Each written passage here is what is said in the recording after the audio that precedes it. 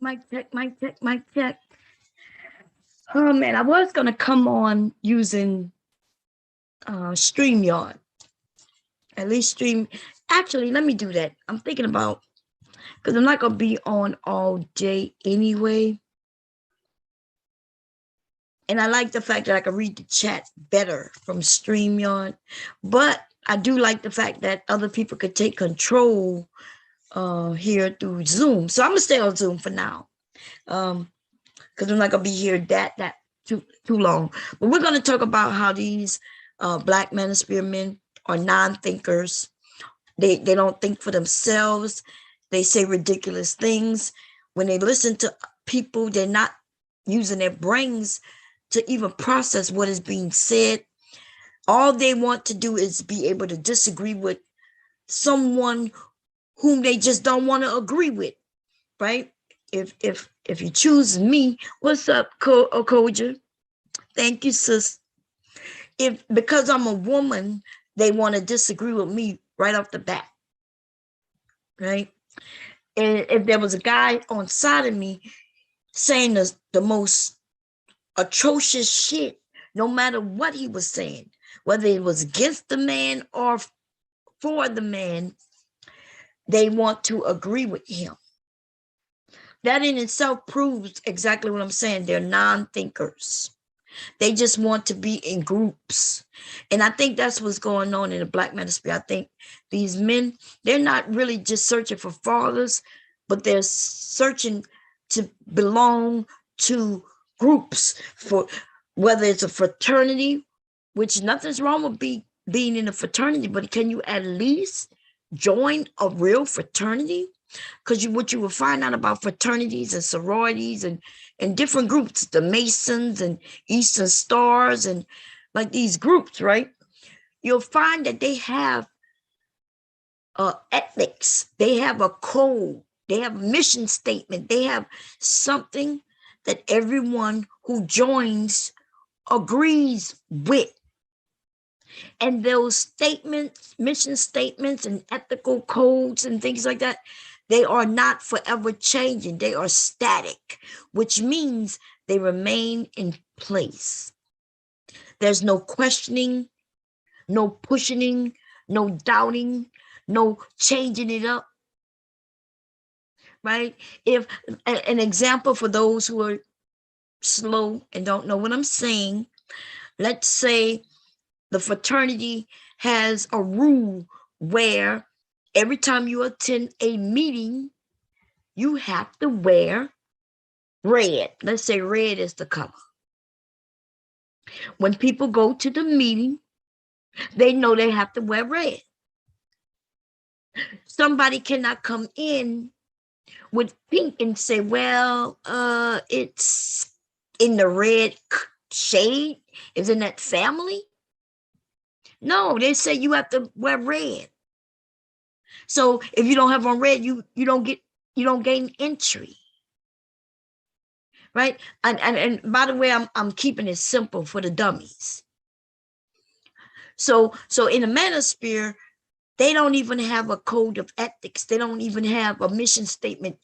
It's all over the place, from channel to channel, blog to blog, even conversation to conversation. These men are saying something different. And that's why it's never gonna be something positive, and it's never going to be something successful, because they don't even stand for anything. The only thing that they all agree with, and not even all of them, because this is not even true what I'm about to say, but most of the manosphere, depending on what sector, they all agree that black women ain't shit. And then I'm saying that, but there'll be some men who are in the manosphere who says, well, I don't focus on the woman. But still, when he starts talking about the black woman, though, he usually says the same thing. She ain't shit. I'm gonna prove it because I'm gonna play some clips from some of these men who think that they think they are gentlemen, like they think they're smart, and they also think that they're bright. But they're saying the same thing as the dummies, the ones who they say they themselves agree just is overboard. Listen, this manosphere thing isn't about young versus older, because there's some old ass niggas in that shit who ain't shit, and it just as dumb as the young men. The reason I don't attack the young men though is because they just don't know, and they're young enough where they will learn eventually, hopefully. I'll keep hope alive. But them old niggas my age though, them old niggas my age, who claim they done live life and traveled all around the world, but they want to get on the internet and spread lies. Oh, I'm going to point them out, baby. I'm about to get back on track. 2022, baby, I'm getting back on the bomb cherry track of destroying this thing called the Black Manosphere. I'm just going to do what I do, okay? It is what it is. What's up, GG? S, how you doing, sis? You doing good? We got one community. Peace to the queen. Thank you, baby. And to the queens and the kings in the chat. Sweetie, how you doing, sweetie? Anyway, so I do want to say that we're going to talk about some things, and it's going to be a multiple of course my conversations are, they switch from one topic to the next. It's just really the flow of the conversations and how things work over here. People, everybody's welcome to come up, but I am going to start, I'm going to start having to grab everything by the, the conversation and make sure that it's at least stays on track or don't go too far, right? Because I don't want it to look like I'm promoting something that I'm not. And I get it where people say, well, Bomb, if you have somebody up there who's saying this and you're allowing it to be repeated over and over again, that I cannot be shocked when others think that I must think the same way. And I'm trying to say that over here, everybody have their own minds. That's a good thing. We can disagree. That's a great thing. And just because somebody says it over here doesn't mean I agree totally. I agree that they have the right to say it, but I'm not on that bullshit that RBR is on. I don't know, like RBR, I told you all this, right? RBR is a little cuckoo. RBR is a little cuckoo. Sometimes you got to listen to what he's saying because he think he's outsmarting you. In a sense, he kind of is, because people are not catching on to what he's saying. But then when I bring it, see, and I know why you're not catching on to what he's saying, because it's silly. It's silly, right? So when I bring it to him, he don't know how to get out of it when I brought it to him today, right? So let's talk about RBR before I go on. Hey, Taylor. So I hear what RBR is saying. He's saying, hey, Black people, I brought this man up here. We know he's a racist. And because he was calling you names, but by him calling you names, he was showing you that he's a racist. And you should be happy that this man is up here showing you that he's a racist. That's what and see, so he's sticking with that. He's sticking that every time you come up there and tell him why you allow that man to come up here. Well, what he's saying to you is, why are you mad that I allowed this man to come up here and tell the truth?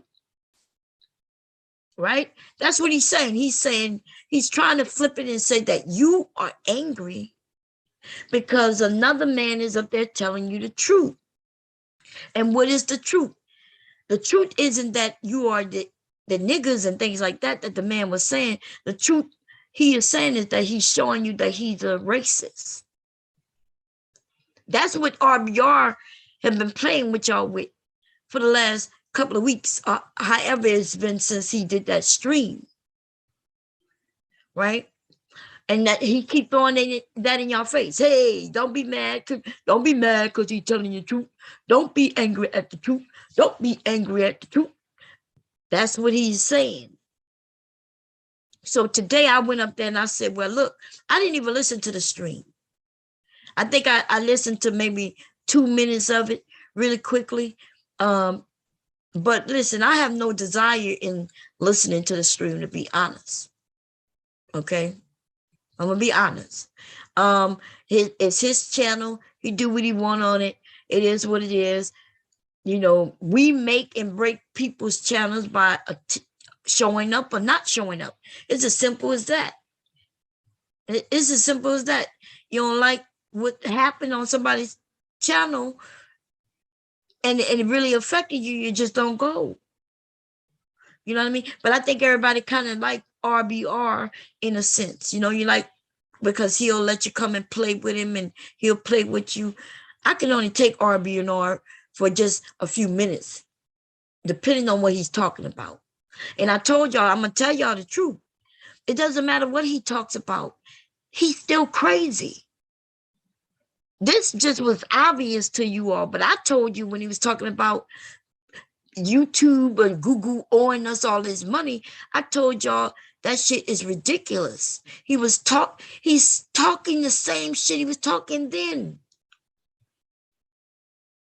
It's just more extreme and y'all just get it now. You understand. But when he's saying that Google owe money or he start talking about politics and saying things, his shit is just as, it's the same no matter what topic he's talking about, y'all.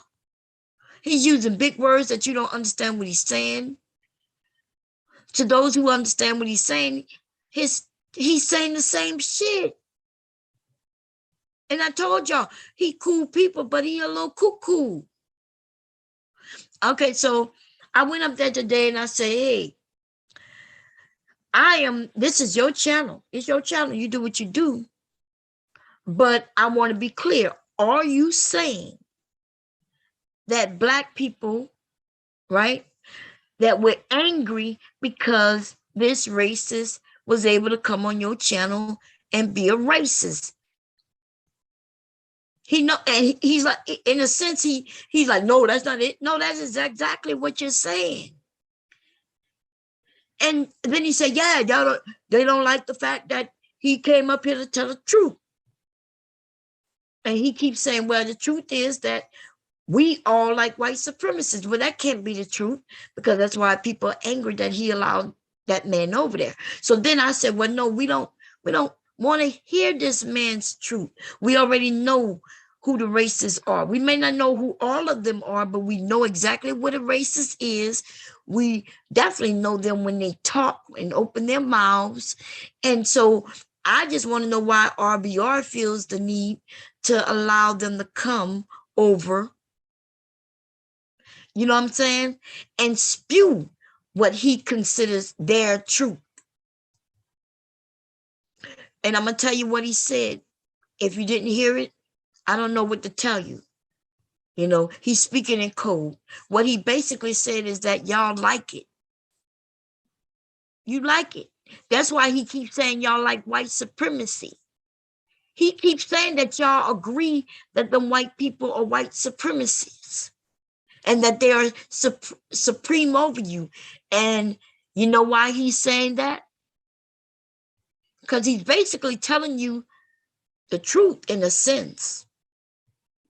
Y'all gonna be mad at me when I say this, but this is what he's telling you. He's telling you that you allowed it to happen. You were there when it happened and you keep coming back.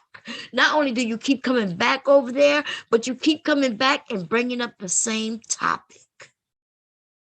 He's basically proving that you like the idea of talking about a white man. This white man who's not even over there is being talked about for weeks. RBR he's a little crazy, but he knows what he's saying. He knows what he is saying to you, and he's telling the truth. He's telling the truth. Y'all just not listening to what he's saying. He's telling you that you like the white supremacy. You like the white man being over you. And like I said, this white man is over you because he's not even there and he's still the topic. He's not even there and he's still the topic. So RBR gets the profit from it because he's still getting people to come over, give him the views, get on his panel and still make the, make his channel keep moving along. JB Gunner came over and did what he did, said what he said, and he's gone. And he is almost like, oh, they still over there talking about it? Damn, I must have made a real impression. I must have made them big time mad. You know what I mean? And we got to understand this. If we don't understand this, then we will continue to lose. We got to understand this. Okay? RBR, listen, if he did something that was so bad to your, to you feel like it was just a hit to you so bad, then I get going over there the next day or whenever you went over next and talking about it, trying to get him to understand. But this shit been going on for weeks now, for a couple of weeks. RBR channel has been getting the numbers that it's been getting, and that's been the topic that's going on. RBR whole channel is about white supremacy, racial issues, but he's not really talking about any race issues ever. Think about that. He really never talks about racial issues.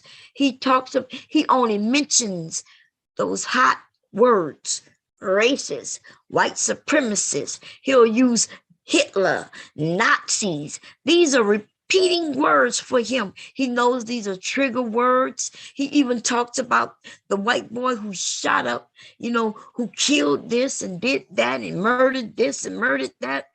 He never talks about the topic surrounding those issues and things that happen.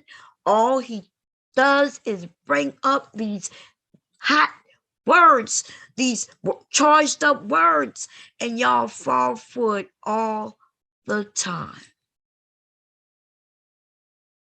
Y'all fall for it all the time.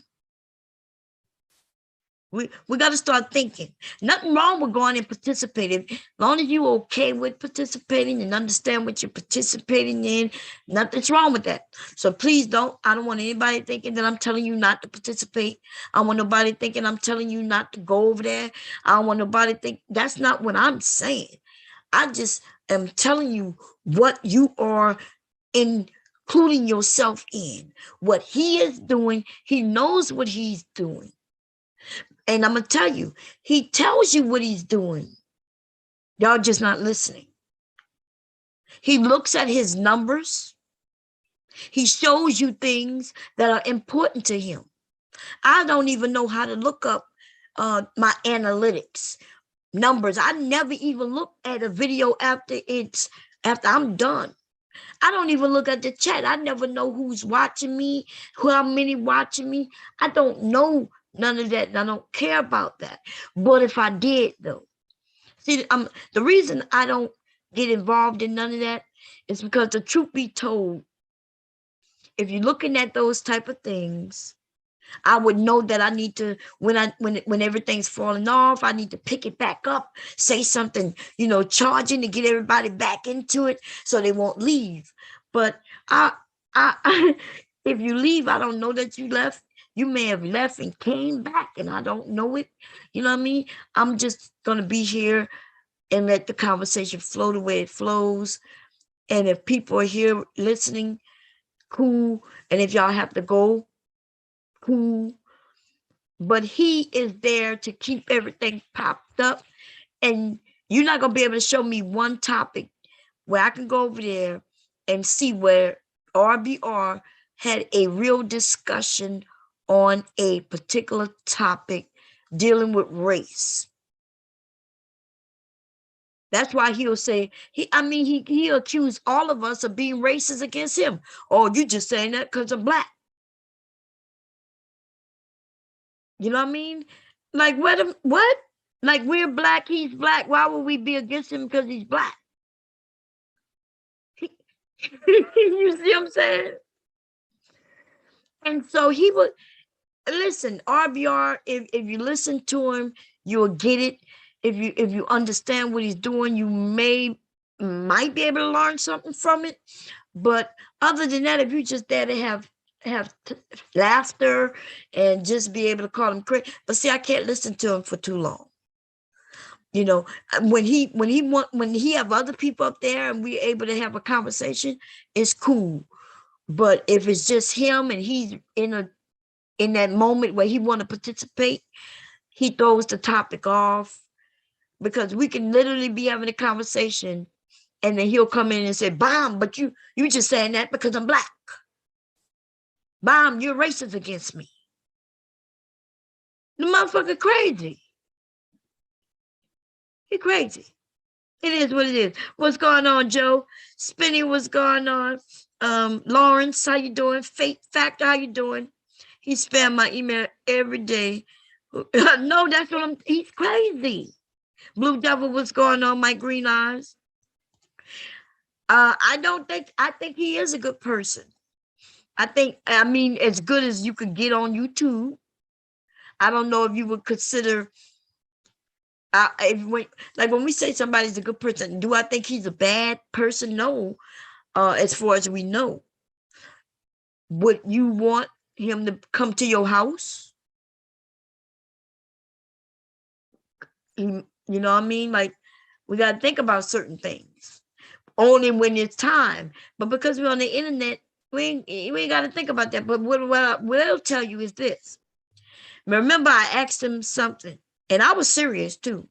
I was like, "Well, look, you to connect. Apparently, you want these races to come over. You bringing them in our area via your channel, and how about you set that up so I can go over there by JB Gunner? I want him. Let him set it up where I go over there by JB Gunner, right?" I think a few of us would love to see something like that. I would love to go over there and have a conversation. Because you might find out that JB Gunner may or may not be this racist. Right? I would like to know, do he consider himself to be a racist? Because right now, remember, RBR is claiming that JB Gunner is a racist and a white supremacist. That's what he's claiming. He'll say, "Well, no, I like it. He's not racist." No, but when you telling us he's a racist, you keep telling the black people that we angry because the racist is coming to tell us and show us that he's a racist, which means he's saying that JB Gunner is a racist. At the same time he's saying that JB Gunner is a racist, he also saying that, no, I like him. So what is he saying to us? Are you saying, like, is he saying JB Gunner a racist? Yes, we know he is. Is he saying he liked JB Gunner? Do he like the racists? Yes, he said that. But when he goes over there by JB Gunner, though, is he claiming that JB Gunner is a racist? What's up, Brandy? So I'm gonna put the link. I'm gonna put the link, and we could talk about it a little bit before we get into the Manosphere. But what do y'all think about that? What do you think RBR is saying? Is RBR saying that JB Gunner is a racist? What do you think about that? And if so, didn't he say that he liked JB Gunner? So the person who really liked the racist is really RBR himself. And it's sad because if he was saying, look, JB Gunner was just over here, having fun. And maybe it seemed like he's a racist, but he might not be, he's not a racist. If he was saying something like that, we all could be like, oh, okay, yeah, we get it, right? We get it. We get it. But that's not what RBR is saying. I think RBR think all white people are racist. And that's what it sounds like he's saying. That it does sound like he's saying all white people are racist. Until he started talking about men being with white women. It seemed like he get more upset when black women. See, when he started calling all white people racist, is only doing certain topics, right? If he talk about, remember, he says that a white man can create black children with white women. When it's a white woman involved in any of it, then all white people not racist. He's okay, and he can tolerate, I guess. He can tolerate when a black man wants to be with a white woman. And if that's the case, then she's not racist. Really, for real? I don't know. I guess I got to ask him. But let one of you black women even say something, which I saw Taylor mention that somebody was nice looking, and then all shit break loose. Y'all didn't notice that? All shit breaks loose. Now Taylor is this and Taylor is that. They start saying that the black woman, oh, you're now a slave to a white man. They start referencing you as a ghetto gagger and this and that and that and that. You a ghetto gagger. How dare you think about being with a white man? How dare you even think about a white man in a positive light? How dare you? But let's talk about these white women. They'll sit here and talk about Kim Kardashian, whether in a positive light or negative light, or even if just in a sexual light. They'll talk about, these white women. And listen, I'm not here to talk negatively about anybody, whether they're white, black, or that's not what I'm talking about. But I am talking about what RBR and other men in this area talked about. You see what I'm saying? What's up, Verbal? So let me grab this link, everybody. And please don't think that I'm against RBR. I'm not. We just need to know. Sometimes we just need to know and see who people are. That's it. And if you can accept it, accept it. And if you can't accept it, then that's when you got some decisions to make. If that's all. That's all. That's it. Let me grab the link here. Got that. And so it's like when I went over there, when I saw you always over there, right? Normally I see and then I jump on the panel no matter what the topic is. But the topic today was it was just too, it wasn't interesting to me. It's like it was crazy. And then we're still talking about JB Gunner. And JB Gunner, is he that important to be talking about him for weeks? RBR had him on the panel. That's it. He blocked people. He took people's, I think y'all was complaining about him blocking people, kicking people off. Hey, but if you're still talking about JB Gunner, I'm telling you, them white people over there, they laughing at that shit. They laughing, and we look like fools. Think about it. If I go on somebody's panel, and I'm going to keep it real. If I go on somebody's panel and I do something or say something, whether it's good, positive, or negative, or whatever, and them niggas still talking about that shit 2-3 days later, I'd be like, damn. And they talking about it weeks later, I'd be like, wow, shit, I must be powerful. You see what I'm saying? JB Gunner's name is talked about so much over there by what his name? Shit, he gonna continue to bring JB Gunner up his own self. Just to make sure people continue to come up by. He waiting for the major, big YouTubers to talk about what he did. You know what I mean? Like if some of these larger YouTubers with more people in their chat talk about what RBR did, then people gonna go, who is RBR? Let me go check it out. Let me go listen. Let me go see what's happening.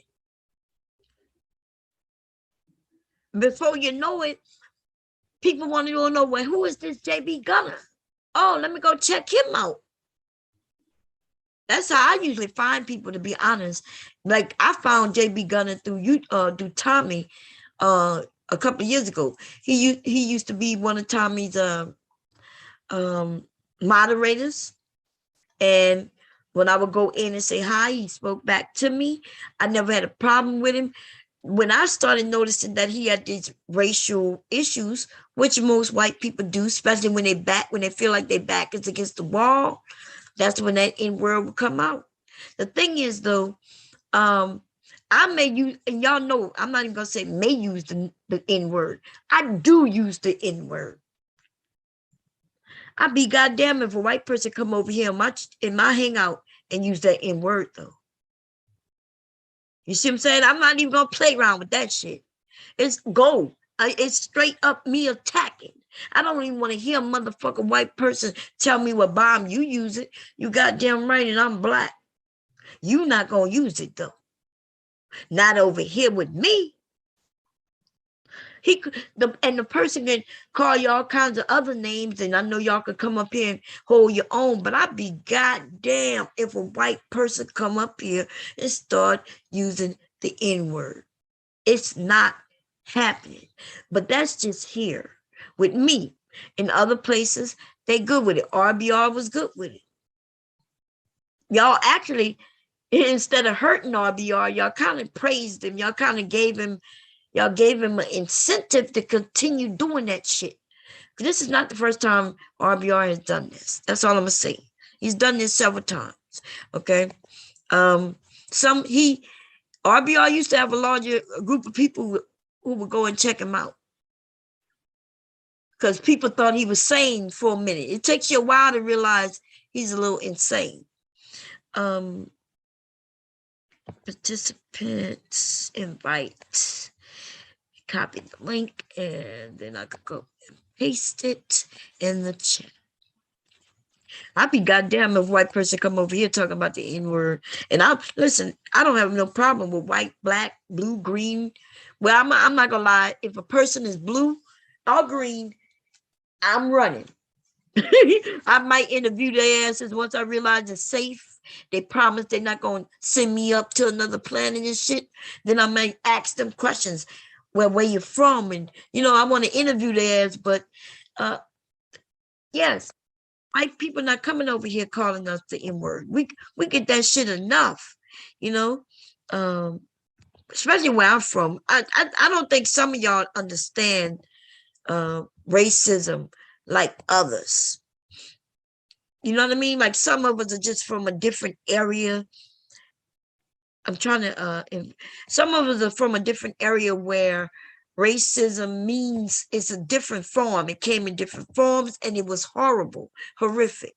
Some of us in a certain age category, we know things, it's been different for us. If you're from the North or even on the West Coast, you may not understand racism the way those in the South do. But that's a good thing. That's why your parents left the South. They left the South looking for something different, because the South, baby. I sometimes wonder why my parents stayed in the South. You know what I mean? Like the option to get up and go. Why don't Black people, why don't we take that option that if able to and just leave? It's almost like we just like to stick around. I don't know why though. Hey Jason, how you doing? I'm all right. That's good. Yeah. Go ahead. Doing the show on the Manosphere today. Yeah, I went into the. I'm shocked you didn't come up yesterday, because I was in the ass yesterday when your brother was up here though.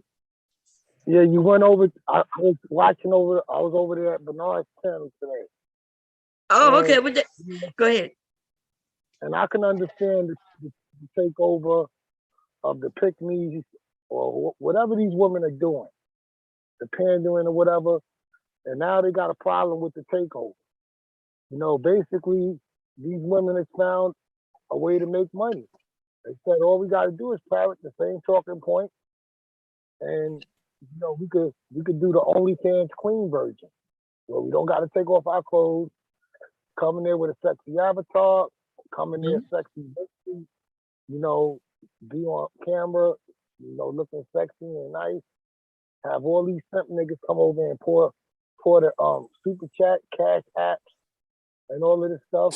And now they have a problem with it, talking about, they were sitting up there making excuses about some of these women got their channels off by themselves. And I'm like, I'm looking in the chat room, and everybody's in the chat room like, no, that's not how they got it off. And then one girl, she had invested $500, and they was like, oh, we thought she's real because she gave Kevin Samuels $500. Well, she got 20,000 subscribers, plus her videos is making 40 to 70,000 views. Now, Bomb, didn't she She get got her that money 500? back. All right, so she finessed the audience. You know what I'm Yeah. saying? Hmm. This is just another way of doing OnlyFans where you don't have to take off much clothes. Just put on your makeup, look sexy on camera, or get a sexy avatar. You agree? Yeah, I agree. It's just a clean OnlyFans version.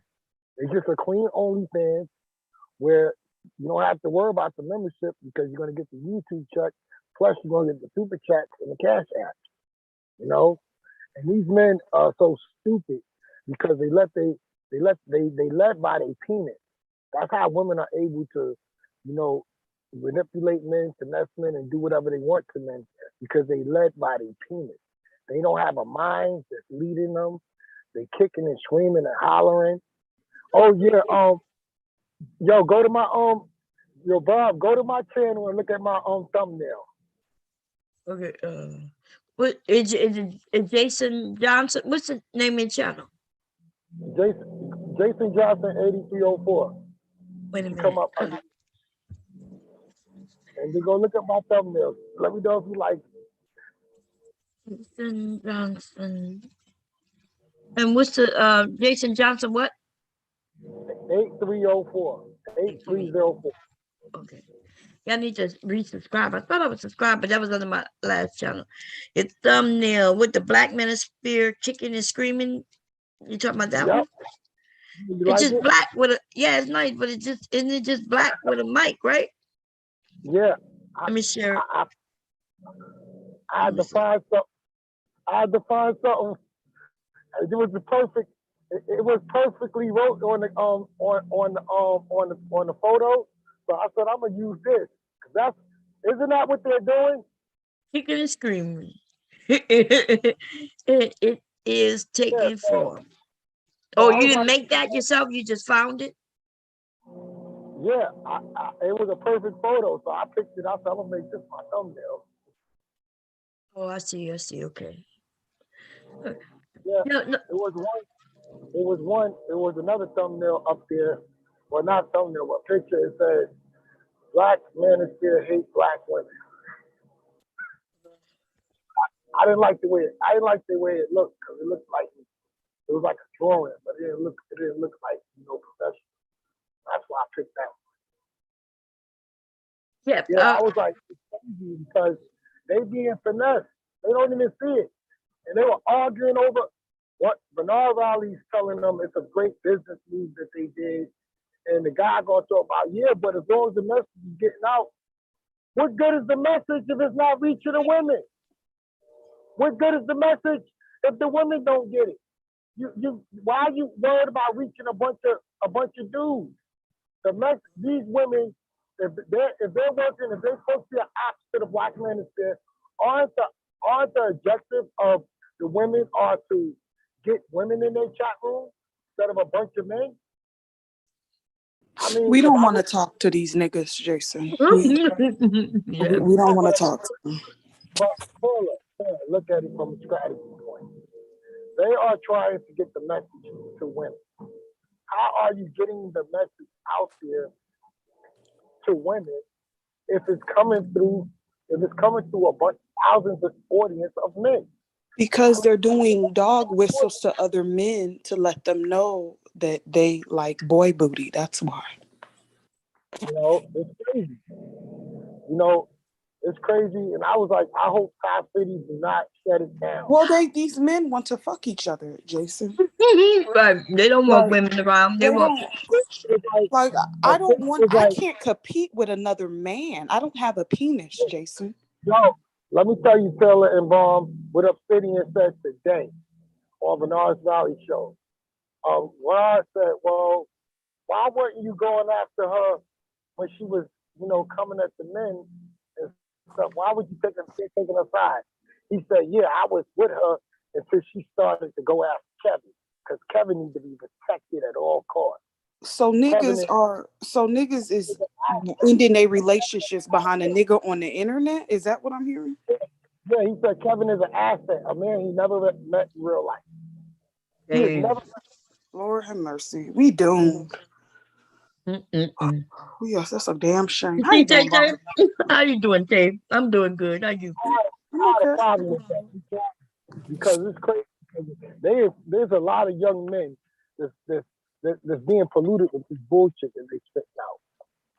Yeah, yeah, I'm it is. trying to stop from getting to the young men But because it is what it is. Ain't nobody gonna be sitting here crying about it.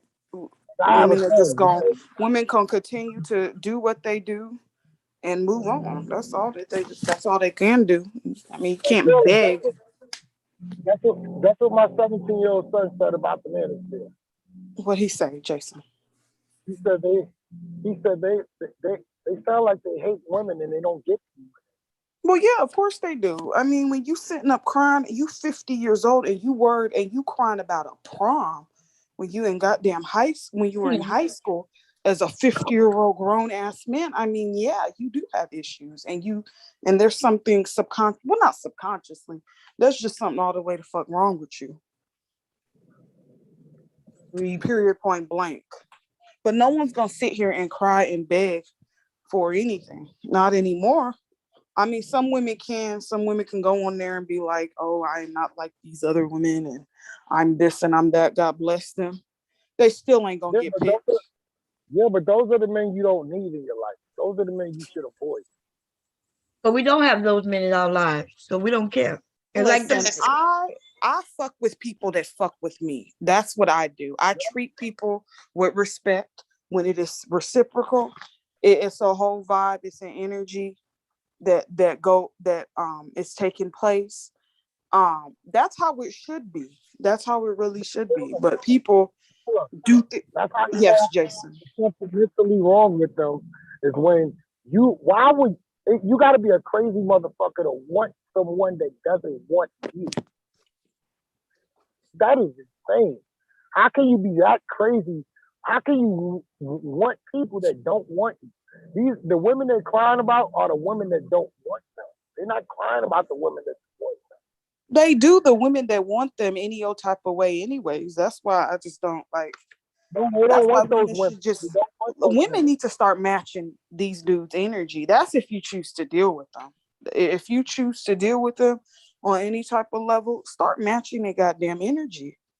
Bottom line, like don't that whole giving your heart and energy to a person and this shit ain't reciprocal, that's dead. That is dead. Like, Ain't nobody doing that. like, listen. A woman is going to be submissive only to a man that she is with and that she's cohabitating with. She's not being submissive to no fucking stranger on the street. And these Right. guys don't get like if like Bomb could talk to me. Bomb might be all sweet and gentle with her husband. I can't expect what she gives to her husband to give to me. Exactly. Because she don't know you. Yep. And that's where a lot of this comes from. Like, just like when I meet a woman in the store, you know, I mean, if she gives me fucked up service, hey, fuck it, I move on. I'm not worried about her. I'm not fucking her. I'm not dating her. I just know not to go back there no more. I mean, or you could pull a Karen and be like, I need to speak to your supervisor. I be Yeah. catching myself doing that shit nowadays. I've been a whole black Karen because I Yeah, just that's have how my like, mother is. because people like, it's just these little kids up in these grocery stores Yo, and these look, drive-throughs have no goddamn manners. Like, let me tell you what my mother did one day. They forgot to take a price down, right? And she she made a big fit.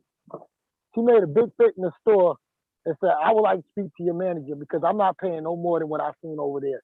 I don't care. That's not my problem. I should have took it down." And I was yeah, like, at the time, I thought my mother was embarrassing me, but when I got older, I said, I said, my mother is doing business, and yeah. My mom used to do that all the time. I'd be so embarrassed. she got. But guess what? She paid the price that it was.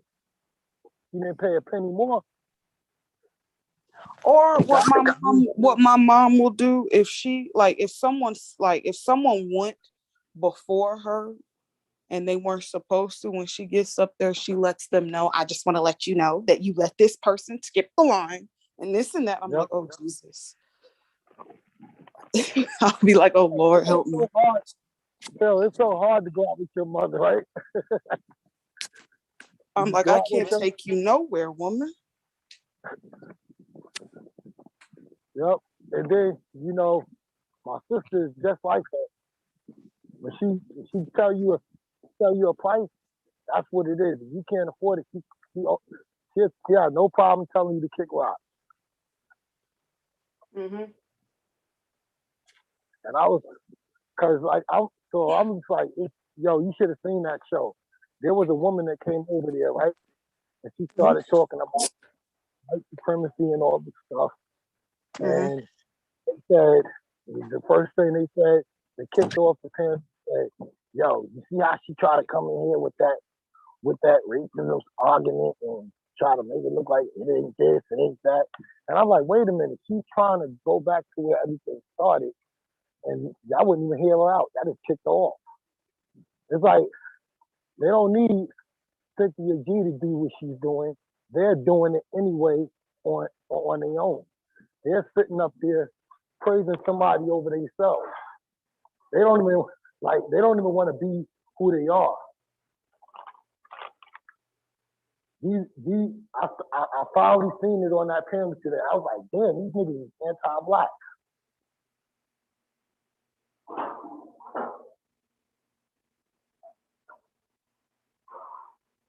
Yes, sir. Let me ask you this, Jason. Because you up I'm here a and you a black man. feminism to them. And Can you hear gotta me, shut up. Jason? Yeah, I can hear you rapping. Okay, let me ask you a question. All right. As a black man, why do you think it is when it comes to the double standard as far as interracial dating marriage? Why is it that black men get so damn mad when black women either date interracially or just compliment another man of another ethnicity, right? Just a compliment. Why do they get so triggered and upset with that? But yet there are whole channels and whole other sectors that are dedicated to black men dating other races of women and why they're better. Why is that?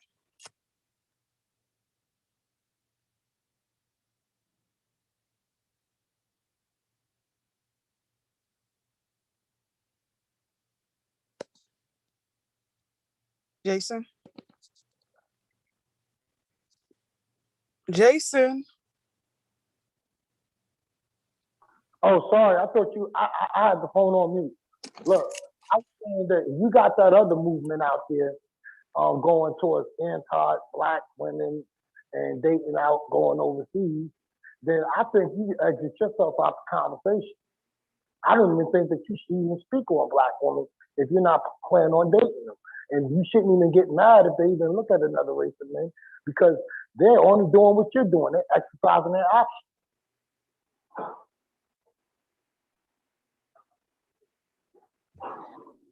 So yeah, I had to go downstairs for a minute.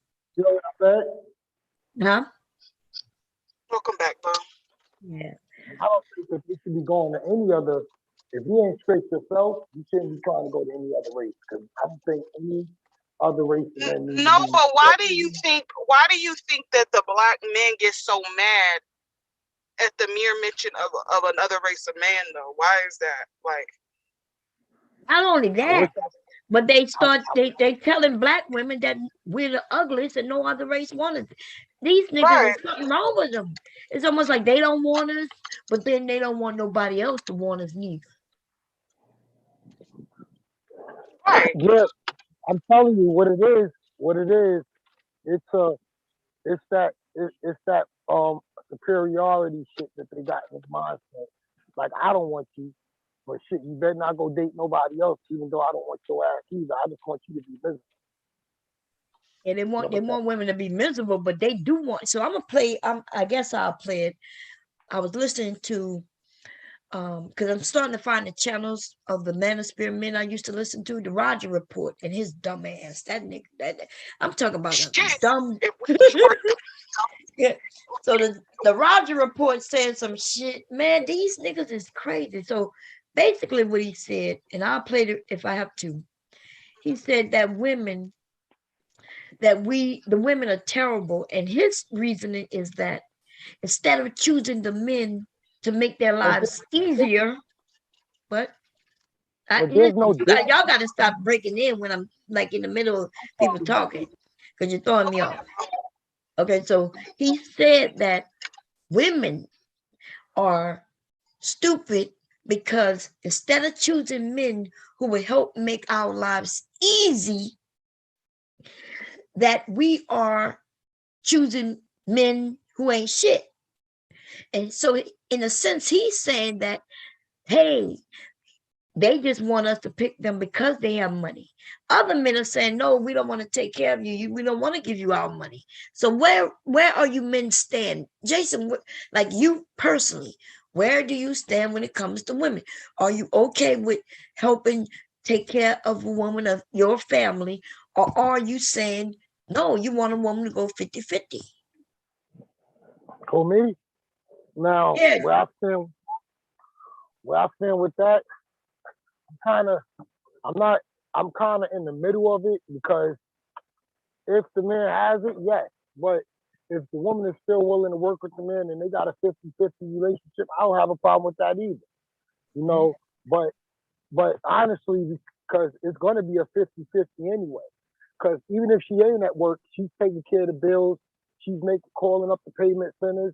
She's taking Mhm. the kids to the doctor. Sound like work to me. Sound like 50-50 to me. Yeah, yeah, What is yeah. that? No, when you think of it that way and say it that way, you're right. But these men are on some other type of shit. You know what I mean? They're like, yeah, she want us to be the cleanup man. I You come know, from a traditional woman. You know, I seen my mother get over a hot stove. I seen not only she get over a hot stove, she got to do the shopping. She got to do the doctor's visits. If she's going out getting her education, she got to leave school just to go pick up one of the kids from school. Dad is at work. He ain't dropping nothing to go do nothing. So she got to handle all the major responsibilities of the household. So honestly, she's actually giving more to look at. I would say she's actually giving more because all he has to do is go bring home that paycheck, and everything else is covered. I mean, am I lying? no, you telling the truth. But a lot of men they not raised with a mother like mine. A lot of men come from you know single mothers that probably didn't care about them. They didn't get the love from their mothers because it's not just a daddy thing. This this is some these men had toxic mothers. Obsidian said he came from a two-parent household, and I'm looking at Obsidian. If he came from a two-parent household, why are you being so ungrateful? I mean, it would be ungrateful that you came. You said you came from a good mother. She was with your father. You said. I mean, so I mean, why are you so ungrateful towards the women that don't want you? Why do you want women that don't want you? Because I heard him say it. I do get women, but the women that I get, I don't want. And I think that is sick. How can you want to be with somebody that don't want you? most people want what they can't have. Like people, my mom used to say people in hell want ice water. But that's not logical. To want what Like you don't have, to want what you can't like have. That's that's not just in life. You don't get what you want sometimes in life, and sometimes people are just entitled not to like you for whatever the reason may be. That ain't got shit to do with you. That has to do yeah, with but them that for woman, whatever the reason it is that they may not like you. Move on. but Like life goes on. Trilla, you know what's funny? I've seen girls that men turned down in school, and they didn't even know that when the woman got older that she was going to be drop dead gorgeous, because you know you still growing when you're in elementary, junior high school, and these women get older. Now these men are looking back like, damn, I should have patched her up. Yeah. I seen a girl, her name, I would never forget her name. Her name is Tamika. Yo, yo, everybody thought she was ugly. I seen the beautiful in her. And when she got older, I mean, all the men crowded to be around her and can't even get next to her because she got so popular where she had to have security around her. Yeah, I mean, I remember shows where they used to on the Maury shows and different shows, they would have Yeah, somebody, a yep, male or female who wasn't popular during school, who said they were yep, the ugly duckling, and then they yep, came out looking beautiful. Yeah, we yep. all seen Remember, it. remember, Bob. Remember, Maury used to say, have them come in there and act like it was a total stranger. The person didn't even recognize until, Right. until she told him. Remember, we went to school together, and he was like, "That's you," and Hmm. eyes popping out their goddamn head. Right. But see, this is the thing also I noticed, right? Which was a lesson. The show lesson was more than that people changed, but the man, let's say it was a woman, she was the ugly duckling. And she said she went on Maury and she was like, yeah, I was ugly. I had these big glasses and things like that. I couldn't get no boys. And then she was like, but I had a crush on this football player. See, even she had a crush on somebody considered to be popular, right? Right. Yep, Like Taylor said, we all want that somebody for whatever reason, whether society just shows us the type of people we should be wanting. But anyway, so she goes on the show and then she talks how she was an ugly duckling. And then she says, hey, I had a crush on Joe, and Joe was popular football player, blah, blah, blah. And she says, I want him to see me now. So Joe is in the back. He can't see, right? Then Joe comes and he says, Maury says, hey, there's somebody who had a crush on you, blah, blah, blah, blah, blah. And he says, do you recognize this picture? And the picture is of the ugly duckling, right? yep, And he's like, yeah, I remember her. She was in one of my classes. He was like, she was nice, but yeah, I remember her. Boom. And then the woman comes out, right? And she's hot. He don't even recognize it. He's like, wow, is that you? And she's like, yeah. And she's showing off and everything like that. But guess yep. what? Joe, he's like, yes, you're beautiful now. That doesn't mean Joe wants her though. Now. But but Bob, listen, look, some of those men that they came back in contact with. Now, especially the football players, a couple of them got fat over the years, out of shape. You remember that part of the show? Yeah, that happens to a lot of us. That usually happens to most of us, no matter what. We do not look the same way we look when we was 15, 19, 20. Like, come on. So even if they didn't gain, like they didn't become 300 pounds, but they still aren't just shaped the same way they did. You know what I mean? Are you shaped the same way you was when you was 19? Even if you're not fat now, you still don't have that muscle tone. You still don't have that, it's a lot. I was always small, Mom. Huh? I was always, I said I was always small. Yeah, but I was always, being small and being muscular and the same is not the same thing. oh, well, I mean, I was like, I was never like too muscular. I was Mhm. basically a short, skinny guy, you know, and that's why it took damn near till I got 30. 4 What years old about, for okay, stop talking about yourself. What about your friends around you? You mean to tell me you didn't see none of those nope, men where they nope. was, They fat and out of shape. uh-huh. Some of them not even fat. They just got a pop belly. Yeah, I mean, because think about it. I mean, we became adults.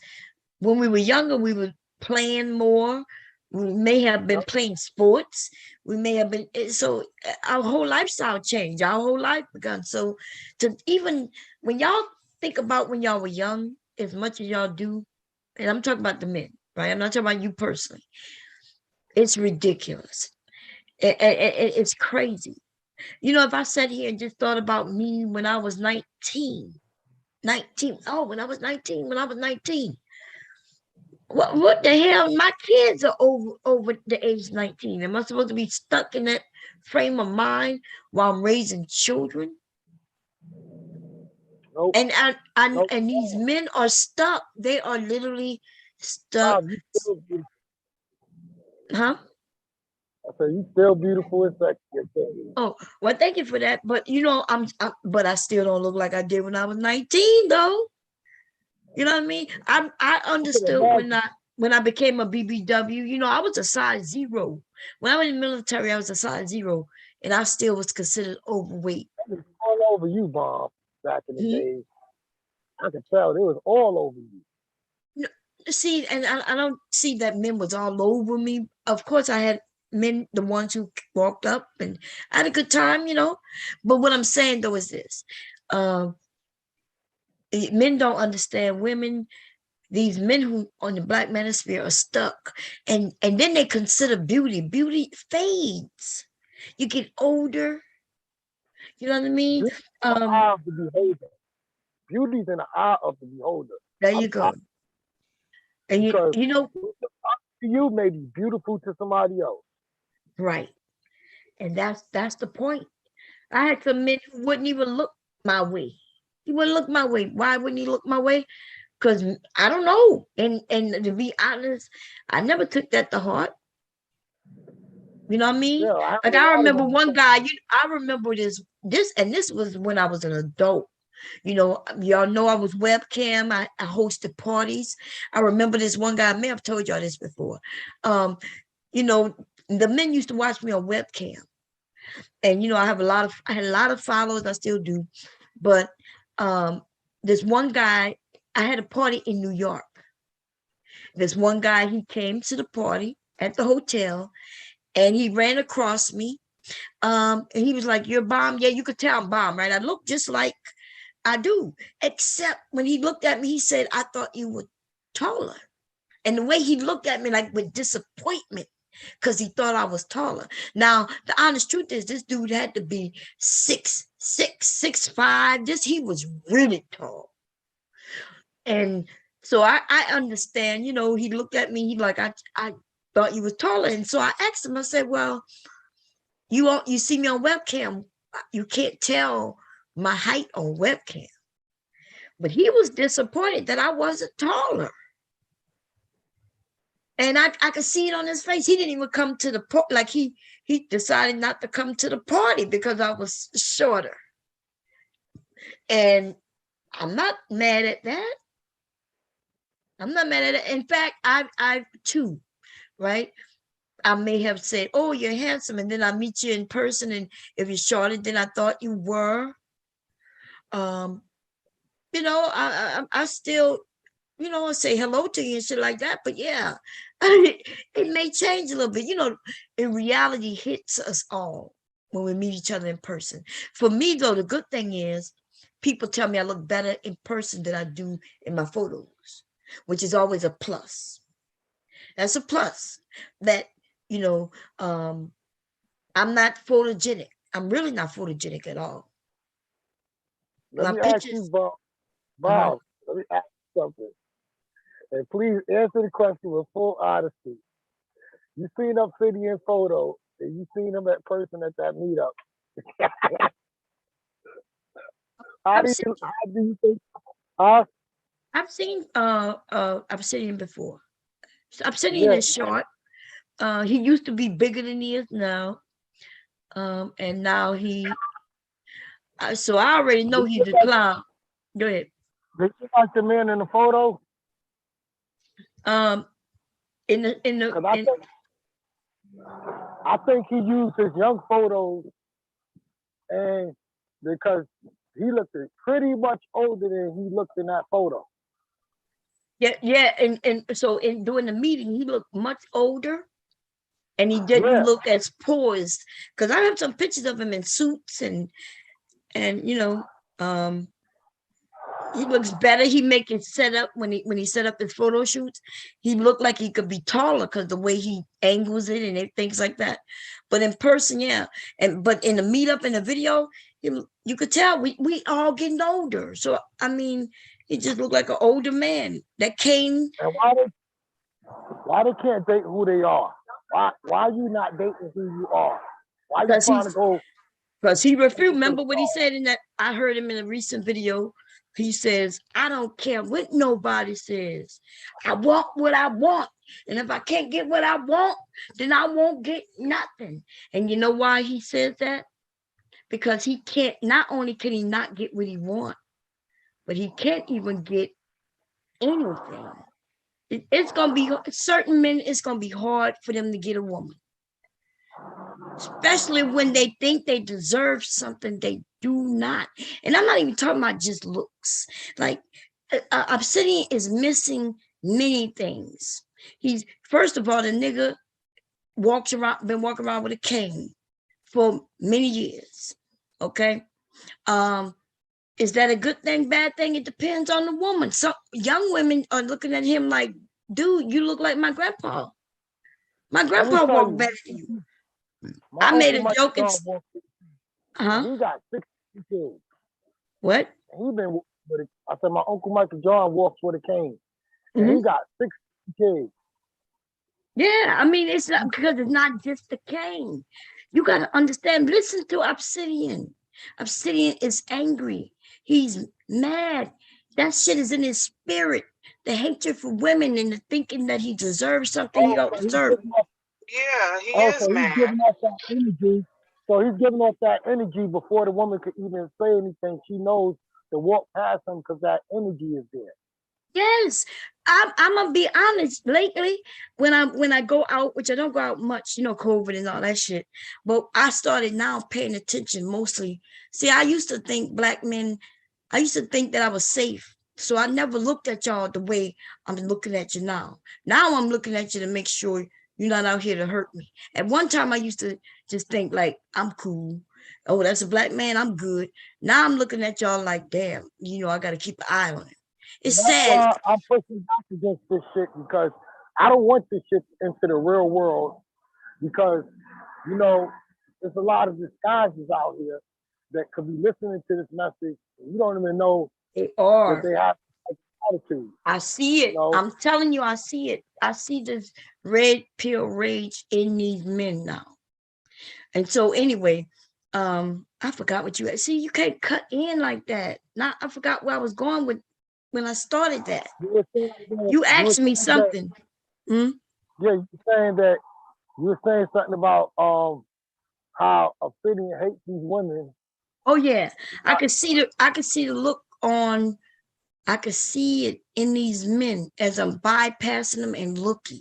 They almost look at us with disdain. You know what I mean?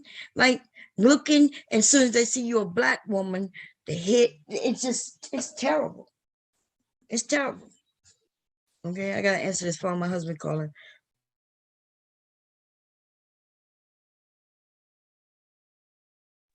Yeah, it is terrible because you know there's a lot of men that might get overlooked for these men on the internet because you know one thing about the internet you could say what's on your mind, you know, but in real life you got to be careful.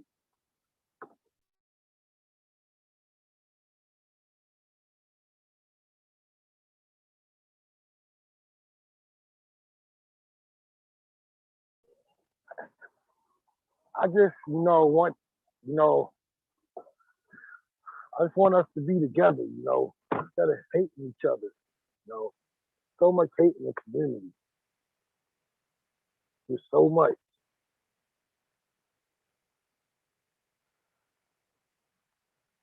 Because this stuff is everywhere. I be on Clubhouse, and it seems like it's a little bit worse over there. And the woman be like, yo, where y'all getting this from? And I'll be like, yo, they getting this from YouTube. Some of the members on Clubhouse don't even know that they being invaded by YouTubers that's not on YouTube anymore. They used to preach this Manosphere stuff, and they just bringing it to Clubhouse. Well, yeah, the dysfunction is gonna roam wherever it roams, no matter what platform it's on. Yeah, People because really feel this way. yeah, because I had a woman telling me yesterday. She's like, what is wrong with these men? I was like, where's this coming from? I was like, oh, this is coming from the red pill movement. I said they got over 1,000 channels on YouTube. Because she didn't know where it was coming from. She was like, she's on Clubhouse, and all she hears is the submission everywhere she goes. But what are women supposed to do, Jason? Huh? What are women supposed to do? I don't If think a nigga is telling us he hates us because where we have makeup, we do all. What the hell are we supposed to do? I mean, like I said, I told the girl yesterday, what the internet has done is made men relevant that no women were looking at the men that was upstairs playing the video games, the men that was upstairs on the computer, the men that was upstairs not taking showers and staying in the house all day to themselves and looking at themselves as worthless. So when the internet came out and the internet opened up even wider than back in the days where you don't even need to pay for it, you just have an unlimited plan where you can have unlimited internet now, access to it, and then the platforms. Jason, what are you talking about? So now, you're not answering my question. I'm telling you, this is where this is coming from. These are not these men that you would look at and say, oh, I want. These are the men that you will overlook in real life. That's what I'm trying to tell you. These are men that never had a voice, and now they got a voice because the internet allowed them to. But most of these men are stuck. They just stuck in what happened to them in school, and they never got out as a man. And huh? Well, you catching on what I'm saying? That's exactly what I'm saying. Remember, they didn't have a voice before because nobody would listen to them, and because they would be irrelevant. Now they got a voice. Yeah, they got a voice, but that's all they got. And they Yeah. only got that, and they only got a voice with a group of men because these weak ass niggas. Think about it. You had a voice. I had a voice ever since I was. You can remember. You know why? Because I wasn't weak. So when they think they only got a voice because they have a large group of numbers, they have the numbers, then that means they're weak. They understand they're weaklings and they need a group in order to have this so-called voice. Yep, because my own father always said, you better open up your mouth, son, or she's going to get left out. There you go. There you go. If you can't say hi to a woman, well, why would he think that she, because these men are dumb. They'll say they don't want a woman who's going to come and ask them out, in a sense, right? They don't want a woman to ask them to marry them. They like against this. They think, but then at the same time, they want to be able to take charge, but then they don't take charge because they're scared to take charge. It's ridiculous. They'll get mad and say, Pookie and Ray Ray, well, if you compare yourself to Pookie and Ray Ray, that's an insult. You're insulting yourself because you're telling me this man has nothing but relying on mouthpiece. Relying on his mouthpiece and his character is all he got to bring to the table. No money, no resources, and you got all these resources. That's an insult to yourself. And these men don't even realize. Hi, everybody. They insulting themselves. You mean to tell me you can't compete with a broke man? Yeah, they can't compete. Hey, Mella. So we're gonna get back on the topic. I wanted to ask Johnson something real quick about, or anybody can answer this question. What's a mouthpiece? I keep hearing that phrase, mouthpiece. What is that? What's the context of that? Mouthpiece is basically when you can persuade a woman um to be into you with just you. You don't need you're not showering her with gifts and money and all that. You don't have nothing to rely on. Oh, So you could just talk to a woman and she could just be feeling you just from the conversation. Basically, it's basic good communication skills. That's basically what it okay. is. Like you got good Okay. communication skills. Okay, yeah, You don't need to be we got it. We got it. We got it. Yeah. Thank you. Yeah, so Let's get back on topic. yeah, yeah, because everybody was into the topic that when I was talking about RBR and what happened over there and races. But we're gonna Jason, we're gonna get back on to this, the manosphere thing, but we wanted to take care of that. So what do you think about what I was saying about RBR and what he's doing? I was trying to explain to everybody what it is that maybe they're not catching. Some of y'all may have caught it, but you just, RBR is basically saying, first of all, it looks crazy that everybody's still talking about this JB Gunner guy. He's been around for a while. I did videos on him a long time ago. It was just a little something, but it wasn't nothing too big because I realized it wasn't that important. He wasn't that important. But people are still talking about that JB Gunner shit. And that happened, what, 2 weeks ago now? It's been about 2 weeks, yeah. Yeah. And nothing wrong with it, but I guess if what you call him is just saying the same thing over and over again. No matter what you go over there and tell him, no matter who goes over there and tell him, he is simply saying, hey, y'all hate the truth. That's what RBR is saying. RBR is not giving no other information. So I don't even know that. It's almost like everybody asking him different ways. And he's saying the same thing. Y'all hate the truth. Black people hate the truth. And so when I asked him today, well, what is the truth that he thinks that it was? And I agree with it. Yeah, that he's saying that white people hate us, that he's a racist. And so then I went back to ask him, well, look, it's not that we hate the truth, it's that we don't care. So why in an area where we're black and we're trying to learn and about whatever, on his channel is more about politics, so he claimed, why would he bring this man in our space to show us what races look like? Because he wants to be white. No, he's doing it because it brings views. Mm-hmm. It's not because he want to be white.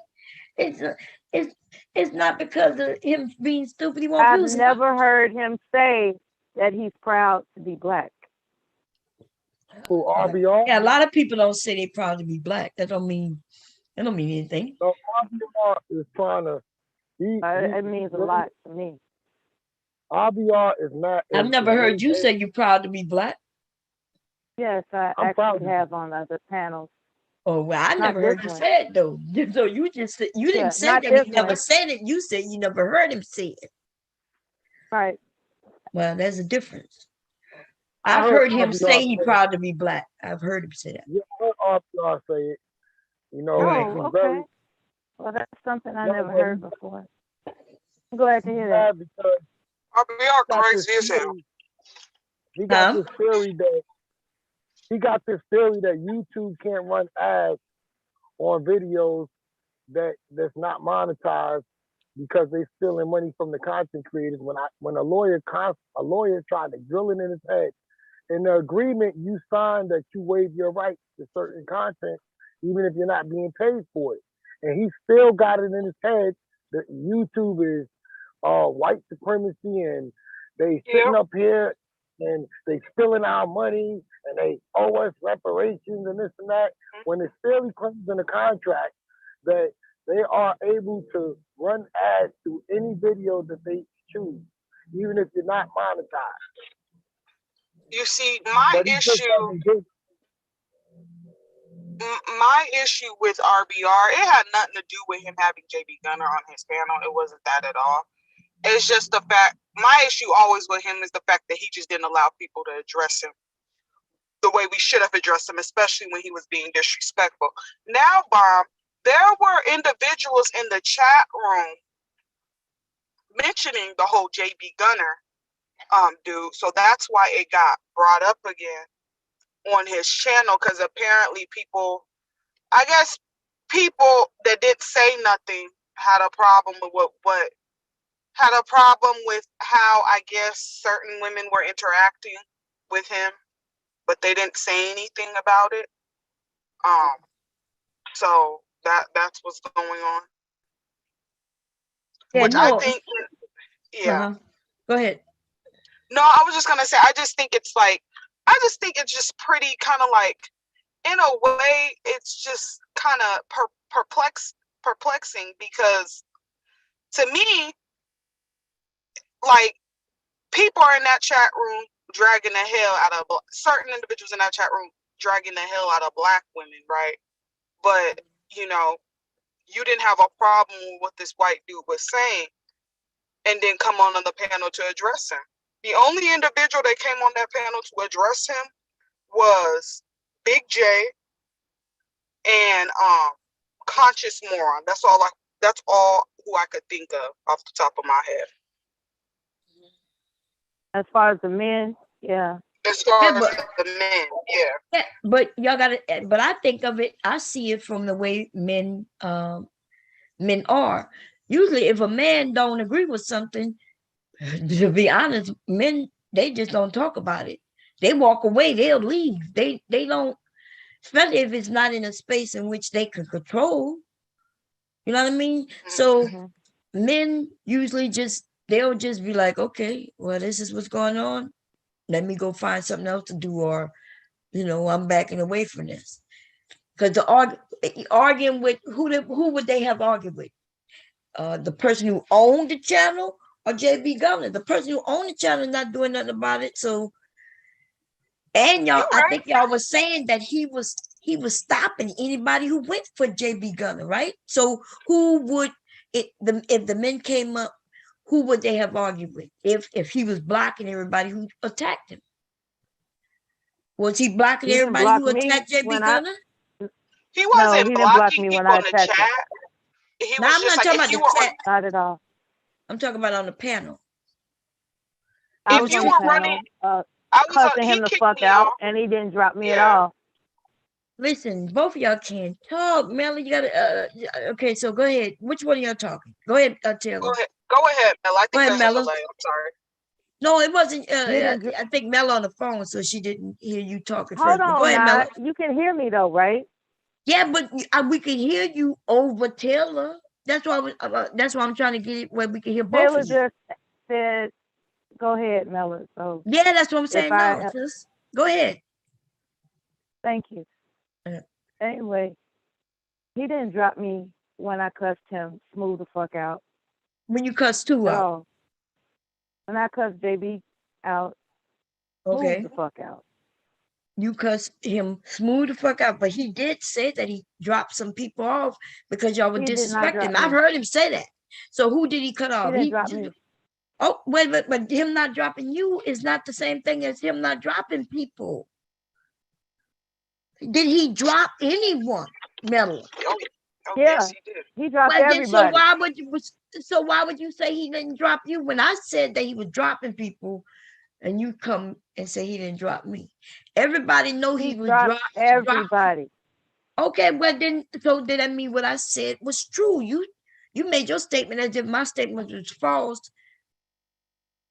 because he didn't drop you. So I said he dropping people, and you said no, he didn't drop me. Now we're going back to, well, yeah, he dropped everybody except you. Vaughn, can you play the video so I can understand what you're talking about? Because I didn't see it. Well, this happened a couple of weeks ago on RBR's channel, where he allowed a white man to come up there, and he was referring to people as the N-word.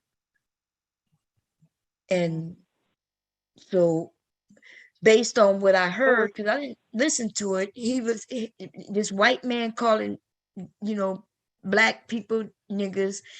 And now I'm not sure how it go. I don't know how he said it.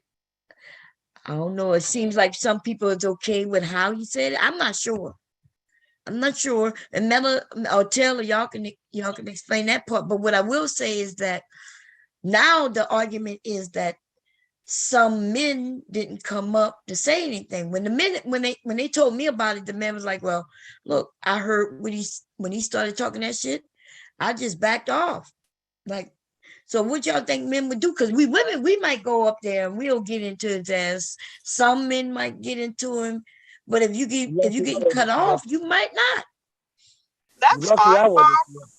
My issue isn't with men not coming up there. My thing is, don't be talking shit from the chat about what we're doing as far as us addressing him when you could have went on the panel and addressed him.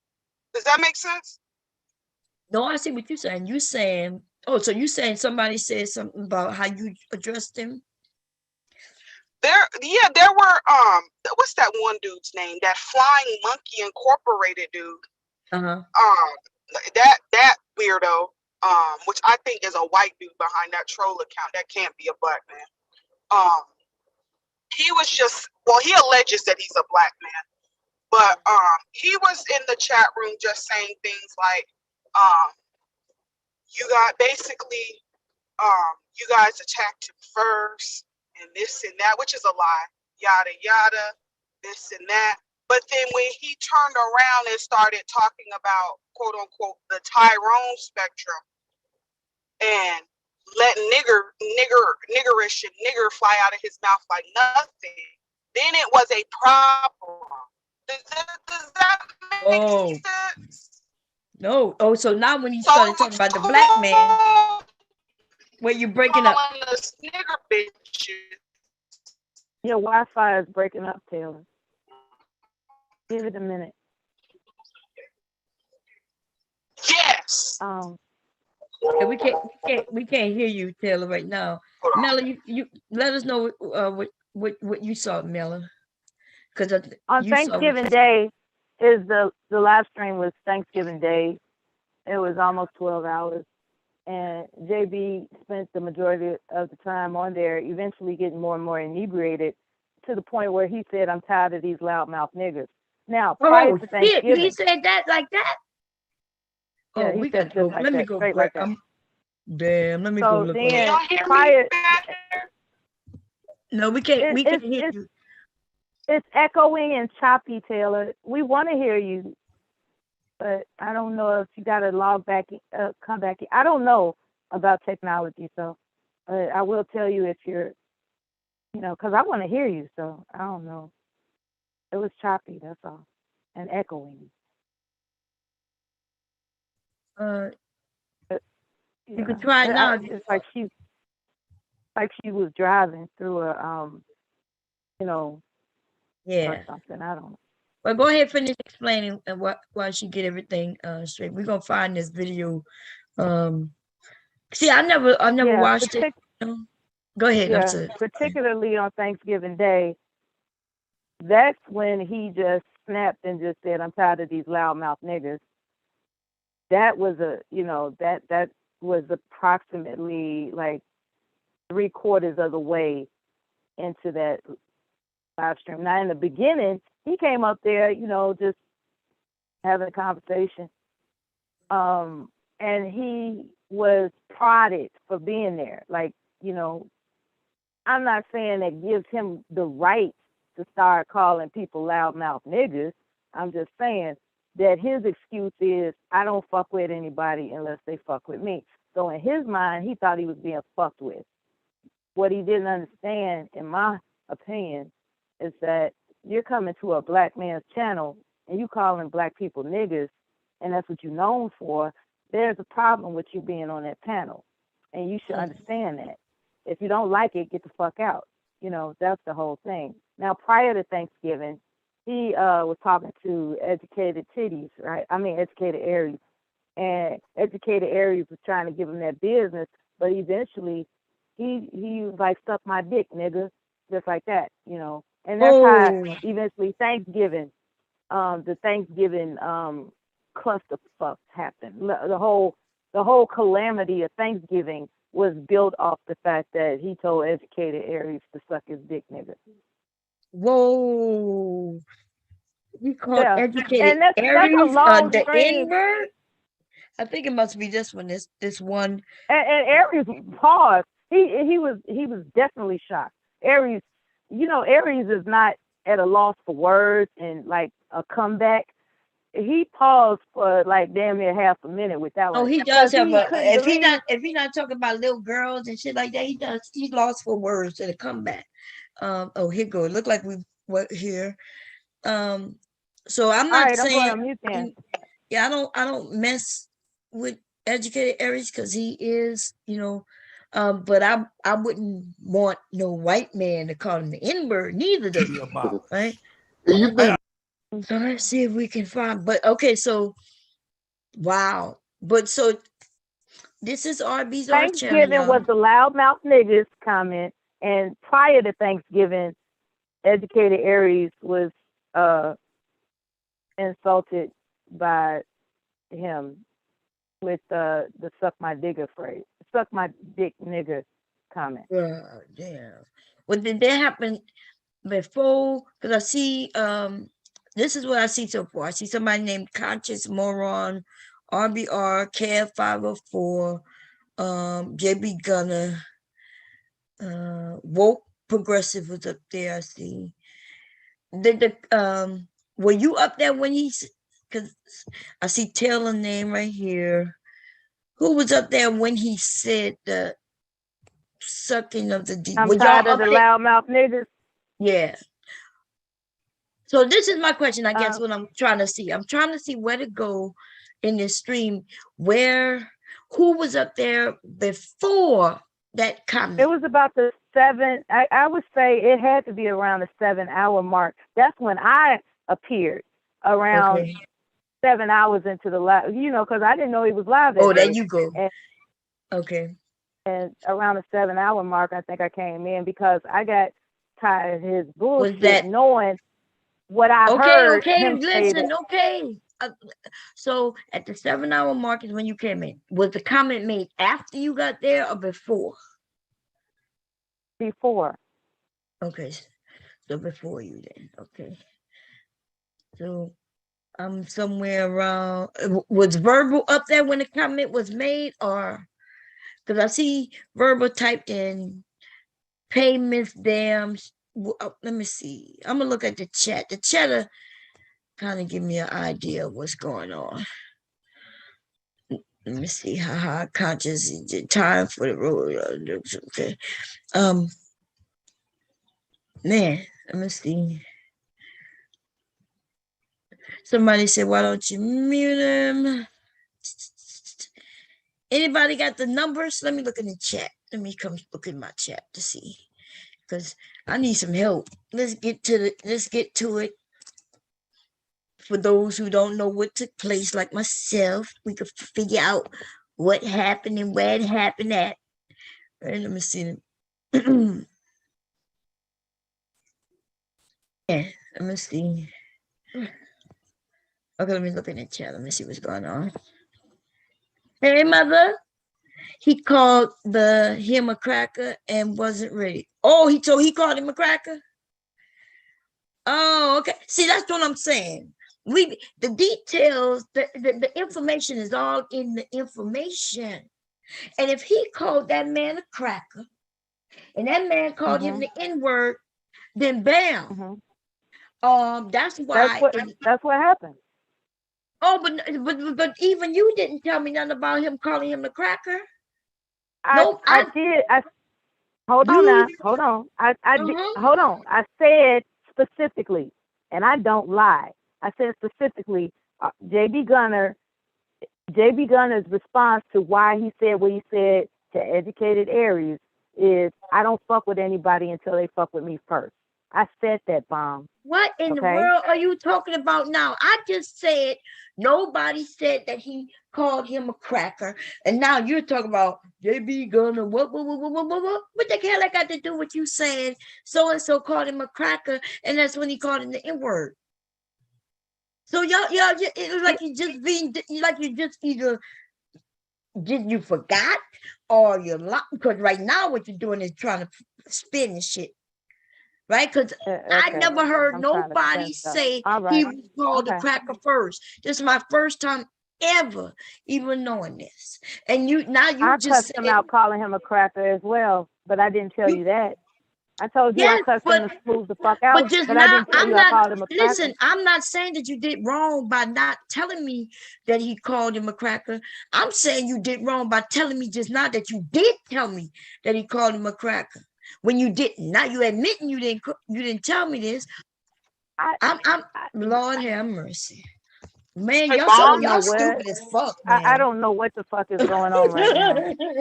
Well, My listen, bad. I'm I just said this is my first time hearing that he called him a cracker, and you just said bomb. I particularly said that. And then when you went on to tell me what you said, you ain't never used the word cracker. You just said, oh, well, bomb, I in particular said that he said something. He wouldn't have said something if something wasn't said to him. What? Hey, 504 Kev. Look, I'm over I, here I, heated a little bit because I don't I like when don't, people be lying to I me. don't really care. I don't really care that educated Aries called him a cracker. What I cared about is he Oh, told the black man to suck his dick. That's what I care about. Hey, okay. Mom. What? Uh-huh. Can you hear me? Okay. Yeah, I can hear you now. Okay. Mm-hmm. So educated Aries did call him a cracker, but Bob, Mm-hmm. that was after the fact. That Oh, man was back there being hella disrespectful, mm-hmm. talking about black people in a very Mm-hmm. disparaging way. So that was after the fact. So Oh, okay. I just wanna throw that out there. Oh, Nobody okay. attacked this dude for no reason. Okay, okay. So so that's why I'm confused. Even with so what you're saying now is it the same thing that even that Mela just said? But Mela did admit that she wasn't there in the beginning, so maybe that's probably what it is. But okay, so Kev, hey, how you doing? What you said? Because look, if somebody called that man a cracker and he said it first, and he comes out back I, at I, him, I think, go ahead. to my understanding, I don't know, I didn't know either one of them, but I think they got into it the day before. I guess that was Thanksgiving. I didn't see that show, but that's what RBR said. What he called the man a crack, and the man called him a nigga, but I didn't hear all the details. So when I was on there, they was hashing that out, and then we was talking about some race stuff, and I got off right when I was about to ask Conscious Moron something. And I was saying, and I remember the question. I was like, they had a time when David Duke came to Dillard University to speak, and a lot of black people didn't want him to speak there, but he wound up giving a speech there because they thought it was racist. I was gonna say, do you when these racists talk, do you listen to them? I always listen to them because I like to read through what the hell they're saying. But that was just my thing, and then that went south, so I got off the panel and came back later. Yeah. Mm. It's one thing to listen to him, if like so the universities and stuff like that, because they get the funding from the federal government. Y'all know that already. They have to allow, even if I wanted to go to the university, they have to allow me to come. Like you all any one of us can go to a university and set up some shit. Right, and they Like paid them. Dilla paid them because he get paid for his speeches, and a lot of people, some of the alumni was pissed off, but it was a packed mhm. crowd. I mean, and in that speech, now he trying to get, he was saying he made a mistake, and they shouldn't have been something to the effect of, going after black people. We should have kept it separate and just allowed black people to flourish on their own and that kind of shit. Now, and I say, Probably think we would have killed ourselves. That's why. But right, fuck him. But anyway, my point is no, this. because they need our help now because they're getting overflowed. So they're trying to appeal to black men. Is kind of what he was saying. Like, nah, but it was different. Oh, okay. So universities, if they have to go, whoever want to go to university or wherever these spaces, and they want to go and talk, cool. And if people want to pay to go in, cool, cool. It's different though. Like RBR, bringing them into our area and letting them just run wild. And not even, and mainly because even when I asked RBR today, I said, well, how about you do the introduction so we could go over there and run wild his area? You heard what RBR said? Oh no, oh no. I'm Yeah, like, I have to say he ain't gonna set that up. right, like, wait I'll a be honest, minute. say he ain't gonna set up his cat's cow. Yeah, wait, so you allow him to come and run amok in our area, but we can't, and it's cool because he want to come and hang with the niggas and run amok and get all his way. But Big J and them, when I was in the chat for a while, Big J and them, they said what they had to say. And a in couple. what chat? No, Big J was on the panel. No, where? Oh, you talking about RBR? Yeah, Right? yeah, yeah. I'm not no longer talking about RBR. I'm talking about going over there by BJ Gunner. How long you think we could go in his chat as a group and run amok without people blocking us? How long you think that should go on over there? Right.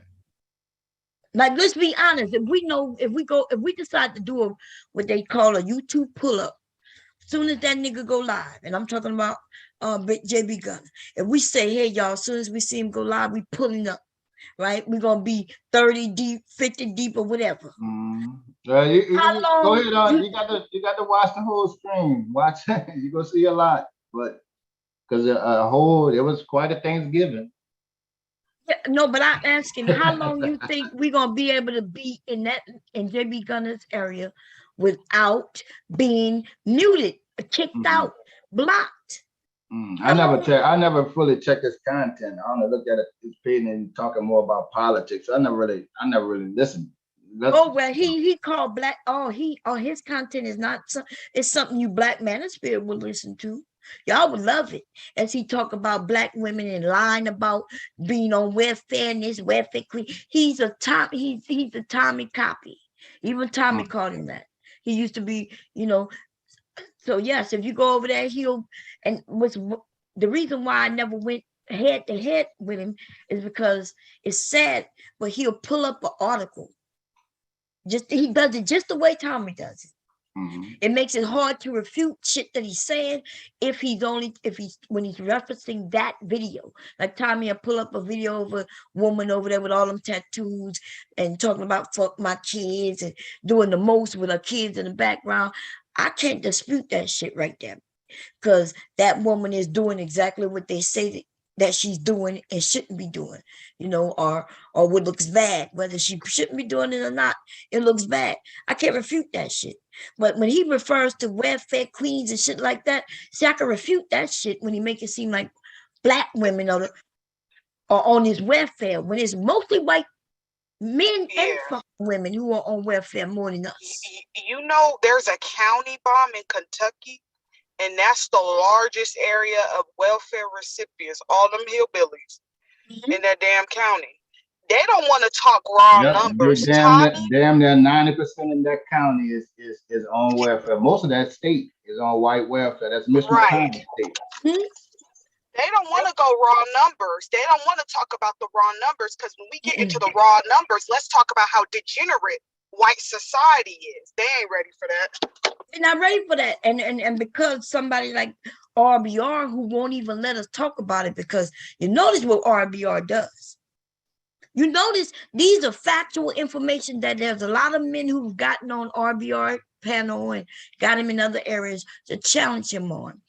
But his ass always go back to, you hate me because I'm black, or you Hitler, or hell, like this nigga does this shit.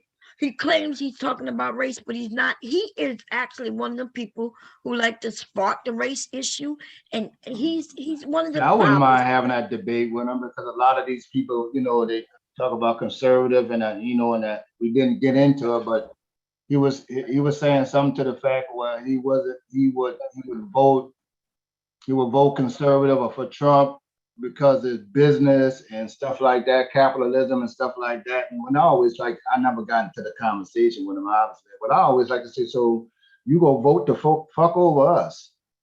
No, who? Yeah, Who you does? know, Who said that? well, that was I think that's what JB was saying. Oh yeah. So I mean, Yeah, he you know conservative. I said so. My thing would be so you would fuck over us and the people and knowing we got to get. See, that's how I like to get in those debate with the conservative. And I talked to the black dude with the Confederate flag. Me I and know, him but listen, we keep going. Y'all keep y'all keep on going back to RBR JB station. Gunner. This is all in the Yes, same. so we talking about RBR, right? Mhm. RBR, I'm talking about him right now. I'm Okay, talking about all right. RB. I was talking about JB Gunner. I never got to Yeah, that conversation with Gunner with Gunner on you know how he votes on politics and stuff like right. that Um, because they voting because against he him. don't vote. That's Huh? why. You see even these white niggas, which I call him a white nigga, right? The lie, right? Because I know a little bit about him. I'm subscribed. Oh well, was subscribed to his channel before I lost my channel and all of that shit. And even he's one of these. He's one of these niggas. He's one of these black manosphere niggas who just is white. Okay, and so they don't know nothing about politics. These niggas can barely read. They just know what's popular on YouTube and what to say. Right? Most racist motherfuckers don't know how to read anyway. A lot of them hillbilly ass niggas. Do JB Gunner look like he's a professional man and who have a job and some a career, some motherfucker? What for real? He's lower than most black men. So when y'all say y'all want to just have a debate with this nigga, it's almost like you're gonna be educating him, but do he really want to hear what you got to say? Especially if you're dealing with a racist. Okay. But anyway, I was talking about RBR. RBR is RBR seem to have a lot of y'all confused where you think he talks about politics. Have you ever been there over there by RBR and able to really talk about politics for real? Or when you say something and somebody else says something, like he jumps in and says you're saying that because you're racist against me. Because he himself can't even participate in a real conversation about politics. Right. To me, it get comical with RBR. I just Yeah. call him the shock jock. I just laugh at it. And so, and as long as everybody know that, but some people really think, oh, I can go by RBR and have a real conversation about politics. You can't really, you cannot do that with RBR because he's gonna start calling you a racist and say that you're racist against him because he's black. And then you know what I mean. And so I guess that's all it, and nothing's wrong with it if you like to play, but for those who really want it, like there's a group of men and women who like to debate. I know you one of the people can hold your own, you know a lot. Right. So Well, that's why I'm we're saying. on a lot, but they got some stuff I'm just ain't gonna debate with them because I know you will. I've been cut off before. Yeah, He's because good. That's his show. I understand that. Cool. right, and as long as that, and and I guess when you can't find nothing else, but like I couldn't have him have a conversation with my husband about it for real, because my husband he wouldn't put up with it too long. He'd be like, "Oh, this dude, he's not serious," and he would, you know what I mean? He'd be like, "Okay, is this for real?" And then he would just say, "Okay," and then he would leave. But they do have channels where that the men come together and have conversations, debate one another for real. It's unfortunate RBR channel isn't that though. But so nobody knows who called the crack. Did he call him a cracker first? Because if he called him a cracker first and he used the N-word, boom. But I think that was the day before. I wasn't on the panel. I was on that Thursday, but okay. Somebody was on there the day before. I just believe them. You let the man call you. He called you a cracker and he called you something back. I didn't hear that. I didn't hear that exchange with whoever that was. Okay. Now that's the way that happened. Who's against that? Would you be against that if he called him a cracker and he called him the N-word? I think most of us would be like, well, okay. You know what I mean? Like, you can't be calling people racial names and then think that they're not gonna come back at you with one. Hey, man. You check your phone? What recently? Because I did talk to Angie. Hello, this is Lisa. Yeah. Oh, okay. Look like somebody else called me Yeah. about pillow. Okay, look like you're selling my pillows, huh, man? Yeah. Okay, I'll talk. I'll hit him back up. Well, I'll be up with Angie because she's trying to spend money now. Yeah, I know. So tell her how much. Okay. All right. Yeah. Wow, look, it's the holidays. People trying to buy them pillows. Yeah, got me over here sewing up pillows and shit. Anyway, so that's what I want to know from the Black people. What do y'all think about? And honest. Well, however, what do you think about when if you call somebody cracker and then they call you the N-word? Do you get the huff and puff and then cry, hey, racial, you're racist? Because if I called you the cracker, then you could call me a racist, right? What do you think about that? Him, if he called him, I'm I not pretty saying much I don't think, know how it happened. yeah, but- well, I wasn't there, but if that's the way you call a man a name, you can call yourself back. You got to defend yourself on that one. Right. And then so maybe that's what RBR is saying. Maybe RBR is saying, hey, he called him a cracker first, and then he got hit with it, and now so and so is crying racist and trying to get all the Black people to be on his side with it. No, the So- dude was being disrespectful prior to him Yeah, being called a cracker. Okay, but he was being disrespectful, but did he use the N-word though? He That's what didn't use the N-word, but he was saying other little racist shit. Oh, okay, I got you. He- Okay, yeah. so he was I'm gonna pull it up, Bob. okay. I'm gonna Hey, pull it Miss Chantel. Hey, Reed Jones, Blue Devil, Beach. How you doing? So Books, how you doing? Wait, am Which I also reading? led to me and Verbal bumping here, so you'll understand how that spilled over to your channel. But you Yeah, see. and that's the thing, y'all. I gotta ask everybody stop spilling shit over my shit that happens, because I be confused and wondering what the hell is going on. You know what I mean? But no, YouTube was already going at it a little bit, but I didn't think it was that serious. But it seemed like I don't even It know. started from that. I ain't get involved. Right. Oh, it started over there. Oh yeah, because she said you was in the chat saying something. I don't know what you were saying, what you wasn't saying, but yeah, when it comes over here, like, listen, if y'all fighting in another area, because y'all have seen me do this. I got off the panel. Yeah, let me explain. Y'all, hey, I got back up Bala. there when Mello was up there. By that time, the dude was sloppy, drunk, and shit like that. Yeah, he was drunk as fuck. Oh, okay. He was drunk after that. So the thing, remember, I have been in fights with people on one channel, directly went to another channel, and the person I was fighting with on one channel, we was on another channel, and I never brought it up, never had an attitude to him. In fact, I act like it didn't happen, because it's bad putting people in position for them to wonder what's going on when they don't even know what's going on, because it didn't even happen in their channel. That's fucked up when we do that to other people. And so I get done that shit.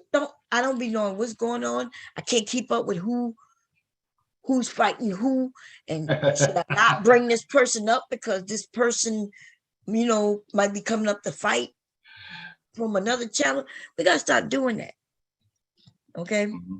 And that's all I'm saying. But and hopefully that's it. Let me see. Miss Chantel say RBR is about making money for he and his wife in order to take out every night and pay them utility bills. And so whoever donates will get the floor.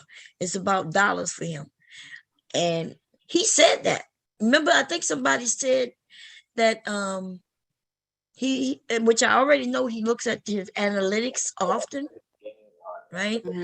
I'm not saying nothing wrong with that. Please don't. I don't want nobody thinking that something's wrong with it. We just need to understand sometimes where we go, what that person is up to, and if it's about making money, then it's about making money. Right. Making money, nothing wrong with making money, y'all. You know, I know I don't go that route. And the only reason I don't go that route, let me tell you, is it because I don't need money? Hell no. I need money. Shit. We all do. We all do. But the reason I don't look at analytics and stuff, because I know it would change how I want the flow of the, you know, when people start leaving, I would, you know, you got to get the channel popping, and then you might do some shit just to get it back popping again. And I feel like even if I go to get monetized, I feel like I would start worrying about the numbers. I would start paying attention to the numbers. And then it wouldn't be, I feel like it wouldn't be authentically me if I'm on here making it about business. Now, nothing wrong with making it business though. Mhm. You know, so I don't want people to think that I'm against what he's doing. I'm not. In fact, I'm just saying that's RBR. I'm cool with RBR, Yeah. and that's it. Yeah, But the get your JB Gunner money, person, RBR. Get your yeah, get money. your money. Now the JB Gunner guy, I'm not even against him. Like, I'm gonna be honest. He is a person just like what Jason said earlier. Was that Jason? Yeah, James. I think it was Jason. Like he said, with some of the women, y'all have figured out how to make your money in, even through the Manosphere areas. I tried to talk some of these women into doing the same thing. I'm not gonna lie, they know it. I was like, hey, you'll be perfect for this. I was like, if she could do it, you definitely can do it, right? You ain't even gotta be the avatar. You will be a real woman, sexy, cute. But these men will be like, yeah, they don't care what's coming out your mouth. They will throw that money at you. Mm-hmm. Okay. Well, JB Gunner has found a way where he can be in black spaces, and he's doing the same thing. But this is the thing I disagree with. He got white people in his audience agreeing with him. See, Tommy over there, he has lots of white people, but he has also lots of black men. He has some black women in there too, right? Tommy at least he has a multitude of people, all racial backgrounds. JB Gunner is copying after Tommy, which nothing's wrong with that. I'm not even saying that's bad, right? Hey, Bomb. Uh-huh. JB, you gonna laugh. JB said Tommy copied him. I know I heard somebody say that, but unless he's saying that, because I remember JB used to be a moderator in Tommy, and I could pull up. I probably could pull up the video of Tommy and JB going back and back, and Tommy was like, "You copying after me," and you know, and I listen. I remember they got into it bad. Yeah, they got into it. That shit was crazy. But the honest truth is, yes, he's taking after Tommy. He's not so bad to where he's not even choosing to go after the white women. He's going after the same black women that Tommy's going after. And see, I made a video about that a while back because I'm thinking, dude, you could do what Tommy doing, but why you can't choose all those raggedy ass white women who doing this fuck shit? Exactly. They got just as many white women online twerking with their children in their hand. They got a lot of white women, on welfare, tweaking and shit on meth and all kinds of fucking shit. So why couldn't he just do it just from a perspective that he knows about? You know what I mean? And he over there talking about these black bitches. So I let him live because I figured if I would have went at him, he would have got more publicity. You know what I mean? So I just left his ass alone. Right. Plus, I realized ladies, if you want to take somebody like him down, it's really easy. You know why? Because they don't mind getting into some black pussy, though. And see, I'm one of them people who feel like if you want to take somebody down, you find out their weakness. You find out the way to get in. And unfortunately for men, it's usually through their penis, ladies. It's unfortunate for them. It's very fortunate for us as women. If we want to take a man down, it's really not that difficult. You're right. It's really not that difficult for. But anyway, anybody have anything to say about RBR? I think you said you were gonna play it. Did you find it? Because I don't know where to start on this video. I got the video up where I can but I don't know. So y'all saying, because I'm confused. I think you saying that it happened Thanksgiving Day. Mr. Cap sound like he said it happened before Thanksgiving, the day before. Yeah, so JB, he came over there on 2 separate occasions. So prior to Thanksgiving, he was on there, I think about a day or two before starting shit. So it spilled over, and a lot of people were pissed off at RBR because they're like, hey, like, you let this dude sit up there and get all that shit off, and you kept kicking us off the panel. We were trying to address him. Because he said, you're not going to be disrespectful and yada, yada. I'm just like, come on, RBR. That's his friend. So I just know now when his friend is over there. He calls him his buddy. Yeah. Yeah. The majority of the eruption was Thanksgiving Day, around the 7-hour mark. That was the majority of the eruption. That's the when it really blew up. But there was an encounter prior to Thanksgiving that took place, and it spills over. Okay, but let's play. I'm gonna play from 6:45. Let's see what we got to say. Fair use, everybody. Let's see if we can hear something. I hope we hear something. I don't think that white people have a problem. I still ain't official RB. I just got blessed. No, I know. He thinks you're handsome. See, JB Gunner thinks Conscious Moron is real First of all, don't come to me with that gay shit. No, he thinks that. He thinks that because he hates me. Because he hates me, he thinks that the white people who hate me like him because he hates me, which is Did you kick Conscious off? They hate him too. Yes, I kicked him off. I think Conscious is just a civil dude. I think he's No, all right. he's simple. He believes white people are superior. He's simple because you think he's simple. I would know. I think you Don't you think I would know? That, I know. You think 2 + 2 is 9, but it's 4. Now, I know what kind of argument I'm making, right? I know whether or not I'm making an argument that makes sense. Man, I'll send you the notion that they would spend $30 billion a year. Y'all heard that? Y'all heard what JB Gunner just told him?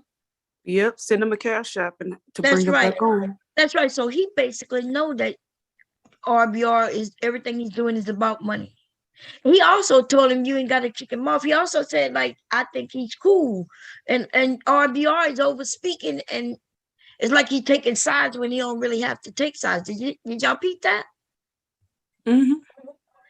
So, like, let's play a little more of it. But it's like, even JB Gunner's like, he can handle it. Because I know he can. Like, he was over there with Tommy. You know what I'm saying? I know he can handle some roasting. He could give it back. He can get it, receive it, and he can sling it back. But RBR keeps stepping in. Let's see. An advertising for me to see the ad. Why haven't you sued Google yet, absurd. RBR? For somebody to say that is just ridiculous. Now, she's asking me, why haven't I sued the $1 trillion company? Because if I sued the $1 trillion company, they would drag it out for 50 fucking years. That doesn't make sense. So there's a $1 trillion company. He claimed we could sue him, but then he's saying it's gonna take forever. So why sue him? So why talk about it, dude? I was trolling the fuck out of him. I know you was. I know you was. I'm petty as fuck. I know you was. But his answers, man, because I remember a few people was like, he makes sense. We need to sue. I'm like, dude, you're not making no sense at all. And we would never get any money. But if we Because sued you know them you as don't a have a class case, action, though, right? no. I know that I don't have 50 years to wait. I'm not that stupid. You are, but I'm not. Now, if we sued them class action, there wouldn't be shit they can do but pay us. How come? Because there's 3.7 million black people that they haven't paid. I'm not the only one. I just sued them by myself. Excuse me. I just if I paid sued you, them now by bring Conscious back myself, on. I wouldn't make a damn dime. But if we sue them class action, if we can get these dumb niggers to stop listening to these fucking racists, then we can get our money. God damn. Thank you. All right. All right. So we brought you back, dumb nigger. But no. There's 300. There's 3.6. Wow. Okay. Anybody got anything to say? RBR, no. He channeled his inner Steven from the Django spirit. When JB be on the panel, he be that's what I'm saying. Cooperating. It's like he took it up a notch, right? Go ahead, Kev. I'm sorry. Go ahead. Yeah, Kev? Yeah, I'm here. That was YouTube in the background. I was just looking through it. And okay. Yeah, I was looking through it while you were talking. Did you hear it don't get really bad. It gets really bad when you get to like 8 minutes and something. Okay. About 4 minutes and something into it. You see me verbal bump heads with me talking to conscious moron. I tell her, listen, you know I don't talk to you on panels. I don't talk to you for a reason. So we bumped heads. So I got off the panel. There are plenty of them up there on the panel, but I think he said that early on when they asked JB Gunner, they questioned him on that, and then later on, as you go through it, after you get past the 8, my comments, you'll see me texting JB Gunner and verbal going at it, and he calling her a nigga. She, they going back and forth, and then they wound up being buddy, and gave her $20, and she sung an old gospel hymn, Negro gospel hymn, and I just thought that was amazing to see that kind of thing happen, and so I was like, dang, that's some shit. And then it goes on to Big J and them got in there later, as always, and then I just wait for them to get off. I got back up there with Mella. By that time, he was sloppy drunk, but there was about damn near an hour in between that. But they had more than enough people out there. They had Trinity up there. They had a bunch of people. Okay, so what do you think about though? Like, so if a white guy was up here, so this is as we adults, right? Some of us, right? If there was a white guy up here, even though I call these niggas, right? Mm-hmm. Men, and the niggas. But if there was a white man up here, y'all wouldn't hear me call anybody niggas. I'm gonna be honest with y'all, right? Because I don't want him or her, who's white, to think that they can do that. I don't want to give them that energy. I don't want them to feel that energy and think they can take that. Like they're part of that conversation, right? And so that's why I'm pointing out that I've never heard RBR really use the N-word the way I just heard him use it, like And so you be dropping that ER hard. Yes, and he's doing it with that man up there, right? Yep. I don't know, maybe because when I say these niggas, you see, I say nigga, right? There's no ER in it. Okay, when I get pissed off and they act in a certain way, though, I'll be like, "Yeah, you a nigga, you a nigger," and see, that's a difference than nigga, these niggas, right? Versus niggers. That's a difference. Bomb, I don't play with them either way with it. To me, it's just a. No, I'm talking about me. For me, I'm talking about. Yeah, no, I'm talking about me saying that. I know. I'm just talking about some white folks think there's a difference in that. People that know there's no difference to me.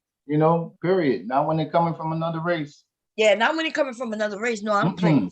Right. But for me though, and so, but RBR is so I don't know. I'm not sure if this happened before, but it seems like if he put that energy out there, it's easy for this man. So so it's easy for this man to think that he can grab onto this and play with this. Well, the thing is, even if it wasn't in the interview, he hear RBR show and he used the word a lot. I'm sure he listened to Tommy's show when he used it a lot. So yeah, they try to test their nuts with that. I bet you he ain't never used that N word over there, but Tommy, I bet you I know that. Unless he was talking about black women, of course. Now, and then he had to be doing that in the chat. But even then, I've seen Tommy like, wait a minute, wait. You know what I mean? Like, I think some of us know that we could do certain things and others can't. You know what I mean? That's I think why even Tommy had mentioned. That's why RBR got so mad at me because I told him, I said, you're virtually giving this man a blowjob. Like, and it's not, it's not a good look. It's not a good look. Give him a virtual blowjob. Yeah, he was giving him a virtual blowjob because he was just up there like protecting this dude. Like, no, you're not going to disrespect him because he's a Nazi who's telling Black people the truth. Like, that's stupid as hell. Right. I'm gonna say because he's a Nazi and telling us the truth. Oh man. Anyway, listen. Would you say I should skip up some because I'm at? Let me see. I want to hear a little more RBR first. Let's play a little more. 7 million Black content creators. All right. You know what this feels it's like? Not just me. Okay. It almost feels like when the Django met Samuel Jackson. Oh yeah. Leonardo DiCaprio. You be nice to him now. The best part of that movie was when DiCaprio asked the white boy, "How come they don't just split?" That was the part of the movie. No, that was not good. No Django meeting some other coon ass nigga, conscious moron. No, that ain't the part of the movie. I'm working on that right now. Fuck. Oh yeah, I'm working on it. Let me stop, man. I'll be quiet. Go ahead. Appreciate that. Quiet. Yeah. Motherfucker dumb as fuck. And his belief is nobody can I just have the money though, man. Which one of y'all just requested $10? Of course not. Hold on. Hey, which one of y'all just that was for AHA, bro. Suck my dick. I'm talking about I requested $10. This motherfucker sent me a Cash App request for $10 for AHA. Who's that? Was that you, Reem? Nah, not me, son. You could have just texted me or something. Bomb. He tells the dude to suck his D at about 8:13 on the stream. So and at this time they all palling around now. They good with him. They drinking, he drinking. He calling verbal out and asking her to sing. She's singing like a canary. Then gave her $150. Then said he trying to fuck her and all that. I mean, it was vibing. Okay, so before the vibing, they would they was having a good time. Yeah, but when it's the first beginning, when I got back up there, okay, wait a minute. You're going wait. Listen. I need first you say they argued, then they got back together. Where is the first argument? Where that's at? That's it. It's all started about 7:50. It was a long ass stream. Yeah, it's an 8-hour stream. Yeah, but I'm okay with that. But let me go to the 7. You say 7:50. Let's do that. I was close to that, so we're gonna get there. I want to hear that first. That black self-hate. No, here's step 1. 706-970-8743. That's my real number. Call it. I'll answer it right now. All right, we gonna go out. We're gonna go out. Verbal, don't call. We'll go do whatever. Okay, bring me all your This is weird. No. I just need everybody on the panel and in the chat to get the bail money. There's my number. No. Y'all just get the bail money together. Because I'm Eileen Warnos, this motherfucker. I ain't worried about this bitch. You be sucking my dick. Warnos ain't worried about you neither. If she has found you. Hey, who said suck my witch cum? Who is that? Is that BJ or JB? That's JB. He said something about she'll be sucking my dick or something. Oh yeah, okay. He's a nasty motherfucker. Okay, well, I didn't even. He sounded different. He must be drunk, huh? Is he drunk? He drunk off. He been drinking that whole day. He was drinking that whole day. Yeah. Yeah, because his voice sounded a little. It sounded like he like.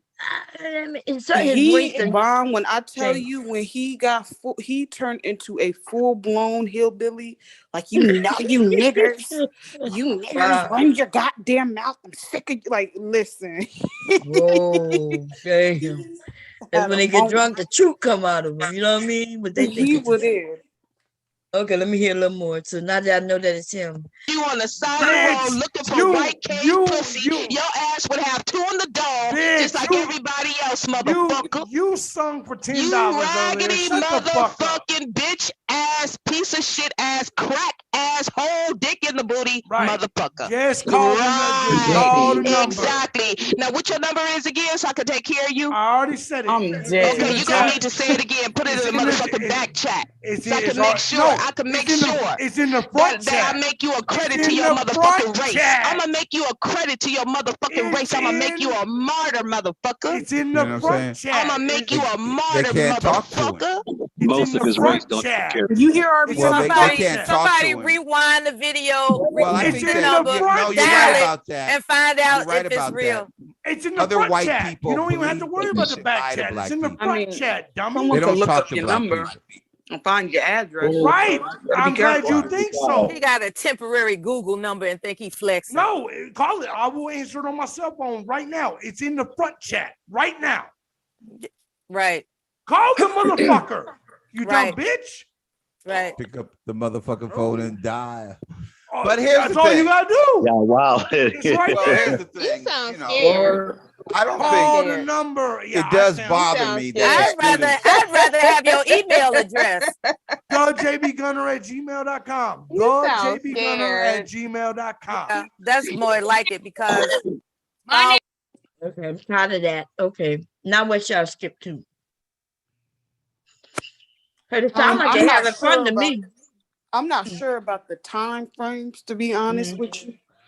I just know that they was cooling. This is after he came back. So people were kikiing and cooling and he was acting normal.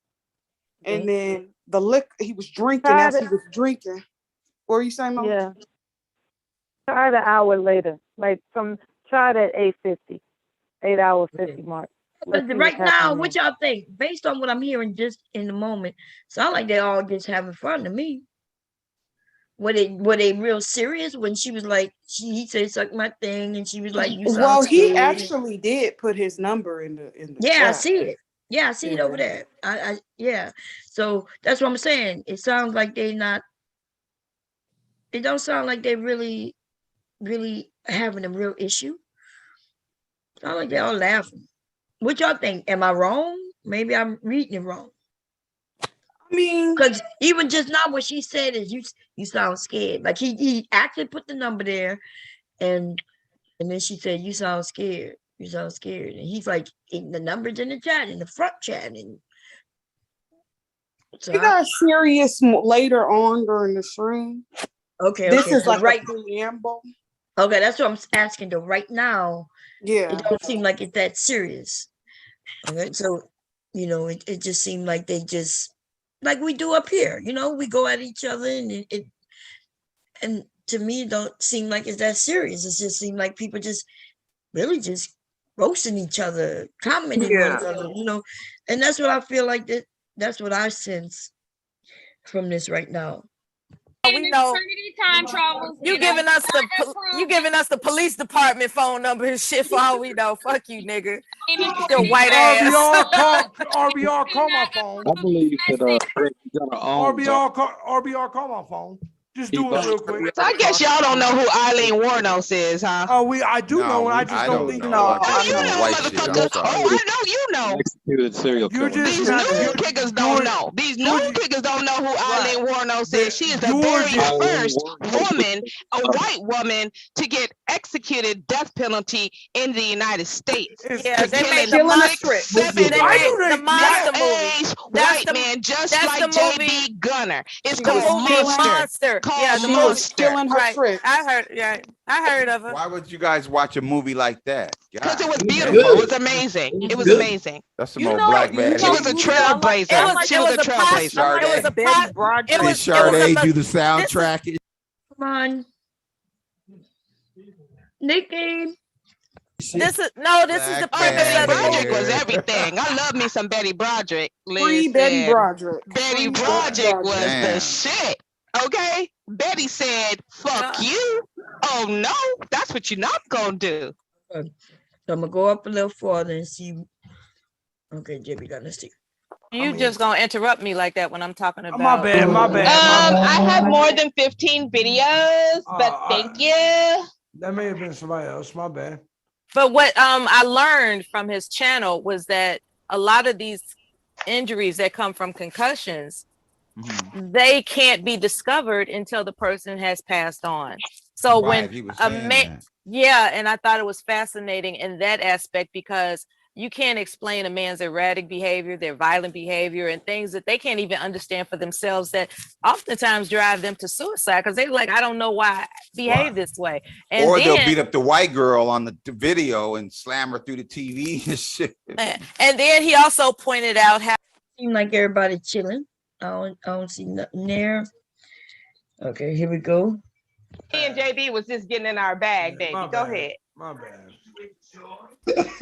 Well, Real Brother has been quiet. I don't know if he stepped away while you all were getting it on. No, I'm here. I'm just listening in. I was getting it on. Why you white boy whispering up here? Girl, white boy whispering, girl. I told you. They always love verbal now. Go ahead, Mella. No, I was just wondering if anybody else has this, they wanted to piggyback, dare I say, off of the points you all have just made. Oh, instead, so you interrupted just to ask if other people had something to say instead of just saying some shit. Look, while you knocking your beer bottles over, don't get rude, okay? I was. But what I'm saying is, you don't think it was rude to interrupt people and then say, sit down and just in case somebody. Oh, good. Anyway, Mella, you funny, Mella. I know. Mella is funny. So okay, so I'm still waiting for this. Okay, let's go. You waiting for the nigga fest? It's almost there. Yeah, I'm waiting for just the contention where I see that where the people are serious and he's really being, like try, because I hear him saying things like "my bad" and and people conversating with him and conversating back, and I'm waiting for that part where everybody made it seem like he was over here just being disrespectful to everybody black and all things like that. That's what I'm looking for. Because I see the chat, they cracking jokes on him, and it's not that bad. Like somebody said that he was the coach to the New Bears. Randy SoCal said JB Gunner is a little girl. Let's see. Somebody said he was slow. RBR allows this behavior, so I'm not sure. You remember, when I have, so I'm gonna tell you what I hear. I'm gonna give you an example. When I have Gotti up here. That whole ass nigga, right? Right. And of course people don't, Gotti say some stupid shit and people in the chat be disagreeing, I be disagreeing. That's all I see right here, except JB Gunner just happens to be white. You know what I mean? So I thought it was more serious. I thought he was over here and he was constantly throwing racial slurs, and he was constantly making comparison, almost like comparing white women to black women, and talking about the black man in a negative way. A lot of the times it seemed like he may have said something a couple of times and people, won't let it go. But unless y'all gonna show me exactly where I need to go to see something otherwise. I'm not sure if RBR still has the stream up, but it was like so I said, it was another stream. There's another stream where he was on there. There's another stream where he was on there cutting up. And no one really had a problem with what he was just saying. It's just the fact that RBR wouldn't allow us to address him how we wanted to address him. He kept running interference, which was pissed me the fuck off. That pissed me off because I'm like, dude, like, do you know this nigga? Like, yeah, I see what you're saying. Okay. But this stream, it's very bipolarish, this particular stream, because he did come up there acting like he has some goddamn sense. Notice how no one was attacking him when he had some sense. Now, when he got drunk and you getting there, and the nigger and this and that, you nigger bitches, and I'm gonna beat your black ass. And Yeah, all that's this what I'm other waiting stuff, for. this was Did that like, happen in whoa, this stream? That happened in this is this this stream. stream. Okay. Let me see. Somebody told me to go to 8 something, but let's see. Tour, I think he's funnier. And I'm not trying to just ride his dick or nothing because I hate him now. I won't watch him. I'm telling you the truth. I think he's better than me. Mr. And I Kev think said he has drop a the big link future. Oh, he needs a link to this stream? I didn't pin it?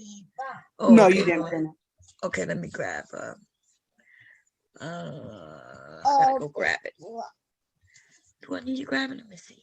Oh, wow. Hi, Leaky. Say hi. Say hello. What you mean no? He's shaking his head no. Say hello. Hi, darling. Smart, Leaky. Stranger danger. You don't know me. Good job. See the look on his face. Yeah, girl, he looking at me like, say hello. No, you're not gonna say no? Okay. Say bye-bye. You're not gonna say bye-bye neither? Let my mom pin this. No, I did pin it. Okay. I hope that's the right link. I'm trying to think. Okay, yeah, that's right. Oh, 2 people were trying to come in, y'all. I didn't even know Joe been trying to get in. I'm sorry, Joe. I must have stepped away. I didn't even see. Okay, Joe, I'm sorry. How long you been back there? No. Just a second. No, thanks, Mom, for having me up there. I think what y'all looking for. Are you looking for the first time when Verbal and him got into it? And there should be a guy named Renaissance Man on there. And and a bunch of them. That's the first time. The second time was when, hey, what's going on, Mello? No, the second time is when him and Educated Aries got into it. Because all of a sudden, that's when all the nigga this, nigga that, nigger shit. That was the first. That was the first encounter, right, Joe? But that's the second encounter. The first one was when you should have a brother on there named Renaissance Man that's on there, and because Renaissance, because he talks to me for a minute, all of a sudden you hear him talk for a sec, and about the school thing with because they went to the same school, my son and him, and so he talks about that for a hot second, and then they're going at it back and forth. Verbal was letting his ass have it, and then she got off. I got off because I was like, you couldn't get a word in edgewise, and then that was the very first time. The time you talking about where Educated Aries or whatever, and him got into it. I thought that was like Thanksgiving or some shit. No. That was the day before. No, that was the day before Thanksgiving. Yeah. Oh, okay. That's the day before that. Right. Okay, That was was Thanksgiving stream is when he got drunk.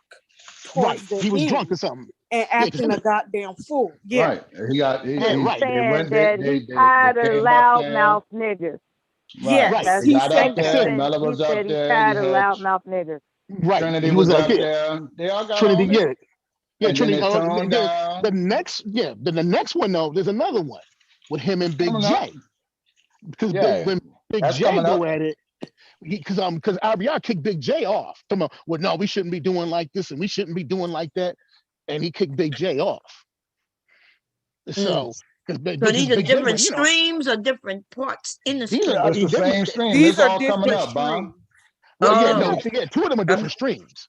Because Big J came up another time when he came up, because you hear him come in later on, and he was like, he started talking, and then he was like, "Shut your ass up!" Him and dude got into it, and that's when he went and flipped out too on him. Yeah, I remember that. He was like, "Nigger this, nigger that," nah. And RBR kicked Big J off. And they was that in this stream or was that another stream? It might be. I think the Aries one might. I don't know, to be honest, if it was in this stream. Big J came up several different times to cuss him out. Yeah, and they toward the went end. One time. It's toward the end because after that I came back up and I was up there with Mella, and she was sloppy drunk. We was talking about big. I waited for that change. We was talking about Bitcoin and shit. And Mella, Did you say I was drunk? And Mella, I don't know. Say Mella drunk all the time. No, I say he was sloppy. You said I was drunk. Oh, okay. I thought he said I wasn't drunk on Thanksgiving. No, he was sloppy. He was drunk. JB was knocking over beer bottles. You can clearly hear him knocking over a crate of beer bottles. That shit was crazy. Yeah, because like I said, talking about how much money he got and different shit like that. Like the nigga was because there's another one where he goes at with dude talking about he meet him in Atlanta at LA Fitness or some shit. They could work it out there. Oh yeah. He told The man dropped his phone number bomb, his address, and all that. Yeah, if anybody, because that's why I say I didn't realize he lived that damn close to me. I'm just right on there because when he said 706, I was like, shit, that's right. That's like 20 miles, 30 miles from me on the other side of the it's on Georgia. It's on the Georgia side. I was like, oh shit. Okay. So I didn't know he lived there. He's tired of loudmouth niggers running their mouth and he sounded like something that would be typical for around here. Well, he was talking to verbal. Does anybody have that timestamp when he actually said, "I'm tired of loudmouth niggas"? Does anybody have that timestamp? I guess I just know the. I don't have the timestamp to be honest. It's Thanksgiving stream. It's the Thanksgiving stream because that stream went for a while. I don't even know which one is Thanksgiving stream. Was it? You're on it, Mom. Yeah, you're on it now. Yeah, that's the one you're on now. Yeah, like I said, you got to keep going through the stream because it was chill. Everybody was talking like they have some sense. That's why when people were saying, well, JB was attacked. No, the fuck he wasn't. He wasn't attacked for no goddamn reason. No, because him and Aries was okay. Yeah, but that was that was all addressed by the main hitters long hours before, and then they got heated again. So I mean they addressed it. He explained that, and then his explanation, he said they were like, "Well, why you call a man the nigga?" And he like, "Well, he called me a cracker." Yeah, what I'm supposed to do? Not say nothing. That's the one that's Aries. Yeah, well, he was like, "What he supposed to do?" And I'm like, "Okay, well, shit, fuck. I mean, that man got to handle his business." He called him, and that's what was explained, and that was early on in the stream. But people had a problem with RBR, and I can understand that because RBR cut our black ass off for the second. That's my problem. He'll throw you out in the mix, including Queen.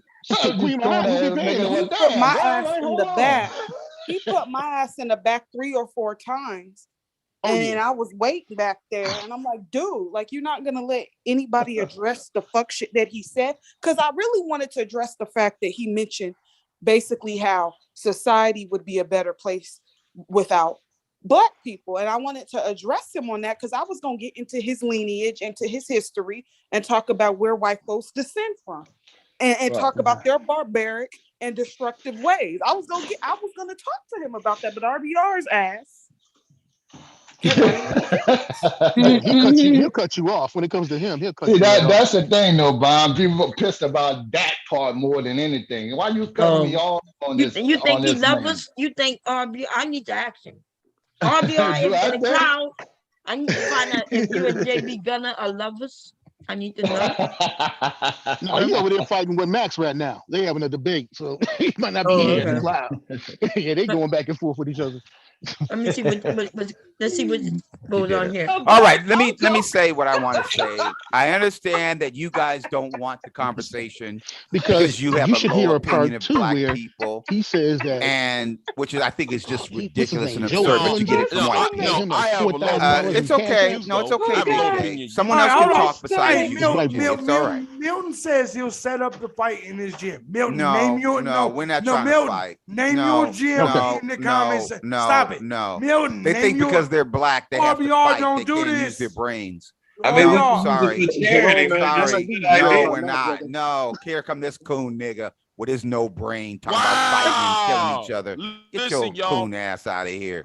Get your dumb ass out of here. Wait a minute. You see he kicked Big J off? That's Big J. Okay, that's Big J came in. Damn. And then he used the ER when he called him, and then he said slow brain niggers. Because he should come, but he should come up a little bit later on talking about how that white boy Joe Hillinger gave him $4,000 in super chats and cash apps. Yeah, he's getting funded by the Nazis. So, yeah, thank you, except for Queen Mahat. The rest of them, the Queen would tell him, "You drop me, you ain't getting $100. You ain't getting this. You ain't getting that." So I'm like, oh snap! And he didn't drop, or did he? Yeah, yeah, he'll do it. He'll do it. Oh, if you give him the money, before he get the money, he should like, okay, I'm not paying you. Then he'll drop her ass anyway, and then she'll come back. Damn. I'm like, okay. We're not fighting. We're not killing each other. You dumb niggas. We're not gonna kill each other. Okay? Wow. Okay. Wow. Listen, now, y'all, he's kicking everybody. We are gonna have a conversation. He's kicking everybody out. I'm kicking every coon out, and you're he's calling everybody coons and shit, kicking everybody out. But JB Gunner call everybody on your niggas and shit. But yet JB right. Gunner get away with shit. That's I want to know how much pounds of meat you've been sucking, Rhonda. I want to know how much pounds of meat you've been sucking, Rhonda. He has no respect for me. He has no respect for me. Why? Because I'm the same race as him. I do want to have the conversation. They're scared. They're scared to have it. Why would you think that if a race of people wanted to kill you, if you aligned with them, that would be in your best interest? I have no idea what the hell he's talking about. Oh, exactly, Bob. and I'm at the point where like this, people can go over there if they want to, but listen, RBR just gonna be talking to himself from now motherfucking on, because he played these games, and I think he's putting on as far as the craziness. I don't think this nigga is that crazy. I think he's doing it as an act. That's my theory.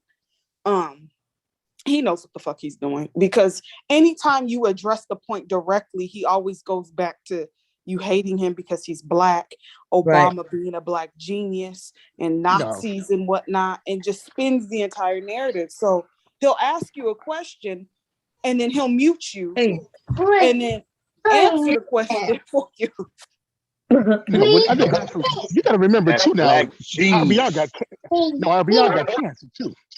So you got to think with him having cancer, he got cancer. He's been fighting a cancer battle for years. So you got to think too. Oh, yeah. Because sometimes you hear him talk about he going to his treatments or whatever. And I said, well, I'm thinking this cat might know he ain't got much to live. So let me just act the fool, until we work this shit till it's done. Because he talks about it sometimes. I got to do my treatment because that's why he'll come on at night sometimes. Oh, okay. Yeah, see, I had to go do my treatments over at UCLA and da. Yeah, but I've been fighting cancer for years. Wow. Do people fight cancer for years like that? I thought it's something you don't. You know what I mean? Like kind of like. Oh yeah, you can fight it for years. Oh yeah, it goes in and out. I think with him, it's kind of like it's everything's cool and it pops back up. Oh, yeah, it's never a done deal. It's always a constant issue. You always got to get checked for it. Right, because when JB Gunner first came up on the scene, and he gave him a wrench and everything, people flipped out. That's why he lost pretty much all the cats like Max, AC. That JB doxed RBR. Yep. JB Gunner is the one that doxed him.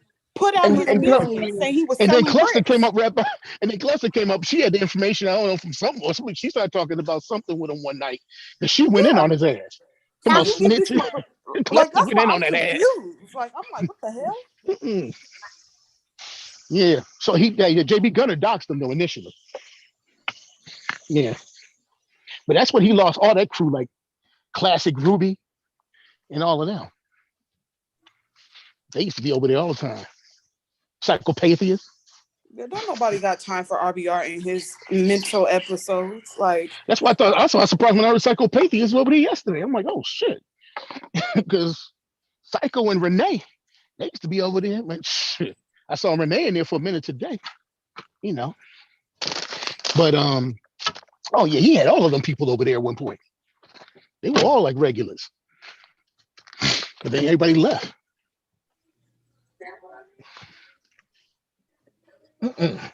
To me, it just seemed like he's scary. Yeah. And certain people he won't mess with. He won't throw them off. Mello, shit, I think Mello one of them. And nobody don't want Mello trouble. Yeah, they was like, I've never seen him throw her off. He always throwing my ass. Mello told the general, "You've been in the military, you ain't got no discipline." Yeah, that sounds like some Miller shit. Because it was weird. The general started showing up over there the last couple of days. I was like, why the hell General popping up in here? he started popping up around the regular. So, you know, yeah, I don't know. RBR is a character. I just keep things in perspective on that, like on my thing. I'm gonna definitely pull up some of this stuff with these races, and that was gonna be right up my alley. These cops out here tripping, and some of the laws that they pass, and I'm about to do one on that. So I'll be with them on some of that. They always plotting on us as far as the people. Now I agree with that. I know you go deep into the conspiracy theory, but no, I believe it's in a lot of them heart.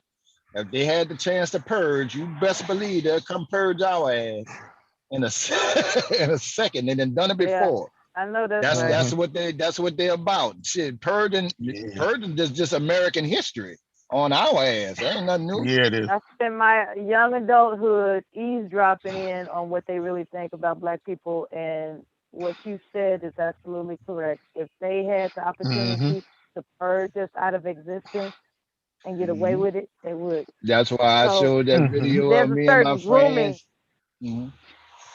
There's a genocidal grooming going on that people aren't. See, while they sitting up here trying to scare us with the, all this other Corona. stuff.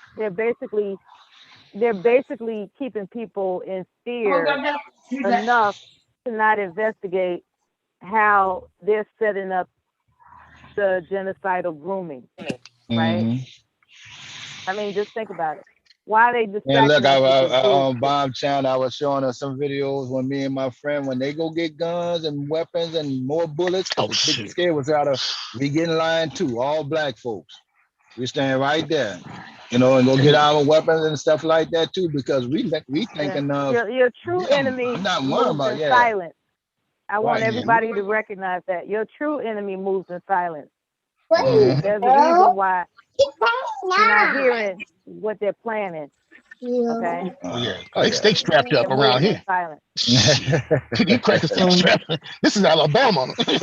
Right. Anytime, you deep in that history, man, because anytime their mom together, we done heard stories that never been written about. And I tell people that y'all talking about, and I get the whole Black Wall Street and Rosewood, but all through the South, Louisiana and all that, there was every little town that started to develop that was all Black. They started to get a little, they tore it down just out of jealousy alone.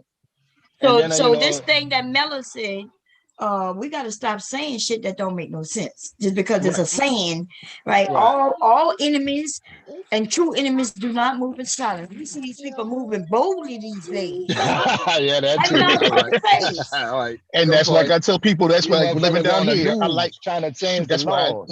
That's why I tell people living down here, I like my racism right in front of me real fast. Right. All right. In New York, this is like people sit there and smile and cheese with you. They'll be your neighbors and act real cool with you, and then they ain't about shit. Here, these motherfuckers tell you niggas we hate you. Right, and we tell them we hate y'all fucking ass too. But long as you don't come over here and fuck with mine, I ain't gonna bury your ass. I mean, that's just how we was groomed. They murdered a mob up in Alabama in a second. Right.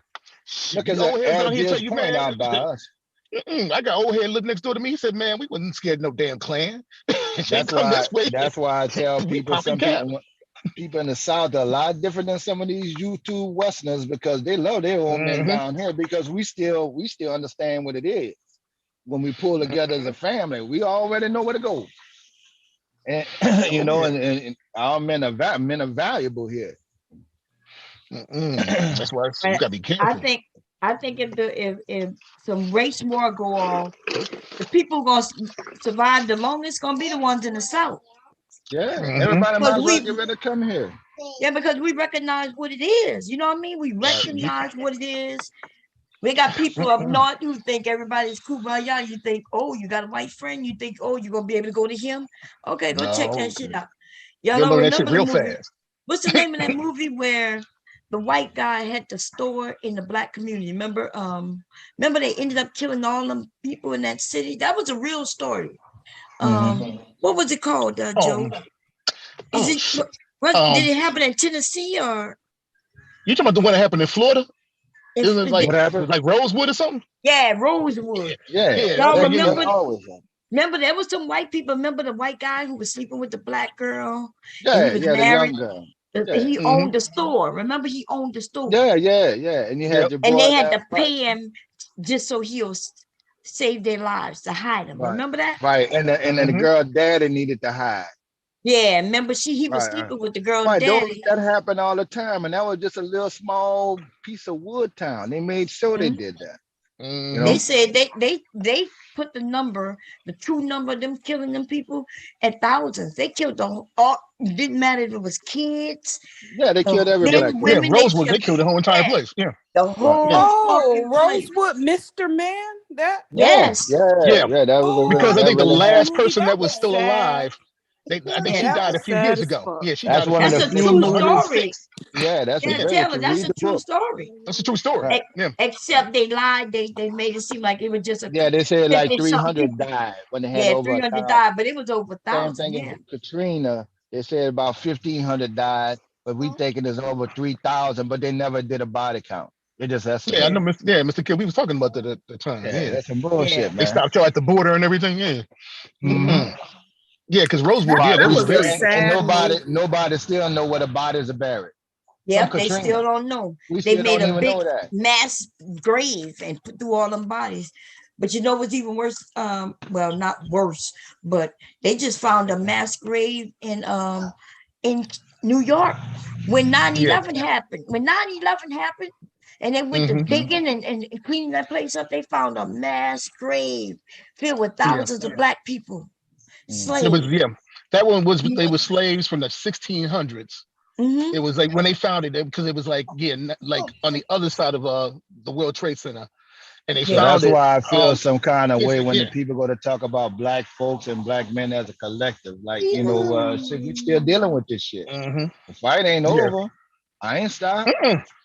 Dudes like man, this way we got to hold the family together first, and then whatever come our way, that's still 101 in being a man. So I don't know what these other niggas need six figures for protection. There's a lot of Yeah. children I think that the have problem. disappeared who are in the Mhm. foster care system too, and they Oh, happen that's, to be oh, black. That's please. right.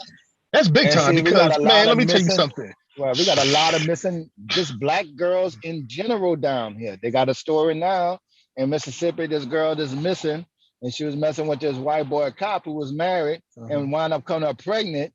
Now she missing. And what you go then, how them small towns is, you didn't know what to do with the body and stuff. That happens a lot. It happens a whole lot.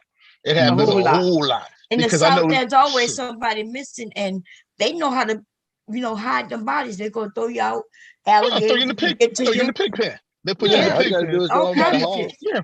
They'll throw you in the pig pen and you'll just disappear. Like, because one time a white girl told me this. She said, let me tell you something. You go out there by Tuskegee and if your ass disappear, like drug boys or something like that, and they disappear all of a sudden, the pigs don't eat them. That's why people, Right. when you eating swine, you might be getting a human there because they eat the whole entire thing. Florida, Everything. they got the alligators, Louisiana, Yep. and Get them gators. Yep. Shoot, South. When you got anywhere like South Mississippi, South Alabama, Florida, and Louisiana, that's the but gators and all kind of critters and all that. Yeah, but the So what pigs else eat. is tripped out about? There's this museum, right? And I didn't know that white people used to smoke black people's hair.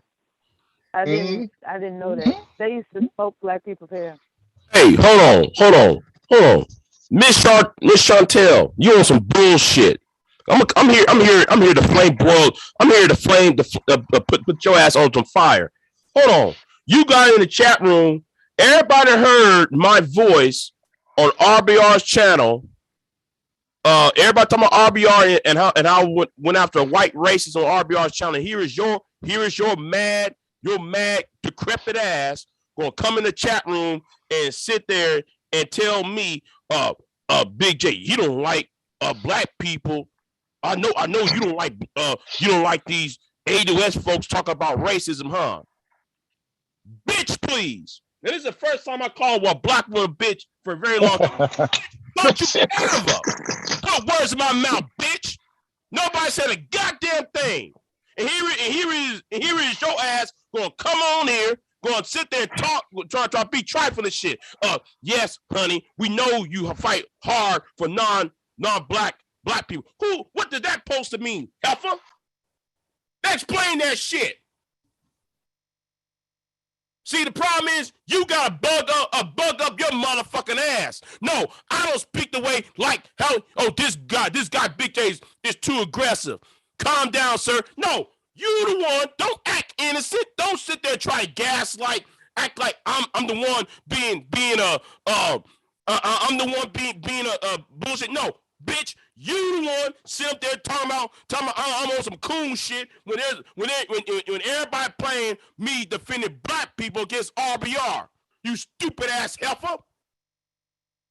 What's wrong with you? You see, I ain't saying not a goddamn thing to your ass. Didn't say shit to you. But here's you picking and prodding.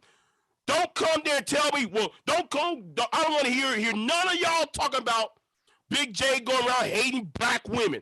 I don't want to hear nobody saying that shit. I don't want to hear y'all say I hate black people when y'all hear my voice talking about defending black people against JB Gunner. Then here is your ass, Miss Chantel, call me on some coon shit. Suggest I'm on some coon shit. So don't bring it. Well, get your ass up here then. You the one talking about that bullshit.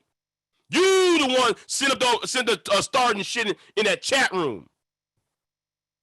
Talking about I hate ADOS.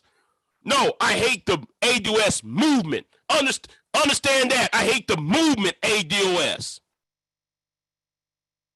I hate it for a reason.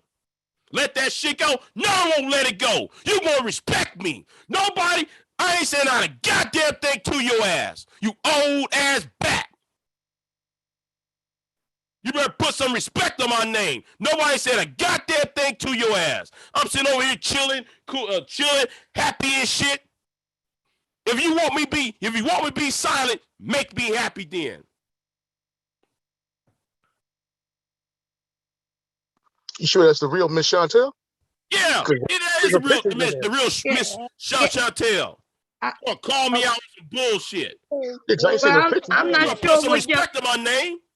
But what are y'all fighting about again? Because no. Okay. She got the gall to say some stupid bullshit in the goddamn chat room.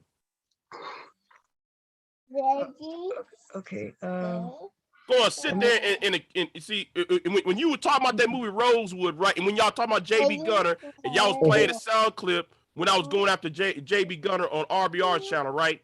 This heifer going in the chat room and say, Big J, I know you don't like these ADOS folks talk about racism, huh? Implying I'm a coon. And then though I said, Miss Chantel, what? Don't start with me. Then here's Miss Chantel. Yes, honey, we know you fight hard for the non-black people. What does that supposed to mean? Implying somebody's a fucking coon.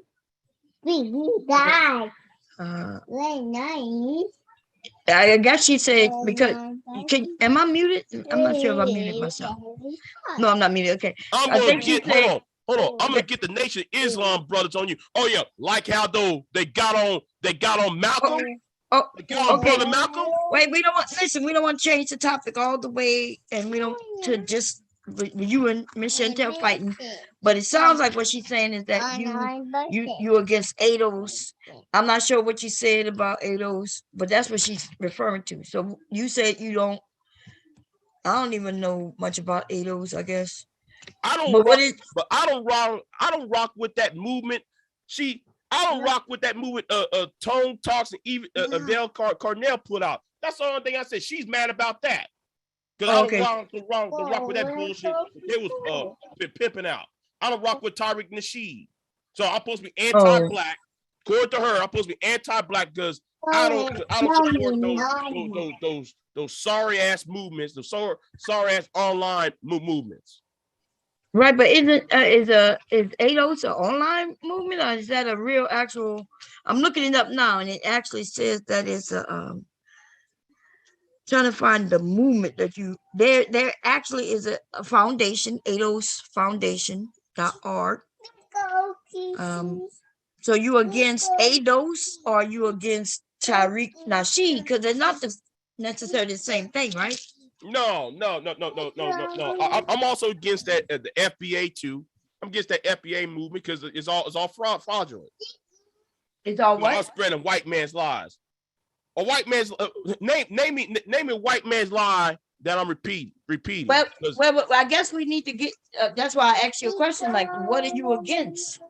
Because you know what I find is that a lot of people, like for the Black Lives Movement, right? I hear people say they're against it, and then when they say they're against it, it's really some shit because they're against a person that's a part of a movement with 1 million people a part of this movement, but y'all against one person or two people.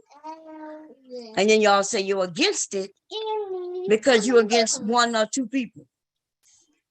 So are you against Tariq Nasheed or are you against ADOS, the movement? Or is it both?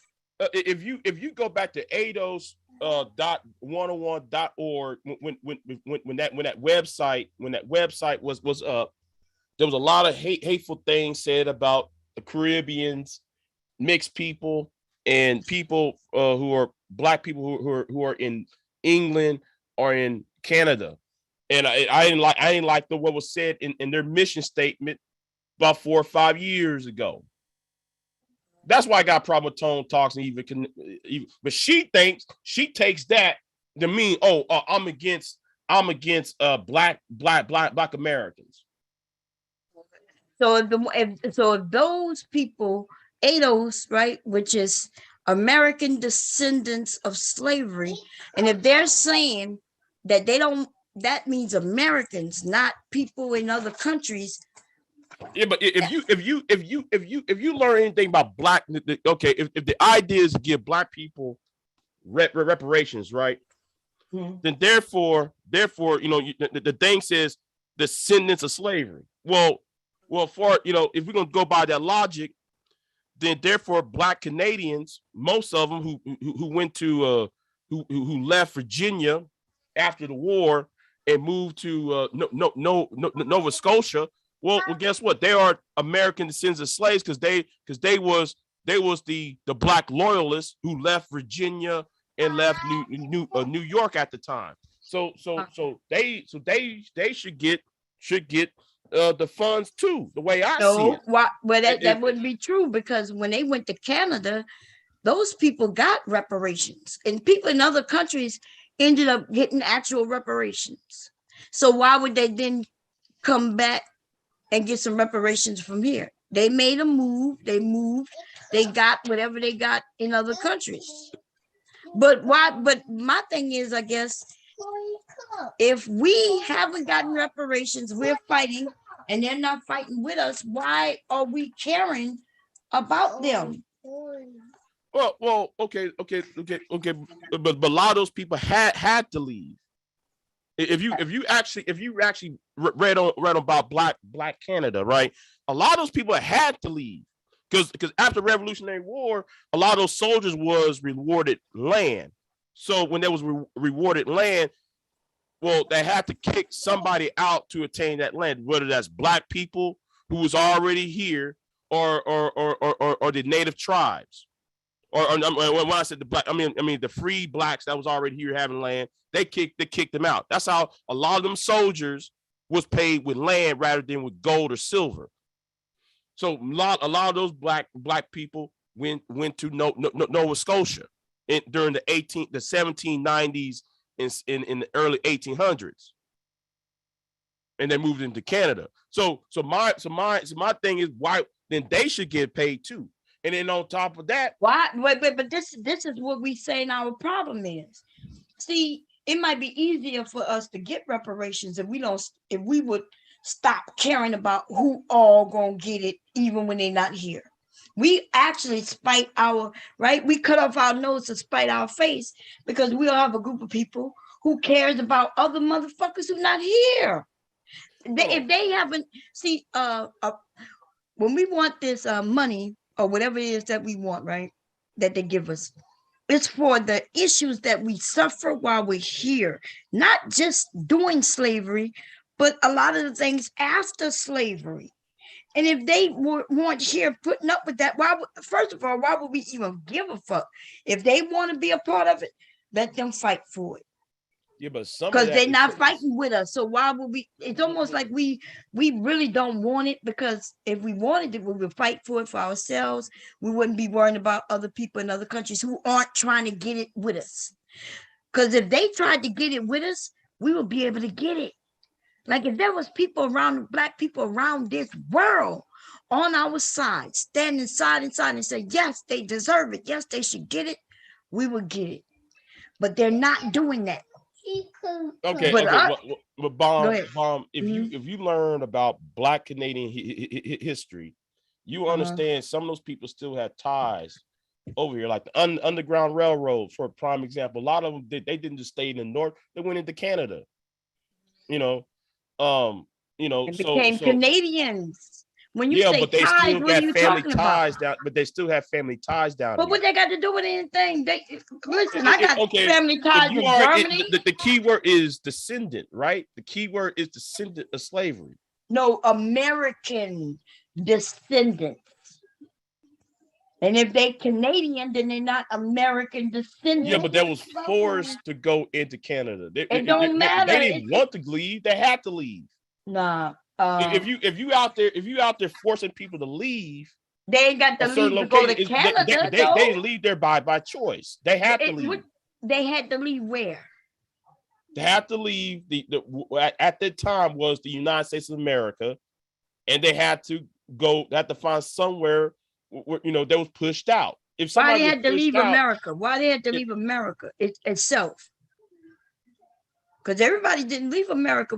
So maybe I'm confused on who you. Oh, okay. You know what? Maybe I need to do a couple videos about family ties between Black Canadians and Black. I'm not talking about no family ties. I'm from Louisiana. No. I am Cajun and Creole. These people came from Canada, right? We all over this nation. We got people who came from all over the world. Germany, Italy. Aries gonna ask me stupid ass question. Hey, does he know anybody from Canada? Yes, I do. Aries, what are you talking about? Yeah, but why are we fighting for a group of people who aren't fighting for us? Why?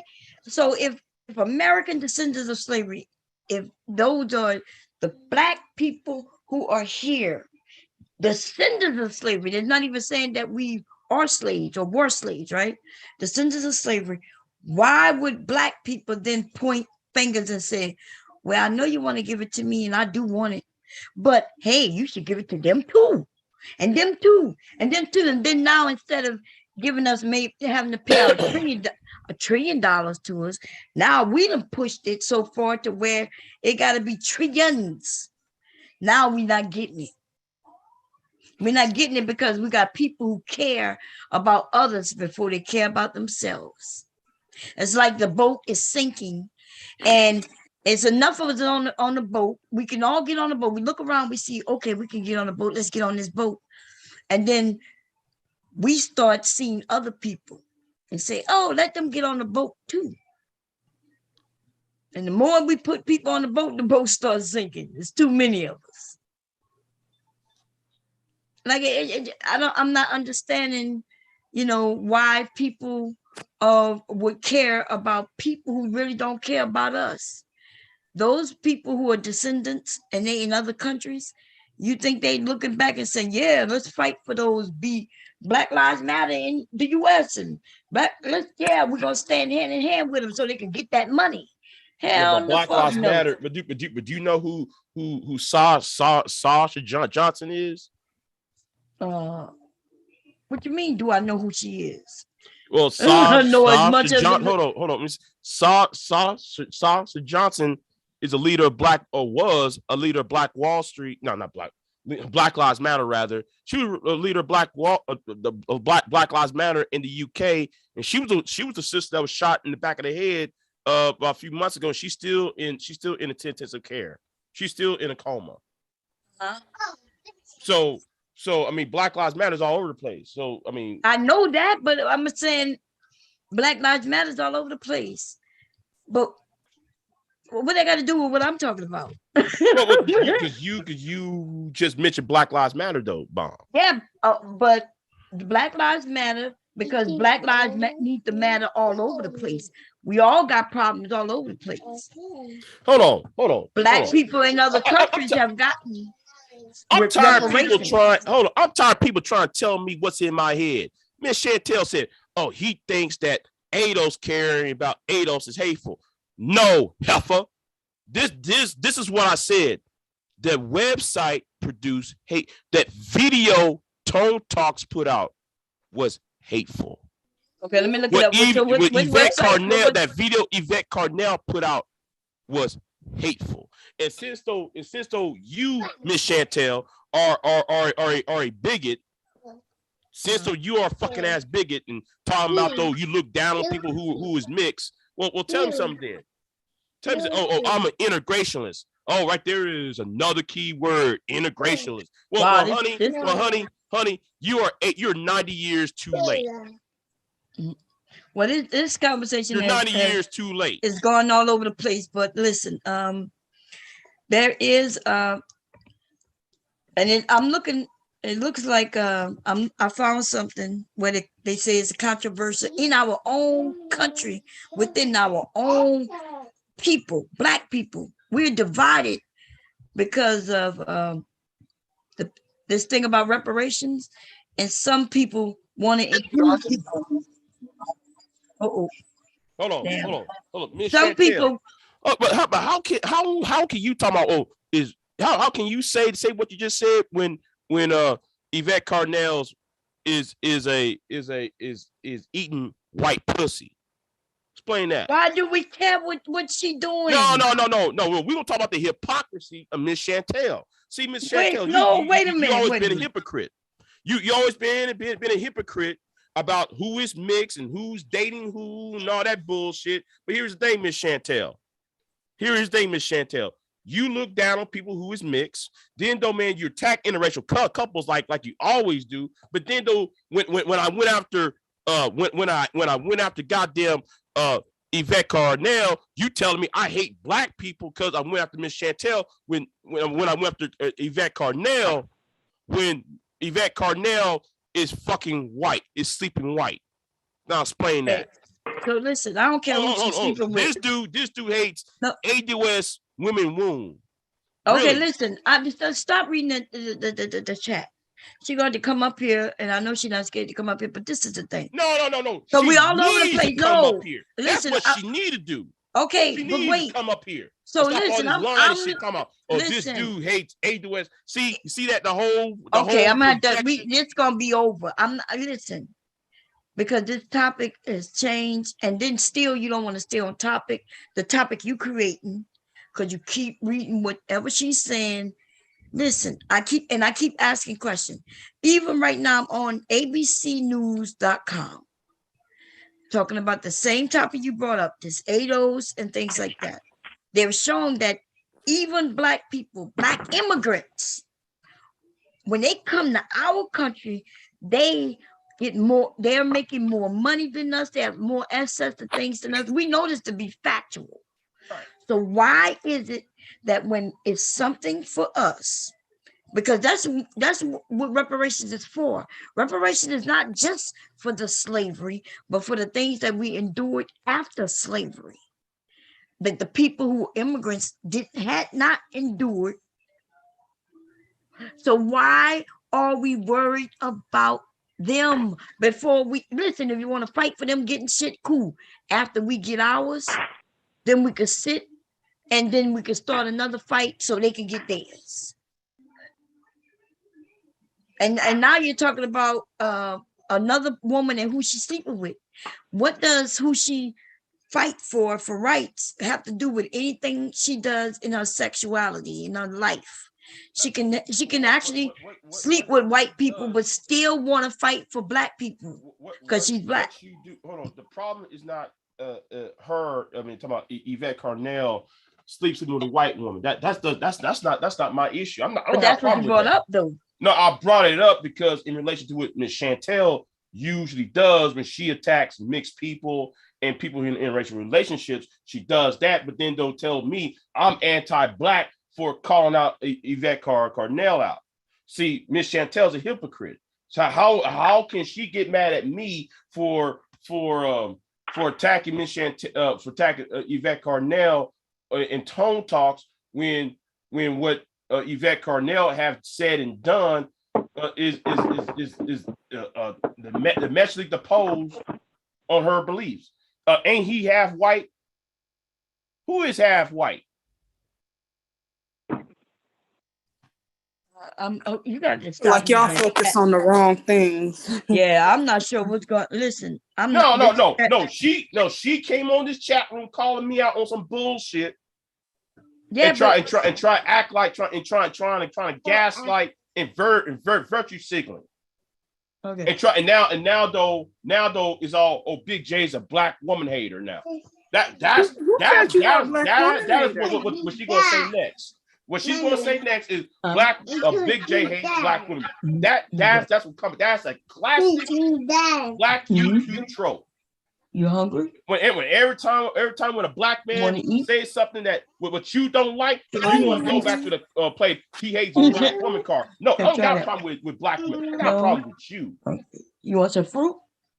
Miss Chantel, can you please come up here? Yeah, please, because he reading the chat and see, I just can't continue because you're arguing with someone in the chat. If she ain't coming up in 30 seconds, I'm gone. Okay, because most of us don't even read the chat, and so we didn't even know what you were talking about. You know what I mean? People say a lot of things in the chat.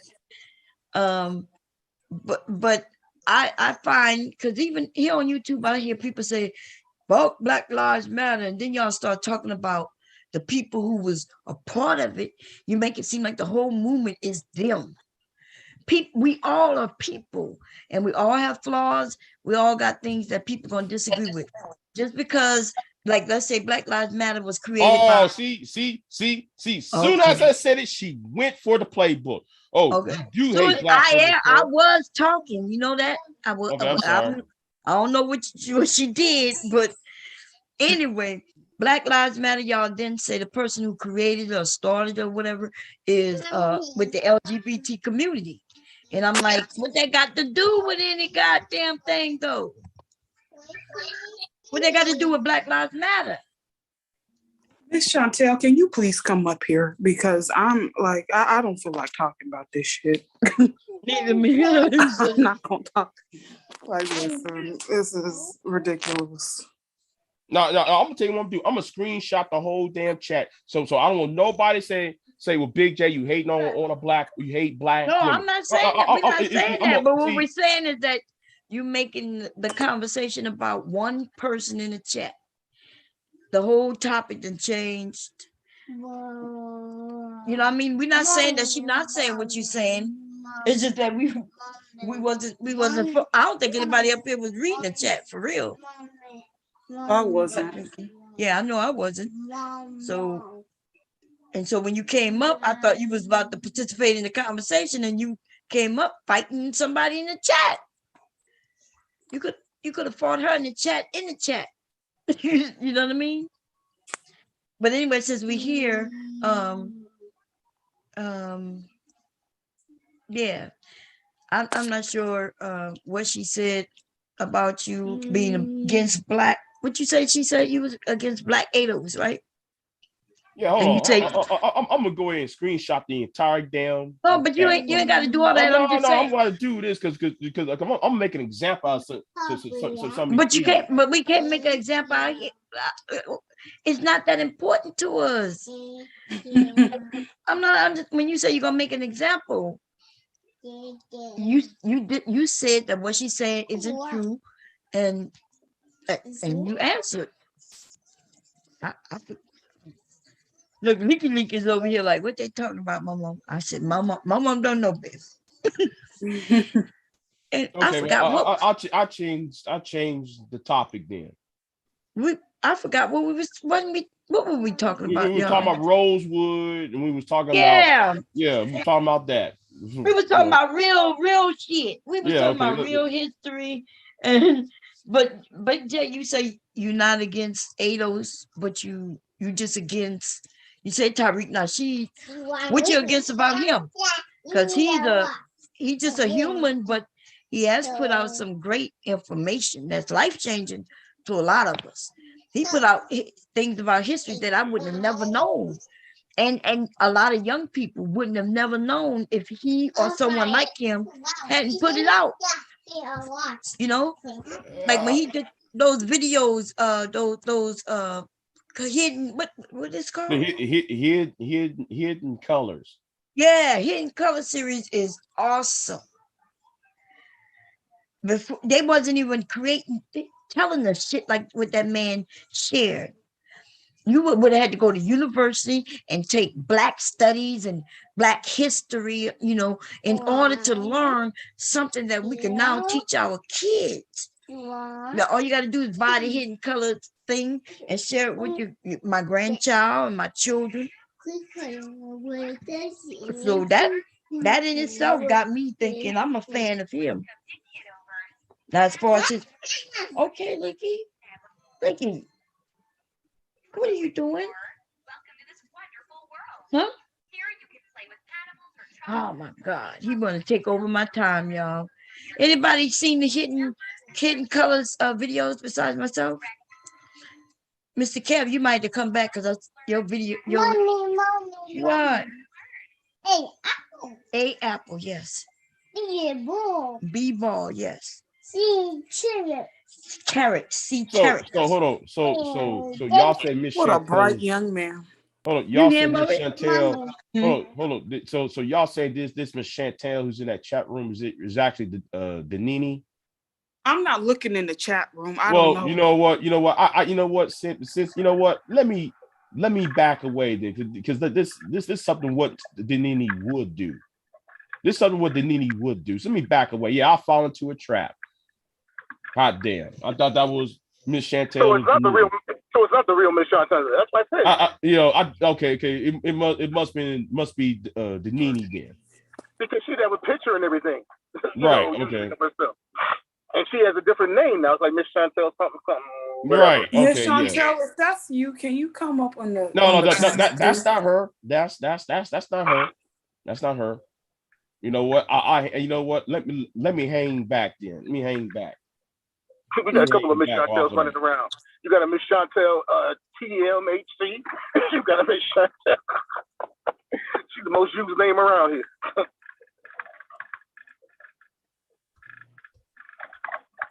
Yeah, I don't know about Danini being that person, but maybe Man, I don't put anything past the Didi.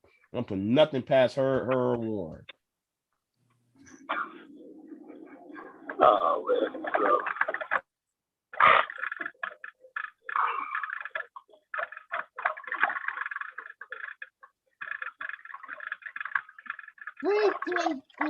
Yeah, what kind of truck is that?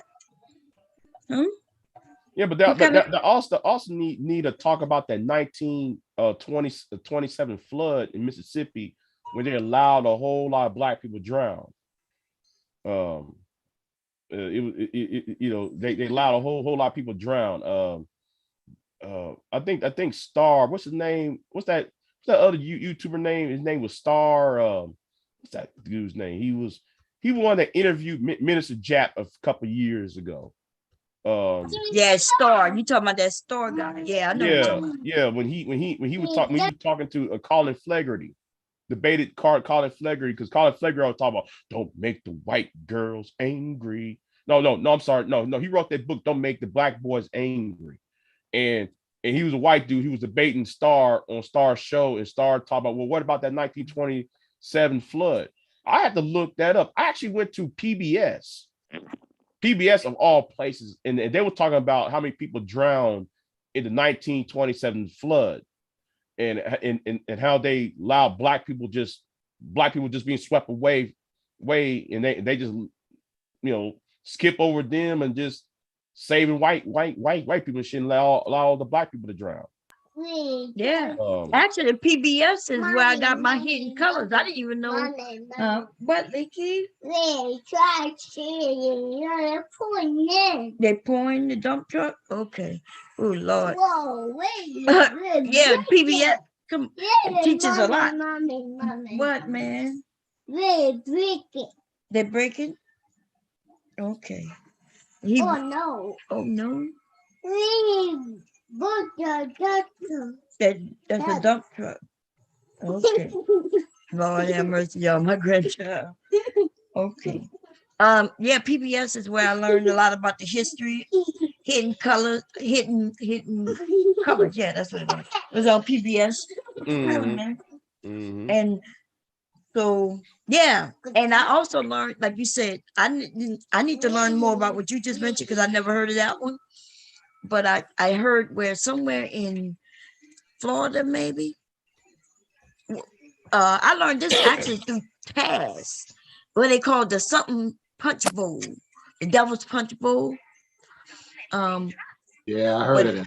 Yeah, they had another YouTuber that he does not get any credit that I want people to watch is Pinhead Blackson. Now, Pinhead, I mean, me and Pinhead been on Blog Talk Radio. We talked about ever since 2013. Pinhead Blackson, he put out some information out too, but he's not as big. He's not as big as Taz or any others. But when Pinhead actually spit out some facts out too, he talked about how how they burned down some of these towns in Wyoming. There was some black people went up in Wyoming, Montana after the war. They got chased out or burnt out. Yeah, all of that. He talked about all that good information. Even that movie Posse with Mario Van Peebles and Mario and Melvin Van Peebles produced that movie Posse. It was a Western. That movie's based on a true story. Because they moved to Nebraska. I think it was Nebraska, either Nebraska or Wyoming somewhere. Black people trying after the war that built a town, and they were trying to when they were trying to build the Intercontinental Railroad. Well, they figure out the railroad is nearby the black town, so they don't want black people to make the money because the railroad's going to be there. So they tried to destroy that town. Yeah, right. There are a lot of stories. How about this? When slavery was supposed to be abolished and everything, they still were bringing ships of slaves in and hiding it. They had to hide it from the government, so they brought this ship of slaves in. I think in Mississippi somewhere down south, and then they told them to get rid of the evidence, so they floated the ship out and burned it, set it afire right there. Right. And they just finding this ship. Yeah, they're going to dig it up and I want people to look up Madison, Washington. There was a slave who was a sailor on a slave ship.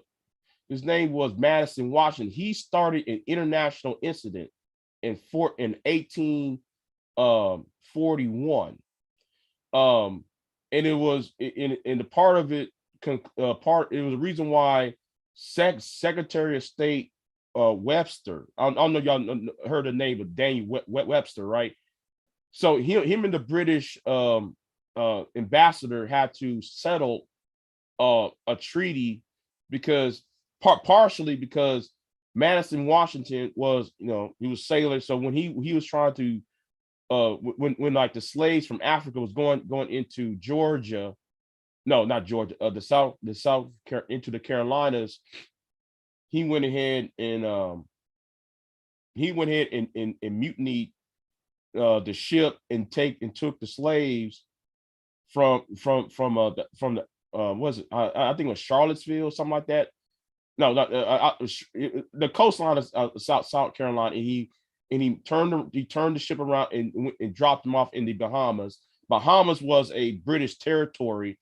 And since slavery was quote unquote abolished in Britain, it started international incident. That's why in 1842 there was the West. I don't know why I can't even pronounce words right now. They created it almost created an international incident. Y'all have to look that up. I'm about to do a video on that too, by the way. His name was Madison, Washington. That was a slave revolt.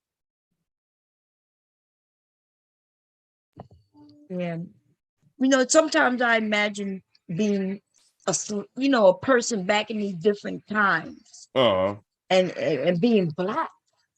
You know what I mean? I try to think about where were the times where we ever was able to just be a person, and still get the same rights as anybody else around us. And we still don't have that today. We really don't. Right? As a Black person, just to be white for a month probably would be something eye-opening for real. Because it doesn't matter if I was an attractive white woman or man, fat white woman or man, tall, slender, I still would be able to put on some makeup and a suit and probably go and get a job for real without even having any credentials. You know what I mean? Like, it's almost like that for them if they want that. I've listened to some of the scams some of these white people have done where they were able to get millions of dollars. They're able to scam on a level, and really it's because they're cashing in on them being white. You know what I mean? Like if I go in to buy a car, let's say I go to the BMW shop, to not the shop, the where you go buy BMWs. They're looking at me like, why is she here? They're going to keep an eye on me, make sure I'm not here to do something devious. A white person could walk in and literally drive away in a fucking BMW. They could say they want to test drive a BMW and really test drive that car and go about their business. They catch up with them months later sometimes. I heard a story where somebody they bought a brand new car and a house. They didn't even have the money. These people didn't even have the credit. They just walked in, acted like they was somebody they wasn't. Then when it was time to sign the papers, they called the bank and said, oh, my bank has my funds locked up. Can you get a check on Monday? And then they gave them the keys, these motherfuckers, to move in this big ass mansion. When Monday came, they you know what I mean? Like have y'all heard of any scams like this? I have. Where the people all they needed was their skin color, and they was able to scam people out of homes and vehicles. And I'm talking about $1 million homes. And if I even go to rent, if I went to go get me a nice hotel room, them motherfuckers want all kinds of pieces of this. Hey, we need that credit card on file. They're going to check to make sure my credit card got the credit line needed. You see what I'm saying? So we really live in two different worlds, just based on our skin color, for real. Anyway, well, Kev, I think Kev wasn't connected all the way. Come back, Kev. Anybody have any questions like that? Because it seems like when I talk like that, some of y'all don't like to have those type of conversations. Hey. Yeah, I agree with what you're saying, Bum. It's just, white supremacy is very much real. I will never deny the system of white supremacy because it's proof. Articles, history, right, that values of the market value of different homes, they go down anytime it's someone Black that wants to buy, or it's like a Black couple. And then when it's white, it increases significantly. I think there was an article that I read somewhere that they showed. Let me look it up. Let me see if I can find it actually. Hold on. Yeah, Black couple market value. Okay, so let me tell a story real quick. So have y'all ever been in neighborhoods, right, where the homes are all the same? Like back in the 70s, they used to make these communities and they would put all these homes, right? And they're basically the same style home. So then when the builders would run out of money, they have to go to the federal government for help. And so the federal government would say, well, look, we need you to put some homes for Black people also. So what they would do is make this one community, but separate it into two. How would they separate it? It might be just a fence. It might be a line of trees or a park, but something separates. Now you'll see the white side and the Black side. Now, this is what I want y'all to pay attention to, though. The Black side, Black people, we generally keep up our homes. Because we keep up with the Joneses. You know, if our neighbor get a nice car, we want a nice car, they build on a room to their home, we want to build on ours. We literally, it helps us in a sense. It helps us. It might seem negative, but it helps us. We will keep our homes up. The white side, though, they never do no additions. Like I could take you through communities here in Delaware and in Louisiana where this has happened. The Black side, they upgraded their homes through the years, and the white people haven't, right? But the white side, those homes are still worth more. Oh than yeah, the Black side, yo. Mm-hmm.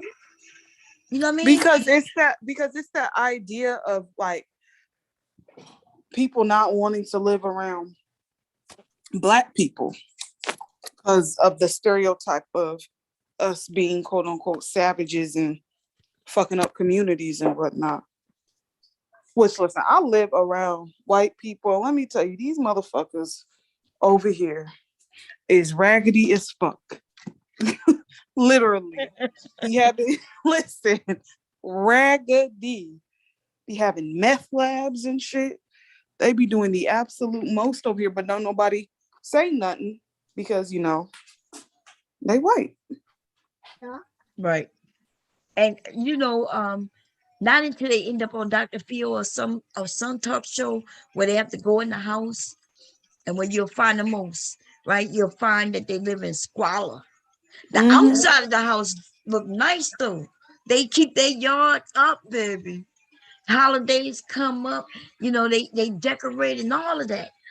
And then you go in their home and it's shit just growing. You can't even see the floor. Hoarders. Yep. It's just horrible. And it's not even so much hoarders, because you would think hoarders, when I think of hoarders, I'm thinking of people who can't let go shit, you know, clothes and things.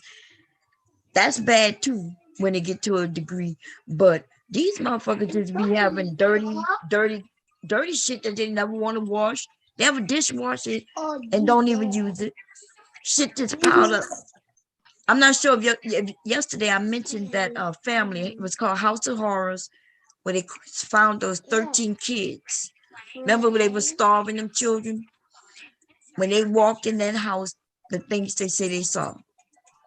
When I'm watching Dr. Phil and they had a nice family, these people had so much wealth that they had 3 homes. What, baby? But the reason they had so many homes, because they were hoarders. When one home would get so much where they couldn't live in it, they just buy another one. What, Nikki? Yeah, they listen, Bomb. They have a history of being nasty and trifling, having bad hygiene, all of the above. Like, that's why I don't understand. Like, that's how I know that when I hear certain people talk on here, I'm like, y'all haven't really been around white people like that. I've been around a lot of white people, so I kind of know how they operate and get down. That's why they don't impress me.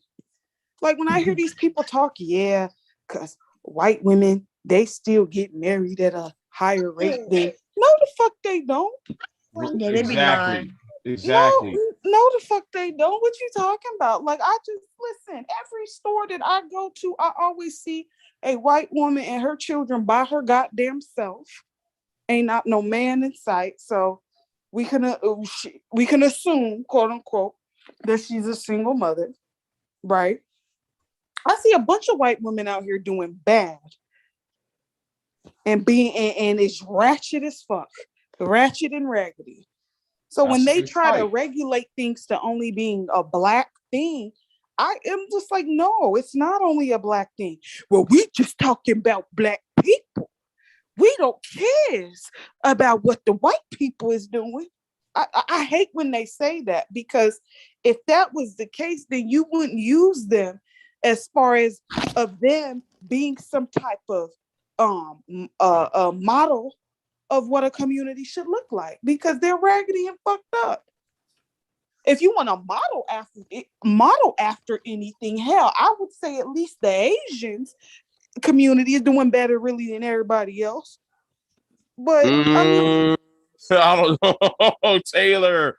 No, because they, I'm not talking about them hood Asians. No, the tiger moms. You heard, if you listen to the Asian men, the Asian manosphere, they talk about them tiger moms, and yeah, they be talking about how bad Asian women are. I mean, they, if you think the black manosphere bad, them Asian manosphere, they be talking about how Asian these I didn't even know there was an Asian manosphere. Huh? I didn't even know there was an Asian manosphere. Man, I've been immersed into this shit for so long. I know Jerry Lou. Jerry Lou been on CNN. I don't know. Jerry Lou was interviewed on CNN about the manosphere about 2 years ago. I know Jerry Lou. I know Canadian MGTOW. Them people are Asian. They talk about Asian women like shit. They talk about their own women like shit. They talk about, I'd rather go for a white woman than an Asian woman. Have you saying the same shit as the SYSBM dudes be saying over here? Hold on real quick, Big J, before I forget. Hey, Bomb. Are you there, Bomb? Yeah. I found that article that I was talking about with a black couple, how the market value of the home, how it increased at least about $500,000. Is it the one where they took the pictures down and things like that? Yes. Oh, okay, yeah. I found the article for it. My phone. If you want to share it. Oh, okay. Hold on. I'm gonna have to do it from my computer. Give me just a moment. Okay. Go ahead, Big J. I'm done. I'm just, I was just listening to what Taylor was saying. But, oh, okay. You was talking about something. I forgot. I mean, like I thought the whole, and the issue is like this too. This whole weave shit that gets on my fucking nerve. Black women wear weave. Ooh, really? Let me tell you something. If somebody who's been around a lot of white women, white women wear more fake hair than anybody. So I don't know why niggas on YouTube are so pressed about black women wearing weave, and then they talk about I'm gonna go to Becky. Listen. If you put your hand y'all are ladies on this phone on this as me who've been around white women, wink wink, their hair is just as fake too. So I don't know why these niggas on YouTube keep talking about hair weave. I got this idiot named the Man. I saw him over there at Sheila E's channel talking about I got this list on women, why women should be that nigga. You're like, nigga, okay, but yet y'all sit there comparing black women to white women. Well, niggas, white women doing the same shit. Why you make these stupid ass comparisons? This, Big J. We know. But he does. But this tells me none of them been around white women. That tells me he never been around white women. Now I've been around a whole lot bunch of white women. They wear more weave, more fake weave than black women do. I say y'all got to stop this bullshit. These stupid ass talking points. That don't make any sense. Is anyway. I agree with you 100%. Welcome back, Mello. Okay, you got it. You know how to share? Yeah, hold on. Okay.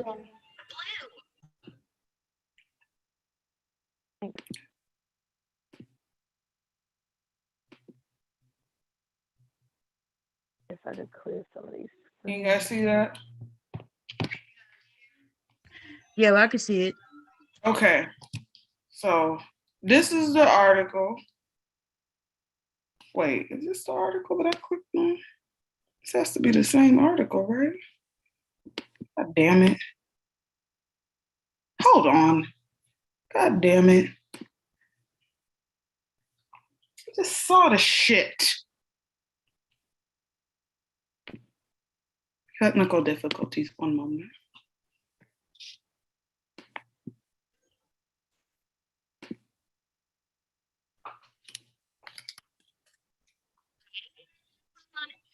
My grandchild over here playing his app.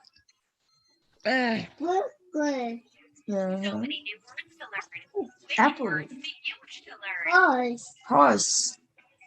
Cars. Chips. Chips. What that is? A star? Turkey. No. House. House. What's that? Huh? That's the sun. Apple. Apple, yeah. Color. Color. Mm-hmm. Oh. That's a cake. Okay. So this is the article that I ran into a few days ago. It says a Black couple says an appraiser lowballed them. So they whitewashed their home and say the value shot up. And this happened in San Francisco, California. It says Paul Austin said he felt good as an appraiser, roamed his Northern California home last year, ticking off some of the $400,000 worth of improvements he and his wife had made to the property. The appraiser noted that the new fireplace, Austin told a state reparations task force in October, mentioned a room they'd added and complimented the view from the new deck. So Austin and his wife were shocked when the appraiser pegged the value of their Marin City home in San Francisco Bay Area at $995,000, far lower than previous appraisals. That's an expensive ass home. God damn. It was a slap in the face, Austin told KGO TV in February. Austin and his wife, Tanisha Tate Austin, decided to get another opinion 3 weeks later. They say in a lawsuit filed Thursday in federal court in San Francisco. This time they enlisted the help of their white friend Jan, who agreed to pretend to be the homeowner for a different appraiser, the lawsuit alleges. The Austins whitewashed their house by removing their family photos and stripping the walls off their African-themed art. Jan helped on this front too by staging photos of her own family, the lawsuit states. The new appraisal came in at $1.48 million, nearly $500,000 more than the previous estimate.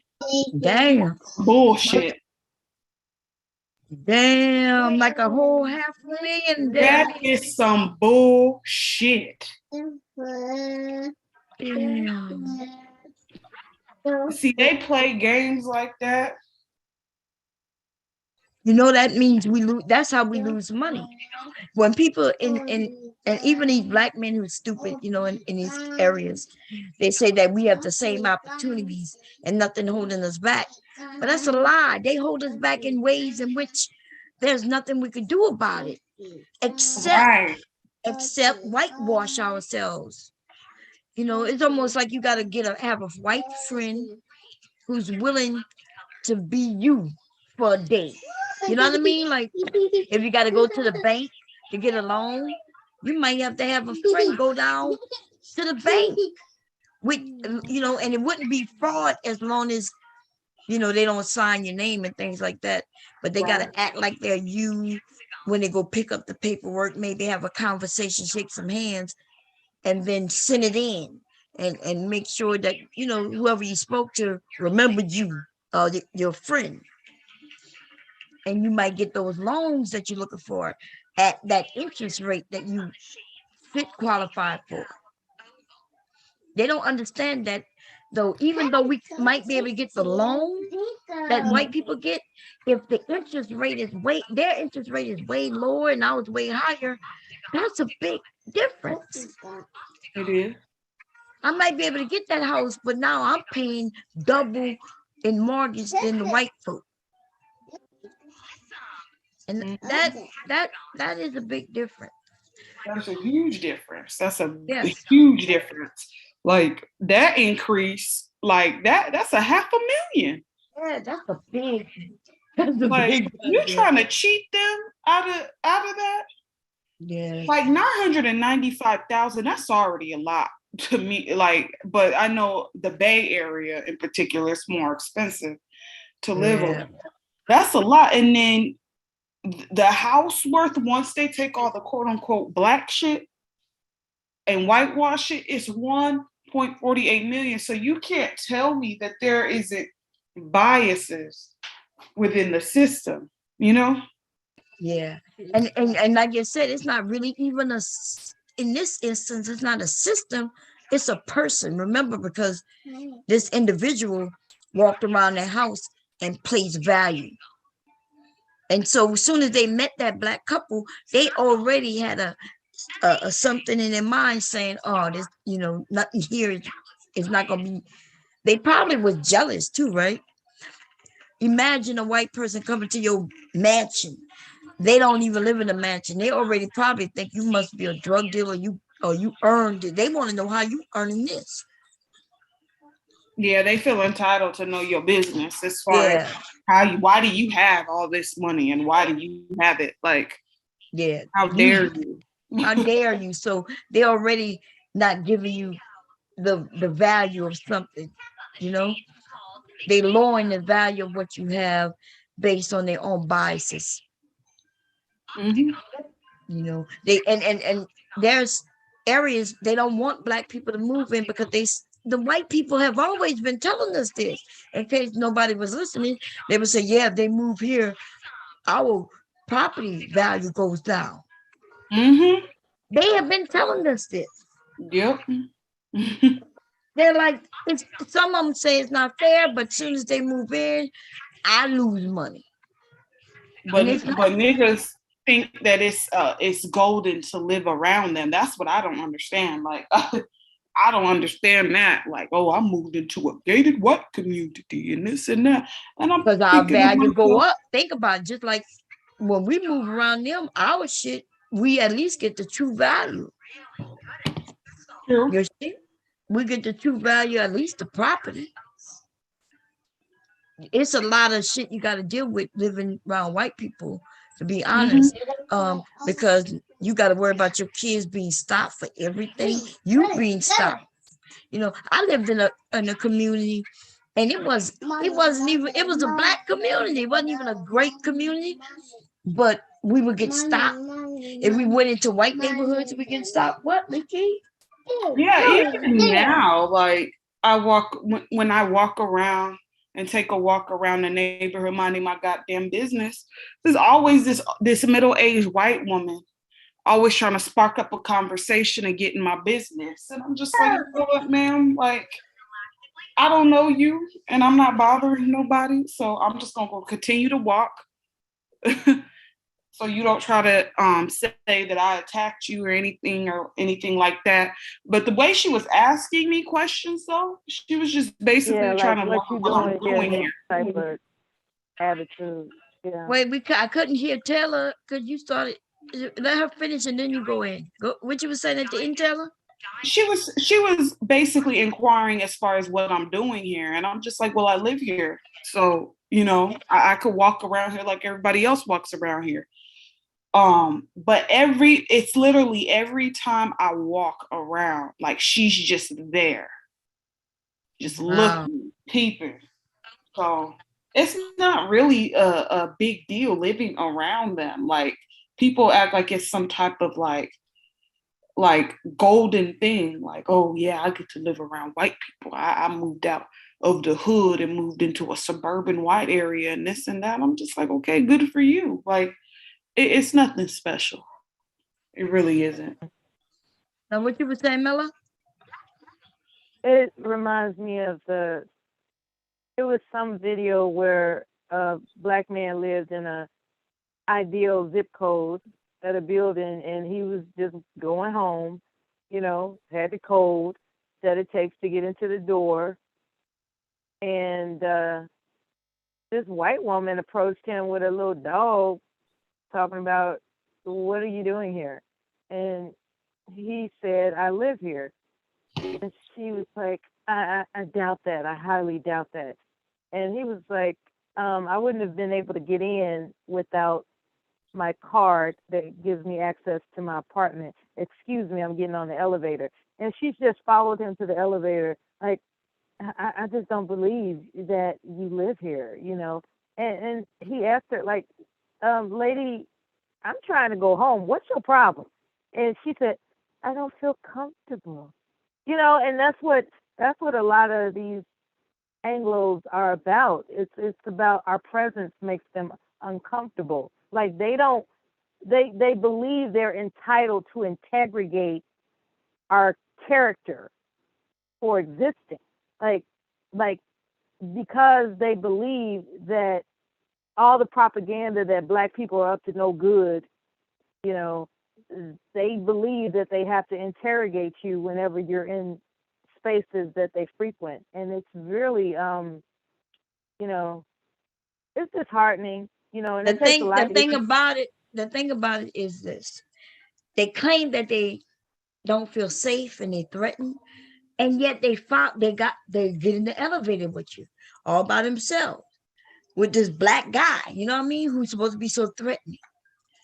That it don't even add up. That shit don't It's make like no she sense. talking about she feeling uncomfortable, but she gonna get in the elevator with him and Right. harass him some more. And follow him to his place. Like, think about it. If this Follow dude him to his door. his place, right, where he could have snatched her in and did all kinds of things to her, but she followed him. So apparently, they're not afraid. They like to play these games, though. I did a couple of social experiments to find out whether or not they play games, and they do. They play games. They play the just because you black game. They actually do that. I was at an ATM machine, and I'm making my transaction, and you know how you can feel when somebody's being bitchy behind your back, right? And so I looked behind. I said it'll just be a few moments. But when I turned around, I could see the snarl on their face, like I can't believe I gotta wait behind some nigga. It was that kind of snarl, and you could feel it. Well, I can. And so I turned around and I saw that snarl, but when they saw that I turned around, they immediately erased the snarl. I thought it'll just be a few moments. The machine is doing its thing. And they're like, oh, okay. Just like that. And so what I decided to do as a social experiment, and this was just recently, I said, it was Pearl Harbor Day.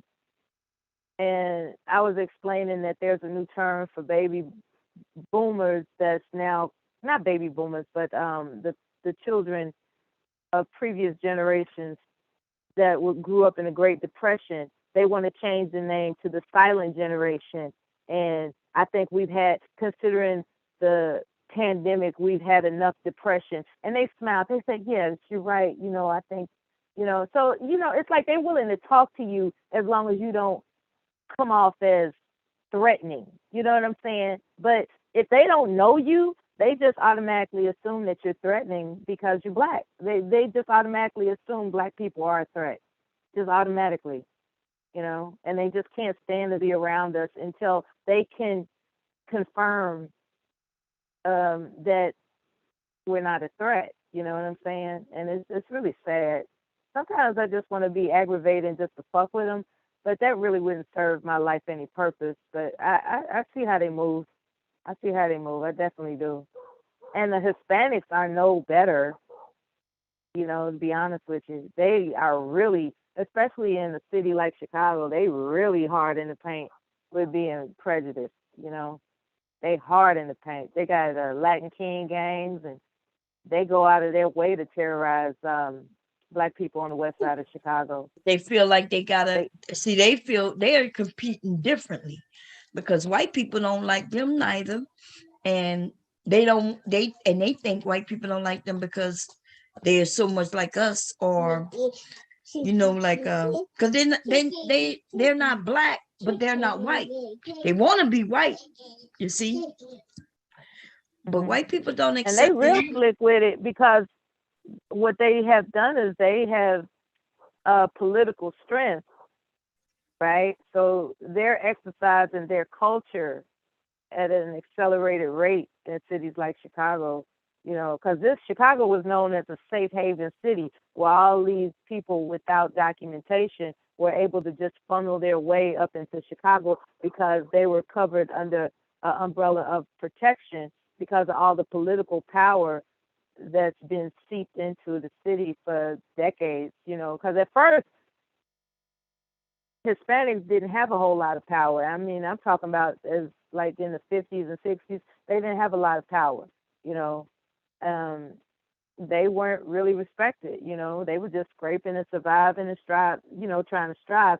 But for whatever reason, they started getting political power, and they have superseded their influence in Chicago to the point where, I don't know, brothers, they just don't get the businesses that the Hispanics get. Hispanics get a lot of money from the city compared to black businesses.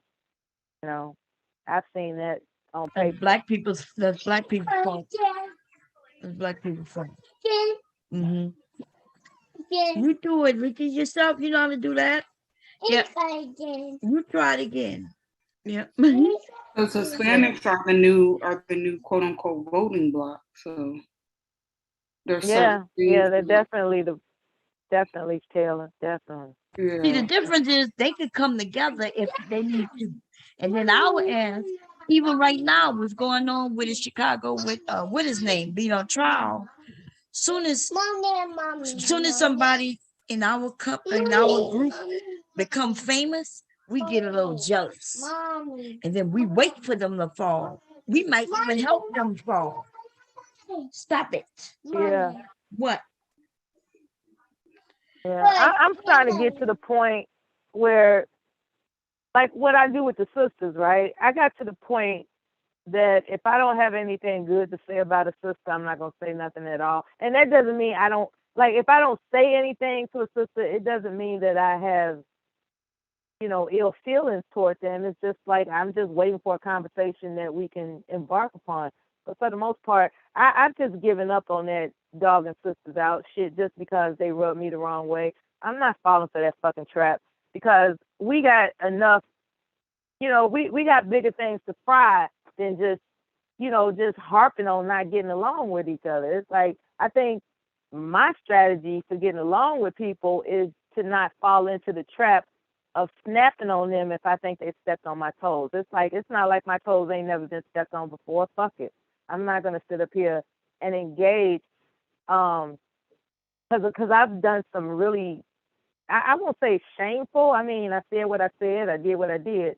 What I will say is that it didn't really serve unity amongst Black women for me to participate in the bait of what they was dishing out, right? Like, as a mature woman, knowing when someone's trying to bait me, that doesn't mean that I have to engage in it. And oftentimes I did. And I hope, especially as the new year approaches, that, I just maintain my sense of maturity. Like, okay, she's trying to bait me. I don't have to fall for that shit. She's a sister, and I'm going to just let it ride. Say what you got to say if it makes you feel better. I'm cool with that, because I believe, I'm just tired of being immature. You know what I'm saying? You can't really strengthen one another if you're being childish. Only women lead women. Only women can be together to lead one another. Only women can do that. Girls can't do that. Girls cannot do anything other than be girls. So if I'm conducting myself in a childish manner, I'm being a girl. And that's, that was, being a girl was a long time ago. So, I'm just tired of being immature. It was fun while it lasted, engaging in this bickering with women, challenging our mental chops or whatever. That was kind of cute for a while. I'm just finding myself disenchanted with it at this point. I know when somebody's baiting me, and when I was in a mood, I roll with it. I just don't find, at this particular moment, I can't promise the future, but at this particular moment, I'm just not interested in falling for the bait of somebody, challenging me to see what the fuck I'm going to say. I think that's stupid at this point. That's just me. I think, sisters, we have more for us than against us, and that's the way I look at it. It's like, if the black man is not going to lead by example, somebody's got to do it. You know what I'm saying? And that's not to talk down about black men, but it's like they want to say, "I'm a black man, let me lead." It's like, what you mean, let you lead? Aren't you already a leader? And so a lot of them, they're hiding behind their incompetence. Very few men are able to admit, few black men are able to admit that they are high strung, frustrated, and too unfocused to lead anybody, let alone a black woman. And my thought is somebody's got to do it. And it's, let's be honest, black women have been covering black men ever since we have been captured in this country. Okay? When I hear the disrespect, when I hear black men disrespecting Harriet Tubman, I find that, to be very touching. Like, really, you are in such denial about your incompetence as a black male leader that you want to attack a woman that actually led black men out of slavery. I'm just starting to look at things a different way. I feel a lot of love for black men. My father is a great black man. God rest his soul. My brother, God rest his soul. My own son, my husband. My father-in-law, all of them. I got love for black men, but a lot of these manosphere motherfuckers, they are playing off their incompetence, and evidence shows with that janky ass production they put on with that meetup. That was some janky ass shit. Well, I'm trying to. Because I've been trying to get in there for a minute, because I know when I cut you off, sometimes you think that I'm messing with you, but I'm gonna be cutting you off, because you had cut somebody else off, and we couldn't hear. I know you're on the phone, though. I know you can't. It might be a little lag. Yeah, you keep saying that. I know. So that's all. I'm saying it just to explain it to you, because I want you to, I don't want you to think. But anyway, that was a long spiel you just put there. So I'm trying to think where we were. So you're right. I'm agreeing with what you said. You said a lot. A mouthful. And what it is what they call red pill rage. That's what they're naming it now. Red pill rage, where they think they have, and I hear them say it, and they think it makes sense from a close up position. It makes sense, right? To say, I finally got a voice. Hey, black men finally got a voice. We finally got a voice.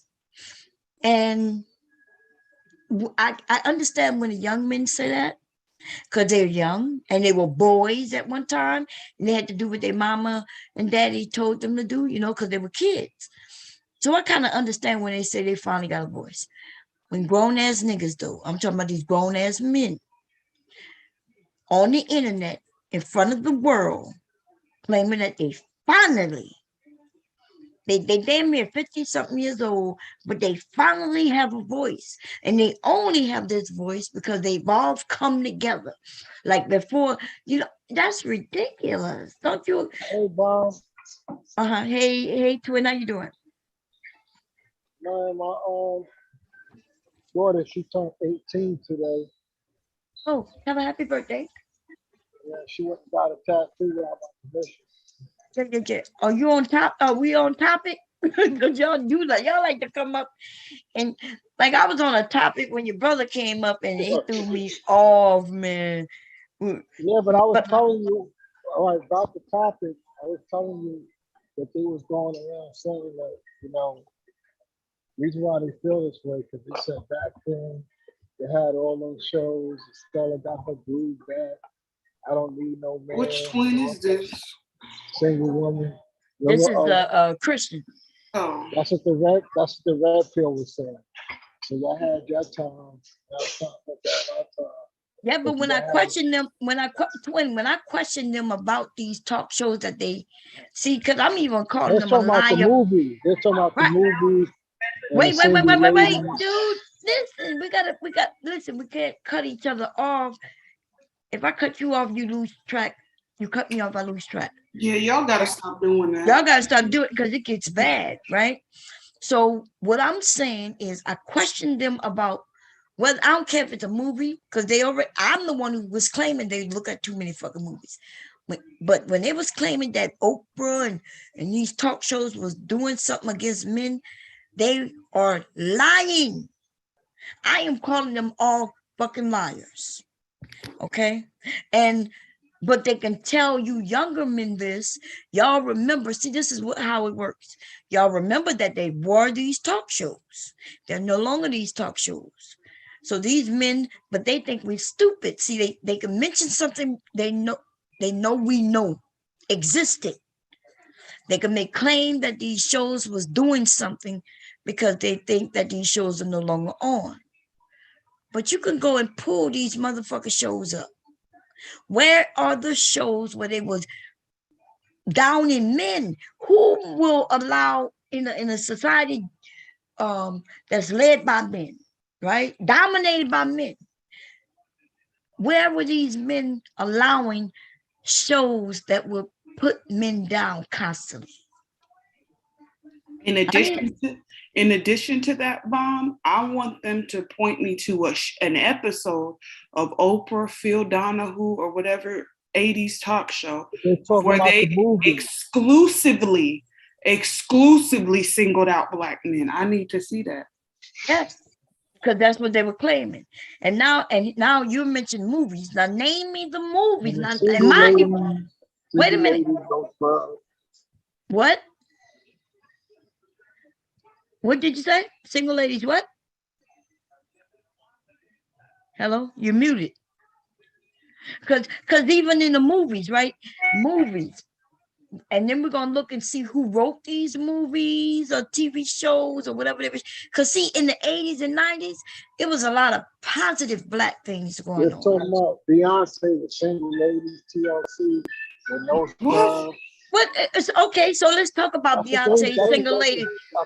Beyonce's Single Ladies was referencing single women. There was a lot of single ladies. What's wrong with that? Right. They were single. If they How single, does that eliminate me? Like y'all try to make everything. Y'all try to make everything. Yeah, they try to make everything about them, Bomb. That's the problem. Like, yes, in fact, the single ladies were referencing that women could be beautiful and go out and find men. Right? All the single ladies. And then she was saying, didn't she say she made a song where you got to put a ring on it? I'm not sure if that's the same song. It's the same song. If you like it, then you should have put a ring on it. So how is that against men if she is saying put a ring on it? She's hosting up marriage. How is that against black men? I would like to know. Right. I would like to know as well. I'm ordering me some pasta right now, y'all. Oh, okay. I like to have these conversations with these men, but they'll say something. Triggered. Yeah, they'll say something, and then I'll say they're lying or it's not true. Then they'll then tell me I'm that I'm the one who's lying or deflecting. That's what they'll say. What, Vicky? What about what? They're talking about I had that no No, scrubs. you have a horrible microphone. Yeah, it's bad. We can barely hear you. I think he's saying no scrubs. What that got to do with anything? That's what y'all saying. That's what the red tail was complaining about. What? I had that moment. We with cannot no hear you. scrubs. You got to listen. I need No you to go into scrubs. the. You're not listening. We need you to go into the chat. Listen to what you are saying. We cannot hear you. Yeah, we can't hear you. You're muffled. Oh, I'm fine. It sounds like you're really far away. Oh, you got your phone in your third. Wait, Mickey, I'm coming. Let me get the charger. Let me get the charger.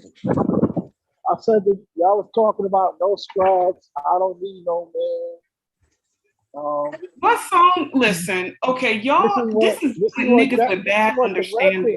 I'm talking about this is what they whining about. This is what the whining. Yeah, but even I understand that you're not saying it, but even the no scrubs is exactly what the men are saying, right? When y'all but y'all calling them Pookies and Ray Rays. Exactly. Those are the ones y'all wanted. No, if it's saying no scrubs, then it can't be the ones we want.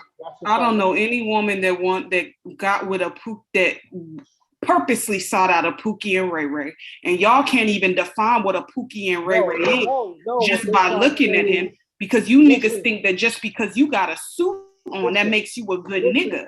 Like they feel like the people that was dressing regular. I call it dressing regular. You know the style. They expect you to chase after the executive. They, people that dress regular consider bums to white collar people. So they figure, hey, you wanted the guy that was rough, that was about his business. You wanted the guy that was out in the streets. Again, twin. The guy that was wearing a suit and tie. That's what they really trying to say. Again, twin. So are you saying that a suit and fucking tie can decipher whether a man is good or not? No. I don't believe that. Okay. A tie don't mean nothing. Okay, so then how are you guys assuming that these women are getting with Pookies and Ray Rays by just looking at them? That's what I'm asking you. But they see, a lot of times they see, like, for instance, like, I may have a bad chick, and because I'm short, right? But a lot of men, I'll have a bad chick, Jordans on, some, skinny jeans, whatever, with a nice polo on, and they'll call me a poopy without even knowing. And they're like, "Oh, how did you bag that?" And I'm sitting up here with a suit on, making $100,000, nice car, and she going for the guy with the Toyota RAV4. That's those type. I'm not saying I like I said, that's how they play it, Well, since you the messenger, that's why I'm asking you. You need to go back to them. No, and ask them. It's basically these are the guys, these are the nerds. I'm on that side. These are the nerds. The guy, they're the people that nobody never wanted, and now they got the biggest nerd cheerleading for them. Now they got a voice. It's like the super nerds coming Okay, out. nigga. Okay. All right. You know what I'm saying? You feel me? Yeah. Now, can you go back to Bomb's question that she asked? I'm answering the question. You didn't answer. No, I said go back to Bomb's question. What's the question? Bomb's question is that what movies are you guys referring to where it just totally obliterated black men? Oh, people say that game. We can't hear you. We can't hear you, twin. Estella got her groove back. Okay, so stop. Wait. Yeah, you gotta stop that. So he says Stella got a group back. How is that obliterating black men? Where is that? Wow. So I see what it is, Taylor. It has nothing to do with. That's what they say. But wait, I get it. I know that it's not you. We talking about they. So That movie has nothing to do with black men being destroyed, but it is positive for black women. So they have decided that anything pro black woman is negative to black men. That's what's going on. Yeah, because that movie had nothing to do with a black. That had nothing to do talking with you niggas. That's what. That was about an older black woman still being able to be sexy, still being able to get a relationship, even with a younger man, which is factual in our country anyway. Factual in the world. See, so that's what I'm saying. So you have named a couple of songs that wasn't about black men in the negative. You named this movie, and any other movie you mentioned is not going to be negative about black men. Neither. So all they doing is lying. Right. Name another one, Dwayne. What else they tell you? He said a couple of Tyler Perry movies. What Tyler Perry movie? He said all of the mid-dasher movies. No, we need specific. We need specific movies so it could be dissected because you niggas like throwing out shit like Love and not provide context to it. Love and Basketball was about young love. Did he just say Love and Basketball? Yes, girl. Wow. The Best Men was good. Love and hold on. This is what Kitten Hills is saying. Hold the hell on. Nigga, did you say Love and Basketball was a movie that bashed black men? That's what Kitten Hills is saying. And that's what Kevin Samuel is saying. Lord. And that's what I'm saying. But the black men, and I'm not talking about you. I'm not talking about you, but you do tend to listen to him a lot. Got to do with it. That was a movie about Tina Turner and Ike Turner was beating her ass. What was she supposed to do? But that's what I'm confused. Like, and that was in the 80s, and that was her real movie about her life. That's what it said. He said, had what? All y'all movies in the 90s. All those movies in the 90s. Dude, I can't. Wait. See, we can't continue to have you up here if you can't fix whatever it is. And like, I can't hear you.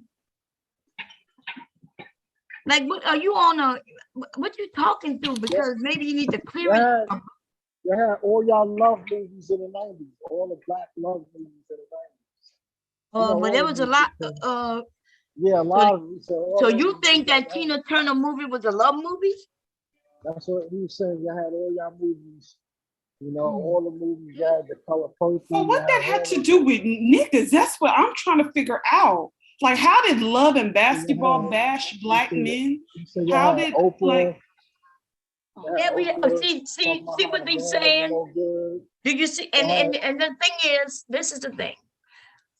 When they say we had Oprah didn't do or say anything against black men, but because she was a black woman who gained wealth, and there's no black man on that level, that's why they consider that to be negative to black men. Because when a black woman comes up, just like the education of your younger black women. What about all the songs though? What song? You can't name no song. You still haven't named a song that's against black men. No, it's going to. I could name you a song. No, all those single lady songs. You can't even name one. Yeah, because I know single ladies is not negative to black men. Yeah, Beyonce to the left. You naming all the love songs. And I could tell you, Kaya was dragging you niggas. Yeah, he said, "Oh yeah," that's what he said. The rapper Kaya, she telling us not to trust no niggas. Yeah, he named all that. Yeah. He said, I'm confused. That's what Beyonce. He said, "I had all y'all love songs, all the singles with bashing men." What love songs? Twin. Anyway, Twin, you got to go until you fix your shit. I'm sorry. Listen, I can't go do watch it. You listen. Okay, I can kick him out. I'm sorry. Because I'm getting a headache trying to listen through what he's saying, and then he's not even listening to what we're saying. So that boy, that man. When he said Love and Basketball bomb, I'm sorry. I was like, what? That was a love movie. Like that was a romance. I told you because it makes a woman look good, right? And all Love and Basketball made both them young people look good. I didn't see nothing negative in none of that. It was a good movie. Yes, my favorite. So I'm gonna be honest. I never heard them mention Love and Basketball, but he does listen to Kevin, and so when he say they say, he know everything they say because he listens to them. Anyway, I think a lot of that is what he say. Also, that they agree with. They only start not agreeing with Kevin. A lot of these men, once they start listening to me and a few others, you know what I mean, listening to us break this shit down. Because I could argue, you know what I mean, most of us, we could sit, if they give us an opportunity to have a conversation with them, we can prove to them that Kevin and those like him is wrong. Okay. Stella Got a Groove Back has nothing negative about men. That's all about that woman. And she says that was her life. So if they didn't, and Tina Turner told her life story. If they didn't like it, then they need to get with Ike on that shit right there. Yeah, because Ike was whooping her ass. Yes. They was okay with that. They okay with all of that. Right? They know that a lot of this shit was going because before the 80s, like they claiming, we know what was happening in the 60s and the 70s. And even before that, women was getting their ass beat. Some of these men watched their mothers get their ass beat. Yes, they did. And they thought nothing of it. What they don't like is that Tina Turner was able to get out of that. What they really didn't like is that she ended up rebuilding with a white man. You see? She went out of the whole country, found her a whole man who respected her. Mommy. Yeah, it goes back to what you said about being pet owners. They only value us as a utility, not as human beings. You know, like the speak when you spoken to type of mentality. You know, I've even heard brothers talking. Oh, I'm sorry. Go ahead. I'm sorry. That was bad. Brothers talking about the I gotta mute myself. Wait a minute. There you go. You got it. Okay, I even heard brothers talking about Sharia law. That's when I started getting fed up. Yeah, man, y'all talking about Sharia law, you know, and so it goes back to what you're saying about how some people, some personalities of people, oftentimes it's men, they want to be pet owners. They want Black women to be their pets, which means you speak when you're spoken to. You only operate in the way. What's that brother that was on the other day talking about?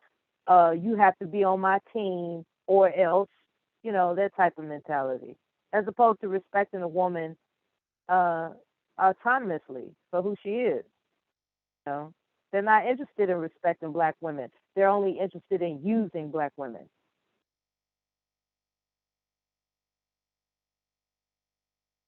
Yeah, so that's what I'm thinking. I agree with that, Mella. I do agree with that. Again, if anybody would like to come up here and explain as to what films, music, TV shows have, you know, personally attacked Black men, I would love to hear your grievances and we could talk about it. Because, you know, Twin came up here and I don't think he articulated himself the way he wanted to articulate himself, because that fool said Love and Basketball as a movie. And that was baffling because I was just like, I thought Love and Basketball was about love. But anywho, nobody believes in love anymore, I guess. They never did. Never did. Really tripped out how they want to be the leader, but all they do is complain. And a leader doesn't complain. You know, the leader is already in line with the thought that there's always going to be a problem to solve. So there's no time to complain. You only solve the problem. And with these Manosphere guys complaining all the time, when they could actually unify to solve the problems they complain about, it's really feminine. You know, it's a very feminine approach as to what they're doing. And, you know, I don't know. It's just incompetent. You know, that the incompetence has revealed itself with their little meetup. Maybe next year they'll have a better presentation, but this year they demonstrated their incompetence. So I can appreciate that brothers are getting together to figure out how to build, as they say. I'm just looking at what they have demonstrated in terms of talent, skills, abilities, ingenuity, and what they're offering is incompetence. So they got a lot of nerve talking that what's your dress size shit, and they're fat as fuck. They got a lot of nerve trying to throw white women in our face and then get upset when we throw white men in their face. You know, they're just emotionally incompetent.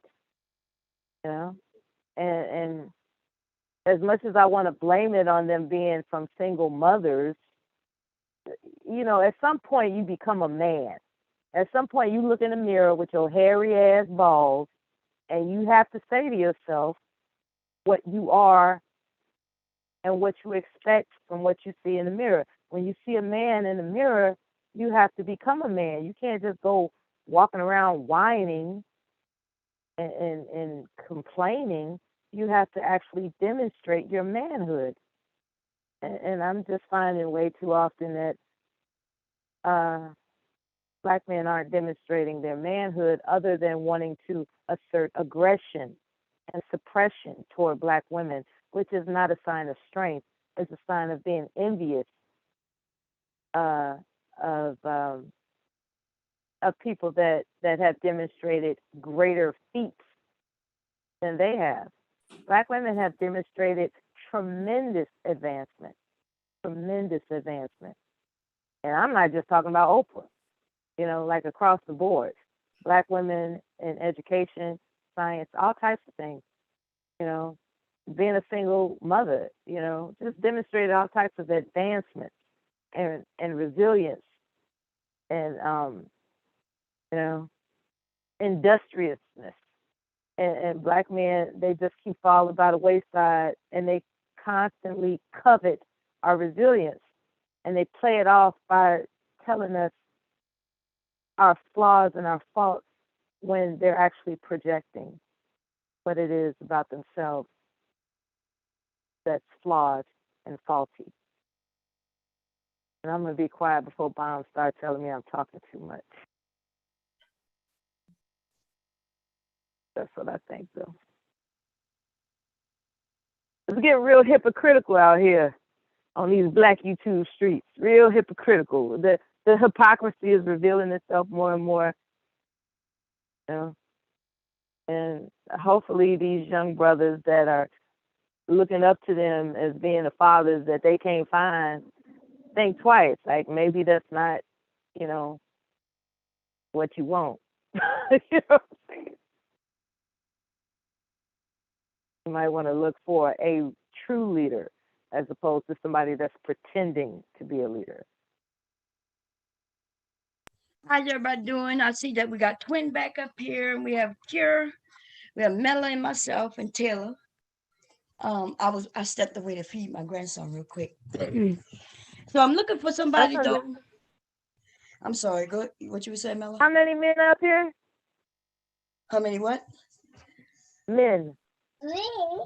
I think it's just one. No, baby. Say hi, Mela. Yeah. He's shaking his head no. Hey man. Hey man. Hi. Girl, he eating. Okay, so what I wanted, because I missed some of that, ran downstairs on him. But I do want to hear some of the things that the men had to say. I saw books in the chat saying that, yeah, they was being negative towards men. In the 80s, the 90s, like they saying this shit, right? And we could go through the songs that the men were making. What about the Tyrone? What about the Tyrone song? The what? The Tyrone song. The what? This nigga don't know what the fuck he talking about. What did he say, Taylor? Did you hear it? He said something about Tyrone, the Tyrone character. Oh my God. So he's talking about, okay. So what you think that song says, when the Tyrone song? I think the Erykah Badu? Yeah, Erykah Badu, girl. Now, but let us hear what he say that song is about. Hello? Well, King Bill said it was about bashing men. What is the song about? Have you heard it? Listen, if you're telling me to call Tyrone, what that got to do with man bashing? What is that song about? Alleged that he was cheating and being a dog. The song wasn't about him cheating. Okay. Well, that's what people do. See, that's what I'm saying. That's why if you're going next, so when you give us something, tell us something that at least you know, because it's almost like we talking. You don't know what you're talking about, so you're not even gonna understand what we're saying. If you don't know what that song is about, go and listen to it, and you could come back if you want, and then show us what a man bashing. Okay, because she's with a man who's not with her, right? He want to be out in the street. He doing whatever it is that he want to do. He not paying the bills. She is. She's saying if every time we go out and I gotta pay, then and not only do she pay for him, but the nigga brings his friends, so she has to pay for them too. Am I right, Taylor? Anella? That's what the song is about. That's right. The song is saying, hey, bro, we good, right? We good, but every time we go out, I gotta pay. And not only am I paying for you, but you bringing your friends around. You want to bring Tyrone around, and then Tyrone ain't even got no money. So now I got to pay for you, me, and Tyrone. And she's like, look, call Tyrone. Tell Tyrone to come get you and your shit. And so, I mean, if y'all mad at these motherfuckers, that's pretty much it. That's what that song is about. Okay? And if you don't believe me, you're going to have to go listen to it. What's up, Sa Passe? Kira, you here? Because I see you on mute. Anybody anybody want to speak? What you say to the subject, Kira? Am I pronouncing your name right? Yeah, you got it right. Okay. What you have to say to the subject? Oh, I was just about to go here complete facts with what Mela said exactly. Stop pretending to be the leader if you really don't want to be one. Stop lying. All I'm hearing is a bunch of lies and no truth and no proof and no evidence. Right. Nobody wants to be led by somebody who's a liar. And we do want to be led. Women do want somebody who's going to lead us and take care of us. Of course we do. We don't want nobody going to treat us like they our dads, though. If we wanted that, we could just stay with our dads or uncles or, let our moms tell us what to do and shit. There's a difference between being a leader and being a tyrant. Did I pronounce that right, y'all? Tyrant? Yes, you did. That's correct. Okay. Okay, just want to make sure. Real quick, Sa He said it was no shows. Hold on, twin. Sa Passe, you may have to get out and come back in again if you're unable to unmute. Your screen's probably frozen. Oh, okay, yeah. I see your hand is up, babe, but I can't unmute you. You got to do it yourself. Mm-hmm. Okay, what you were saying, twin? I was saying that they were saying that y'all had everything from the 90s to the early 2000s in y'all favor, and now it's our time. Well, when y'all time gonna come? Where y'all music at? Where y'all movies at? It's here now. That's why they call him the Godfather. Kitten Mills called. Kevin ain't got no movies out. Kevin ain't wrote no books. Kevin is just on the Y'all can hear YouTube. me? Yeah, we can hear you now. How you doing, Okay. Summer? Hey, what's up, bro? I'm Taylor. Happy birthday. I think it was your birthday today, right? Yes, it is. Oh, happy birthday, Taylor. Thank you. Happy birthday, baby. Yes. Thank you. Thank you. 25. Holy 25. Are you a quarter of a century? Happy birthday, Quarter of a Taylor. century. Thank And a milestone. That's what's up. Yes. Holy 25. Have mercy. Have mercy. Okay, so stop and say what you want to say. I mean, I was trying. I don't know. Twin, bro, you gotta chill out, bro, for a little bit, dog. Because the examples is really not the best, and you keep saying everything that Kevin Samuel is saying. Like, I don't know, I don't know if y'all purposely trying to talk about what he's saying, or you just keep going off what he's saying, bro. You just gotta, just stop, going off what he's saying all the time, bro. Because the nigga do be wrong, like majority of the time with shit he be saying. No, she asked a question. She said, We "Why didn't is ask you what why is Kevin the said Red though. Pill community? Why is the Red Pill community acting like this? And why they saying it's state time?" I said, "That's why they saying state time because he said y'all had your time in the 90s and early 2000s." So that's why I responded. Can y'all hear everything he's saying? Because I can't. No, I couldn't. I was trying Sound to. like he underwater. He won't listen Twin, when I are tell you him his wearing shit your is mask? wet. Are you wearing your mask, Twin, when you talking? Is that what it is? Are you wearing a mask right now? He on mute. Something that's muffled.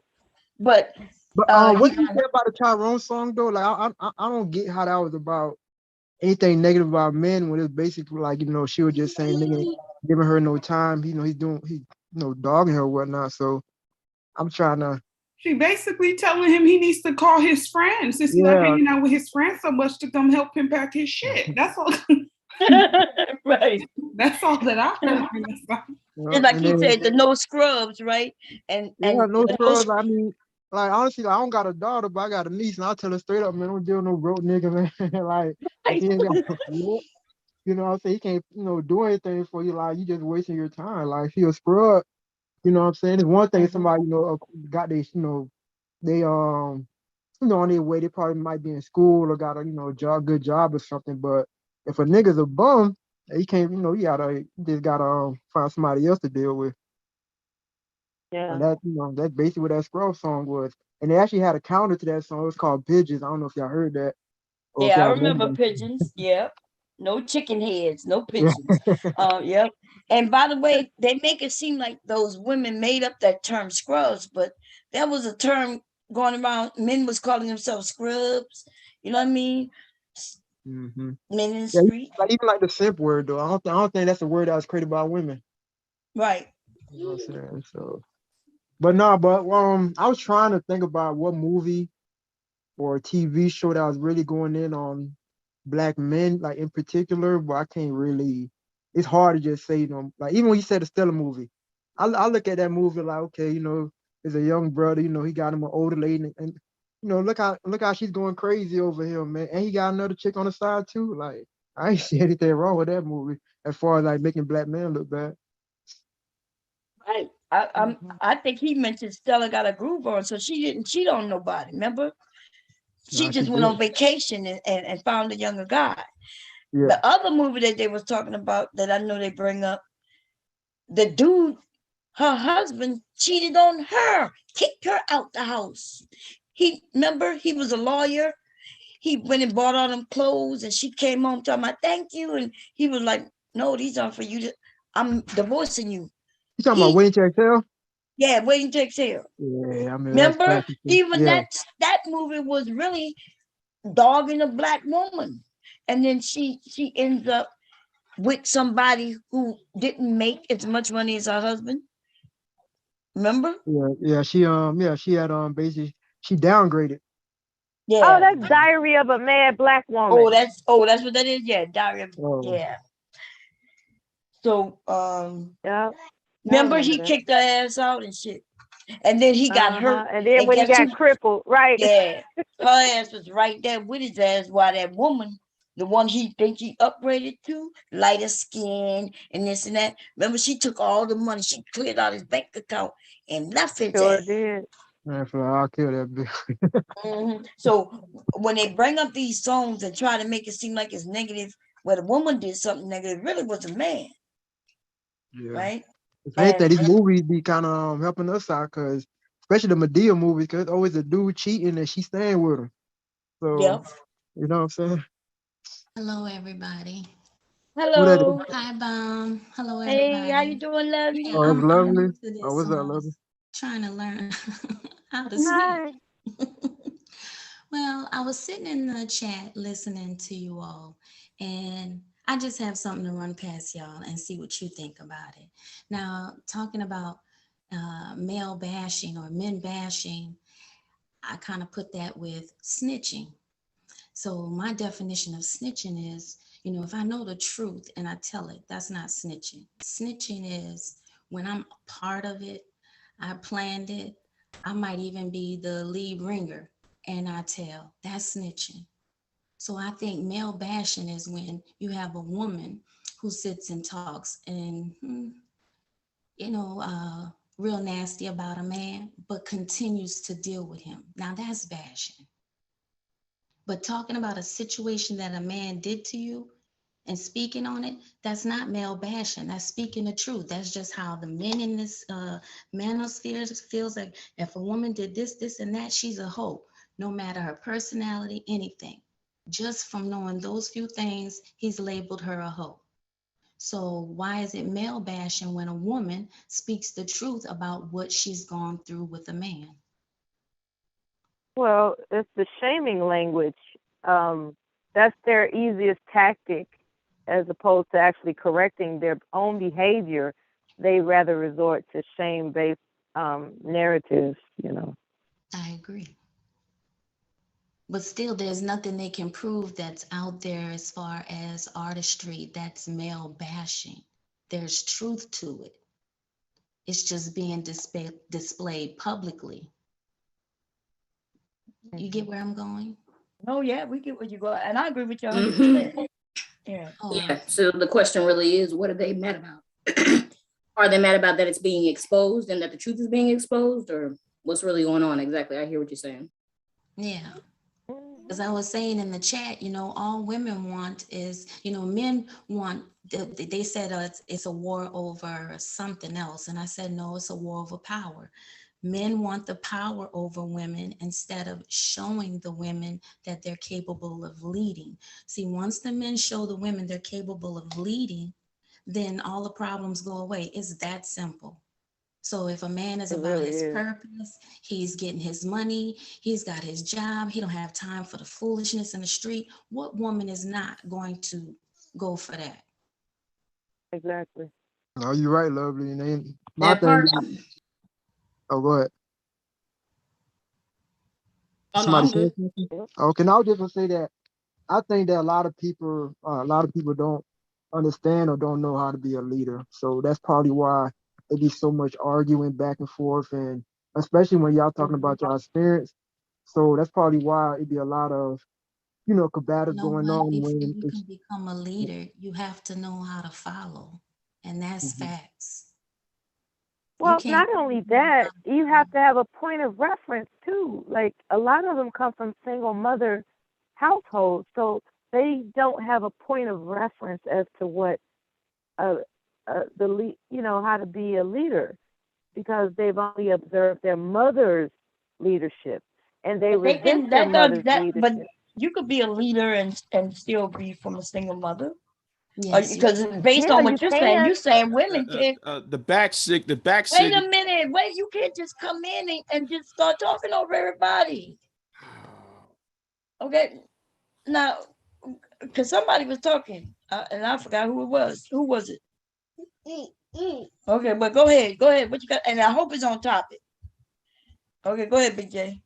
No. I heard this whole what is not male bashing. I'm sorry. I wait a minute. So you're telling me that when you see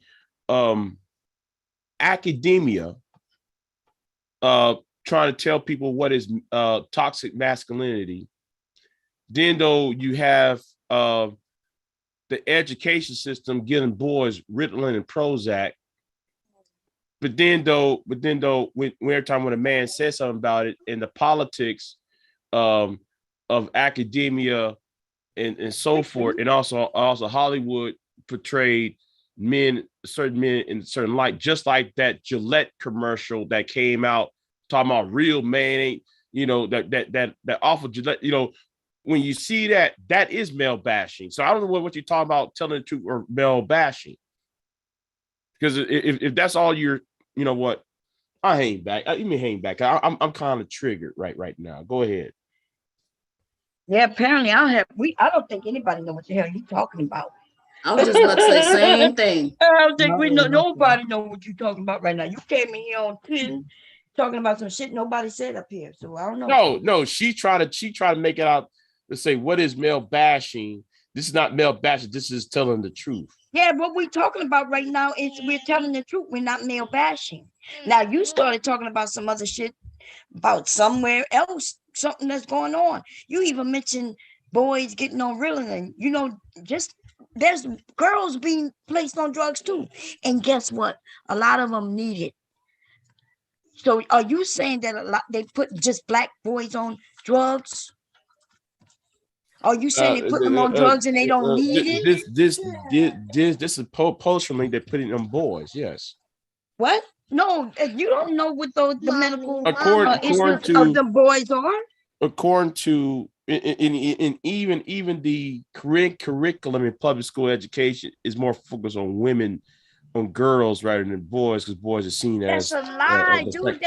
That's not no. Stop lying. Oh my God, this is that shit y'all been saying, and it's a lie. Now I'm not Black Manosphere, but here's where I agree with them on when it comes like Dr. Helen A. Smith wrote the book War on Boys, not War on Boys, Men on Strike. Susan House Summers talked about the War on Boys. Umar Johnson talked about it. The brother, what's that brother name? He wrote the book Man Not. I mean, if you read these, what that got to do with black women? See, that's you. No, I ain't talking about black. I'm talking about. But we are talking about black women, black men. Now you coming in talking about what we know about white supremacy and what the system is doing to both black. But what I'm going out. I'm bouncing off what Love E said about what is male bashing, what is not male bashing. In our conversation, but our conversation is based on black men and black women. So what you just said have nothing to do with what we're talking about. Yes. Well, she just said male. She said what's the difference between telling the truth and male and what is male bashing. And we've been talking about songs, TV. You know what we've been talking about, dude. I'm gonna say this: what I was speaking to. And see what you're referring to, you're talking about a system, and the system is against all of us, not just black men. So I'm not going to sit here and talk about a commercial. We were talking about at that time, women or what movies or whatnot. We weren't talking about drugs, none of that, just characteristics. Didn't mean to trip. Yeah, but lovely, you said, did you not say the difference between telling the truth and male bash? Yes, as it relates to the conversation in which we are having. Bash is a certain type of man. Then why is it that you trying to tell me to focus on white supremacy as a blanket, as a shield, when a person like myself going to sit there and talking about, yes, male bashing does exist.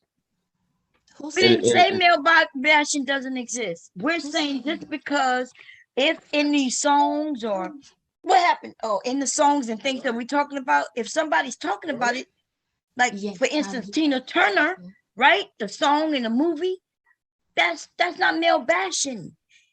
talking about what Ike Turner did. That is the truth. Yeah. I wouldn't say Tina Turner is male bashing because Ike did all sorts of evil shit to her. You know that is true. But when we get Destiny's Child made that stupid ass song talk about I need a soldier in my life, and then song? No, that video really pissed me off because what's wrong? No, that song really pissed me off. I need a soldier, and then why? Because you're not a soldier. Looking at the image, of them sorry ass niggas sitting right dancing all around her ass. No. Wait a minute. So listen. You can't listen. I'm not gonna play this shit. Listen, there's too many people up here. You ain't got to start yelling. Okay, and let other people talk. So because you keep going. You said the image. You talking about a video, but what is wrong with the song? Because I bet you a lot of these men will say they are soldiers. Black men, y'all basically have to be soldiers to survive. And so you're just angry at the what? What are you angry about that song? Because I like the song. The image, and then looking at them niggas, them sorry ass niggas who's on that video, and I'm looking at what sorry ass niggas?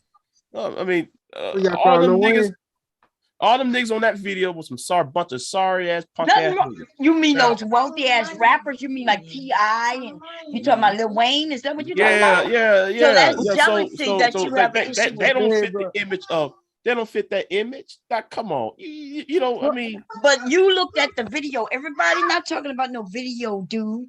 But that song, you decided to look at the video. Seems like you have an issue with those black men. You seem to be bashing black men. Yes, I am. That song. Well, yeah, then I have my reasons. I have my reasons. Okay, but the women wasn't bashing black men. You are. You proving a point, Big J. Right. Bruh, come on, dog. You're the one bashing the black men, not Destiny Child didn't. And what's wrong with that image? That's part of that person's culture. What about telephone bills? What about the telephone bill? Yeah. Telephone bill. Yeah. That's bills. The hypocrisy. Oh my God. Wait a minute, Big J. Somebody was talking and you jumped in. You wouldn't even let them finish. So he was one. Go ahead. Whoever mentioned bills, continue talking. I think that was a twin. Yeah, it was twin. You gotta unmute yourself, twin. Hold the side, Ricky. I got a question though, man. Like, what's wrong with them making that song, bro? If you got a problem with a chick saying "pay my bill," just don't fuck with her. Like, I don't get it though, man. Like, y'all really thinking about Destiny Child? Yeah. I was talking about the hypocrisy. The hypocrisy of their songs, their videos. It was a bunch of hypocrisy. Can you elaborate a little bit more? That's my. I'm not going down there. You want to go down there with Papa? Can you elaborate a little more on that? Okay, go ahead. How can I? Like, I really want to understand though, like this shit. Let me put it like this. Now, okay, like that Soldier song, you know, the image didn't really fit the song. Then though, the lyrics did not match what was on the same album or is a different album. It doesn't even match because they never really quote unquote live it. And then you know what? You know what? Let me hang back because I know. I'm really triggered by some of my statements. Let me hang back. I'm sorry. I mean, this not to be triggered, but I think it's a fun discussion, honestly, though. But I mean, I just want to know. Because honestly, I don't look at it that way. That's what I'm saying. And that's why he triggered. You know, I would like to see a different. I like to hear a different perspective of things because the way you're looking at it, to me, I see it completely different. Okay. That's fine. That's fine. I have no problem with it.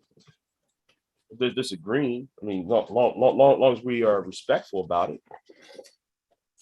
Let me try and find my chargers for this laptop. But you know, it's something about that song, and then that Bills song. You know, it doesn't. I see the hypocrisy in it. I'm sorry. I just that's how I see it. So I'll move on. I'll be quiet now.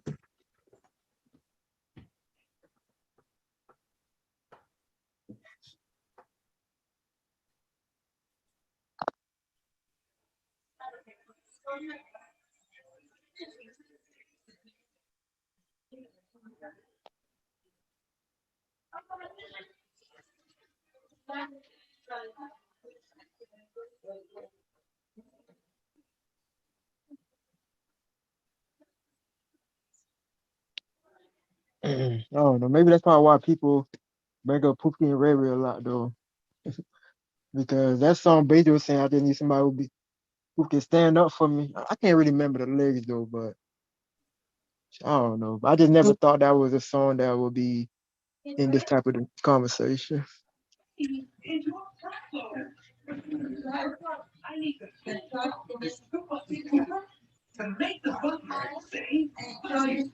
Hello?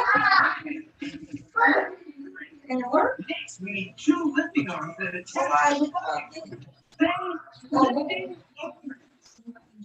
that background noise or is somebody talking on the phone? It may be bomb. I'm not sure. If it's a charger, why is it plugged in? Why's your laptop too? Okay. Taylor, are you still on the panel? Oh. I was just wondering, now that she's 25, what she could tell us that she's learned the most.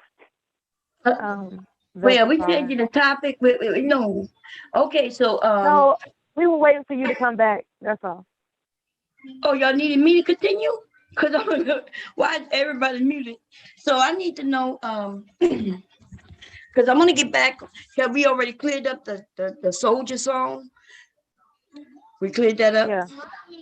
Okay, and so what was the other song they had an issue with?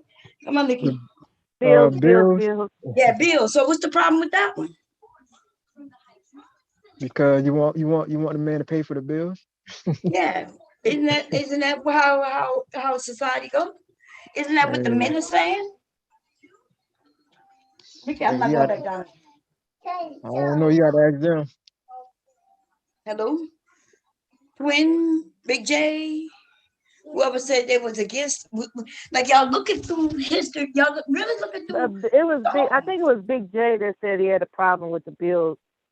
Yeah, like they got a lot of goddamn songs that I could counter with from men. Or Twin. I know. Mm-hmm.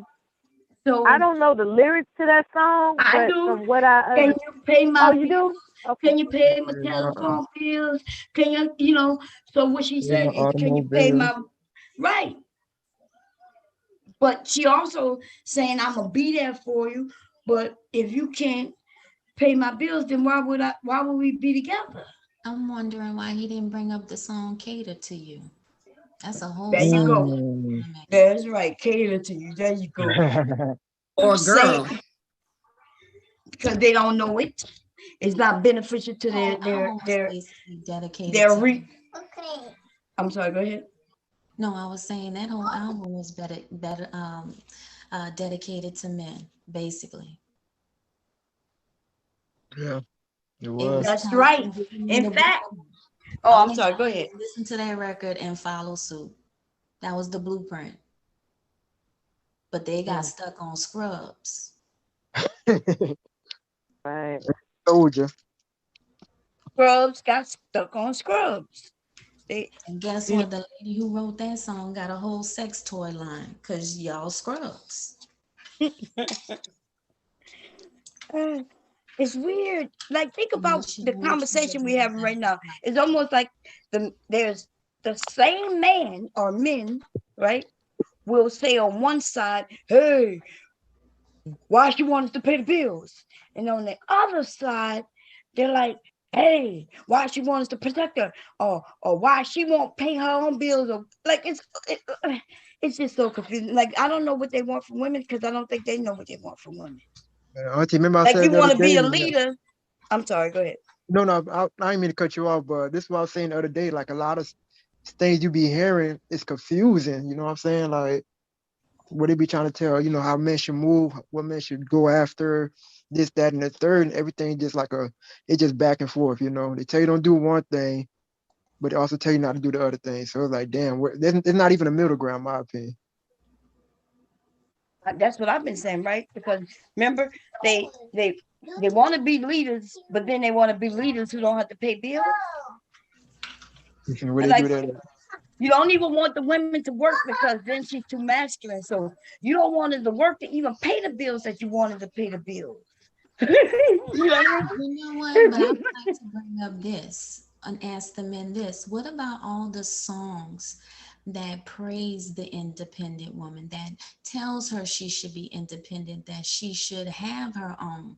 Why are you not mad with them songs? You right, like they are mad at those songs. That little Webby and Boosie, that independent song, INDEP. Yeah, I hate that song. Don't even get me You know started. what that That's one. means? Told you, they I hate hate those that songs. song. They dislike those songs, and they because it was. I'm sorry, I hate to sound like a manosphere, but that's one of the. If you want to talk about simp, that's a simp ass song. That's a simp. What? Wait a minute. Yeah. What? Yeah. Dude, what are you that talking is about? Wait a minute. Because I don't think. See, I think I know what your issue is. You don't hate the songs. You hate those dudes. You don't like certain.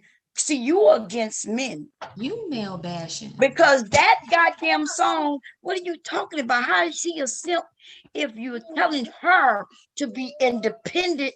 That means she's making her own money, paying her own bills. Where's the simp in that story? You know what? I was gonna keep it under wraps, but I just can't. I am putting together because I'm sick of the manosphere with all of these mixed, confused terms for the matrix. So I'm going to break it down for the manosphere because nobody on here is part of the manosphere though. Well, but we're talking about manosphere points. Are we not? Okay, go ahead. But we are, right? I just want to make sure, because if we're not, then I can stop right there. Oh, we are. Go right ahead. Okay. So a lot of you guys are like blue pill and red pill. You know what? The matrix is way bigger than the blue pill and the red pill. That's the simplest thing you could take from that movie. None of you are claiming to be Neo because you're not the one. When you all decide that you're the one, then you will be that to someone. But you just took the red pill. Or if you took the blue pill, you're never going to get a woman because you're living in a dream. You're not focused on you. You're focused on what reality, society tells you you're supposed to be. Well, you know what? If you're a cookie cutter, then you should be. But everybody doesn't want the same thing. And I'm tired of hearing these men talk about like every woman should be the same. You guys are not the same. You talk about women and their weight. Well, men don't carry babies. Why do you have big bellies? Why are you overweight? So it's like you're pushing on these women and you're pushing on them, and then when they push back, you call them 304s, or they're gonna get a dog and die. Every ratchet thing you could say to a woman, you say, and she's supposed to follow your lead. Well, she is. That's why she calls you names back. So when you start respecting her and she knows what respect is, she will in turn respect you. I ain't gonna lie, Lovey.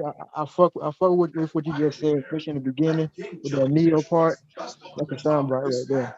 Every woman is looking for a Neo, and what you brothers don't understand is Trinity was the Holy Spirit that was guiding Neo through the whole movie. It was a woman. Neo even said, "I thought you was a dude." It's like, no, but you know why they thought she was a dude? Because they never saw her face, and her name was Trinity. Why would you think Trinity was a These guys on here are lame, and they got everybody in the uproar. Hold on, somebody background. Man, come on with the song background shit. They don't even understand the movie. Neo lived a double life. He lived a double life. He was Mr. Anderson by day and Neo by night. The one thing he had in common was the computer and his skills with it. Do you guys know where he worked or who he worked for? I don't know, but so are we right about the song Independent? I'm still, did Big J answer that yet? How is a simp song if they're telling the woman to be independent? It sound like though he was begging for pussy. That song sound like. No, what are you talking about? Begging. What? It sound like he was begging. It sound like he was sapping. He was sipping and sapping, and I can't stand that song. And it's independent. But check this out. I can't stand that song. I'm Back sorry. in the days, the more Prince songs though.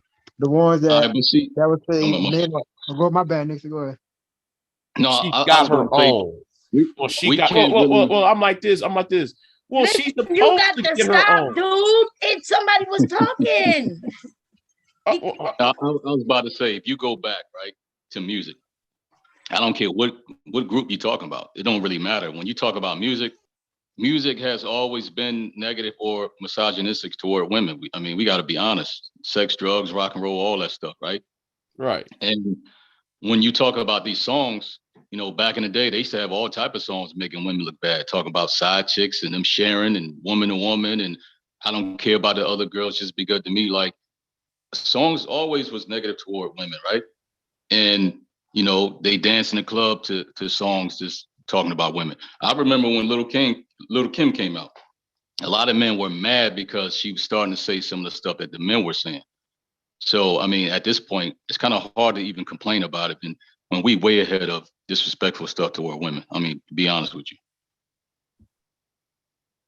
Yeah, I think when we were talking about El Nixon, and it did kind of go all over the place a little bit. We were talking about, I was asking these men of mine on YouTube saying that in the 80s, Black women were, like, a lot of movies and songs came out that was destructive to the Black man. And so I was asking them to give me the songs or the movie titles so we can take a look. And they can't come up with any. So then it kind of spun off to where now we got people saying they don't like certain songs that has nothing to do with really what we was talking about in a sense, right? Because a song called Independent, like he said he disliked a couple of songs, like A Soldier. If a woman says she like a certain type of man, that's just what that is. Yeah, that's preference. Right. And in that song, it wasn't destroying man. It was actually saying I like a soldier. In fact, all three women talked about three different types of men. Right. So who was on that music video? See, because you keep talking about a music video. Yeah. Because image is everything. No, we bomb.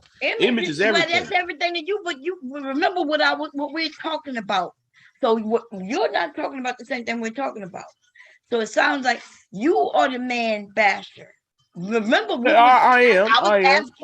Okay, but I was asking for proof. Hell out of another Black man. I sure will. Okay, but we was asking. The subject is name the songs and the movie titles in which Black women were making Black men look bad. And those songs that you mentioned doesn't do that. In fact, she's praising Black men in those songs that you mentioned.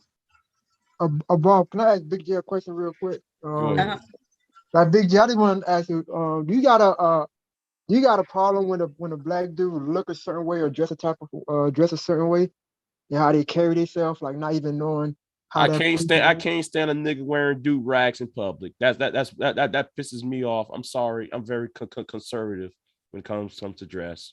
Sorry. That's one thing I can't fucking stand. That's one of them. Yeah, it does, right? Like I just don't get that though, like, because basically, because like, it's feminine, because like that's kind of feminine. I'm sorry, that's not feminine at all. No, that's feminine because the way that's I a see man's thing, dude. No, I ain't no. Okay, that's like that's equal to a woman wearing a hairnet in public. I mean, come on. I can't stand that shit. What's wrong with that? Especially like dudes down. I'm in Florida. A lot of niggas got talking about dreads. the bonnet, right? I used to Jay, you talking about the bonnet? Yeah, the bonnets and shit. Yeah, I don't like that shit. Men Yeah, are men actually bonnets. remember. I'm actually, and let me say this. And It's not even really bonnets. this is the reason why. Like, This is the reason why I A lot got of dogs on these started niggas. being bonnets. Dude, y'all talking over each other. Good, listen, y'all gotta stop it. Because people, I can't even hear y'all. I know the people can hear you. Go ahead, Big Jim. But it has nothing to do with the topic. But geez, y'all keep going off topic. This is the reason why I got a problem with the black man. We're talking about the black women wear bonnets and shit. Well, niggas, y'all wear that stupid ass do-rag hanging across your shoulders on a daily basis. You the same niggas worrying about women wearing bonnets. Well, niggas, if you worry about women wearing bonnets, you take that do-rag off too. You gotta mute yourself, twin. You got a lot of banging in the background. You up there cooking for everybody. Okay, go ahead. Al Nixon was trying to say something, but he got cut off. Go ahead, Al Nixon. No, look, now I'm about to say, look, some of these dudes and do-rags are still your woman, man. Like, come on, man. Hey, it'd be some women in bonnets that be fine, so don't sleep on these people, man. I think when certain people live in certain neighborhoods, or when they leave certain neighborhoods, they tend to get disassociated with the neighborhood, and look at certain people a certain type of way. You never know, man. Look, I make pretty good money. I won't wear. No, you know what? I have wore my wave cap outside. I wore it underneath a hat, but I mean, you can't go by looks, bro. You really can't. So yeah, I agree. Really That's why I was asking that, Nick, because like for example, like the whole hair thing, like yeah, I mean, I'm in South Florida. A lot of niggas got dreads and stuff. So a lot of people wear like stuff on their hair. You know what I'm saying? You just got it done, this, that, and the third. Yeah, I want a donut. And if somebody just like dressing a certain type of way, that don't mean they're a so-called Pookie and Ray Ray or whatever y'all like calling niggas in this space. So that's really why I had I wanted to ask that question, because Big J, like, gee shit, you probably have a problem with me not even know who I am just because how I dress and look. So that's why I just want to know, like, damn, like, why do you feel a certain way about a person image? Because honestly, man, that's what these crackers be saying, dog. Like, you got to dress this type of way, you got to look this type of way. Like, for what? Like, if you ain't harming nobody, you know what I'm saying? If you're doing your thing, you know when to be presentable, but if you just out and about or going out, like, who gives a fuck? Yeah, that's just like me saying, you look in my closet, I got a ton of sneakers. I got a ton of Jordans, but I got a ton of suits, dinner jackets, hats, ties, bow ties, accessories, overcoats, all that shit. So you really can't judge by that. You really can't. Right. And see, the women in those songs, they were absolutely saying, hey, I'm good with I'm good with the dude with the do-rag. The other one said she liked her man, kind of in a suit. So I'm starting to see that even in the Manosphere, they really talk, right? They call you men certain names based on how you dress for the most part. When they say Pookies and Ray Rays, they're talking about mainly how you dress. And that's because how else will you know that this man who she liked better than you is a Pookie or a Ray Ray, unless you saw him selling drugs and being a bum. But mainly what it is, y'all saw him not dress a certain way and you assumed he must be a bum, he must be a scrub or this or that. You see what I'm saying? Right, and it's white people that really started that, in my opinion, though, because they're the one that stereotype us based off how we look. So why the hell we doing that shit to each other? Yeah, well, and across wait a minute. But first of all, black people do it anyway. So I mean, what's the point, Zeke? I mean, Zach. I mean, we do it too. So what's the point? Why are you bringing white people arguments into when you say black people do it, you mean you doing it? Because what we're trying to say is, and he's right. He's saying that's how white people look at us. They look at us, and based on how we dress, they judge us. And you're right. Why are we some of us doing it too? White people who wear mullets. I judge white men who wear mullets. They're looking stupid. Yeah, but you cannot not give them a job because of it, though, right? You can walk in to go get a job and not get it because you have on those Timbs. because you have that hat on. Your pants are a little saggy. It's not, Poindextery. And so they may not give you a job just based on that. But you're not in position not to give him a job because he got a mullet haircut. But if I was in that position, I wouldn't. Well, but the thing is, we're not in that position, right? Yeah, That's why. at most tech companies, my bad. Go ahead. I'm sorry. Go ahead. Now, as I said, most tech companies today, like, listen, look, I got a whole bunch of stuff to wear. I come to work like everybody dressed down. Everybody dressed down. So, you know what I'm saying? Like, I work with guys who drive, regular cars, like nothing special. They making 180, 190. You know what I'm saying? And they don't dress nothing special. You know what I'm saying? But because they're from other groups, we don't look at them the same way. We only look at us that way. And that's that self-hate that we gotta stop doing. You know what I mean? Like, you could take the same white person in a hoodie and put a black person in a hoodie, and we'll do the same thing white people do. We'll be more afraid of the black person than the white person. Right. So Al Nixon, can you think of any, because these men have been saying for the last few years that in the 80s, 90s, and early 2000s, that there was TV shows, talk shows, and movies that were bashing Black men. Can you think of any?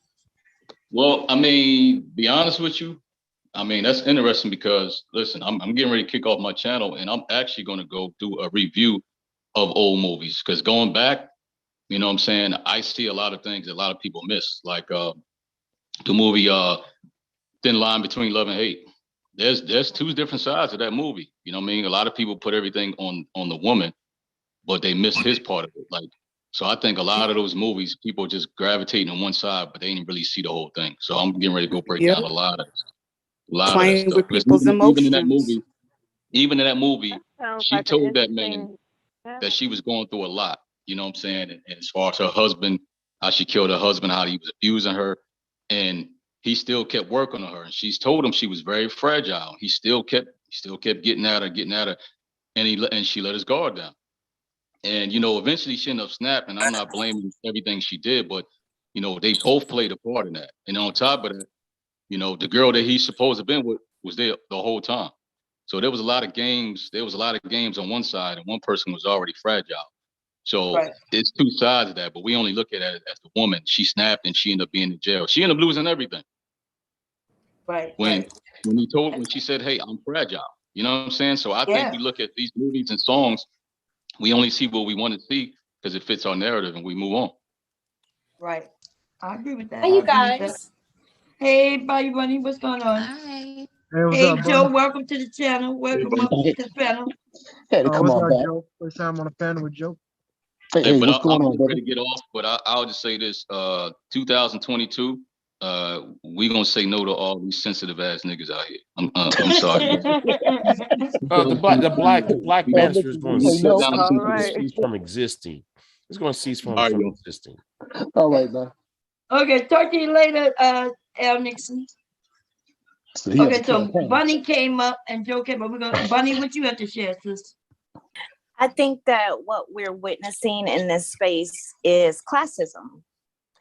A lot of people in this space look down on Pookie and Ray Ray and Boom Quisha, and it's always baffled me because they come from those neighborhoods. And in my opinion, it's a form of self-hate. It would be different if they came from the suburbs, right? But they don't. And I don't know, like, I'm starting to think that maybe some of these people were bullied by the quote unquote tough guy, the quote unquote Pookie and Ray Ray. I think that it's just a little bit deeper than what's actually being said. That's my honest opinion. Yeah. I see that. I can see that point of view. Do you remember any songs or movies or that kind of down black men, like these Manosphere men are saying. And that's what they remember. That's what they claiming. They claiming, hey, these black women, they claim that Oprah did it, which they can't pull up one show where it happened. But Oprah and the rest of them was putting on black men and making black men look bad. I've heard them all say it, and all of them are lying. I'm asking people to give me an example of a song, movie, or a show in which they down black men. Because in that time frame, remember, Cosby was he was doing shows, TV shows that were very positive to black people, period, right? The Cosby Show showed a good father who had a family, and he was a doctor, and she a lawyer, and they sent their kids to college, and they had spun off shows from that show, and then there was other shows based on that show where it was positive. So where are these shows that these black men claim that are out there that was against black men? I don't know. I don't know. Like, maybe they're talking about movies like Menace to Society and Boys in the Hood, but and Baby Boy. But if you look on the flip side of that, though, you have to look at the duality of it, baby. Like, there was a moral to Menace to Society. There was a moral to Baby Boy. Look at the titles themselves, right? I can't stand that movie, Baby Boy. I hate that. Okay, wait. Okay, but because we can't keep jumping in because Joe came up too. But we're gonna get to that. So we're gonna remember Baby Boy. You're gonna be able to go after Joe on the Baby Boy thing. Joe, what you have to share? No, I was just sitting there listening, and it's funny he said Baby Boy because I was thinking of the same movie. I mean, I guess as the old dog on here, I'm trying to go back and think where men in a negative. I mean, because you think about movies, the blaxploitation stuff like Shaft, and Superfly and stuff like that. I mean, that wasn't tearing down black men, right? Yeah, that wasn't tearing down. That's what I'm thinking. I'm like, it wasn't tearing down black men. It actually was putting them in a good light. Right. What they called a good light at the time, making us pimps. Wait a minute. In a way, Superfly was tearing down black men. Let me tell you why. You glorified the pimp. But that's not tearing down men. Why at the same time you're trashing black women? The hero is a fucking criminal. No. You're looking at it from a different perspective. Because even a black woman had power in her sexuality. The pimp, even though it was a pimp, it's still deeper than that surface thing you're trying to make it seem. Okay, black men was fly, and they was walking around. Even the way they handled their pimps in the movies wasn't the same way a real pimp would handle. You know what I mean? Foxy Brown. Foxy Brown. Yeah, I'm like, when you start looking at movies like that, I get The Spook Who Sat by the Door.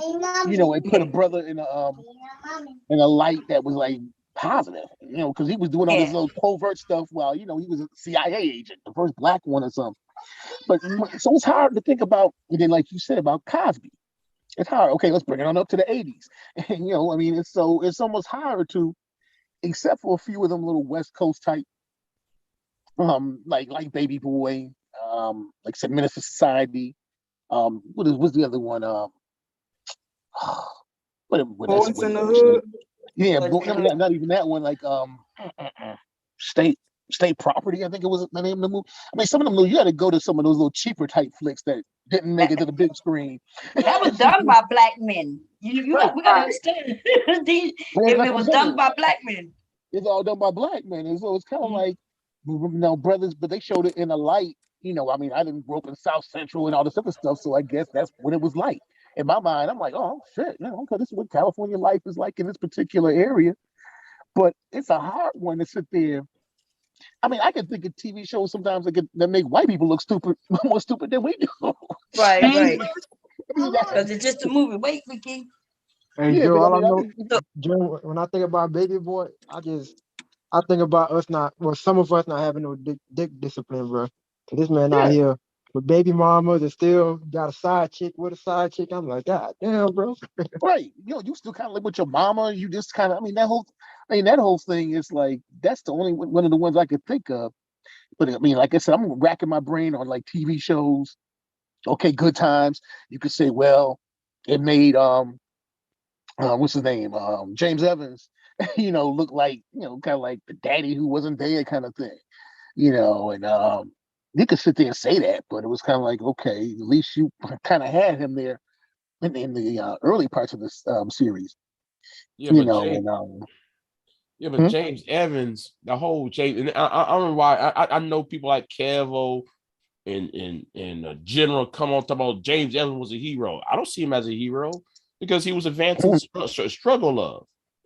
Wait a minute, what? He was advancing black love at the time. What you mean, advance? I mean, the thing, I want if you ever watch the show, Big J, I think you're just trying to be contrary, just to be contrary. Yeah, no, are you serious right now? No, I'm not. You gotta look at the movie during the time. He always get laid off. Yeah, but and my dad got laid off like that back then. But how many times though you want to get laid off and fired? A lot for black men, baby. That was not abnormal. I mean, if you want to look at another TV show that kind of, you can think about it now, it's commonplace, but back then, like Flip Russell and was it Geraldine with the dress? Yeah, the Flip Wilson show. Flip Wilson. Yeah, I remember watching that on TV Land. Yeah, so Flip Wilson, I could think of as a kid. You saw those shows, but then too, you saw positive stuff like Julia, which was the first black woman to be pretty much ever on TV show, Diane Carroll. So, I mean, so it's kind of like, weird trying to think of a show where a black man or movie or something like that, or music, you can forget about it. All this stuff now is all trash. But so it'd be a hard one, Bob. I mean, to think about it, it'd be a hard one to come up with, because a lot of the movies had black folk in a good, positive light altogether. Or if you look at something like, was it Claudine, where it kind of, talks about the black man kind of having to be, he couldn't be in the same home as a woman who was on welfare. Diane Carroll and James Earl Jones, in the younger years. Yeah. But yeah, I mean, that's the kind of thing. If you're looking for that kind of stuff, then that's the only, and that movie's the only one I could think of too. That would be like that. And those was, unfortunately, we could look at those movies now or shows now and down them and piece them apart. But we got to remember they were created by white people, and it was their view on what they thought the Negro, because that's what they used to call us back then, life was. So that's how you got to look at it.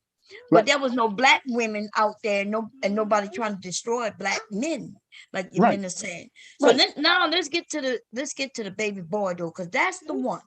Like, I want to know what is the problem with the movie Baby Boy. It show that destroys a black man, because we got to remember, if anything in that movie, every decision he made it. He was grown enough to make it. Yeah. Right. Yeah. So here it is. He's grown. His mama kept telling him, you got to get out the house and get your own place. And he refused to do it because he wanted to be the baby boy. Nobody made him the baby boy. Remember, he was like, mama, but I'm your baby boy. Until Ving Rhames put that ass up. That's right. So Ving Rhames put that ass in check. Hey, Joe, I talk about some of them mad because they came with their stepdaddy and that brought back memories. So they trying to make it seem like black women turned around and made this man a baby boy, but his mother was constantly saying, you got to get your own life, baby. I got my own life. Thank you. Now, mama trying to get that swirl on. Hell yeah. Mama going to do what she do. She didn't raise him, and now it's time for him to go. And his baby mama had a crib. He could have just moved in with her. But you know why he couldn't move in with her? Because he kept cheating, remember? Oh yeah, she was a cheating ass nigga. Yeah, yep. He was a cheating, lying ass nigga, and talking about I lie to you because I care about your feelings. I'm out here telling these hoes the truth. Like, what kind of nigga babble? In the Now I can think of another TV show. Well, what about Power? What about Power? It showed a good life. What about what? Power, James turned into a businessman. What? He said Power. The TV show Power. Yeah. Why are you going, dude? That's recent. And even that's some shit a black man created. Don't tell us no shit that y'all ass is creating a day. Power, and we don't want to hear that shit. If you Empire about being a drug dealer, you mean to tell me a black man decided to make a show putting black men as drug dealers and shit?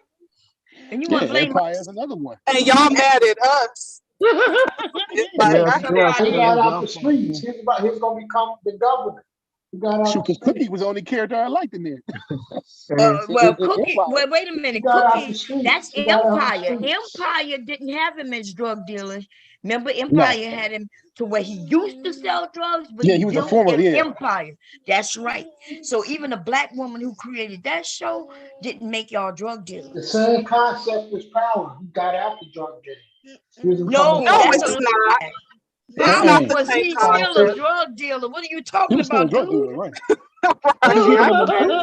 In the newer version of it, what's the like Mary J. Blige and all that? Yeah, because Mary J. Blige was all in it, and they got him, the son, playing that kind of role almost now. Yeah, he went back into a younger before Stank, whatever his name was. Yeah. So that's what I'm saying. But that's a black men creating those movies. I don't know why they wouldn't. Y'all mad behind TV shows that niggas are creating. Bob, Kelly, I ain't get the memo. Is y'all fault that 50 Cent is writing a show like that, man? I gotta tighten up, man. And even with the Baby Boy, like I'm watching that younger, I was just like this. I kind of didn't understand the concept, but watching it as a grown adult and grasping it, the shit was so raggedy and tacky. And that struggle love, that shit that Yvette and the other baby mama, that was struggle love. What about you to play that game? What about that one? To play that game. Twin is just naming random. I don't even know. I don't know that, but y'all desperate. You desperate enough to start really naming these goddamn movies. But Taylor, he said love and basketball earlier, and I was kind of puzzled. I told you why that happened. Bringing that up, Taylor. Thank you for bringing that up about Baby Boy and his two baby mamas in that movie.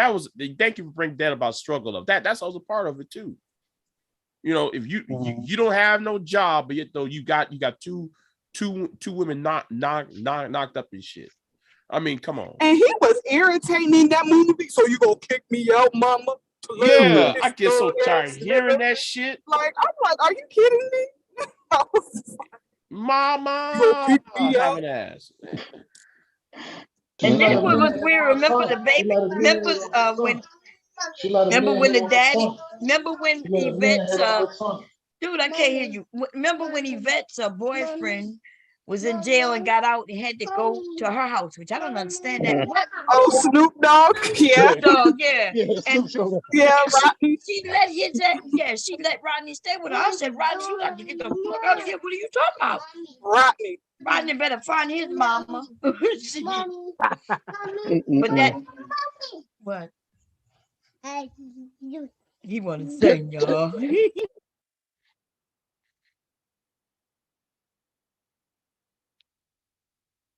Go ahead, y'all can talk. My grandson singing to me. What, baby? What you saying? You. She let a man come in the house and beat on her son. What about that? She let a man. Right.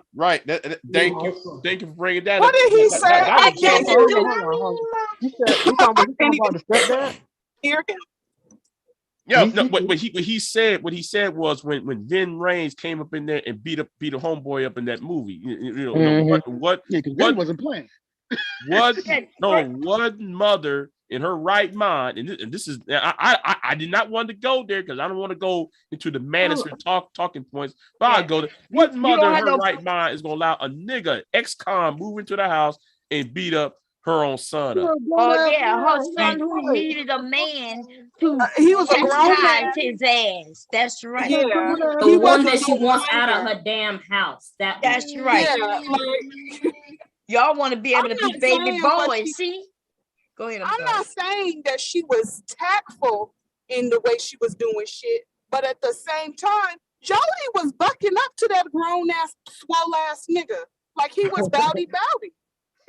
They could have to show him. That's Talking about what? He's Hey, an bro. ex-con. Hey, What bro. you Look, you don't said? remember how he talked to that man? He just met that man talking about, hey, bro. And then he had the nerve to ask him for some money. Ask him or his mother for some money. Nikki, stop that. Okay. If he really was tell, he would have knocked the nigga out. He drunk all the orange juice, but he didn't want that smoke at that moment. Mm-hmm. And you notice when he got in trouble though, who helped him out? When he came right? after that shooting that out. part. Yeah, you ain't gonna bring up that. He had to clean up the gun and all that to make sure he don't get in trouble. And Jordan there crying. He like, what the fuck I did? Come on, man. So you gonna kick me out, mama, to lay up with this thug ass nigga? Her son was a thug ass nigga. He gonna act like he was something different. He wasn't the world's brightest thug ass nigga, but he was. But yeah, right.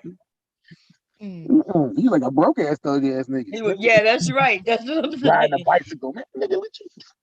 Hey, then them kids throw his bike. Riding the bicycle, Joe ain't shit. and then he had to get his friend to help him get those little boys. Remember? I wish my daughter would show up with some nigga. My daughter show up with some nigga riding a bike.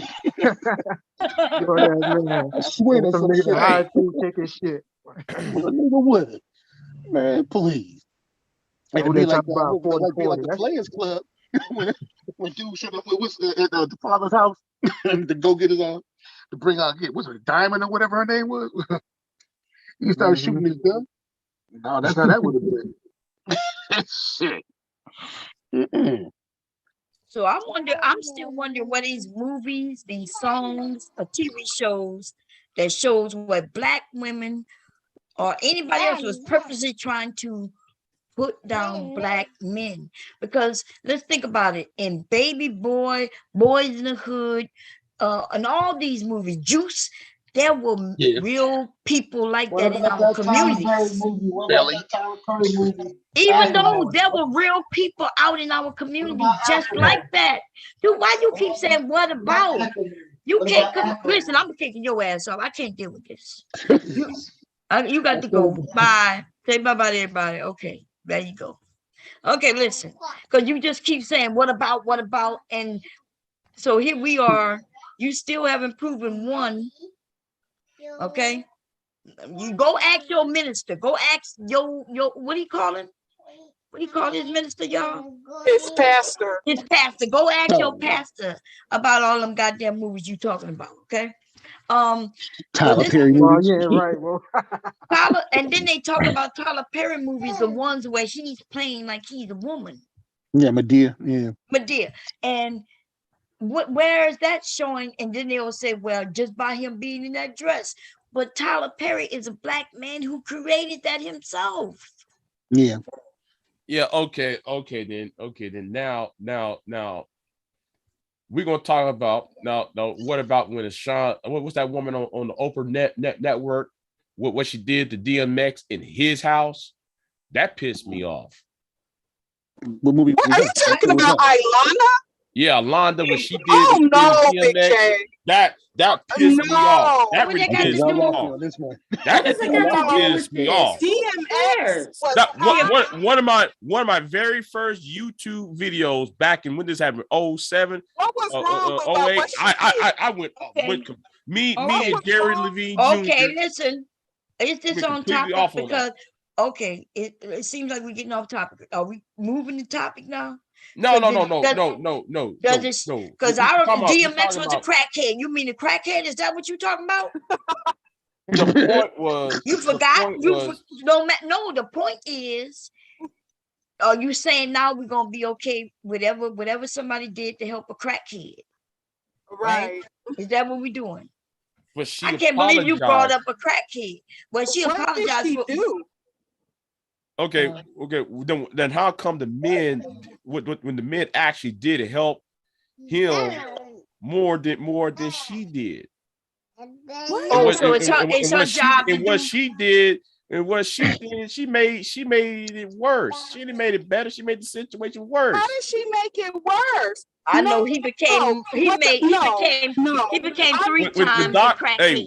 When Dr. Phil came over there, when Dr. Drew came over there, and when Dr. Oz came over there, and some of them brothers came over there, they went ahead. When they went ahead and talked to him, they made it better. She made the situation worse, not better. So we gonna sit up and blame Ilana?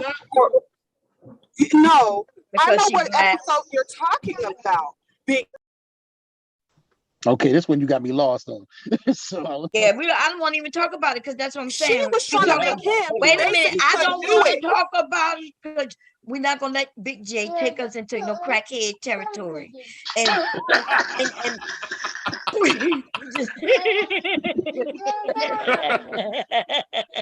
okay, and then y'all want to beat up on black women so bad. We know that woman is not a doctor. She don't have any kind of yes, all she is a spiritual. She call herself what she call herself, y'all? A life teacher. Yes, so therefore if you saying that the doctors had to come in, which they should have went in anyway, I don't know why she would go talk to a crackhead. Okay, that was my whole point. It's not about that was the whole point. She got no business in there, and what she did to DMX in his home. No, we not why it happened. We not gonna slander. She disrespected unfortunately, DMX is no longer in the land of the living. So I know why we not gonna slander. He don't know. Look, don't act like he don't know why it happened. Because he got money. He got money. Okay? You think she just did that shit and she didn't pay nobody nothing? So, and he wanted that money. Because L. Nixon basically said he didn't respect the message because it came from her, not a man. My opinion, she was telling the truth. See, I don't know. I guess I was telling the truth. Yeah, oh, she was okay. telling the truth. I never saw the show. Yeah. But truth can't help a crackhead. See, I got a brother who's a crackhead, yo. And he knows. Well, yeah, when we tell him the truth, he knows it's the truth when he's in his right mind. But when them drugs when his body and brain start needing that drug, it don't matter what truth is. Yeah, it's like you're wrestling types. That's right. It don't matter what the truth is. All that matters is that if he can get through another day without getting a hit. Yeah. But the point was, how are you gonna be a life coach and you got no psychology degree? No, you don't know you don't got anything that. Why Kevin Samuel seemed to be a life coach? And guess what? The rule. I ain't no Kevin Samuels fan, and you know this. I ain't no Kevin Samuels fan. But I mean, he's doing it. Lots of people doing it. You got these so-called dating coaches, man. Get the fuck out of here, y'all. Yeah. There will not be any the bigger question you need to ask right now is, Bomb, I think you heard old boy's feelings, RBR, because he came back on live again. Yeah. What he said? I thought he was live already. He heard what he was heard. Yeah. Like he's actually mad. He's mad at RBR's mad at you, Bomb. He's mad at Maurice and Kelly Ray. He's mad at both three of y'all. For what? He had the debate with right. Oh boy, Max. Yeah, with Max. Yeah, the Max. Why he mad at me? He mad at me because I said the truth, and I didn't say that I dislike him. I'm trying to just stop people from talking about that other guy. He mad at me for it. But I don't give a shit. Nah, it's crazy though. Because he came back on live. Y'all know damn well RBR will talk about people. That's what he does. You gonna put your name in the title. Yeah, put your name in the title and call your coon. And I didn't do none of that to him. So no, he got Max title, name in the title this time. I destroyed the coon nigga.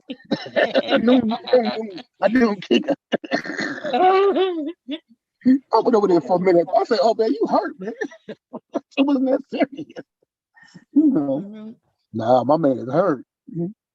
But I've been listening. I've even heard even the Angry Man. This shit has gotten bad. The Angry Man, all these men, Kevin Samuel, it just keep going. Obsidian been saying that there's all these movies and songs and TV shows where they've been destroying the black man. I'm trying to think of which ones. I mean, over the years. They claim that Oprah used to do it all the time, and Oprah has never done no shit like that. No. Oprah. It was an interview Oprah did back in the 80s when Color Purple came out, and she was on internet. It was on Entertainment Tonight, and you know what? Somebody had. You know what? Hold on, I gotta download that interview. Yeah, but what did she say? Because if she's talking about a goddamn movie. Then she talking about the movie. It wasn't about the movie. She was about the reaction to the movie. She was talking about, and she was telling black men to shut up. It happened 1983. I've never seen no Oprah tell no black men to shut up. Man, you gotta produce it. Hold on. Watch this. Hold on. I'll find it right now. I have to go in my archives. Y'all not just gonna sit up and make up shit. No, I'm not gonna make it up. I'm not gonna make it up. Just like that dude said he was on the Oprah show. Danny Glover was the village protagonist. Remember that, Big J? What y'all say that dude saying he was on the Oprah show? What his name is? Who? The guy who wrote the books, the Mode one and shit. Alan Roger Curry. Yeah, men claiming that he was on the Oprah show.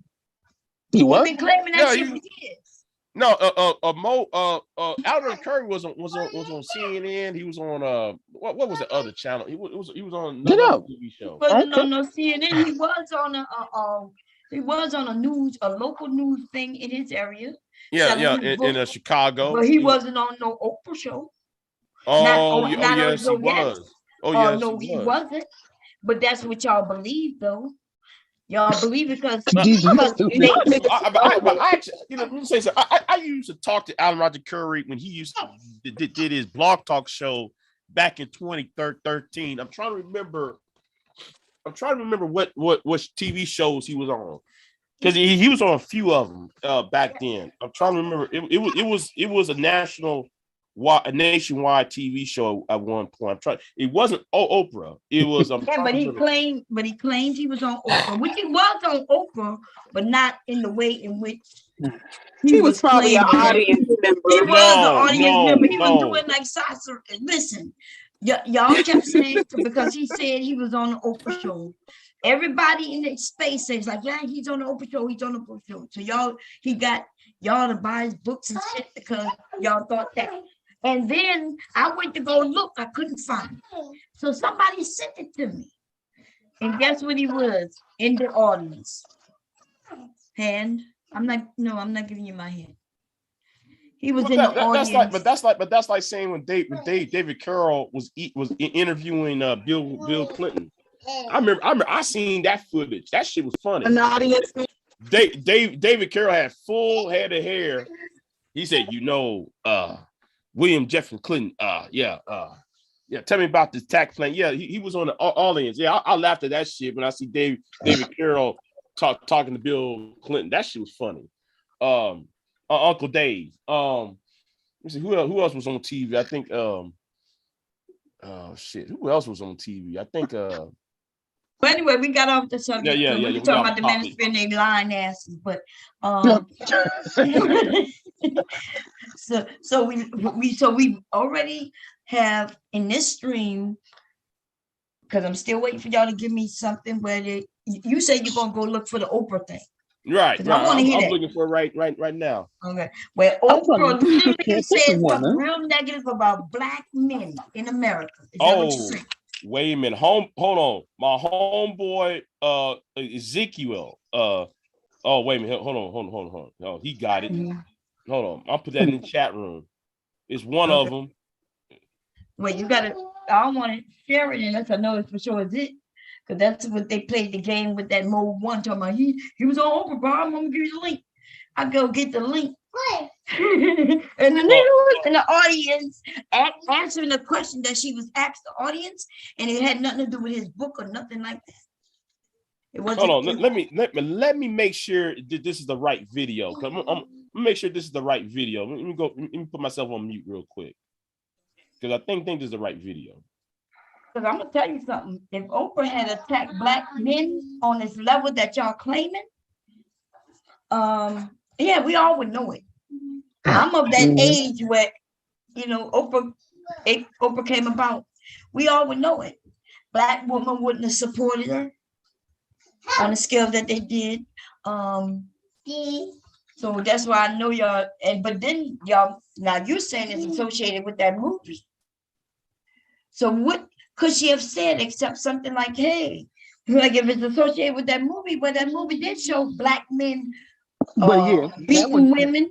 Danny Glover. Yeah. Yeah, Danny Glover. All of them. Look at Danny Glover. Dad wasn't shit. Danny Glover wasn't shit. Or the one Harpo wasn't shit. Like Daddy, who was a minister, she wasn't shit, depending on how you look at it. Like, come on. And then, but the women wasn't too much better neither, right? There was the two women was having sex with each other. The Harpo and Butch Collin was in love with what her name was, Avery, or whatever her name was. The husband and the wife was in love with her. Well, she brought her, her new husband to her ex-boyfriend's house. Like it all was, the movie was crazy. Oh, disrespectful. Yeah, it was just all over the place at the time. Yeah, it was a hot mess everywhere in that movie. Remember that one? That was this one scene. That was this one scene that I think is so funny, y'all. When they find out when she comes and shows up out the blue, they was excited she was coming. They were like, "That's Avery, that's Avery." Oh, both Whippy and Danny was excited. Remember? So they go down to meet her, and then she said, "Hi, here's my husband." And when they see that she got a husband, they both said, "Oh, well, we was a little sick." They were shocked that he brought a man. They both were jealous of him too. I'm not sure if y'all caught that. A lot of people didn't catch that her and which girl had a sexual relationship. Miss Sealy, yeah, they had a goddamn sexual relationship. Yeah, she was the first one to show her love. Yep, show her love. Remember when she said she asked her about being a virgin? Yeah. She was like, well, silly, then you're still a virgin. Remember when she said he gets on top of me until he's done? Yep. Yep. And she's like, silly, you're still a virgin. Miss Silly, you're still a virgin. She said it feels like he's going on the bathroom on her. That's right. I was like, oh, snap. Now, when I was younger, I didn't have that understanding. But as I got a little older, I looked at that movie again and I was like, oh shit. You know? And then Harpo, what his name? Like, Yeah, Harpo Albertson. Yeah, To be Harpo honest, and the movie doesn't even do the book justice. I know that's what I heard. Much worse that's what I heard. That movie showed. Yeah, I might get the audio book, y'all, because I'm interested in seeing how in depth, you know. Hey, it's a really good book. It's a good read.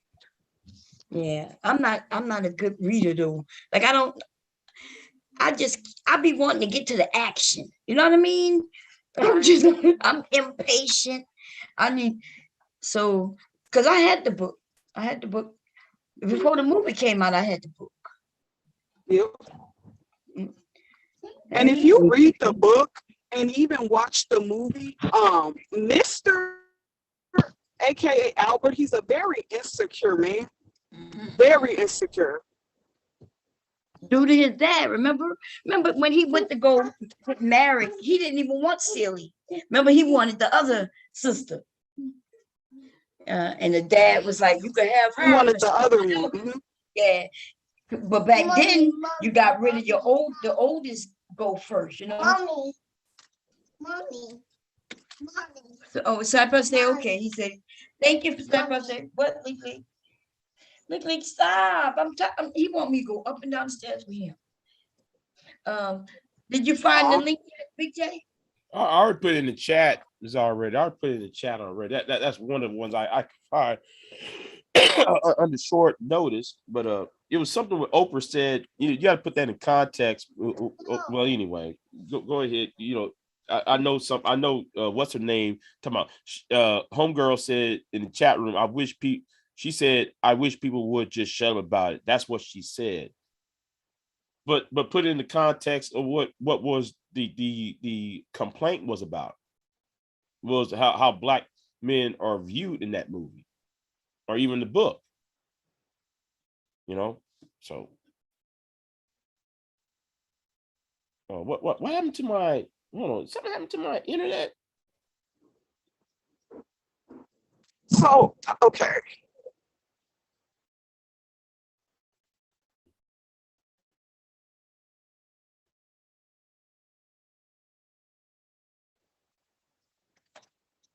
Okay, y'all want me to share it, or somebody else want me to share it? And so you say context, what you mean? I don't know. Big J said something. I don't know. So what you saying, Big J, when you say so now you're saying context. Come on, let's go down. I think I'm not holding your hand. Kira, somebody.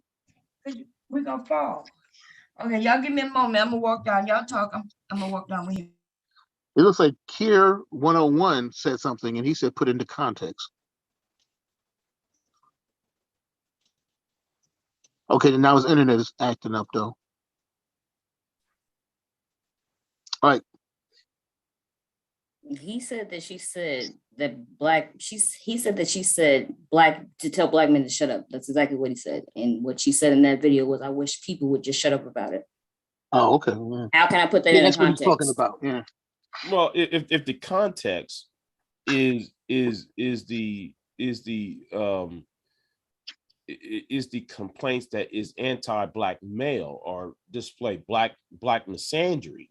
Into context.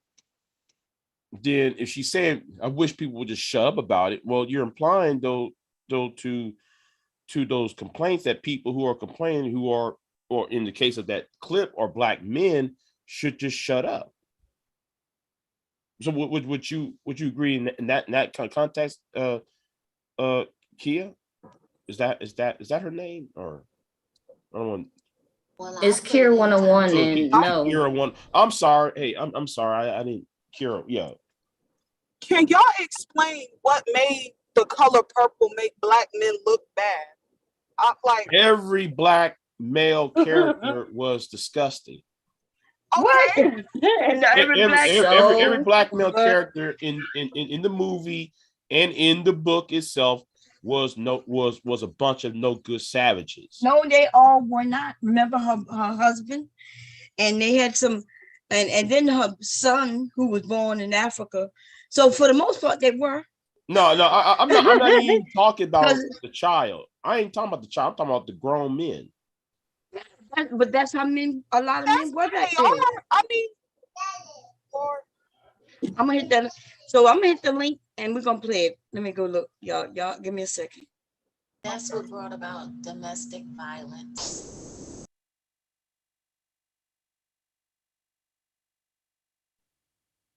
My question is this: are we supposed to ignore that there were men back then whooping women's asses in that manner? Are we supposed to ignore that?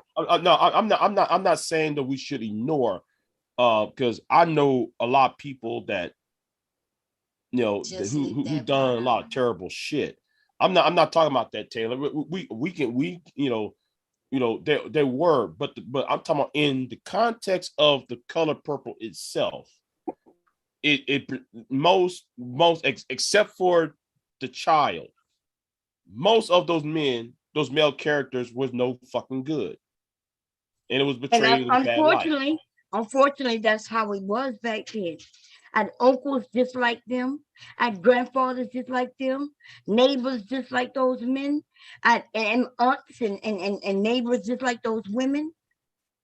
So I mean, what do y'all want? Y'all want them to lie about a time frame that existed? Like if you go back in your family history and have conversation with your grandmother, your grandfather, you will see that they understand that movie. They understand every part of it. And right? understandably so. So that means the movie was based on. Yeah, but I'm talking about the movie itself. Y'all want to make the movie as a barometer of all black life back then. I'm only talking about the movie itself. Yeah, the movie itself. So what's wrong with the movie? It's a movie. Now you're the one who's trying to make it seem like it's more real and disgusting. If you're saying that you're only talking about it in the context of a movie, then what's the problem? No, but I don't know about everybody else, but I'm talking about the context within the movie itself. That all men are like all men are all evil. And but I didn't see every man in that movie being evil. You use the word evil. They were men, they were able to beat up their wives if they wanted to. Harpo, what was so disgusting about Harpo? Except that he seemed like what? What was so disgusting about Harpo? He hit on his wife. That's a horrible thing. Men hit on their wives back then. And his ass got hit back. Yeah, and his ass back. He did. Yeah, and Oprah beat his ass. That's right. And some women ended up beating, like my grandmother, with my grandfather's ass when he touched her. Y'all acting like I guess y'all want it. I don't know what the problem is. There was the elder people understand that movie perfectly. I'm talking about those older than me. Even I understand that movie perfectly. Okay. So yes, back in the day, if I had an uncle who beat my aunt's ass, damn, he's killing her. He could rape her if he want. But this time of this movie was even farther back than that. Remember when daddies sold their daughters? Because remember, what they called his name? Danny Glover. His character ended up he bought his wife. He didn't love her or anything. You talking about Mr. So Mr. Remember, he actually didn't. He just had to make sure he could take care of her. But the wealth went really to her. But he had to give. Didn't he give him a goat or something? Something happened. There was an exchange for him to get her. Yeah, like a dowry or something. It was like a dowry or something. Right, it was almost like that, and that's how it used to be back in the day. But this is the thing: y'all claim that y'all wanted to go back to that time, but y'all discussed it by the movie, though. It wasn't just like that for black people; it was like that for white people too. I know that, but I've never seen anything about going back in time. It's too late for that, and plus, though, it's archaic archaic belief system. But the problem I have with the context of the movie, and plus the author who wrote the book, because the author is just as bad as the people who's in the book that she written, because she forced her own daughter to do some bullshit. I guess everybody forgot about Alice Walker forcing her daughter to do some evil shit against her will. Force her, and even though I'm pro-choice, right? I'm pro-choice. Force her daughter to get an abortion. Force her daughter to do this. Force her daughter to do that shit. I mean, even the hypocrisy is very. No idea what you're talking about. Listen, back in the day, if your parents said that you was gonna have that abortion, then you had it. We cannot judge a time back then based on the current times. Okay. And no woman is up here denying that this didn't exist, that these women weren't like this. We're not the ones up here denying it. You guys are still up here denying that any of this stuff happened, and you're mad about it. If it happened, it happened. Get over it. If you don't want to do it, then don't do it. It's really not that hard. It's not really that hard to comprehend. That's right. Those who didn't want to do it, didn't do it. Those who did it, did it. Y'all seem to be, but y'all keep making it seem like this movie puts you in a bad light. This movie was a reality. Even white people could see this movie and understand it because it was happening in their community. But y'all mad because they made a movie using black actresses and actors who were able to make money. Like Okay, Bob. What Mm-hmm. redeeming quality of any of those characters have? I saw lots of redeeming. Outside of Whoopi's character, and I'm gonna leave Whoopi. There's a redeeming quality about her, right? Because she's primarily the victim in the whole entire movie. But outside of what redeeming quality of all those other characters? Even Mister grew up, like all of them. He the one who helped them get his children get back. All of them have redeeming qualities. You must have didn't see this movie, because at the end, everybody, right? Sophia ended up out of jail. She's able to now have her kids. Harpo, he's although he's married with what a name, he loses her because she wants to go with Miss with what you call them, right? Yeah, even the grandpa was laughing like she's back, like I don't see what the problem was. Then people could have been my grandfather, my grandmother, my aunts. Real life. Okay, but that could have been my family. Like on some real shit. Okay, fine, but that's but they're only doing it as a result of trying to repent after they suffered, rather than trying to correct the problem. It's like though somebody repenting to God right before they die, and not no, that's why I'm looking at it. Well, but it wasn't right before he died, right? When did it show that? They didn't show that. No, I'm talking about before. You know what? I'm gonna leave it alone. I'm just gonna leave it alone. What happened? What you saw is in the beginning, everybody was young. You know what I mean? When he married her, she was young. He was younger, but he wasn't as young as she was. Then what happened is, you remember when she went to him, she had her babies was babies. His children, Harpo and them was kids. Mm-hmm. By the time the end goes, she's older. He's as old. Her kids are grown with kids. So all you saw is that people got older and matured. Hey, what's up, Black Woman Sphere? Hi, Black Woman Sphere. Hello. Are you muted? Hello. You're muted, Black Woman Sphere. I need to make sure that's her, y'all, because these internet people is crazy. Are you hearing me, Bob?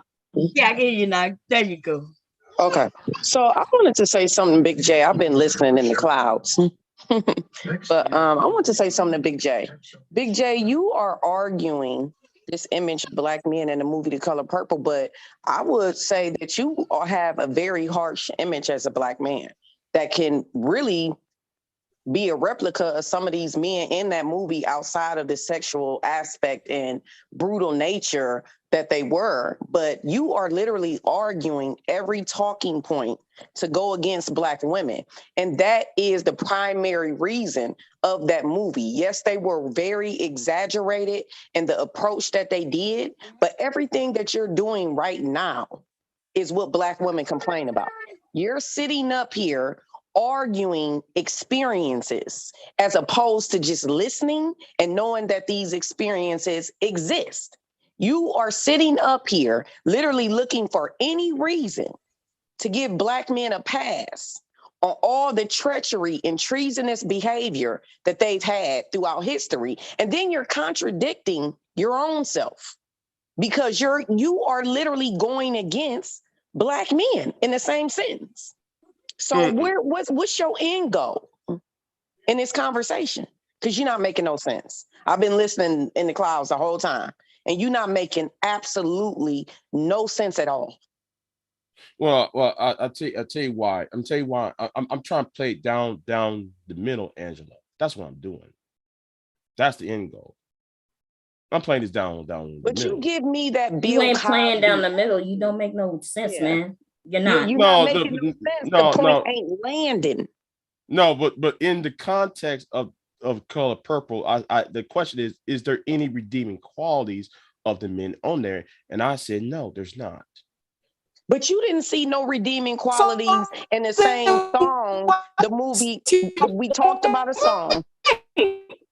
We talked about a song, Beyonce and Destiny's Child Soldier, where they were uplifting black men, and you still had a problem with the black men there. Yes, so I what do. what black man is good enough for you is what I want to know. Because none of those black men, none of those black men on that video ain't shit. Okay, you so don't even know those black men. man to you. The image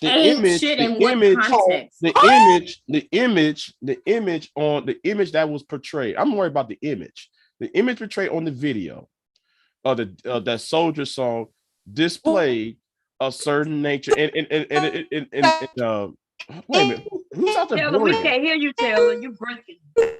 Who's out there? Taylor, Borging? baby, you borging bad, really bad. Go ahead, Big Jim. What you were saying? I mean, all these men wearing do-rags and all that dumb shit. What's wrong with that? It looks like men looking like chill. Because Taylor, we cannot hear you. You barging. Dressed like so. But anyway, what I will say that's no image of a soldier. That's no image of a man. Yeah. That's supposed to be worth being uplifted. Women don't think that though. So those women and some of us, I love that song. I love that song. And I was thinking to myself, when I heard it, I was like, yeah, I need a soldier. And the women, so it's weird that you would have a problem with a song that really was meant for fucking women, about men. I bet you most of these women say they like that song. I sure do. I still do. Yes. Man, listen, when she said I need a soldier in the Cadillac, sitting back, I was like, yes, girl. It's something that you just like songs that actually make men look good to women. Women like the song, but see, I know what the problem is. The problem is you don't like the artist. It's a jealousy thing. I don't like the image. I know what image was saying. It's kind of like I would use that movie. Enter the Dragon with William walking Han's office, and Han told him what's the meaning of life, and homeboys keep on talking about I'm too busy looking good. That's the problem with black men. You're too damn trying to be busy looking good rather than accepting the fact that there's certain realities in life you're going to have to accept. And going back to that song, the reason why you don't like the fact that they're looking good is because you're not interested in them. But we want them. You worry about you're too busy looking good than being concerned about what is reality. But what that got to do with this song that we're talking about? Because this is the women making a song. If you talk about I need a soldier in my life and you're looking like a fucking child, I have a problem with that. But I don't understand why you say they look like a child, because you a man. No, they and look the like men children. That was on there, you shouldn't even believe. You guys hear me? They look like children. No, we can't hear you. We kept telling you we couldn't hear you. You've been bargaining. You've been bargaining for like. She said, "Can't y'all hear me?" No, we couldn't hear you, Taylor. My bad. I was in a bad area. My thing is, what is wrong with? Okay, so let's talk about this whole thing about do-rags and bonnets. It's like, and I'm not trying to go off topic because I know Bomb been up here really getting people together about the off-topic thing. But it's like he's bringing up a do-rag. A do-rag is to maintain your hair. It's, you know what I'm saying? So it's like, why is that a bad thing? That's what I was getting ready to ask. I was hollering while driving, but I'm in a good space now. I was like, what is wrong with a do-rag, Big J? So wearing a do-rag makes a man a child? I'm confused. Because a do-rag is equivalent to a bonnet for female. So we as women, particularly Black women, we wear bonnets to protect our edges and hair. And men wear do-rags to protect their waves so it don't go against the grain. What's wrong with a man wearing a do-rag? In public? Are you kidding me? In public? I have a problem with that. Have you ever been to a barber shop? Yes, I have. Do you see all them niggas in the barber shop wearing do-rags? But only some of them are wearing do-rags. I don't know I don't know what barbershop you've been in, bro. I really don't. I don't understand why that. So if those men in the soldier video, if they had suits on, would that have made them less childless or less childlike? Excuse me. Yes, they'll make them be less. What's your idea of a soldier, Big J? What's a soldier to you? Because you said they ain't look like soldiers. They look like they look like man childs. So what's a soldier to you? A soldier is soldier, somebody. You better not say the army. You better not say the military. No. I'm not gonna go there. I mean, a soldier is someone who would maintain fight and maintain what is his or hers. Really quickly, just real quick, Bomb. Yeah, go ahead. Twin, aka James, is in the back. I don't know. I am not in the mood to hear this non-talking nigga. Did you want to let him up here? Oh my God. Twin is in the back. Yeah, I let him up. He's gonna talk about Kevin Samuels. He got to stay on topic. No, we ain't talking about Kevin. Yeah. Okay. Hey, Verbal. Hey, everybody. How y'all doing? Hey, Verbal. Here, it's so good to see you up here. I've never heard you on a panel before, you know? Oh. I haven't. But anyway, I'm sorry. Go ahead, y'all. Hey, Manosphere. Hey, Verbal. Wow. Ooh, that jacket. Let me jump down, y'all. The peacoat did it for me. I'm gone.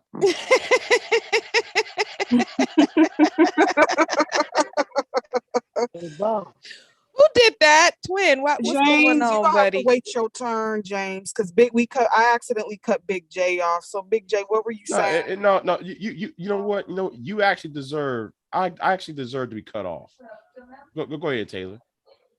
Okay, I cut you off before. James, what you want to say, James? Oh, so basically now I got it. It was bragging about single ladies. That's what it was. It was like, she got it, and I got the alcohol. I listened to she told y'all all my single ladies, and then Jay-Z locked her down.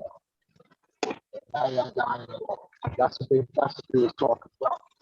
They had single ladies back there. Okay, hear him. I don't even know what to say. What he said. I don't know I have no idea what the hell he just said. He was talking about the song "Single Ladies," how women now are all single, but she's married to Jay-Z, even though the song was entirely about women getting a ring. Right. Listen, Twin, you're gonna have to go listen to this goddamn song first before you come up here, because just because it's called just because she's saying all the single ladies, she says put your hands up, and she said she's telling them to listen to what she's about to say. When she's all the single ladies, yeah, she's telling them to listen to her. Now, why don't you go listen to her and then come back, and then we can have the real conversation. Go listen to what she's saying. You niggas, that's what I'm talking about. You niggas, all you had to hear was single ladies, and now you come back talking about, yeah, she's telling women to be single. No, that's not. She didn't tell women to be single.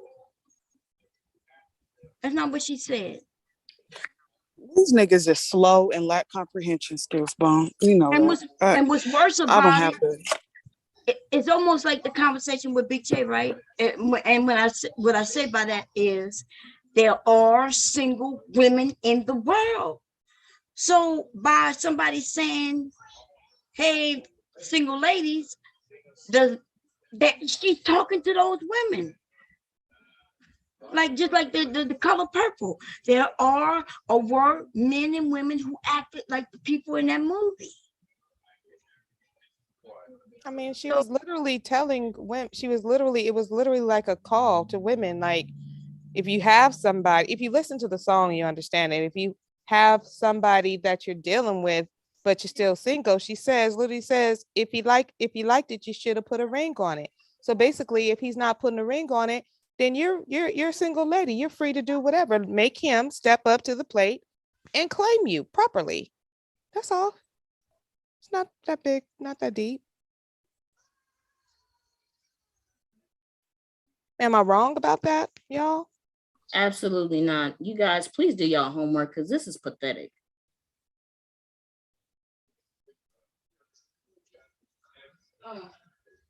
Y'all good? Everybody good? Look like everybody muted, but me. No, they all crazy. They're all quiet.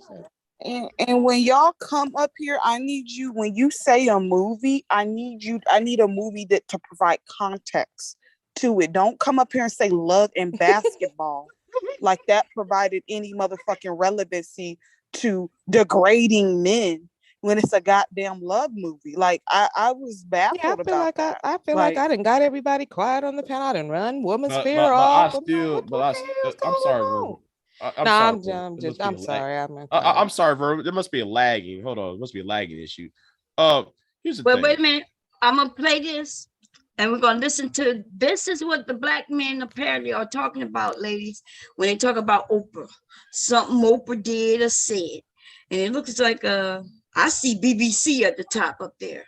Okay, here we go. Let's listen. The movie is selling lots of tickets. It got the most Oscar nominations. Even the book by Alice Walker is a bestseller again. The Color Purple is one of those movies people seem to be talking about everywhere. And as Harold Dow reports, it's a movie that some people are getting upset about. Color Purple is sold out. The next show is 9:15. The movie, The Color Purple, is one of the biggest box office hits of the year. Not since Alex Haley's Roots has a story about black people generated such universal interest. And because of the way the movie depicts black men, it has become the focus of a growing controversy. Seeley, give me some lemonade. It's a story about incest, rape, homosexuality, and the physical and psychological abuse of black women by black men. No need to think I'm gonna let my boy marry you just because you're in the family way. Ain't cold enough. They need to change it if that's the way all black men are supposed to be. It's not true. Who said this is the way all men supposed to be? But why he looking sweeter than that motherfucking tea or lemonade that Silly gave to? Y'all, did y'all not see? Y'all see that nigga roll his eyes? We're gonna see that again, y'all. Here we go again. Way ain't cold enough. They need to change it if that's the way all black men are supposed to be. It's not true. The Color Y'all saw Purple. that? Y'all saw how that head went? That nigga said they need to change it. It's not like all men. Listen, dudes, y'all gonna have to stop. Y'all didn't say anything about what his name? Roots. Was y'all complaining about motherfucking Roots? The white people was able to beat us and tear us up and we were really slaves.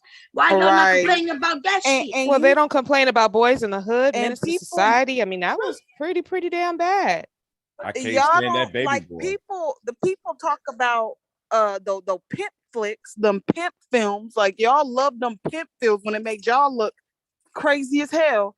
But you got a problem with The Color Purple. Like you niggas kill me. Anywho. Yeah. Here we go. We're gonna finish listening to it and we're gonna Was picketed by black men and women when it opened in Los Angeles, and there have been informal boycotts in other cities as well. We're concerned with how the black family is depicted in this film. Since there are so many shades in The Color Purple, the movie has sparked heated debate in black communities across the nation. This was a meeting of New York area black journalists. The Color Purple is not an attack upon black men. It is a challenge to the entire black nation. Critics of the movie say scenes like this reinforce negative stereotypes about blacks. Here, Mr. brings his mistress home to be cared for by his wife. Many whites feel that black people are more violent, more sexually promiscuous. These are stereotypes that they hold of the black community. Dr. Alvin Poussat is a professor of psychiatry at Harvard University and is also an advisor for the Bill Cosby television show. Poussat understands why black men react negatively to The Color Purple. They know that they get more than their share of negative imagery in movies, on TV, that they're portrayed in some way. I gotta stop it a little bit, y'all, because then you're gonna have, let's say the white man, what he got to say. Oh, To do Lord. is entertain people. Listen, woman, can a man dance with his wife if he wants to? But what makes the debate about The Color Purple more acute is the lack of movies about black subjects. The dialogue only occurs because of the misrepresentation and misunderstanding that has occurred ever since film were introduced. We as black people will get the gratification we need from film as far as images when we have more than one film. Boom, that's right. So this is just one way of looking at the black family back then. Maybe y'all motherfuckers need to write books and get movies of other black families, which has since happened, by the way. It has since happened. But let's hear what Oprah had to say, because this is who they're complaining about right now. They're blaming all of this on Oprah as if she wrote the book and everything. It's one woman's story. It was not meant to be the history of every black man or woman in this country. And I wish people would just shut up about it. In the movie industry, That's what they're mad at, because she said, I just wish people would just shut up about it. She said what? She said it's one woman dealing with her experience. Where was she dragging black men at again? No lies told. No lies. That's what I said. See, y'all niggas been lying the entire listen. Oh, the entire time. You see that, y'all? That's why I had to do this, because I'm waiting for them to come and say, here it is, play this. This is where this person said that. That's for nah, fuck all that. Stop lying on people. That's why I said they're insincere, they're liars, they're uneducated, they're dummies. These motherfuck niggas is fuck niggas. Okay, I'm gonna make a song about it, like to hear it. Here you go. Fuck niggas, fuck niggas, fuck. That's all I gotta say. I ain't gotta say nothing else. Shit. Put it to a beat. Dumbass fuck niggas. Okay. Should I have to play the rest of it? Because I think that was all Oprah had to say. So that's all she said. Yeah. So who gave us the link? What you got to say? Because you knew, you listened to it, right? Remember I told him to listen to it. I don't want to hear no shit about that's not the one. So he listened to it. Now he's saying context. As soon as he said that word context, I knew it was gonna not be saying what they've been claiming it said. She said it's one woman's story. So suppose I tell you that is how my family was. Now, what are you to say to that?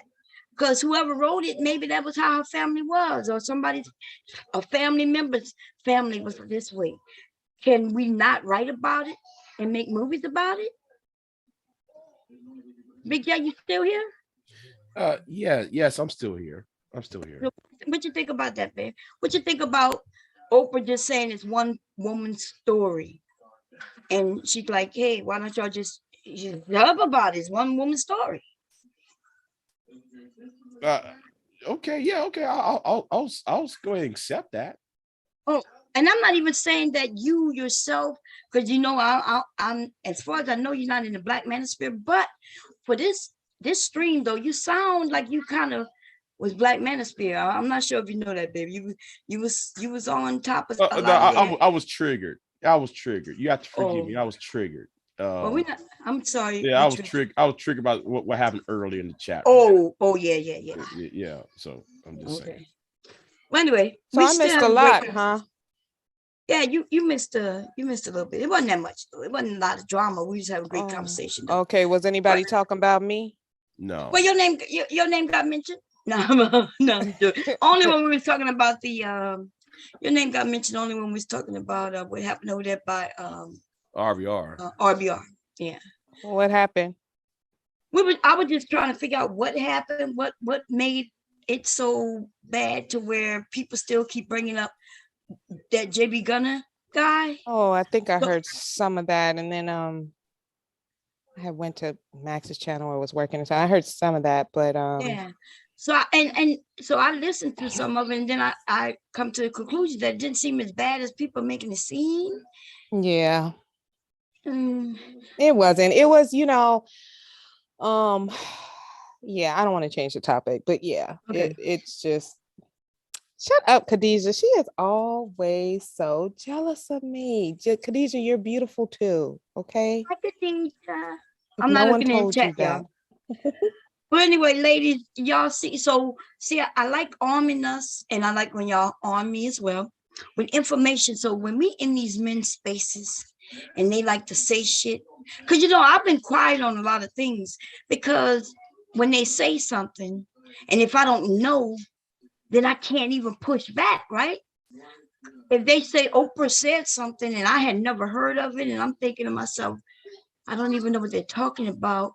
So I can't really, when they ask me, well, what did you say about Oprah saying this? And I'll say something like, well, I didn't hear it. And, I can't say that she didn't say it, and I can't say that she did say it. So, but now we're armed when we're in their areas and they're saying, yeah, they had 50 years of fucking it up, and now we're going to replace it. They're lying.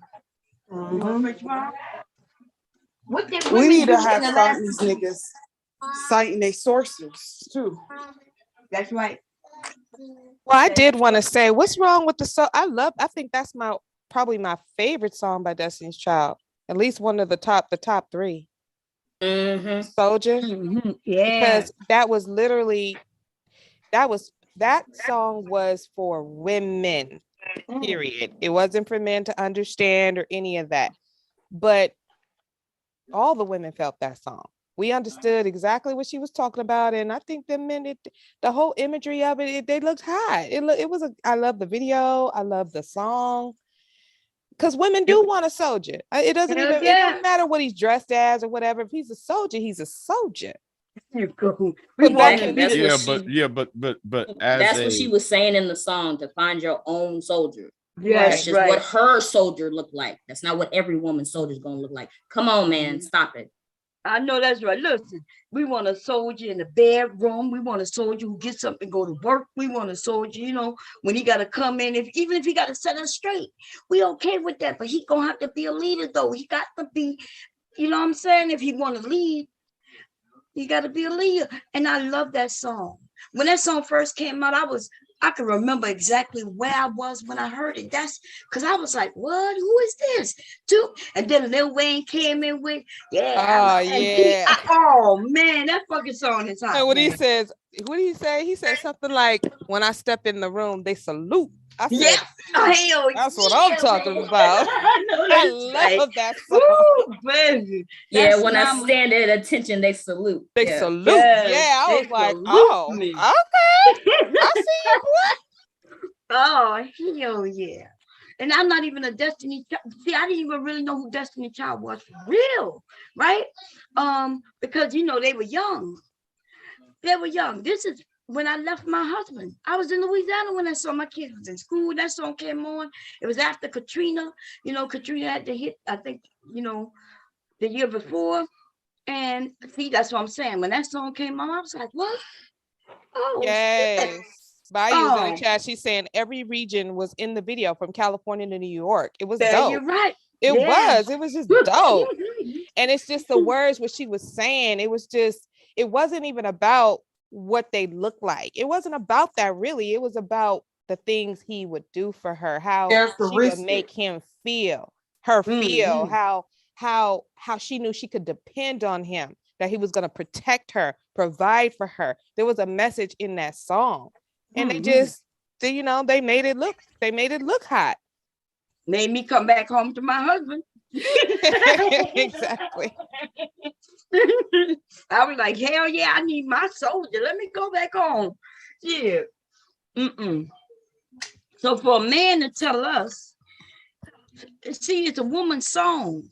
You know what I mean? So I'm not even sure what the problem will be for a man. It's, if anything, like I said, it's uplifting men.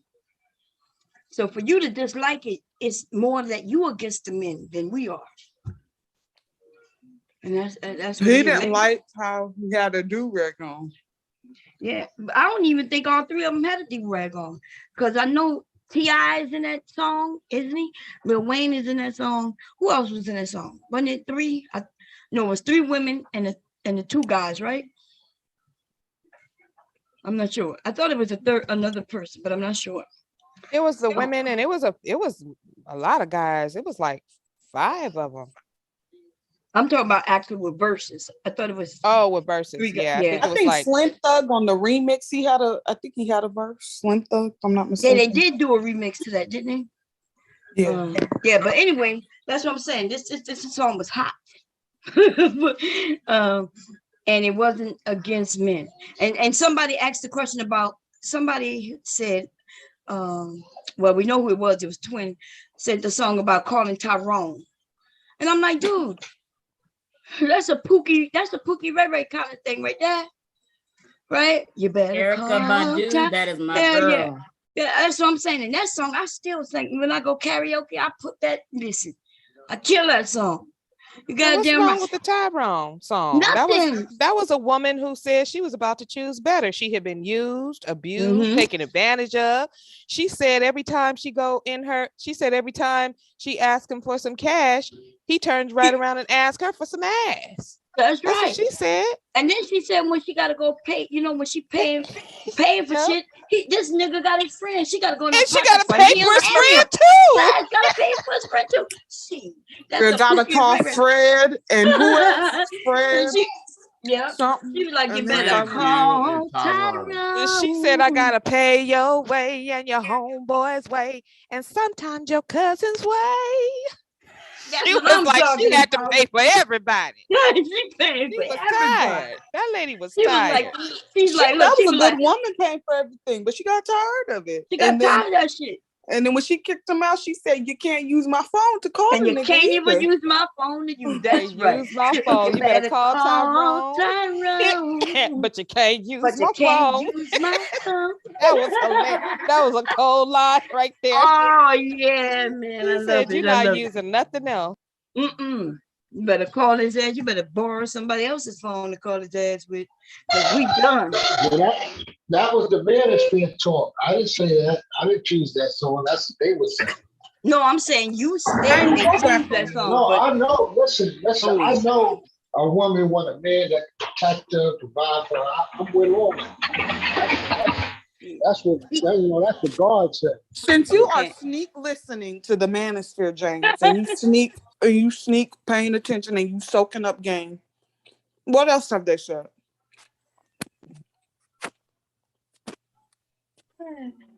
They red pill red.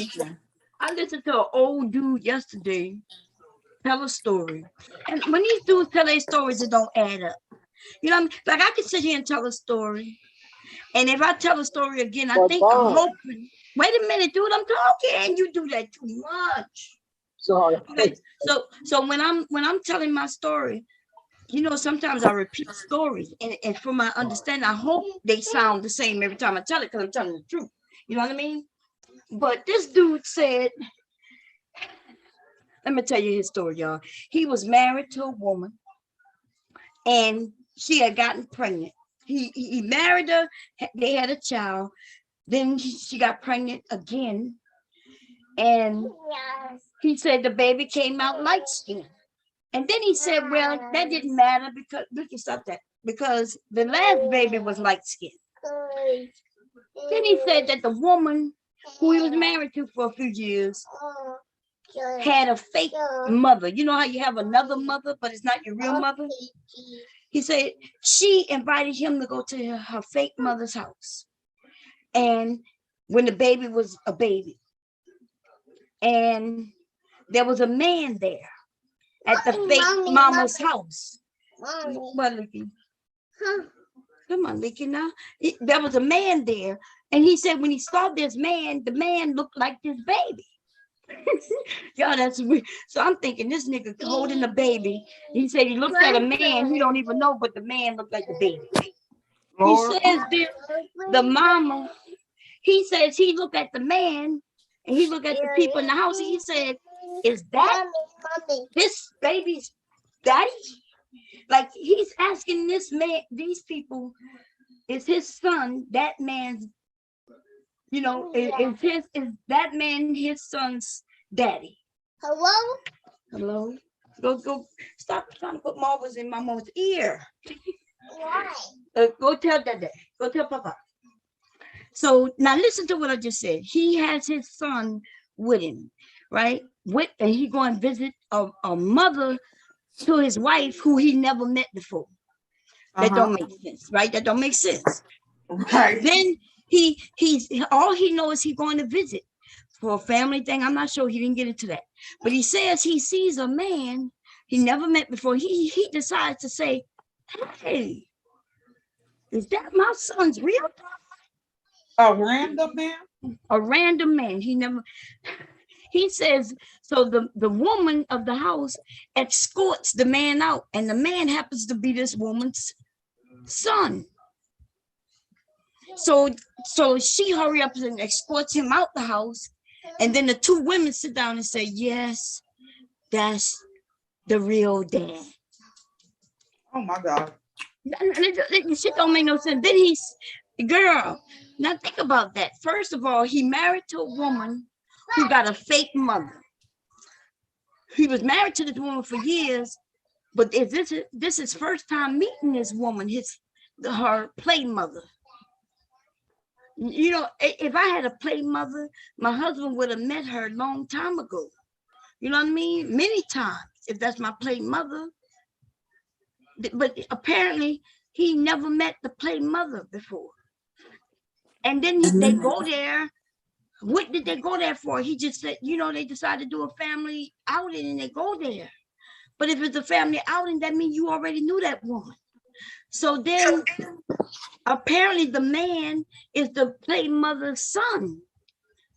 But this is the kicker. He didn't even have no doubt that the child was his, but all he did was see a man and say, is that my baby's real daddy right there? That don't make no sense. Girl, I'm not lying. I'm not. And so I'm listening to this nigga tell his story, talking about this is why we got red parades. Then he says, but guess who he blamed? So he said the two women sat down and said, yeah, that's the real daddy, and you not the real daddy. Then he goes into saying that, yeah, and guess what? The play mama, she was a Christian and she knew the whole time. See, so not only is it his wife's fault, but it's this strange woman's fault too. Now, mind you, he never mentioned the daddy. Remember, the mother escorted the daddy out before they informed him that he was the real daddy. He never said that I'ma whip that nigga's ass. He never said that nigga messing with my wife. He act like that man didn't do nothing. All he wanted to do was focus on the two women, the wife and the play mother. You know what I mean? And then he goes in to say the baby he was holding, he said, and this happened 5 years. The baby now was 5. But see, in the beginning of the story, he made it seem like the baby was in a bassinet, like it was a real newborn baby. He started whispering, saying, and guess what? They waited till 5 years. I thought I was the daddy for 5 years before I found out. Like, nigga, what? So we know you've been married at minimum 5 years and you never met her play mother before? Like, they tell these stories, yo, and they don't know they sound like fools.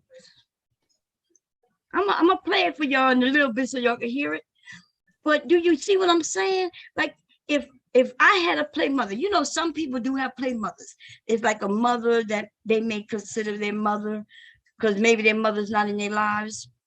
But when I got married, my husband would have met her at the wedding. He would have met her during family outings. You know what I'm saying? I would have visited a few times, and he would have visited also.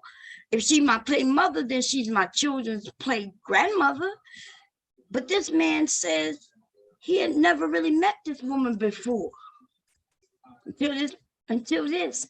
And then all he had to do was see a man and know instantly that must be my son's real father. What is going on, twin? Can you explain this? And by the way, this nigga is like 55 years old. What, you ain't got anything you can say about it, twin? You speak for the Manosphere quite often. You ain't got nothing? Big J, how about you, Ben? I got nothing else to say. What? What you mean? You probably just wanted to make small talk. You want? What you mean? You wanted to make small talk? What you mean? You probably just wanted, to start an argument. Some guys like confusion, and they like to just, they like drama. You mean they're like lying to you men and claiming you got a reason for like my uncle said. My uncle was just married. He said he only cheated once because he only fell in love with. He slept with like 50 women on his wife, but he only cheated once because he only fell in love. He don't say I love you. We can't hear you. I don't know if you must have an earpiece in, and you might have to clean it because we can't hear you, dude. I hear like a little bit here and there. I know you said uncle and then I didn't hear much after that. But anyway, so hello. Yeah. I said my uncle said he don't consider like my uncle. He slept with like 50 women on his wife, and he said he only cheated one time because he loved one woman that he cheated on his wife with. Oh, so he cheated 50 times, but he only considered cheating the one time that he cared about the woman who he cheated with? Yes. He fell in love with her. He said, I don't say I love you. Oh, okay. I guess that's the way he could think about it. I bet his wife don't think of it that way, though. What about you ladies? With these men who throwing penis everywhere, but they don't consider it cheating because they say they love you. You at the house doing all the shit, and they thinking as long as they don't fall in love with nobody, it's not cheating. That sounds What do we think about that? Yeah, what do you think about that, sis? What do you think about that? Oh, me personally? Oh, well, just hold on. Let me get my thoughts together just 1 second. while I'm being completely dramatic, by the way. You disrespectful bastard. Anybody else? Anybody else? You was nice about it. I would have been. Well, I'll let y'all know how I feel about it. Little bit. Verbal, where you at? What you got on it? I'm here. So wait, was twin? I'm sorry, y'all. I'm up here multitasking, so I kind of zoned out a little bit. But what? So, twin said, what? That it's okay for men to be cheating? I'm confused. Well, he said that his uncle was slinging dick with 50 plus women, but he only considered himself cheated once because he fell in love with only one of those women while he's married to his wife. Well, I want to know if that's the same for women. Twin, your uncle, do he feel that same way with his wife? I don't play no games when it comes to cheating. I will bash your fucking skull in. Exactly. But let's just hear the hypocrisy that's about to happen. Go ahead, Twin. Go ahead, Twin. What you say? He said he can have sex with everybody else, but nobody can have sex with him. She can. You're so muffled. He said no one can have sex with him. Take the Doritos out your mouth, Twin. He said she can't cheat. He said she can't cheat. Well, I mean, she could. There's no can't. She actually could. Nigga, why is you whispering? Well, here's the thing. It's just a lot of double standards and hypocrisy that happens when we're, dealing with men. And honestly, it's not just Black men, it's just men in general. Because, I mean, for me, at the end of the day, a man is a man is a man. And they have a certain type of mindset that in their, that women are somehow inferior, although we literally create life. bring it forth, and they absolutely can't do that. And we do this and we continue to live, right? But they just are very they're manists, they're manists. They talk about feminists, but they are literally manists, but no one's supposed to notice it or recognize it. I don't share at all. I don't share. It is Not me neither. Actual problem. I'm very possessive. So it's a my problem. Venus is in Scorpio, okay? Hello. So I will kill you. Like I'm not there like you go. I'm not playing no games. Like when I get like if I'm with you, I'm with you. Now if you wanna You're muted, Taylor.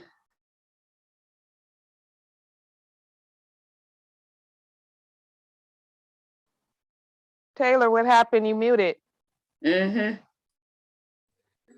Well, for me, y'all know, I'm gonna be honest, so for the ladies who are Scorpios, y'all know I'm about to tell the truth. We are jealous.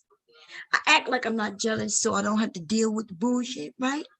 I would say things like, hey, if you want a girlfriend, I'm cool with it, right? And then I would say something like, because if you get a girlfriend, I'm gonna get a boyfriend, right?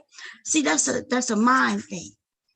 And let him, so he's satisfied because he knows that if he want a girlfriend, I'm gonna be cool with it. He thinks that anyway. But what he definitely knows is if he get him a girlfriend, I'm definitely going to give me a boyfriend. I ain't even lying about that. Oh no, we're tapping that in. Scorpios are tapping that in. Absolutely. We are very tit for tat. Who else on here is a Scorpio? I'm a Scorpio. I'm a Scorpio. Oh shit! So you know, so we know what's coming. So check it out. It's 3 Scorp women up here, so we know how it goes down. And Taylor said her Scorpio, her Scorpio is in Venus. That's right. Her Venus is Scorpio. Yeah. So listen, So men don't like to share. They want to they want to share themselves, but they don't want to share their women. Ladies, that's how you do it. If you can play the mind game a little bit and be like, yeah, you want a woman, I'm cool with it. Just let me know. But then don't you got to let them know that if you do it, I'm gonna do it too. That's it. You ain't got to be angry about it when you say it with a smile. Be like, yeah, you know what I mean? And that's how you keep them in line. That is oh yeah. The minute you find out you cheating on me, I'm gonna smile because that's so great. Because I'm gonna go get dressed, get my makeup done, get my hair done, and I'm gonna go out and I'm gonna get my fuck on. How you like me now? See you later, baby. Get my slug on, my slug. And you know why men get really upset about that, or they be like, oh, let me pull back, let me cool it, is because they know that there's a high possibility if that extra one you find hits it right, buys you gifts, and is doing all the things that he might not be doing, you might fall in love, and then he's totally assed out. So he don't want to hear that you gonna go do it too. He don't want to hear that. That puts him in a very dangerous position.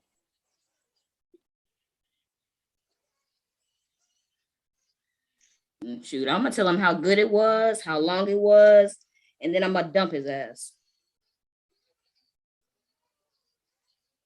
I just don't like I just feel like if you like cheating, I just feel like it's a lack of character. It's a character flaw when you do that. Like if you can't control yourself, and that whole idea of, oh well, women outnumber men, so even if every man and this and that and in the Bible, like I'm so tired of these niggas quoting the Bible to promote polygamy, and that was in the Old motherfucking Testament. God damn it.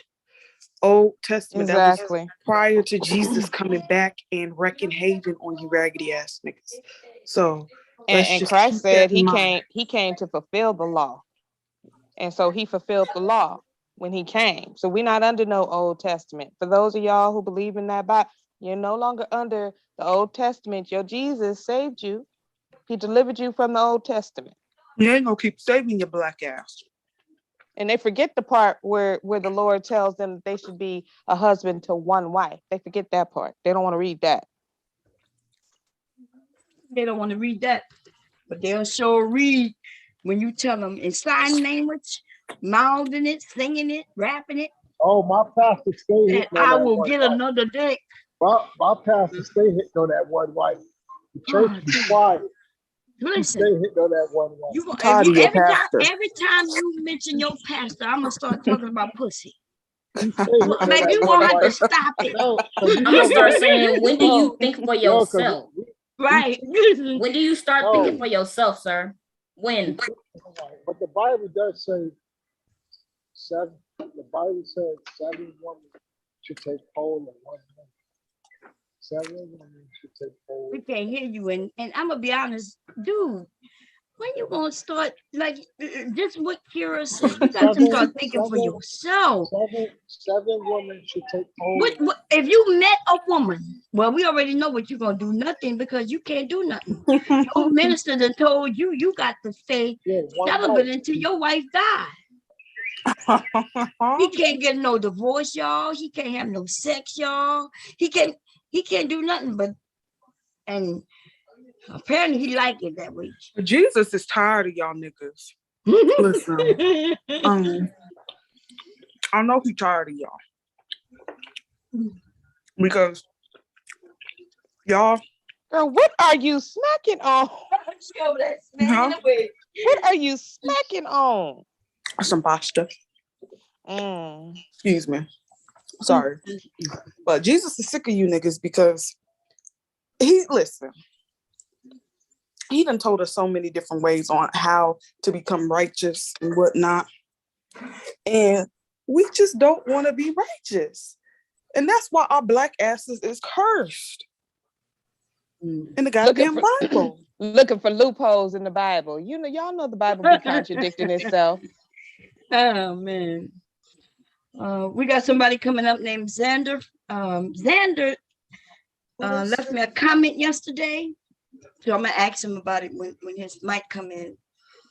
He left me a comment saying that he about obsidian. You know, that he cool with obsidian. So I would need to know what he cool with his obsidian done. What do he agree with obsidian? Because obsidian is on that shit where if I can't get the woman I want, he really thinks he should be able to get the one he wants, y'all. And he said, if I can't get the one I want, then he not getting none at all. He not settling. And the thing is, you can't get something that you don't deserve. You know what I mean? And that's why that nigga gotta he gotta pay for pussy too. Wonder what y'all think about. Hey Xander, how you doing? Yo, y'all out there still? Can you hear me? Yeah, we can hear you. How you doing? Okay, ain't nothing to it. What y'all talking about, Bomb? Y'all guys always on here doing something. What are y'all doing? But we was talking about a few things.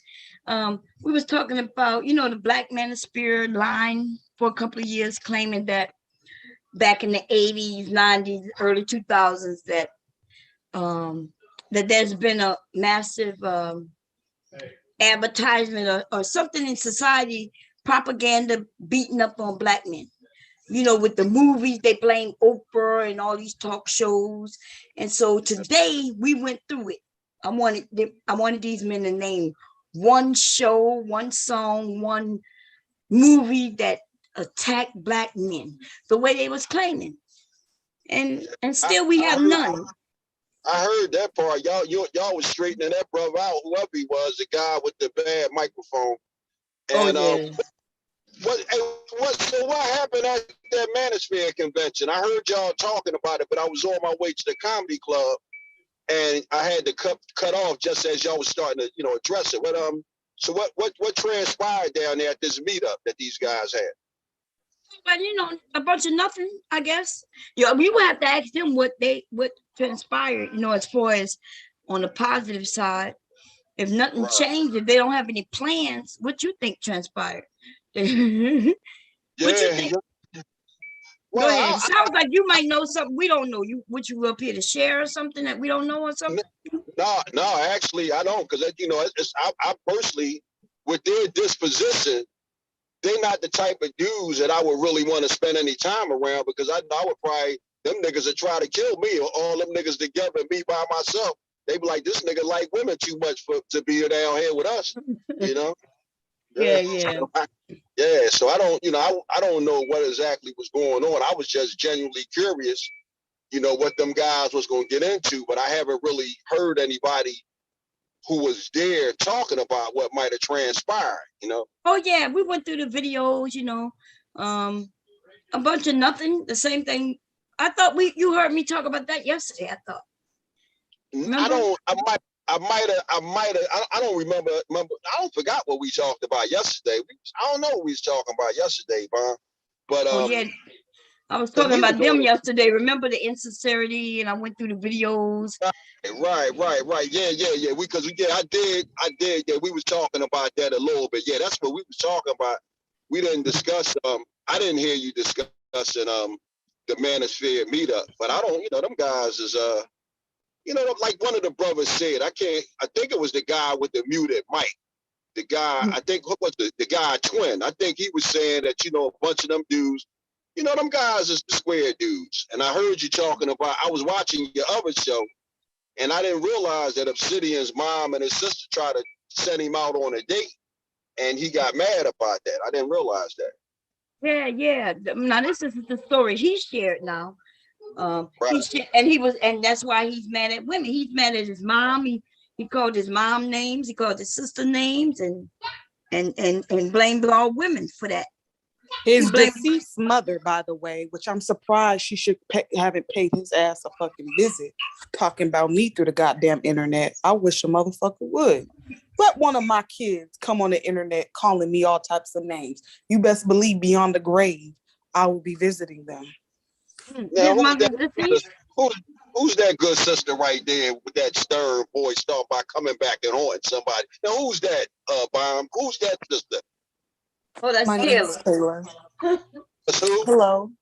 Hi. Hey, who's the ghost? I want to know who the ghost is. Who's the ghost that's gonna come back and haunt people? Now, who's that? That is me. That is I. Who is that? Is me? That is I. I don't. I can't read minds. Good Taylor. sister. Taylor. My name's Taylor. Hey, Taylor, what's going on? Okay, I just wanted to know who that was. That was gonna come back and haunt people. That's all. Okay. Well, it's nice to meet you. So I heard you a comedian. You said you a comedian. So so you might catch some of these. You might actually be able to use some of this information as content, because these Manosphere men are out here funnier than a mofo. They Go ahead. There's a lot of content to be had in that, don't you think? Oh yeah. Well, you know what? A lot of the stuff that they talk about is part of my content. Anyway, that's what really made me home in on it, because I'm sitting there listening to these dudes talking. And initially, when I first started listening to Kevin Samuels, I was feeling Kev. Initially, I'm listening to him. I said, all right, this brother talking with some sense. I can feel some of the stuff that he's saying. But he lost me. Be totally honest with you, he lost me when he because I didn't hear. It was a minute before I heard him ask the boy about the size of his dick. But he kind of sort of lost me when I heard him telling the boys, fresh and fit, that it was cool to take call girls to office parties. Now, I heard y'all talking yesterday. Y'all said there's a possibility that Kevin Samuels might have got that out of the booth. But my disposition was, wait a minute, man. Can you hear me? Yeah, you kind of breaking a little bit, Morgan. Yeah. Can you hear us? Hold on. I can hear y'all loud and clear. What about now? Okay. Can you hear me better now? Yeah. Now you said better now? Yeah. Try it now. No, but he lost me when he was telling them guys that it was cool to take escorts to office parties. Because my position is this. Wait a minute, man. You mean to tell me you don't know not one single solitary woman that you can call to take to an office party, which I don't care if it's your sister, your cousin.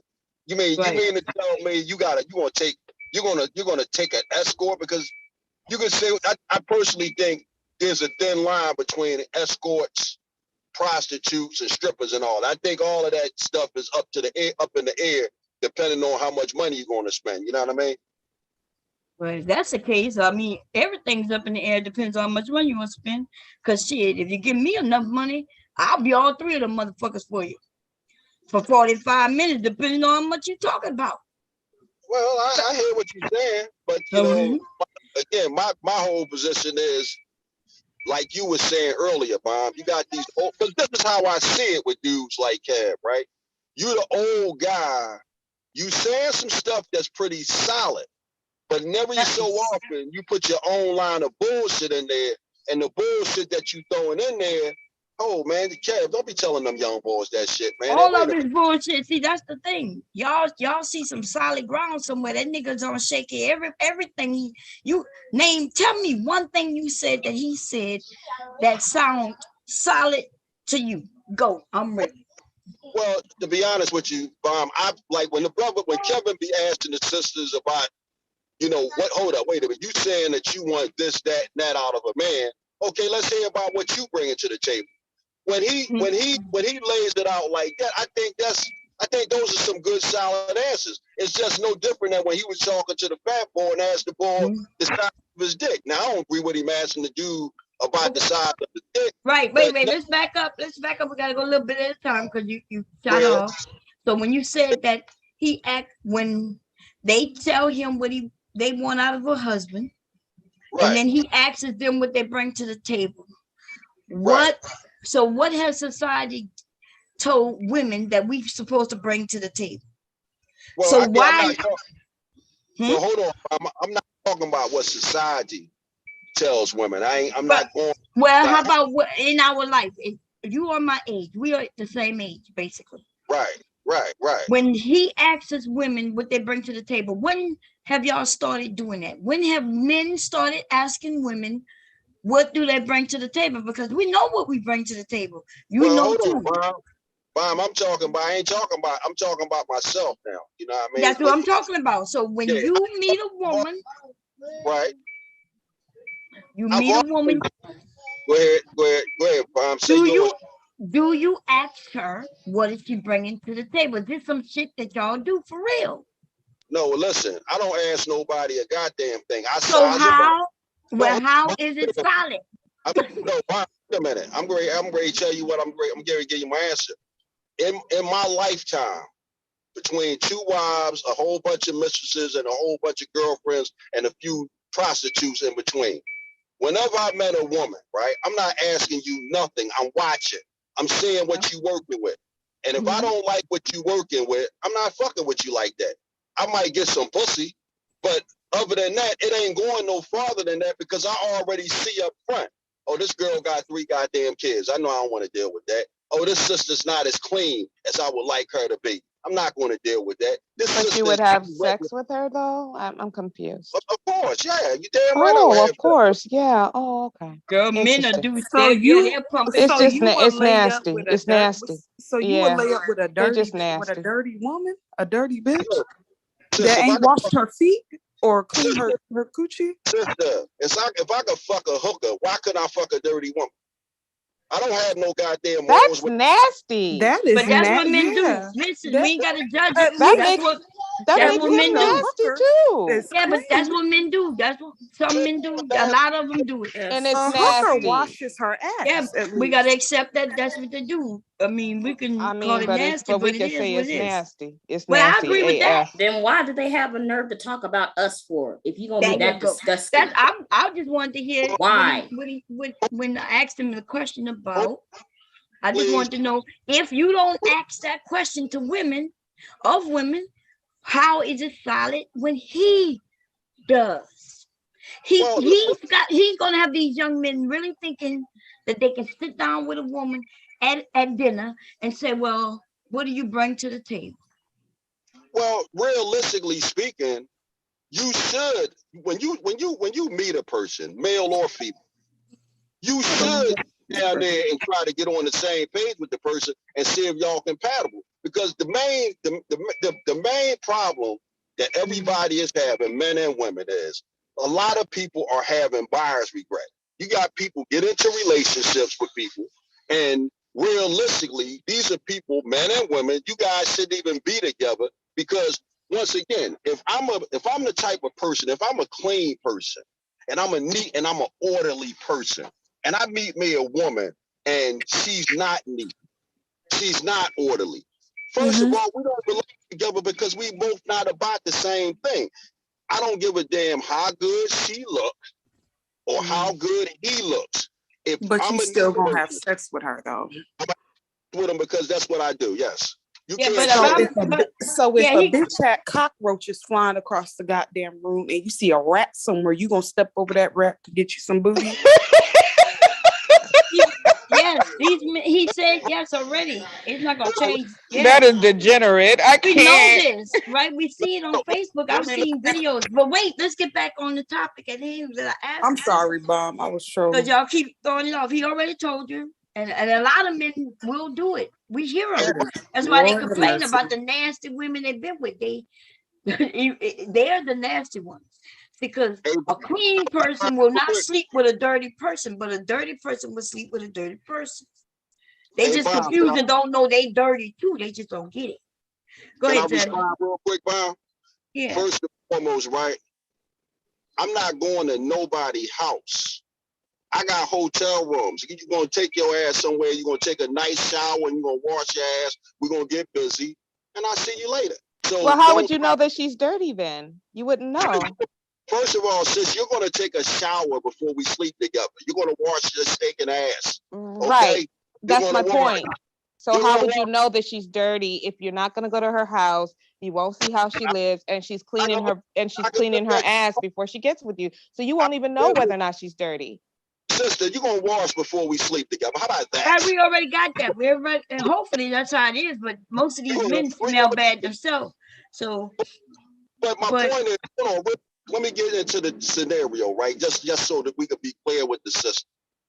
Like I said, you sit down, you talk with people, you see what people are about, you see where people coming from, you check them out, you hang out with them for a while, you see how they roll it. You might go past their house. And I'm gonna tell you right now, if I go past somebody's house that I beat, and their house don't look too shady, too cool from the outside, I'm not going in there.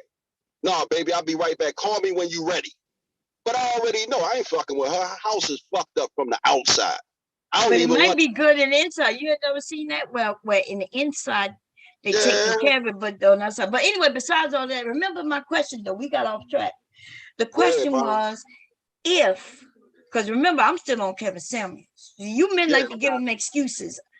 If he is telling, if he's saying one thing different than how people really act, how is he on? How is anything he's saying solid? Like if you saying that you meet a person and you really do pay attention to what they are and what they do to make these, to determine things, why is what he's saying so solid? In fact, I'm saying he's a liar. You absolutely saying he's lying too, because that's not how you really do things. No, right? Well, what I'm Kevin Samuels, number one, is putting on a show for his audience. That's number one. That right there have to be made clear. Kevin Samuels has an audience that he's putting on a show for. He's getting at these sisters, and he's getting at these sisters hard. And as a result of that, them guys pay Kevin Samuels good money because they like the way Kevin Samuels badger women. That's what Kevin's doing. But yeah, I'm saying, but I can't. Like I said, I can't speak for what no other man do. I'm speaking for what I do. If I meet a woman, I'm paying attention to her. And if I like her flow, she's someone that I can take seriously. If I don't like her flow, she's somebody that I can hit a couple of times, and after I hit her a few times, all right, I get on you. That's it. Right, we get it. So you're for a pump and dump? It depends on the person. Oh, okay. Pump and dump. I ain't pump and dump my wife. I have 2 wives. I ain't pump and dump them. I ain't pump and dump my mistresses. These was your mistresses. You have? What the? He said 2. Are you a Hebrew Israelite? No, he had 2 when he had 2. He had a wife. One passed away, and then he married another. My condolences. Thank you, sister. Appreciate you. I like when y'all tell the truth, but I hate when y'all lie on behalf of Kevin Samuels. So when you tell young men, as a man who men will look up to, younger men, when you tell them or say to us, that he's solid, then you're telling them that it's not just entertainment over there, that what he's saying is something they need to listen to. You ain't hear the young men come up today and yesterday say they're confused based on what the men are saying? Bob, first of all, you taking me out of context. No, not. Go ahead. Hold on, wait a minute now. Let's be clear about me. With Kevin Samuels. Like I said, when Kevin Samuels, this is the only thing I'm in agreement with Kevin Samuels. When Kevin Samuels asked the sisters, "What are you bringing to the table?" and if what they bringing to the table is weak, and he tell them that it's weak, that's the only thing that I'm in agreement with Kevin Samuels. But I'm not advocating for Kevin Samuels because Kevin. I know. Okay, wait. We don't care about the things that you disagree with. I'm talking about the things that you say you agree with. So when he tells these women what they're bringing is weak, right? Let's say you ask me, Bomb, what you bringing to the table? And I'm like, look at my looks, and I'm bringing vagina, and I'm a cook and clean. And you mean when he tell me that's weak, you agree with that? What else you want? Because I've heard some of the things he said to these women and what they were bringing. What's the problem with that? That's normally what y'all want. That's all y'all want. Now, now mind you, I want you to know this. He is batting for the other side. Remember, he got to get hookers or escorts to go to places with him because they'll be his beard.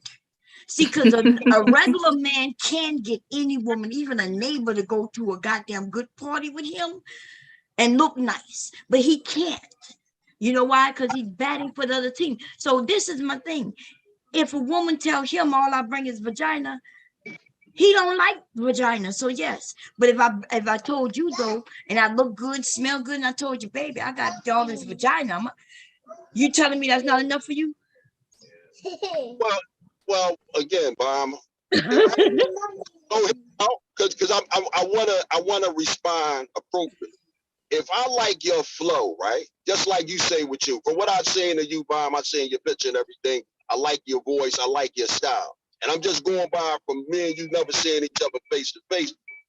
And I'm going by your picture. I like your style. So somebody like me and you, we probably can flow with it. Okay, let's take this thing one day at a time and see how it goes. See if we like each other. See if we can tolerate each other after we fuck a few times. I mean, that's really what it would come down to. But again, what y'all was saying, according to what y'all was saying, and what little bit I know, Kevin Samuels is coming from the position of being a fraud. So, what he says got to be taken with a grain of salt. That's why a lot of the videos, I've made a lot of videos critiquing Kevin Samuels because, again, some of the shit that Kevin Samuels say is some straight up and down bullshit. But every so often, Kevin Samuels might say something that I think that's on point. Just like when he was talking to the brother, when he asked the brother the size of his dick. Again, him asking the guy the size of his dick, that was too much. I didn't like that, but I understood why he did it because basically what he was saying to the dude was like, well, damn, bro, you ain't making no money, you're overweight, and you ain't even, a woman don't even get a big dick from your motherfucking ass. So in the vein of him saying that, okay, man, I ain't like I said, you was a little over the top when you asked the man about the size of his anatomy, but everything that you said to the man was on point. It was a clinical diagnosis. But it really, but it wasn't on point. So what if he run across a woman who's okay with a chubby man, which a lot of chubby men have women. Yes, you see what I'm do. saying? Like, so when y'all say that Kevin was on point when he talking even to the men, as if he is a woman who knows what women want, then I'm saying bullshit on that. Well, I'm okay with big men. They got some women who are okay with big men. There's some fly, handsome niggas. Hey, Bob. Hey, Bob. Yeah. That cat was talking to like a loser, and he sounded like a loser. Yep. This nigga was only making $200 a week. He was overweight. Come on, that dude, let's take his dick off the table. That dude sounded like he was a goddamn loser. Oh no, I mean, But I don't know, but go ahead. I was just gonna say, here's the problem with these dating coaches, and we're gonna include Mr. Samuels in this. A lot of these dating coaches like to basically project abnormal types onto other people's lives. So for example, you're fat, you're overweight, you're this and that, you'll never find somebody. In reality, there is somebody out there for everyone. So there's certain people that do not care whether or not you're overweight, because weight can be lost, or if you look a certain type of way, because maybe they just like the way you look. Not everyone's gonna like you, but there is gonna be people that do. So the problem with Kevin Samuels is that not only is he a fucking asshole, he's hella judgmental and acts like he's that nigga. He talking like he is Denzel Washington or Morris Chestnut or somebody, when he really ain't shit his own goddamn self. And then he tries to make people feel bad for certain things and tries to project and tries to speak negativity into their life. And then we don't know we don't know if these people are mentally ill and may go hang themselves based on what this motherfucker done said. So he's not doing any justice at all. He's not helping people. He's being hella disparaging. Let me know when I can speak. Go ahead. I'm done. Well, listen, sister, I feel just like you feel as far as it pertains to Kevin Samuels or any other dating coach. But the flip side of that is, well, I mean, you got to be a dizzy motherfucker to go to somebody like Kevin Samuels or any of them other assholes. I mean, so you get what you get if you subject yourself to that. You know, people like image consultant, not a dating coach. Image consultant. People like, but what I'm saying is, people like us on this panel, we ain't calling the Kevin Samuels asking Kevin Samuels shit. First of all, we got people in our corner that love and respect us, that's going to tell us what we need to hear and not what we want to hear. And if you the person that's calling the Kevin Samuels and Kevin Samuels shit on you, that's on you. That's because, once again, that's what Kevin Samuels does. Kevin Samuels is putting on a show. He's entertaining people. He's collecting all this money every night because these people who don't have enough sense to pour a piss out of a boot, calling into his show and letting him shit all over. But that don't apply to people like us.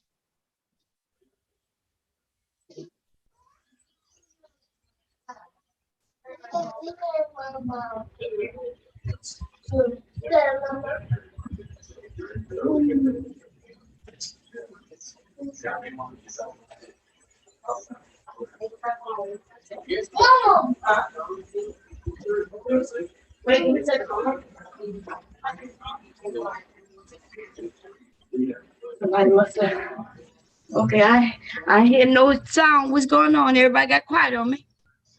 Everybody sleep? Nah, I'm still out here, Brian. I'm waiting on a response. Oh, what was the question? I wasn't here. What happened? No, the good sister was talking about, he took issue with Kevin Samuels shitting on the people that called in.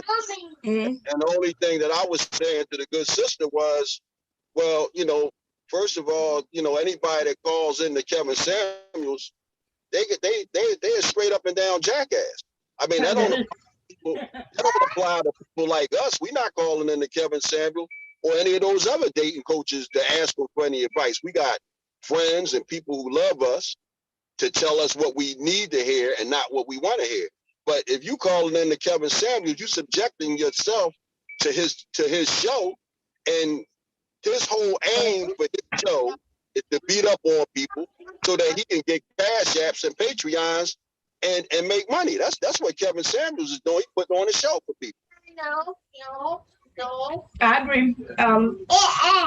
You what you want? Eggs. Eggs? No, I ain't making no eggs. Yeah, that's nice. No, I agree with you on that. I think some of them are delusional. By now, you know, in the beginning, they may not have known. But I think some of the women are delusional and think if they get on there, they'll be able to change his mind. A man might be able to get up there and change his mind, but the women, they got to give it up. They got to understand. Give me those eggs, Leaky. You cannot have eggs. Yes, I'm not giving you no eggs. You had food. My grandson like making eggs because he helped me crack them. You want eggs? Oh, Lord, he want me to make him some eggs. Is he serious? But you know what, though, Brian? I think two things with also, right? I think I was saying this the other day on your show. I think a lot of them sisters that call in on Kevin Samuels' show got a crush on him. And also, I think Kevin Samuels is staging some of them phone calls as well. I agree. I think some of them are staged. What eggs? I'm not giving you no eggs, Lucky. You stinky. Just change your butt. No. You don't like when nobody changes. No, I agree with you 100%. I just, I think some of the men don't understand when they have some men agree with Kevin and they say I agree with him, but then when we start having the conversation, they switch it up and say, well, no, I disagree with that. I disagree with that. It confuses the young men. The young men have admitted to being confused by the men, by Kevin himself. He's confusing because one minute he'll say this, and then the next minute he's saying something completely the opposite. Do you want a woman who have this, that, and third? Should she have a job? And then when a woman has a job, he said, well, what are you going to do if you get pregnant? Yeah. As if women haven't been getting pregnant since the beginning of time. That's the thing that trips me out. He acts like these are new concepts. And the people who listen to him are also acting like these are new concepts where women work when they're pregnant. We've always done things while we're pregnant. I agree. So, Yeah, but he makes it seem like you got to plan it out. You got to make $1 million, and it's. Another thing too is going on with Kev.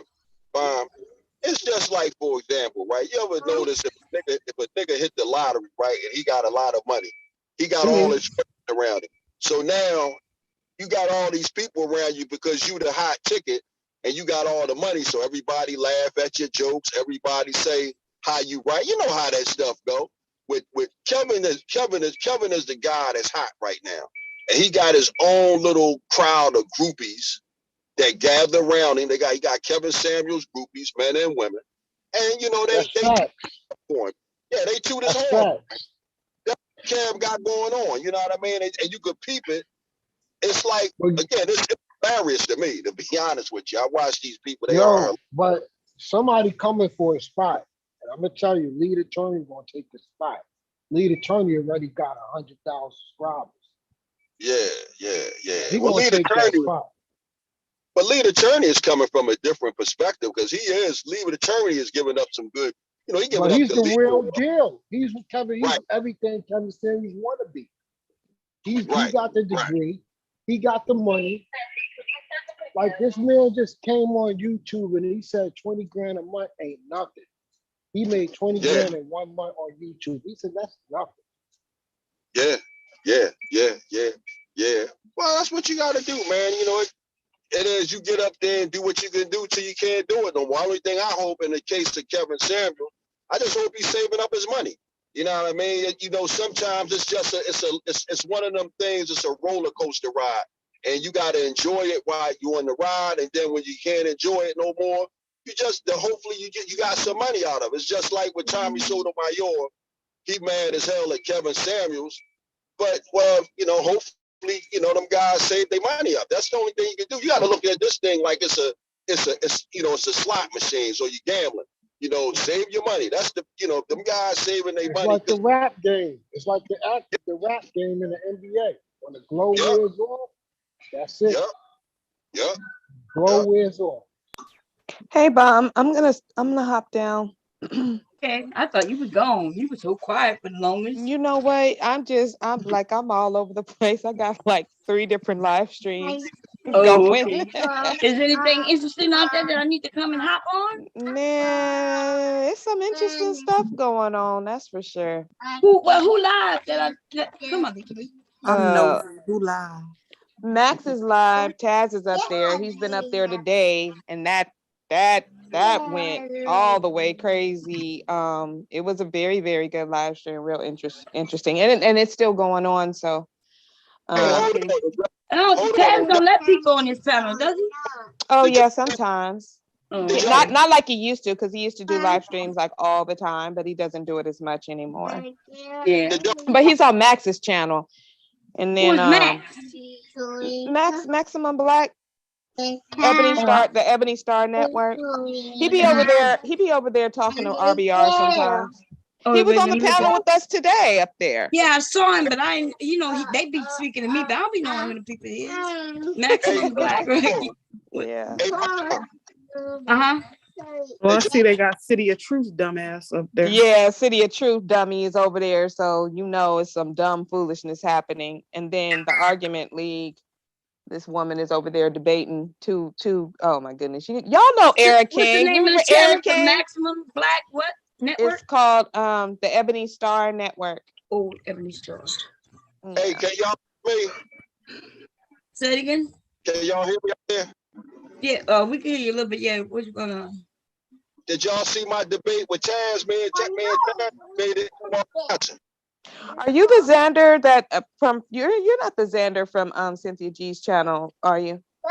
No, I'm the Xander that has a wrench and stuff. No, that's not me.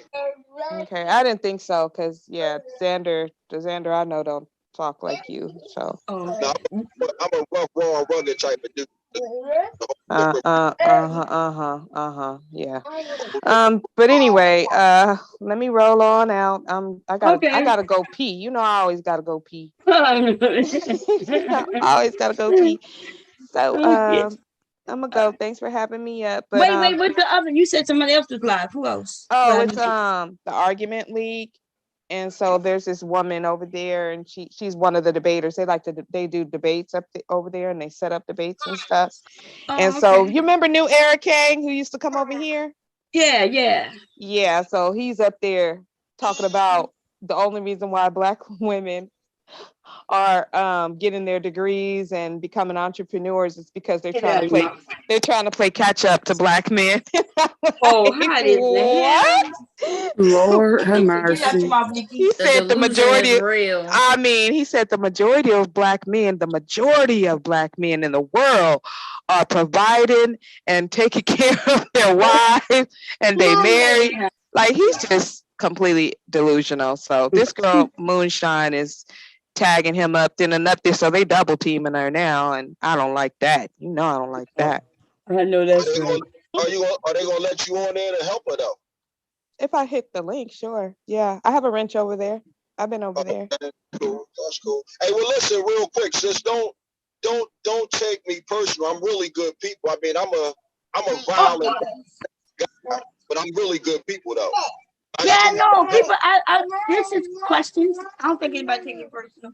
I like when you come up, when you men come up and tell the truth about y'all, sexual things, proclivities, appetites, and things. But I mean, that's fine and everything. But at the same time, a man can tell the truth, and I can also tell the truth that you sound like a whole fool.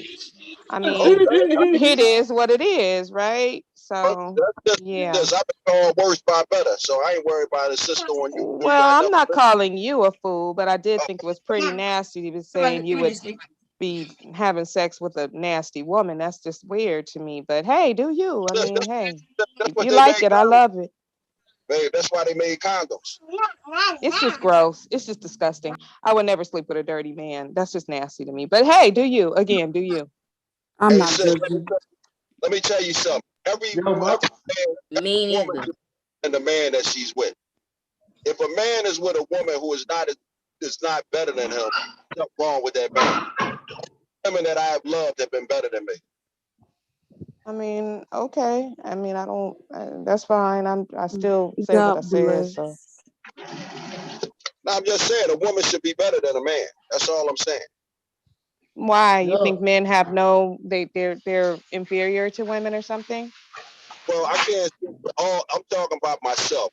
I'm not talking about all. I'm talking about myself. I'm a Well, wild and listen. Hear me out. You ask the question. I'm gonna answer it. oh my God. I'm a wild and base type of guy. I don't want a woman like me. Not on a serious note. For a moment of pleasure, but on a serious note, hell no. As a matter of fact, fuck no. Wow. Want no woman like me. Okay. Okay. Interesting. All righty. Let me get on up out of here because y'all know how y'all know me. I can't do it.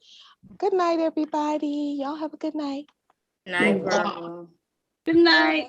Wait, am I muted? No, okay, I'm good. No. Good night. Ready to get out of here too, because I'm heading to the casino. But I'll be checking in on y'all. You know, I love the Well, you close by. What casino you be going to? Which casino? I'm going to the one up in Chester. Oh, okay, yeah. Is it nice? I heard about it. My son hit to Chester every once in a while. Yeah, I don't really judge. You know, I got buddies that be down. That's why I pay attention. I go through there to see if I see any of them dudes in there. I grab something to eat or something to drink. And then I get out of there because the bar up in Philly is too dangerous now, the way these niggas carrying on and shooting and all that shit.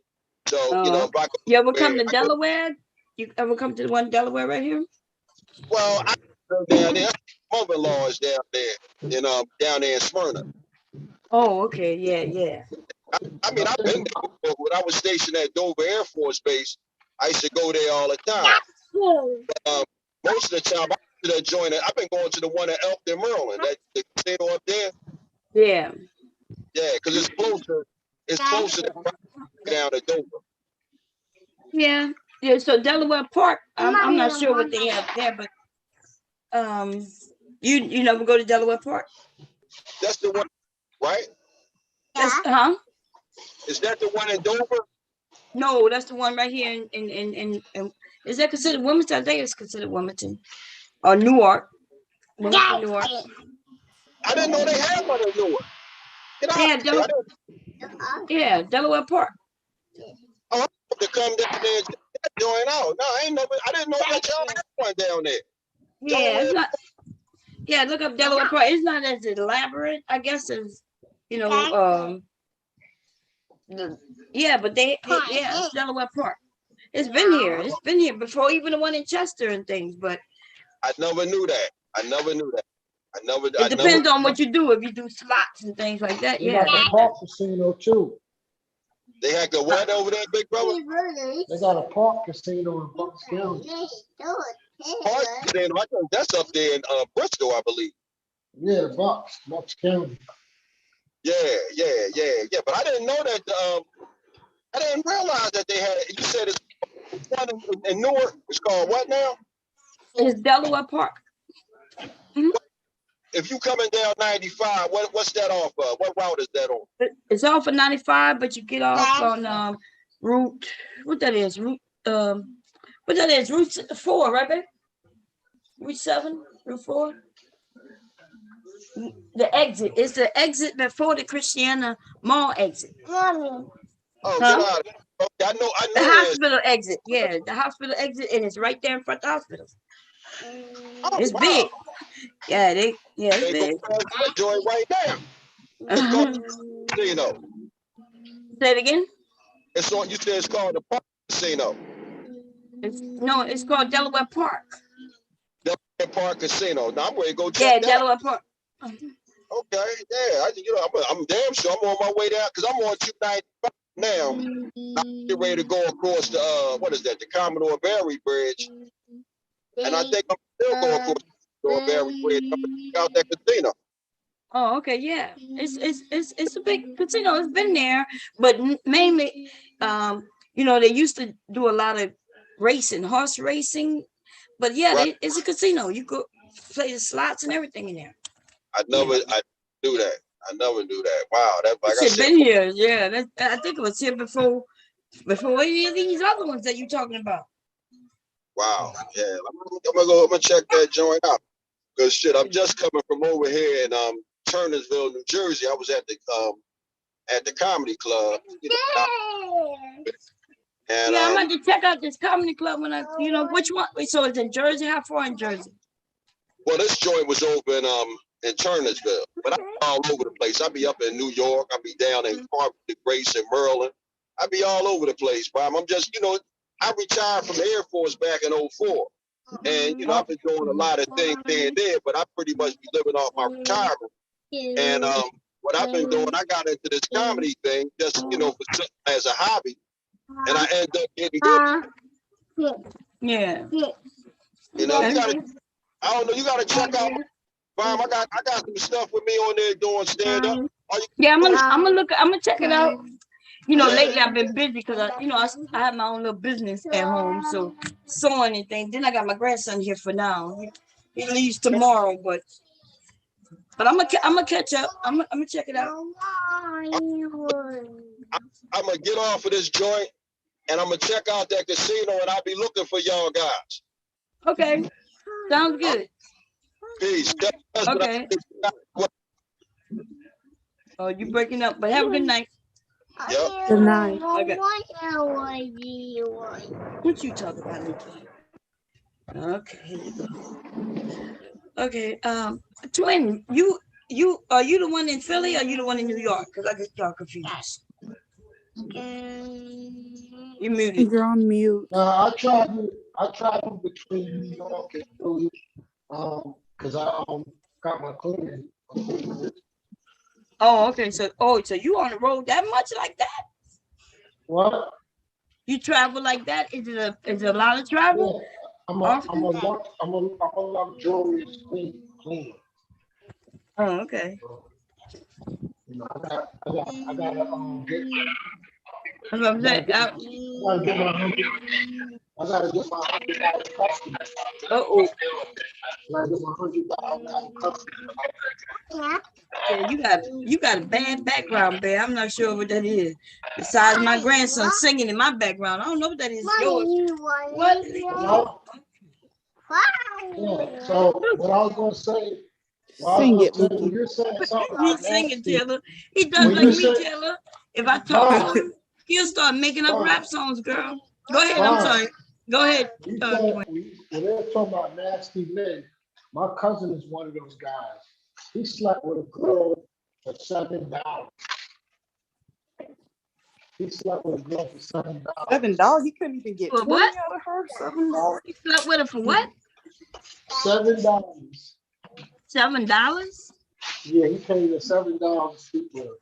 He paid her $7? Yeah. Wait a minute. And What? He put her in the shower. He took her to the crib and he put her in the shower so he could hit it. Oh, wait a minute. So all he gave her was $7 and he had to give her a shower and all that shit? She had to take a shower and she did all of that for $7?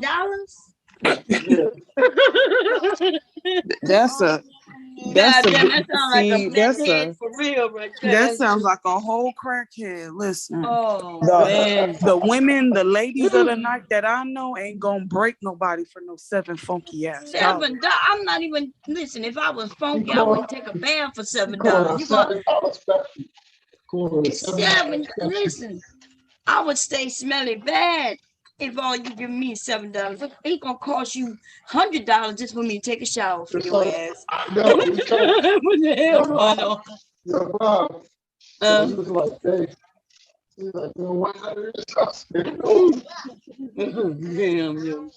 But the reason why ladies, we gotta understand. We women and we clean, but they really got men out there. When you hear them, when they claim that they'll sleep with prostitutes, think about that in itself is very nasty and dangerous. You know what I'm saying? So when they tell us things that I know already, I've seen men do some of the most, I'm talking about like I knew some of them women that were smelling bad, and I wondered how in the hell did he sleep with her. And so some of these men can They don't care. The vagina is all they looking for. Think about it. We saw it on Hooker's Point. That was out of New York, wasn't it? What's the name of that? Hunter's Point. Yeah. Hunter's Point. Yeah, and I watched it. Yeah, okay. I used to watch that shit on HBO, and I used to think to myself, what in the hell? So they used to have this one female. She became popular. They used to call her the teacher. And they said because she looked like a teacher. She would wear the glasses. Stop it, Ricky. I'm gonna spank your little butt.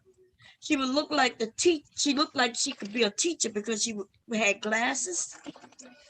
And they liked her because she said she would take out her dentures and they loved it. She said she was very popular. Yeah. The men liked the fact that she could take out her dentures and give them head, right? She became real popular because of that. So And so Bob, huh? so you said she took out her dentures? Yeah, she was. I remember at first she said she didn't have teeth at all, and then she got so popular because of that show. The men wanted her that she bought her some dentures, and they wanted her to take the dentures out. So she was making good money just because of that. Yes. Oh, Bob, you're talking about Scorpios, right? Huh? When you talk about payback and Scorpio, now I have an aunt, she's a Scorpio, right? Mm-hmm. And You see how he changed You have me so confused. I'm like, what is he talking about? I couldn't respond to that Scorpio thing. Oh, okay, go ahead. But damn, man, like I don't get what. I was like, what is he talking about? My uncle-in-law cheated on my aunt, right? And you know what she did? Hold on, let me mute myself. You singing.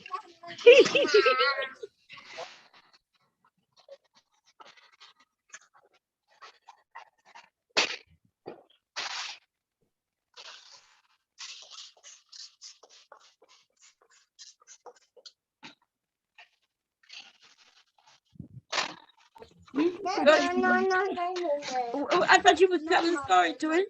Right, he stopped. I know. Twin. You hear my? Listen to Nikki, huh? He sang it to you, Taylor. Listen to him. Listen to what he say. What you say? Happy birthday to you. Thank you, Leaky. You said, Mama, happy birthday to you. Say, sing it for us. You ready? Okay, ready? Go. Happy birthday to you. Happy birthday. Say it. Say Taylor. Say happy birthday to ya. Happy birthday to ya. Happy birthday.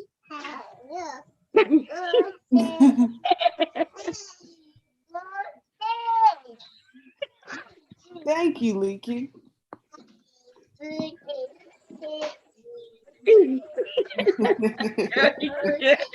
Oh man. So precious. Bless his heart. Oh, he over here stinky, girl. Got to change his temper. He gonna give me a hard time. I smell him pooping. You finished pooping, Nikki? Hmm? Hmm? Anyway, What were you saying? Huh? Twin was saying something about his auntie being a Scorpio. He just stopped and didn't finish. Yeah, he just stopped on me. Hello? Yeah. So basically, when she found out, because she found out he was cheating, because she caught him talking. Well, her daughter caught him talking to another girl on the phone. And my aunt did a background check on her, found out she was Section 8 and on welfare, right? So, they both was cops. So basically, you know what she did? She took she said she took bullets out his clips, right? And sent them to work like. And then when he went to work with like a half a clip in his half a clip in his gun.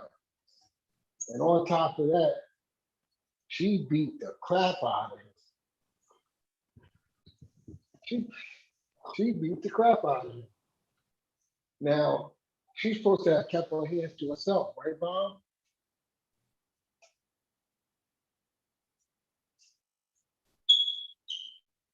Right? Are you telling that story to ask a question? I'm just saying. So yes, but she did get her revenge. She did get her revenge. You know. So I was like, man, you gonna do him like that? You know? And then, you know, but she was like, because she was dragging him in the house, she was beating the crap out of him. That's unfortunate. And I kind of felt sorry for him, you know, because the way she was beating him up, it was just, you know, painful to just watch and think of, you know, abuse that he was taking. Because he stepped out. Right. So you feel sorry for the man who cheated on his wife multiple times because he got his ass whooped by her. Sounds like a personal problem to me. What nobody else cares about like that. As so many of you love to pull stuff out of the Bible, as so many of you males love to pull stuff out of the Bible, you reap what you sow. No, but you said to the work with a black eye and a half a clip. So you tell this story what's the moral of the story, Dwayne? What? I'm just saying, like she got her revenge. Okay. She got her revenge. Mm-hmm. So, but the thing about it is, you know, women. I mean, I believe that why women think that they can run up their body count. You know, what? Like why not be the biggest person? You gotta stop skipping. Okay, Twin. You have a real bad habit of doing this. Like you go from topic to topic, and you don't like your point. I'm just saying, topics like, never connect. It's like I said, men can cheat, women can cheat. The thing about it is, a woman is supposed to have more respect for herself because she's a woman. That's what I'm trying to say. So why? Okay, so you agree with that as far as it's wrong for women to cheat because we should have more respect for ourselves, but you niggas could literally swing dirty penis from 6 days until Sunday, and it don't matter what diseases you bring back to us because we women. Y'all can't slow like men can slow. Did you just say we can't slaw like men can slaw? So why are you repeating? Why are you repeating platinums? No, y'all brought up the story. That's why y'all said no. It was one of y'all said I'm gonna get my slow on it once he. Nobody said that. What are you talking about? Yes, they did. Mom, we heard it. Somebody said that to me. What this nigga talking about? She said I'm gonna be like platinum. She said I'm gonna be like platinum. I'm gonna get my slow on, just like y'all did. So he get his slow, I'm gonna get my slow on. She said that. Maybe it was the girl that left. She said it. Twin, you are Lord Twin. But the thing about it is, I feel like a woman should have a self-respect for her body because you can't do everything a man can do. I agree, and I think men should have self-respect and not cheat on their wives and stuff. I think that should take place. I think men need to be at home instead of buying prostitutes. You know, I think a lot of things. So, what's your point, Twin? The only thing is, you know, I mean, my problem. Let me tell you what my problem was. I'm gonna just put myself out there as when I was out there, you know, doing my thing. We know you was out there cheating until you found the Lord. I'm not saying that. I said doing my thing. I know you cheating. So I was out That's there. what doing your thing. But the thing about it is, you was cheating thing and being about it was I trifling. was coming home every night. I was taking care of my household. You know, I didn't let those girls hinder what I had going good. It don't matter. It don't matter. You were cheating. You were causing your wife emotional distress by No, your she didn't know. lying motherfucking ass. She didn't know. She You didn't know. lied, nigga, because listen, twin, we heard this story before. No, And you but keep getting caught up in your own lies, twin. I'm not lying. No, she You didn't do. know. You get caught up in your own lies because you got She didn't know because I was so. She did know because you told her, nigga. Don't think that I don't remember that. I only told her because I had to tell her. Because so now she knew. So nigga, Yeah. like let's Yeah, not play the games. Yeah, but I'm saying before she didn't know. She didn't know about all the times that I So did. you have to. Did you repent and ask God for forgiveness for your cheating? Yeah, I repented for that. Okay. So you're no better than your uncle. I told my wife I'm sorry for everything that I. So you're no better than your uncle. Well, I was going look in the mirror and just say it. You're no better than your uncle. I was actually following behind. You both are just the same. No, you're both terrible. You're both horrible. And then you have the nerve to tell women that they should be better than you, but then they should date you and should marry you and should be with you. Are you out of your damn mind? If I was a woman who was better than you, why in the world would I be with you? You're disgusting. You're nasty. I've never done anything like that in my life, and I never would. And I never would ever be entertained by a man who would think that way. What is wrong with you? What is wrong with all of you? You trifling as fuck. Don't say that.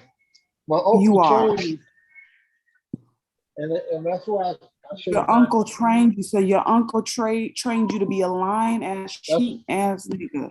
My wife didn't like my uncle. She didn't want me to be around. Your uncle, and apparently she didn't like you neither, because you're just like your uncle. If she didn't like him, that means she didn't like you. No, she said she thought that my uncle was a bad influence on me. But the thing is, I mean, now I'm so truth to that because I was following behind him. I was young and I was following behind him. Because he was the one out there. Nobody wants to hear your excuses because y'all don't want to ever hear women's excuses as to why they are the way they are. Like my cousin, and my uncle. I don't want to hear your excuses. You guys don't ever want to hear women's excuses, so I don't want to hear yours. This is a two-way street. What's good for the goose is good for the gander. So it is what it is. I'm gonna tell you why I did it because my cousin. I don't care about your excuses, just like y'all don't care about ours. You should have chose better. You should have did better. You should have chose better. He said, "Never go nowhere without a spear." So you should have chose better. Because I was all those girls. Isn't that what KS says? You should have chose better. Isn't that what you guys say us? You should have chose better. Well, you should have chose better. No, no. I wanted my cake to eat because I don't care what you want. He said. My cousin was like, "Don't never go nowhere without a spear." So the woman without a spare. What is a spare? Are you referring to a woman as a spare? That's what back then I was. I was like, okay, twin. Your ass. Why would we do anything for you? Why would we do anything for you? What you're saying, the stuff that you're saying. I don't care. I don't care. It was still you. It doesn't go anywhere just because it was back then. It was still you. Yeah. It doesn't go nowhere. It was back then, and I was. It doesn't go nowhere. It was still you. And if I was you, I would still judge you. I'm telling your past. Let me ask you a question. I would still judge you today. Well, let me ask you a question. I'm not saying it's an excuse, but what if your wife says she don't want to give you nothing? You want, and you only can get some like once a week or once a month or twice a month, and she want to hold down on it. You know what I'm saying? Don't that make some men go out there and do? Are you lying? Sounds like you suck. And you need to get your stroke game better. But why would she want to have sex with you if you keep cheating on her? She doesn't know what your nasty, funky ass is bringing back. No, but the thing is before. Y'all got your whole nerve. You really do. It's the niggadacity for me. She was trying to say she take care of kids, she works, she tired. You know, and I was like, all right. But why do y'all think that y'all deserve But sex I didn't argue cheating on about it. somebody and you It's don't exactly. know Why do you think you what deserve better than who you are and who you've been? Why After do a you while, I think you didn't deserve argue. better? but And why do Queen, you do you think that she understand? deserves to be with you when she was better than you Do from the you get-go? do you understand that you put that Everybody woman's knows. health at jeopardy? Why Yeah. should she have to be with you when you've been You Everybody discussing put your her whole life that health she in hasn't? jeopardy. Why does she have to Everybody be with knows you? when Why can't she get better than you? when women have babies, when women Nigga, have you babies, they your get your married. ass is in that pea coat, squeak And you sucking look your like gut. you 4 itch. months pregnant. So what are you talking You about, like sir? what? I'm What are you 4 talking months. about? I'm not fat. I can't tell by your head, nigga. You got Me listen. either. I can't tell by your head neither. Your head. Listen, I'm not No, gonna roast you. Listen, go ahead, roast me. I don't care. I'm not gonna roast you, twin. But listen, But listen, you put her what I'm health saying, in jeopardy, twin. you put Why do mine you in think jeopardy. that you said it don't matter? Hold on. No, I didn't say it don't matter. I said Oh, she I was put getting mine. ready to say. I said she put mine in jeopardy. How does she put your health in jeopardy and you the one cheating on her? No, she did it to me first. Now you're making up. And we're asking We how, don't and you just believe keep you. dancing around the subject. We don't believe you. This is why. You're This is full why of lies. Because you're anytime when lying. we ask you I don't guys a believe straight out question, well, what did she do? You got nothing because you know it's a lie. No, she was talking to a you guy. sitting up here lying. You I said said, she cheating on you she said first, he was but a then friend, she didn't but I know said that you were that. cheating. No, You a no, liar. Exactly. He just talked to word a guy. salad. Just a bunch of word No, she salad. did. She admitted to You a it. liar. It's unbelievable how much they I lie, don't and then they believe. really think they're gonna get away with it when we can We literally need more hear them people. talking in circles. Like She just admitted because it. we don't So say anything and don't point it out doesn't mean we don't see it. We keep warning y'all she and telling admitted. y'all that. Why don't y'all ever listen?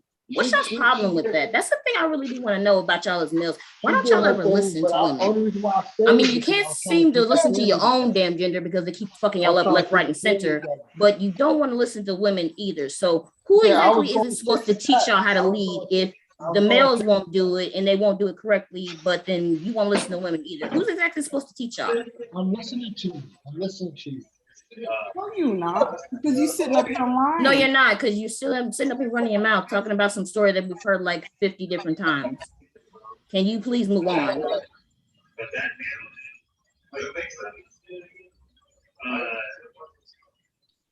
But anyway, I'm just saying, like, you know, a woman should be ladylike.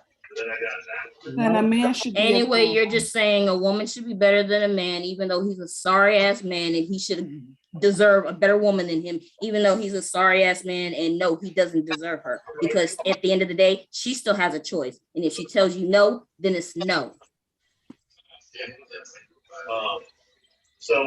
His name is James. Woman should be out here. Why don't you get who you are and then just chill? Why don't you get someone who's cheated on their man? Why don't you get someone who's cheated on their husband? Why do you have to have the better spouse? But yet she gets stuck with you. Someone who's cheated on his wife. Someone who may have given her a disease and doesn't really seem to give a damn at this point. No, I do care. I would be damned if I ever let you near me. And I'll be damned if I should ever let anyone that I know that I have associated with anyone who acts like you. Oh, hell no. Nope. Listen, I'm gonna reform. I'm gonna reform man. I changed my ways. Because I realized that, Your background you is know, extremely loud. Nobody can hear you. I changed my ways. That's I my don't care about you changing your ways. You are who you are. Your past is still your past. It's not going to go anywhere just because now you're new. It's still you. Sorry.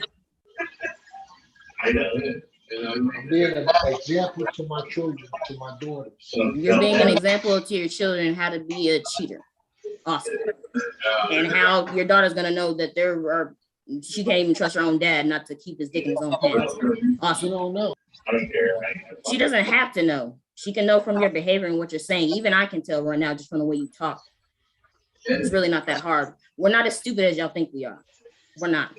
Again, like I said, just because we don't say everything doesn't mean we don't know.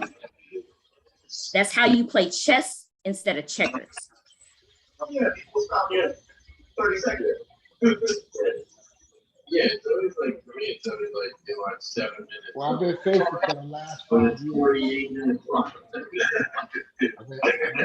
I've been faithful for the last 6 years. Whatever, twin. I did. I haven't had no woman. Nobody cares, and nobody's gonna give you a gold star or a cookie or a hand clap for that. Nobody cares. Longer than the video.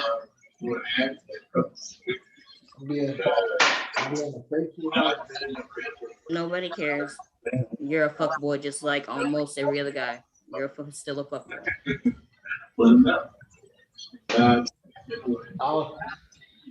I just work a lot, you know. No, you don't. Work a lot. You're not remorseful. You don't care. You guys never change. You are who you are. Just live with it. Just be who you are as a hoe and just live with it. Get with another hoe and just be happy. Leave those good girls alone. You don't deserve one. You do not deserve one. Believe you had the audacity to literally think you deserve to cheat on somebody. Like, what the hell is wrong with y'all? And then expect her to stay and then be better than him. And this is why y'all end up getting stabbed and stuff in situations like this. And your car get burned up. Yeah, because your tires get slashed. Y'all be playing with people's emotions. And thinking that it's funny until the rabbit got pulled, and then all of a sudden it ain't funny no more. Then it's, I'm a changed man. I didn't mean to. You full of shit. Should I give a woman the right to stab you? I didn't say it gives her the right, but I mean, a heat of passion sometimes, you know. Yeah, I was bad. He didn't give you the right to do what you did, but you sure to do what you wanted to do. So she can do what she wants to do. Suck it up. Take the L. You may want to be the leaders. Well, on up to it. So you're guessing how many screens you got to that? Well, I love my wife. So you love your wife? Is that what I just said? That was a whole lie. You should ask for your wife back. I will leave it. You should ask for forgiveness. If I wasn't, I did. She don't want your cheating tail back. Leave her alone. You ain't good enough for her. Leave her alone. No. Well, you need to ask her for forgiveness. I did. And leave her alone if she don't want to be with you. Leave her alone. I'm sick and tired of you men having the nerve to have good women in your hands, and then you want to fuck it up, and then all of a sudden after you realize she was good, then you want to crawl your ass back. No, leave her alone. Give her to someone who actually deserves her. You don't, because you didn't know how to treat her right the first time. No. She didn't want to treat me right, actually. This nigga said, y'all are so selfish. Inconsiderate, narcissistic, one-track minded, slow thinking, low frequency, you name it.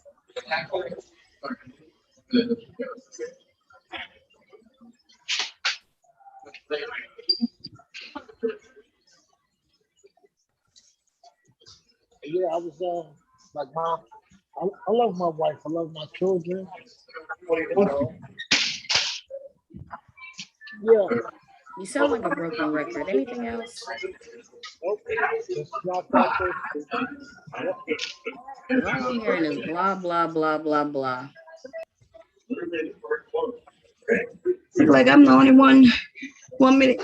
Anyway, what y'all talking about? What? Huh? You missed it, Bomb. I missed it. What happened? Damn, I missed it. Tell me about it. Oh, we've been going in on Twin over here.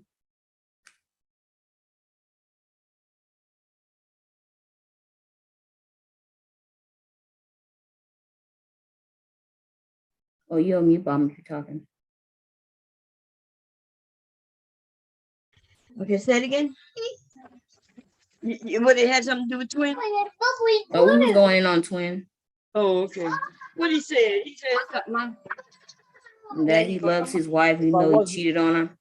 And all this other nonsense about how women should be better than men, even though men are sorry, and that those women should be with those men. If I wasn't under this law, if I wasn't under God's law, I wasn't under God's law, if I wasn't under God's law, I would have had a whole new feeling. God's law.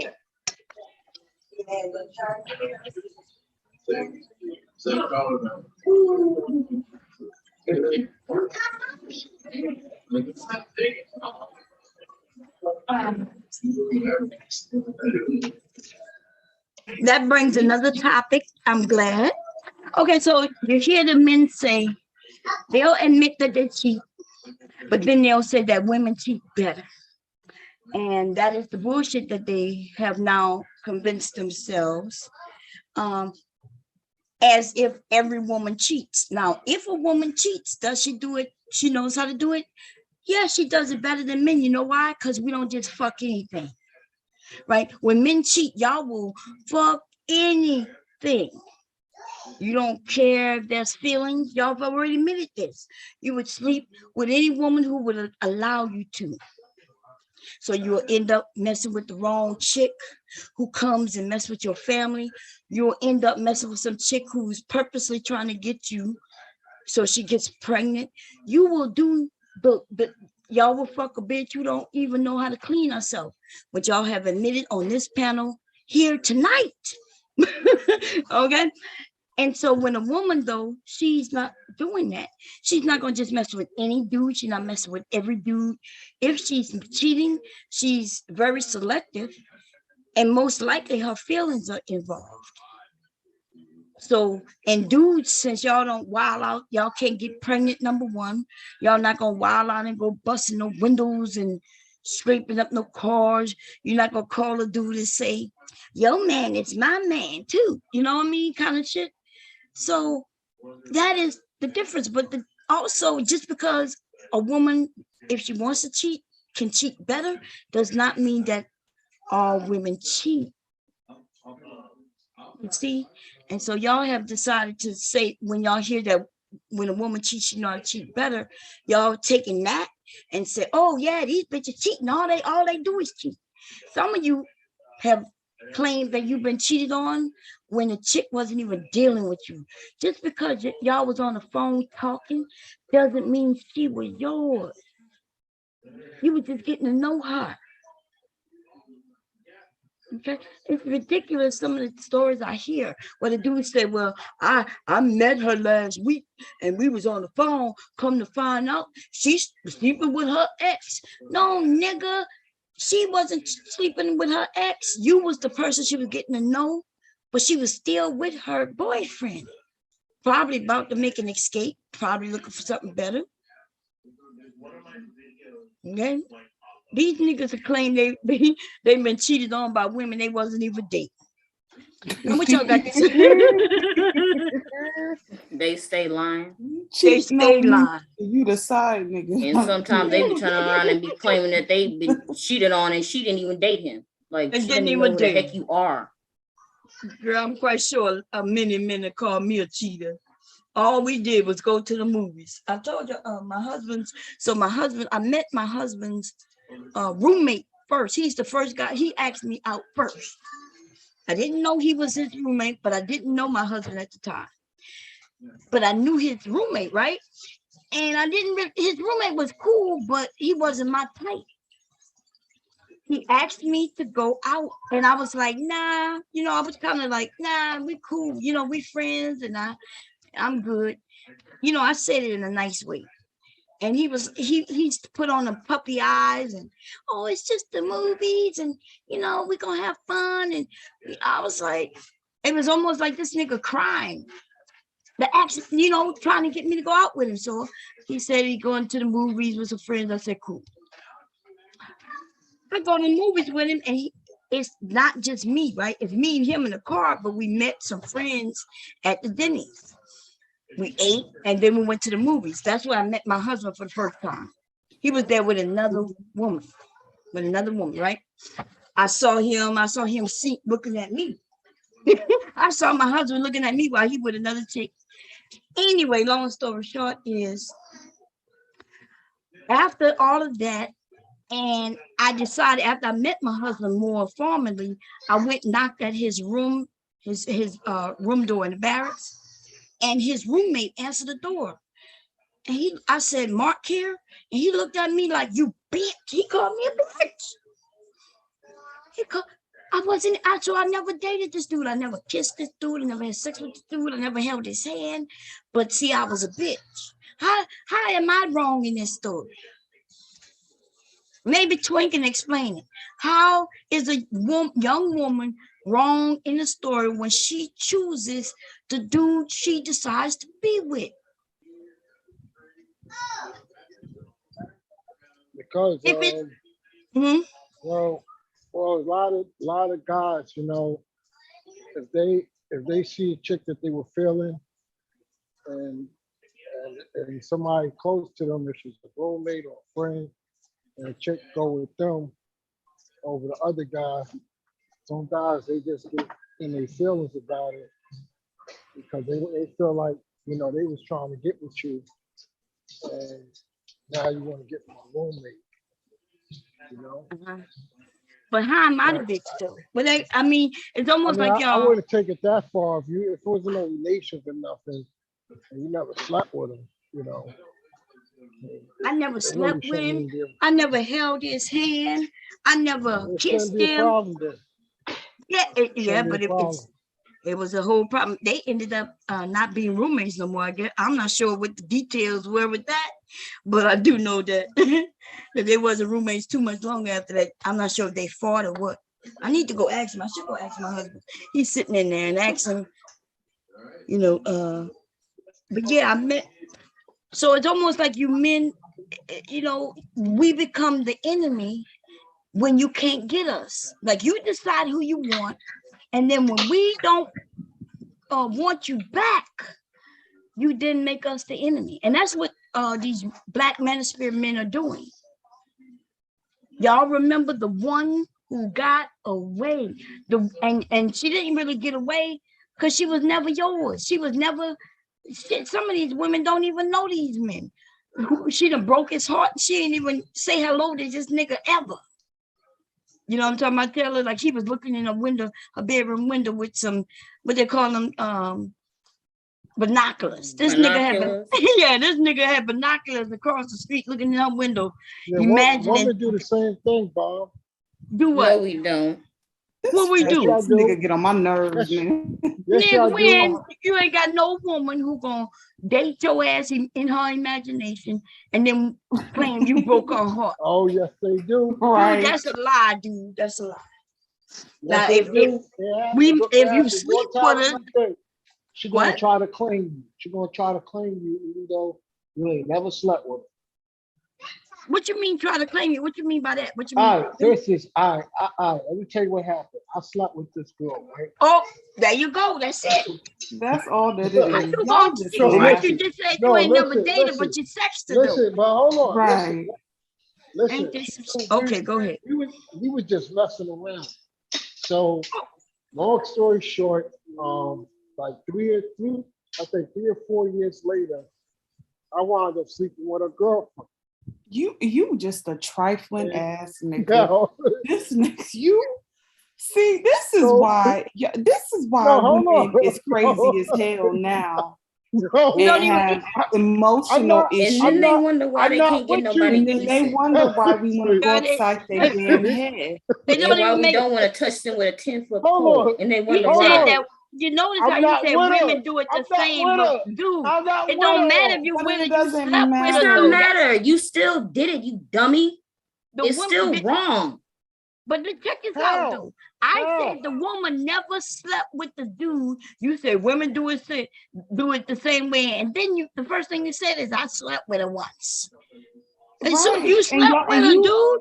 And not only did you sleep with her, you slept with her friends. So you a really raggedy ass nigga on the real for doing that. Like he'll make it seem like me and him are the same though, because I said I never slept with that dude. I never held that dude. Okay, but how's it wrong?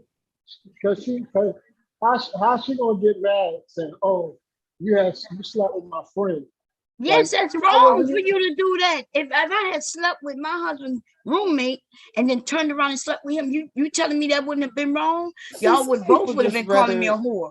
be by Come them on, goddamn dude. self. Fuck out of here. Y'all, Some y'all, people, y'all think about what you said you did. Now put a woman in the place of you and tell me you wouldn't be calling out names. Y'all some the fuck niggas hose for is real. winning. Told you, fuck boys, bunch of damn liars. So she had a And right then to they get wonder why mad. we don't want to be anywhere near them. So she They had the wonder right why to when get women get mad. near them on the street, they cross the other way on the street because they don't want to be fucking near you, you But hold disease-ridden on, fool. hold on. No. She said I wasn't her man. We was just friends. So basically, I was off limits once. Her friends was off limits, basically. Even though it was no relationship at all. She's smashing But them. you She's still smashing. trifling though. I don't understand how you never But mind. she I ain't gonna do no, you. I said she was But smashing other dudes too. But was she sleeping with one of your friends? No. okay then. So you didn't know the dudes that she was smashing. So I don't this nigga. I think you lying, twin. I'm gonna be real with you. No, I think she you're got her lying sex about a on. lot of things. She was getting her sex on. No, I But I did. swear to I God, clearly they did. you do were this just to too. aggravate But people. you They were really do. too. And this is why some women would just rather be by themselves to be putting up with all this emotional turmoil and headache when it comes to dealing with you motherfuckers. Because y'all be lying for no goddamn reason No, at no, all. no. I got that. No, that And then when the you get thing caught in a is, lie, then you try to act no, stupid like you didn't know no, what you her was friend, pulling. her friend. I liked it. Her friend when she told You what her friend? You liked it? when she You He's liked trying to it? say that he liked the way yeah, she looked more than the girl he her, was already You with. liked it, her yeah, friend. You liked her yeah, friend. she It brought yeah, liked it she ain't no yeah, word, okay, like twin. she she took me over to her friend's house. Her friend was pregnant, right? Mm-hmm. I was like, man, I liked her, but I didn't know that she was still with the dude that she was pregnant with. So I always like it was just like a immediate attraction, and I was like, man, I gotta get this, right? And it took me like it took me like 3 or 4 years. It took me like 3 or 4 years to hit that. To And I get to was do like, what? To do what, James? to get with a friend. So, oh my motherfucking god! It was How like old a are you? How passion. old were you when you were doing all this? I was like 20, 27, 28. So you was old enough to know better, and you were old enough to know that what you doing was Yeah. trifling as fuck. So you. So what do you think about it now? Would you do the same thing that you're doing now, or would your pastor rebuke you? Get substantially thinner and Moving, so I like the way her friend was moving, so I left her alone. You're not answering the question, twin. What's the question? I said, are you doing the same things that you're doing now? No, I'm faithful to my wife now. But you ain't with your goddamn wife. But the law, God, Lord, I'm you going need by to. God's law. You haven't God's been with law your wife says in 10 years. What did you say? no, just 5 years, maybe like close to. I think, Now, 5 Bomb, years. didn't this nigga say he wasn't with his wife for 10 years? No, I never said 10 years. I never said 10 years. I never said 10. All right. All right, James. I ain't keeping up with his story. It's all You don't lies. lie, James. You need to keep up with your lies. No, me and my wife, we broke up in 2016. We separated You've been in broken up for how 2016. long? We separated in 2016. Okay. And y'all separated because you was cheating with being a lying, No, cheating ass nigga.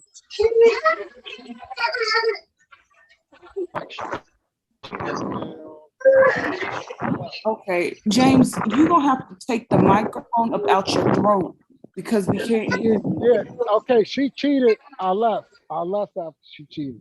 I So packed my you left stuff her up. because she cheated you after you were cheating on her for years. You left her, nigga, please. But that wasn't the first time that happened. That wasn't the first time that happened. So that's why, like I told you, I was a good guy in the beginning. No, But when you she weren't. did, You weren't any better than But she y'all no, all she was. Stop cheated say on me lying. first. y'all all say She that. cheated on me I'ma first. say in the So good all of y'all words, say that. in the good words of Tasha from Insecure, you a fuck boy trying to be a good guy. Facts. No, no. Why you trying to say? How you gonna lie on me like that? How you gonna blaspheme against me like that? It ain't a lie. It's the truth. Just own up to it. You a fuckboy. No, she cheated on me first. And that gave you the right to retaliate on all the other women who you cheated on? What did they do to you? No, this the only woman. Like my wife is the only relationship I ever had. Like I never had no serious relationship. This is my first because I knew my wife since I was a teenager. Leaky, man. You want a round of applause because you only cheated on one woman? Wow. It's I so never said I horrible. knew her since I was 17. That doesn't So make the cheating okay. I wasn't There's no cheating. longevity in this. This isn't the EEOC. This is an equal employment opportunity. This isn't that. Your I didn't longevity doesn't mean shit. listen. She cheated on me. Seems like you were no better. So what's the problem? It was going good in the beginning. So says you. But we haven't got her side of the story now, have we? Y'all holding his foot to the fire. He's She meant gonna to be say I full of don't know shit. what he was doing. She said she only know one time that I cheated on her. That was it. She only know the one time. And she gonna say, yeah, he cheated on me one time. I thought you said your wife didn't know that you cheated on her at all. But No, you she had didn't ended up with a baby. No, she didn't know. She didn't know. No, that was Jason. That was Jason. Okay. My twin brother had a baby on his wife. Oh, okay. You ain't got no babies? So that's the second member of your family who's just as much as the fuck boy as you. Keep going. You got three on the tree. You got three on your tree. I told You my got twin three not to on leave your his wife. tree. Three told fuck boys in your I told family. my twin So not to leave his. close to your You told him genetics. not to leave his wife, but you left your wife. No, Well, like she left him, and rightfully so, with his nasty ass. So I left, and then she didn't want me back. So I was like, all right. Of course she didn't want you back. I said that she don't want you back. Leave her alone. She don't Well, want you. no, she kind of do because she was just talking to me today, like, why I'm not coming around. You full of crap. Just because she asking why you're not coming around doesn't mean that she wants you back. Yeah, it just means that you got kids. No, not just the kids. She want me to come around and sit, eat dinner, chill. With the kids, right? You got kids. Yeah, but it's not just the kids. That's what you say. But let me tell you, if I had Like left one my time husband or he left me, she asked me to buy wine, bring wine to the house one time. And I told one her, time. I told her the Bible speaks against wine. And I told her I can't do it. Did you go there though? What? Did you go and just didn't bring the wine? Yeah, I went and didn't bring the wine, but I left quick. I left. I had to work. I told her I had to work. Yeah, but that's what I'm saying. If she wanted something to happen, she don't believe. She don't believe. She don't believe in what? That I'm being unfaithful and not. She don't believe I'm not out there getting her. Why would she believe you? You have Why would she? You You a cheater you dummy. You're already a cheater in her No, eyes. because she know I got a strong sex drive. She know that how I used to get mad at her when she didn't give it to me. So she feel like how? Well, I'm out. If she don't believe it, that's because she wanted. I'm not even if she believed you wasn't cheating or was whatever she believes, if she wanted you back, she would take you back. You know, like there's women who know. Okay, I know he's cheating, but I still love him. But I'm not. Yeah, but I'm not. I'm not. See, I'm not. I could probably get her back, but I got to get myself together first. Ain't that some shit? So what you waiting for the kids to be out the house, and so you don't have to deal with none of that? That's what it sounds like to me. Sound like a lot of bullshit to me. I And don't I really hope you're not know. stringing that woman along, cause y'all, that's some fucked up shit. No, because she went out there, tested the waters, and she seen that the grass ain't green on the other side. He what? She went out there, tested the waters, and she seen that the grass was green on the other side. She just hasn't found Yeah, it no, yet. the grass is, listen, the grass is greener on the other side. It sure 'Cause is. on one side, there's nobody cheating on her, hurting her heart, breaking her heart. And on your side, though, you done that. No, So no, that's done. That's done. I'm striving. I'm a striving to be holy and be like Christ, and the fear of God is upon me right now. So Striving doesn't mean that you are. That means you're on your way to doing it. That means you haven't done it yet.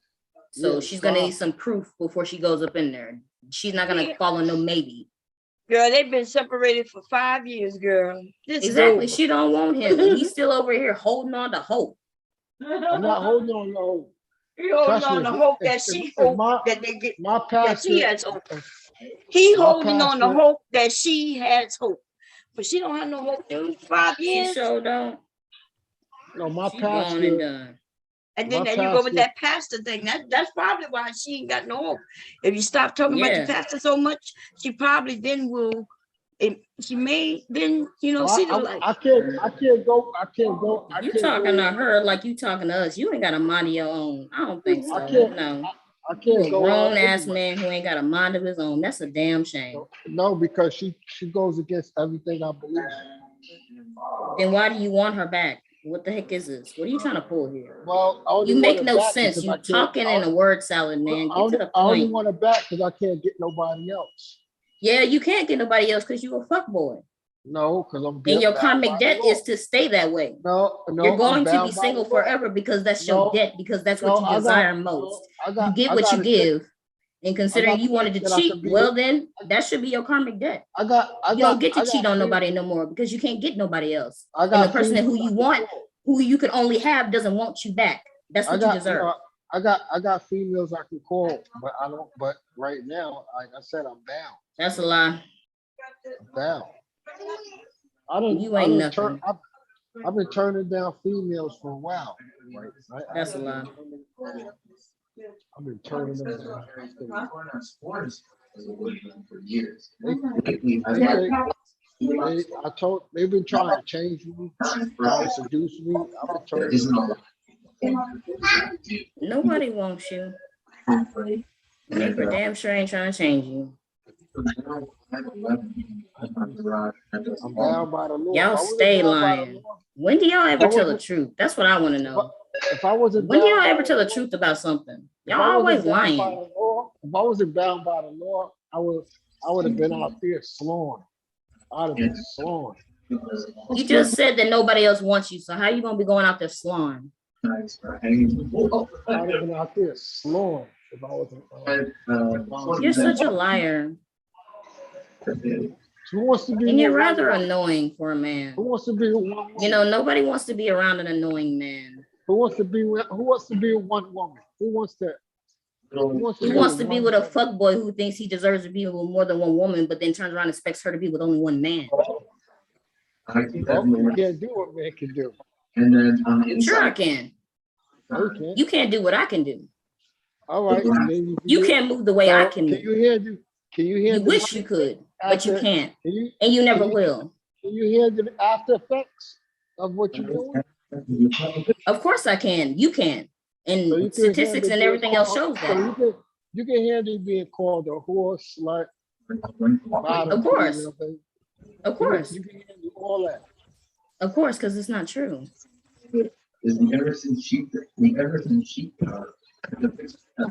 That's the life of a woman. That's nothing new. You have death spoken on you. You have I'm gonna die alone spoken on you. It's nothing new. I just smile because it's not gonna happen to me. It's gonna befall whoever's saying that. Because you have no right to speak those words into someone else's life. Listen, I heard you have this no guy, authority to speak those words into someone else's I life, heard- but I it heard will this- be happening to you. I heard this guy in the space. I heard this guy in the space saying that a woman over 27, they missed the last train.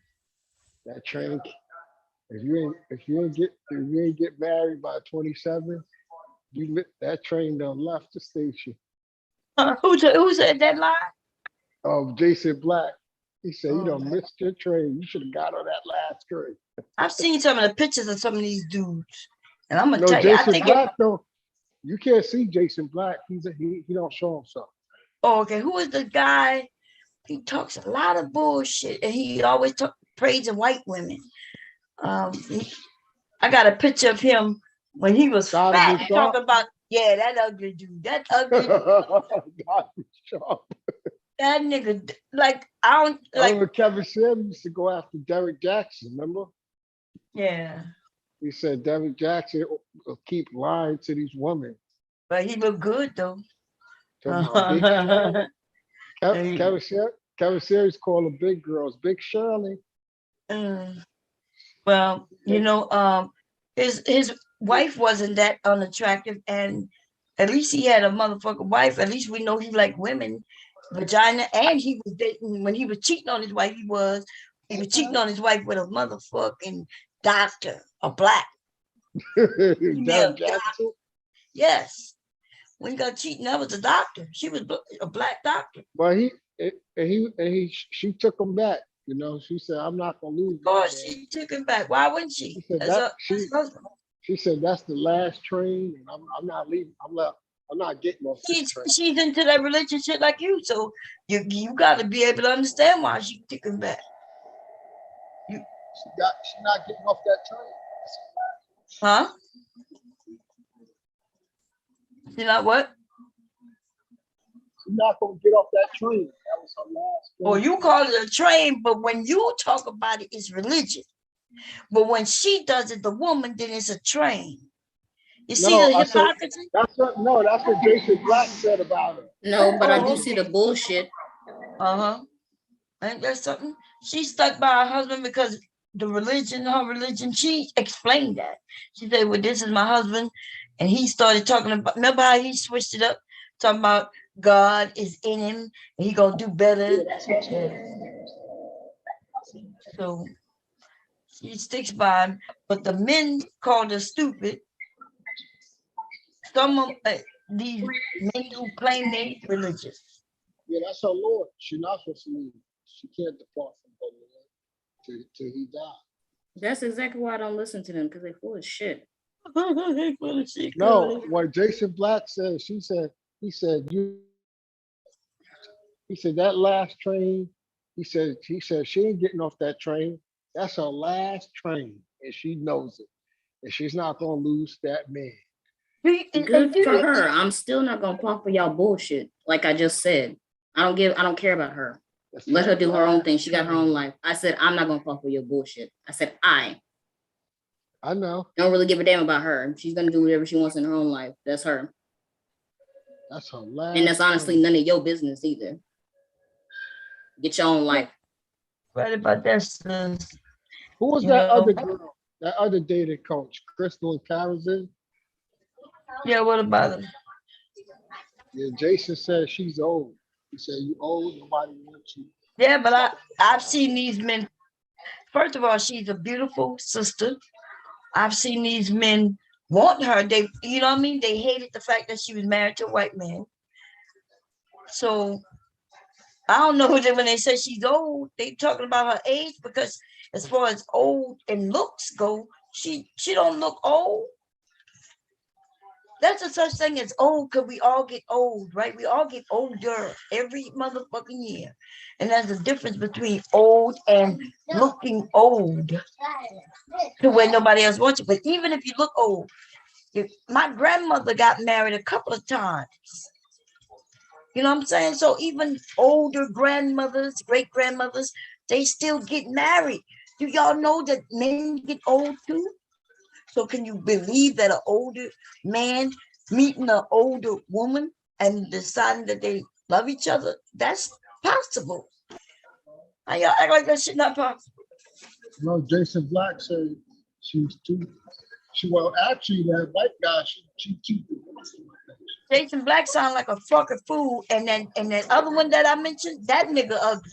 So it don't matter. That nigga could be young and he's still ugly. In fact, when he was younger, he was fat. The nigga was fat and nerdy looking.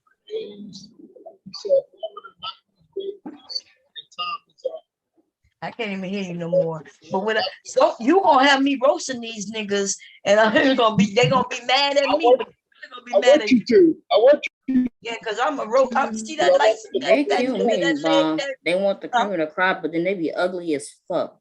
Girl, that nigga, after I'm roasting his ass, the nigga gonna cry with the ugly cry. You know when they get the ugly face cry, they gonna be like, oh, she. But a girl called up Jason Black. A girl called up Jason Black, and she said to him, "You right. I should have made a better choices when I was younger. I had a chance." Think about it. We all can say that in our life about something. If I got divorced from my husband, I'd be like, damn, I should have made a better choice. Yeah, Jason. Oh, Jason would have said, that's your last trade, bro. Huh? That's it. He said what? Jason Black would have said, Jason Black would say you blew it. That was your last trade. You better go call that man up, better run back to him. That's what he told the other girl. Don't know her from anybody, but they gonna tell her that was her last training. You know, he don't know her at all. Just stupid. I can prove Jason Black wrong 100 and then these idiot males are just falling for a hook, line, and sinker just because they like hearing the shit, and it's all a lie. He's looking at the age. Yeah, I know. Looking at the age. But what you need to look at is the fact that women, even older women, have access to men, to the men their age. That nigga not young. Them niggas look old and decrepit. Look at these young ass men over here. You're young. See, this is the thing. You are a young man. They're old, and y'all listen to they old ass claim that they won't even date women their age because they want y'all women. And then y'all host them up, give them money just so they can be able to play in y'all pool of women. Y'all young niggas is stupid, man. Y'all better stop this shit. Kevin Samuels is gonna steal one of y'all women, and he only gonna use it for a beard. He not even gonna. Oh, you should have hold that girl. One girl, he told this girl, "I'm gonna blow your back out." That's what Kevin told that girl. Right? But he said, "I won't." Don't nobody believe him. Nobody. I bet. Listen, I. But you want to know what she said to him? You want to know what she said to him? Sounded like a woman. That nigga too sweet. Mom, you don't know what she said to him? What she did? She said, "You be lucky if I let you eat it." She said what? She said, "He'd be lucky if she let her eat it. If she let him eat it." That's right. He'll be lucky to pay for it, and he would have to that's pay right. for it. And that's how she should have treated him too. That's a smart girl. Like a trick. Smart woman, smart lady. Thank you. That's the kind of show I need to see. When them type of women get up there and tell us that you're not even good enough looking to get close to it. She told him that on a dating service because he was on this chat. He was on this dating site, and she happened to be on there. And he showed. He said, "You see this stupid stuff?" He said, "You looking like." Kevin Samuels want to get near some vagina just to see what it looked like, and you know what I mean, so he can maybe get one himself, decide whether he gonna get one. Well, why would you be? Well, I don't get it. Why would you be gay? You got all these women. Why would you be what? Why would you be gay if you got all these women? Because they don't like women. Ask somebody who's gay. We don't know. Yeah. No, Bob said he's gay. That nigga is at least bi at the minimum. Go ask him why. Stop bothering us with his nonsense. The lady said we don't want to hear him no more about it no more. I agree. Well, not stopping. That's usually more Allegheny and Susquehanna. If you have to get off at North Philadelphia, take a train back southbound, and And that way you get off and you stop. Okay. What you doing, Nick? I am in the house. Okay. You got something playing? It's green. That's your green truck running? It sure is. Yeah, he playing with his car set. Oh, yeah. Leaky. Ricky is. Okay. Okay. I'm gonna put you to bed soon. I had to come up and give him a quick shower earlier. Leaky got it good. He had a better bedtime than I did at that age. Yeah. Leaky probably gonna be up. I try to keep him up late because his dad don't get home from work until 1. And then that way he can spend some time with him. And then when they go to sleep, he'll, they go to sleep together and wake up together. But if I put him to sleep now, he gonna wake up at like 6 in the morning. His dad not gonna be up until 6 in the morning. That means I'm gonna have to keep him on dad's schedule. Oh, yeah. That's cute. So, but the bad thing is when you go to his mom, that's a different schedule altogether. Which I'm not sure what the schedule is, so I don't know. I was about to say, I bet that's a different schedule. Yeah, it is a different schedule, yeah. So the only reason this is working the way it is working now because he's so young, But when he gets school age, we know everybody gonna have to get on the same page. So he can get up and go to school and stuff like that. And then that's weird how you go from house to house, I don't know how they're gonna work out for him, but we'll make it happen. Make it work.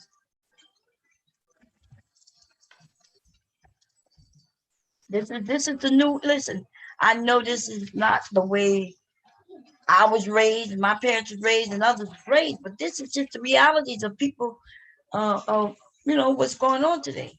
And nothing wrong with, listen, if you don't get married and it don't work out, the children still should come first. They should come first. But these men, what they'll do is, they don't want to be bogged down with kids. And so they leave. And these niggas leave. And they got the fucking nerve to get on YouTube and cry about child support. I'm almost tired of hearing about a man and his child support. These niggas crying about taking care of their children.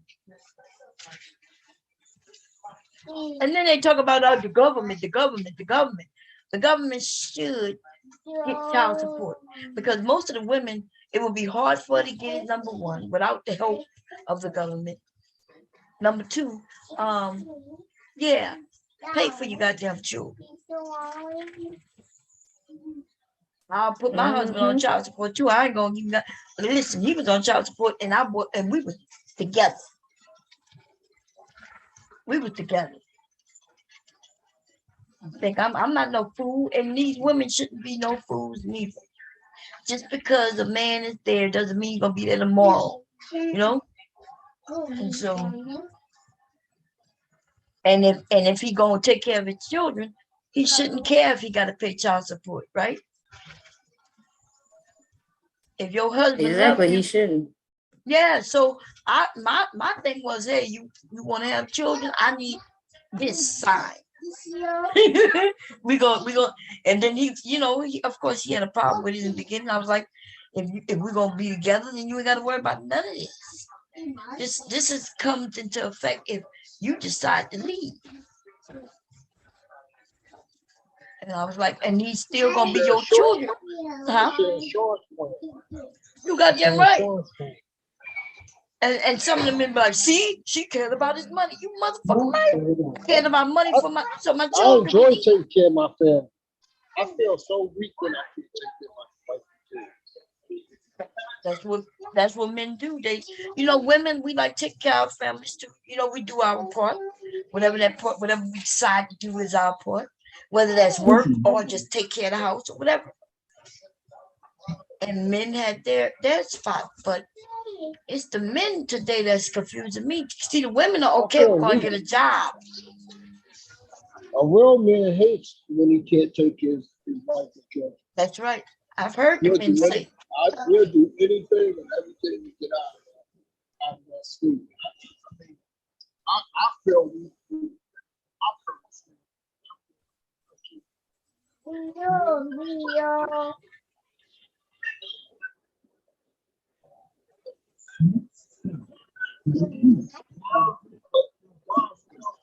Attention, safety riders. Please secure your personal property and electronic devices. Somebody's background going on. Yeah, I'm not sure. Oh, that's Twitter, I think. Anyway, y'all. Anybody with y'all? Anything else y'all want to talk about? Or I'm gonna shut this down. It's up to y'all. Tomorrow, I have free time. Because I'm not sure what time he leave tomorrow, but I do have to do some sewing. But this is what I would say to the Black Manosphere is F all y'all. I do want to play that little clip though. There's a couple clips I want to play. Let me see. Oh damn, my phone may have died on me. Let me see what the Roger report. I'm gonna get on him. We're about to tap on these dudes' head. You got to weapon tap on them. Yeah, we're going to tap on them. We're gonna put on some tap shoes and tap on their heads. You know what I'm saying? Because these dudes something wrong with them. We're gonna get back on it, and we're gonna talk about the real things that they say. And so today, what we spoke about was I wanted them to prove that in the 80s, 90s, and early 2000s, there were movies and shows or talk shows and songs that were making Black men look bad. And we couldn't find none. They failed miserably. They failed at it. They couldn't bring up one point, and every person who brought up a point was a woman, not a man. Say it again. Say it again. I sent you the video of Kevin getting cursed out. Send me the video of what? Of Kevin getting cursed out. Of who getting cursed out? What? Kevin, he got cursed out by a woman. Who got cursed out? Oh, He Kevin. said it's a video of Kevin getting cursed out by a woman. Oh, you sent me the video? Oh, I see it down here. Okay, let me see what it looked like first.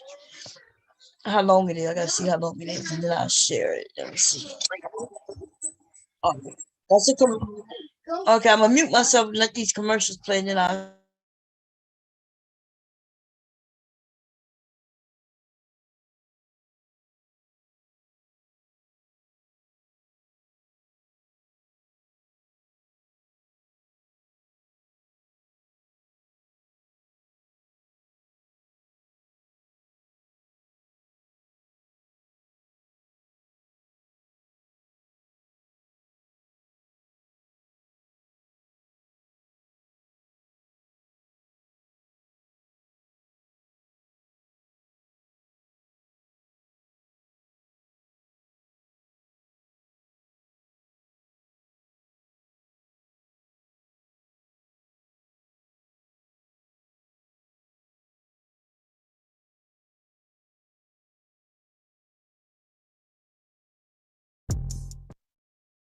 Give me the same respect that I just gave you, sir, that would be much appreciated.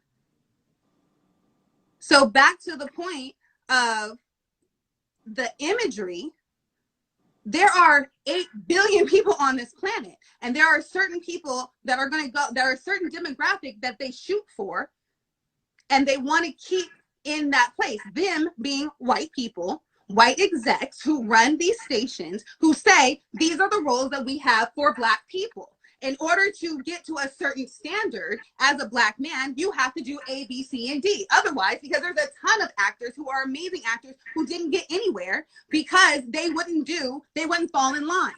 Same with Black women, the image of Black women. I am not included. I am nothing like that girl. I'm an educated Black woman. I was married in my 20s. I have 3 children. 30 seconds. Okay. Well, either way, I'm showing you that there is something different, is all. Mm-hmm. And what you just went on for 2.5 minutes was the very image that Black women have been perpetuated for the longest. And I just let it go. The angry Black woman, or the fact now that you just cut me off. You just cut me off now. See, All right, so I can because sit I'm there and not hold gonna it. let you, you're not gonna, See, you're no, not no, gonna do no, that no. to You're me. not. You're Well, not gonna first sit off, you're here not and in control of berate anything. or You're not in defend control of me anything. You're not in because control of anything. You're not in control of anything. I let I'm you not. be. I just went for 2.5 minutes. But see, what I'm just showing is all this masculine, aggressive energy. There's a way to get your point across and still be a lady, feminine. It's masculine energy because I'm standing Well, on and my I will let point. the audience decide, ladies and gentlemen. When you saw her going off for 2.5 minutes and this and this and this, is that the image you think that's helping black Were you women paying change attention their? to anything I was Lady, saying I though? went on for two. You see what you're going to do is let me speak, or I'm going to bid you a good evening. No. Well, we can say good night. Good night. Well, you can say good night. I'm still going to say what I got to say Go about you. ahead. You just might I'm want to sure be you here. will. No, Have a well, beautiful how night. about this? Have a I trade you beautiful an night, opportunity sir. to say what you want to say, but you're no different than the rest. And that's the point. The educated of them still think that they're better. No, ma'am, you are the problem too. Okay, so what part was I? What part is there? Somebody else coming up? Because I'm. Somebody said she goes off on him. She wasn't going off on him. She was educating him. Yeah, she went off on him. Nigga, listen. I'm not. Y'all be playing too many goddamn games. The fuck did I play that shit for? Listen, what did I play that shit for? She said she's an educated black woman. You made it seem like she went off on him. I don't see her going off on him. If anything, she educated him. She was educating him. He made it seem like it was something that it wasn't. I can't hear you. What? The woman said the woman that was in that chat said he was disrespectful. She was disrespectful Kevin. Who said she was disrespectful to Kevin? The woman was saying that. What woman said that? The woman in the chat. In the Instagram chat. What chat?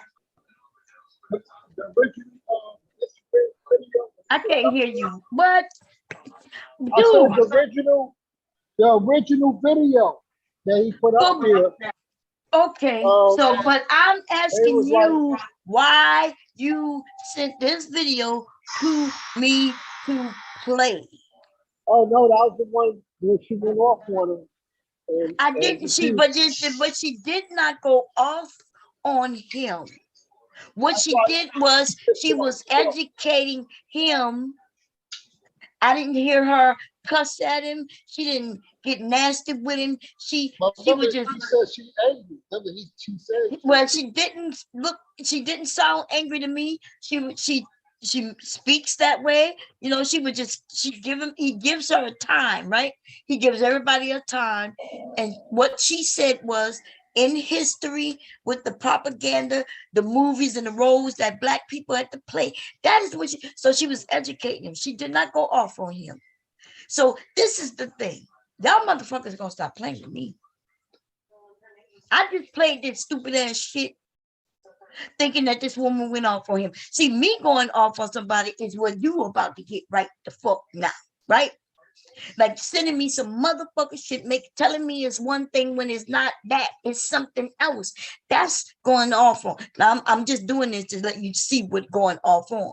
It equals. She didn't do that to him. She was actually disrespectful to him.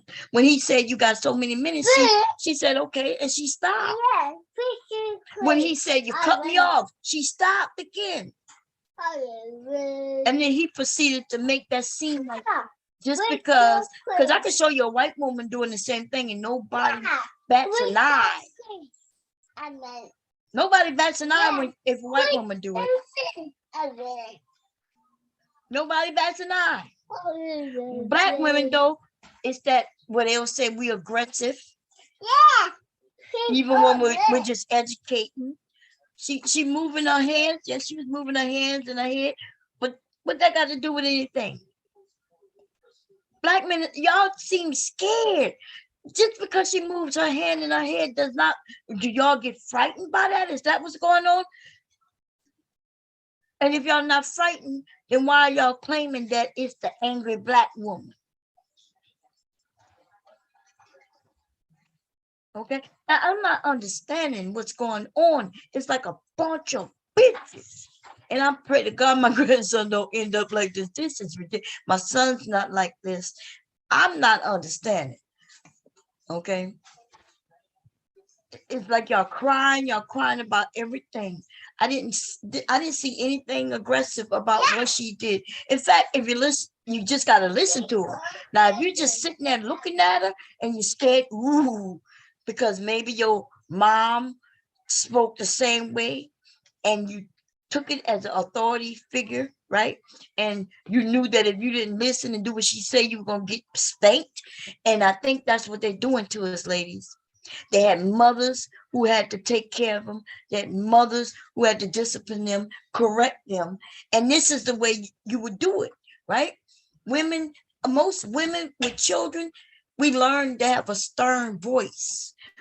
I probably didn't sound like this when I was younger, but I've raised or helped raise with my husband 2 boys and to men. So when I had to speak to my sons, I had to make sure they understood that I wasn't playing with them. I had to let them know, mommy's short, but mommy will knock you. And I didn't have to say that. I didn't have to tell them I would knock their ass out, but I bet you in my voice, they knew whether I was playing or not. Okay, that's what you get from women who raise children. Women who raising children. Because they, when Leaky Leak, right? Leaky Leak running around, I'm like, stop it, Leaky Leak. Because he's 2, right? And then if Leaky Leak don't stop, I get a little more stern. Hey, what did I say? And then Leaky Leak continues on. I'm like, don't make me get the belt. He's 2. That's how we handle it. As he get older and older and older, I have to do it differently. I got to get more stern in my voice. So they won't, these boys started standing over me when they was like 10 years old. My sons were standing tall as I am when they were 10.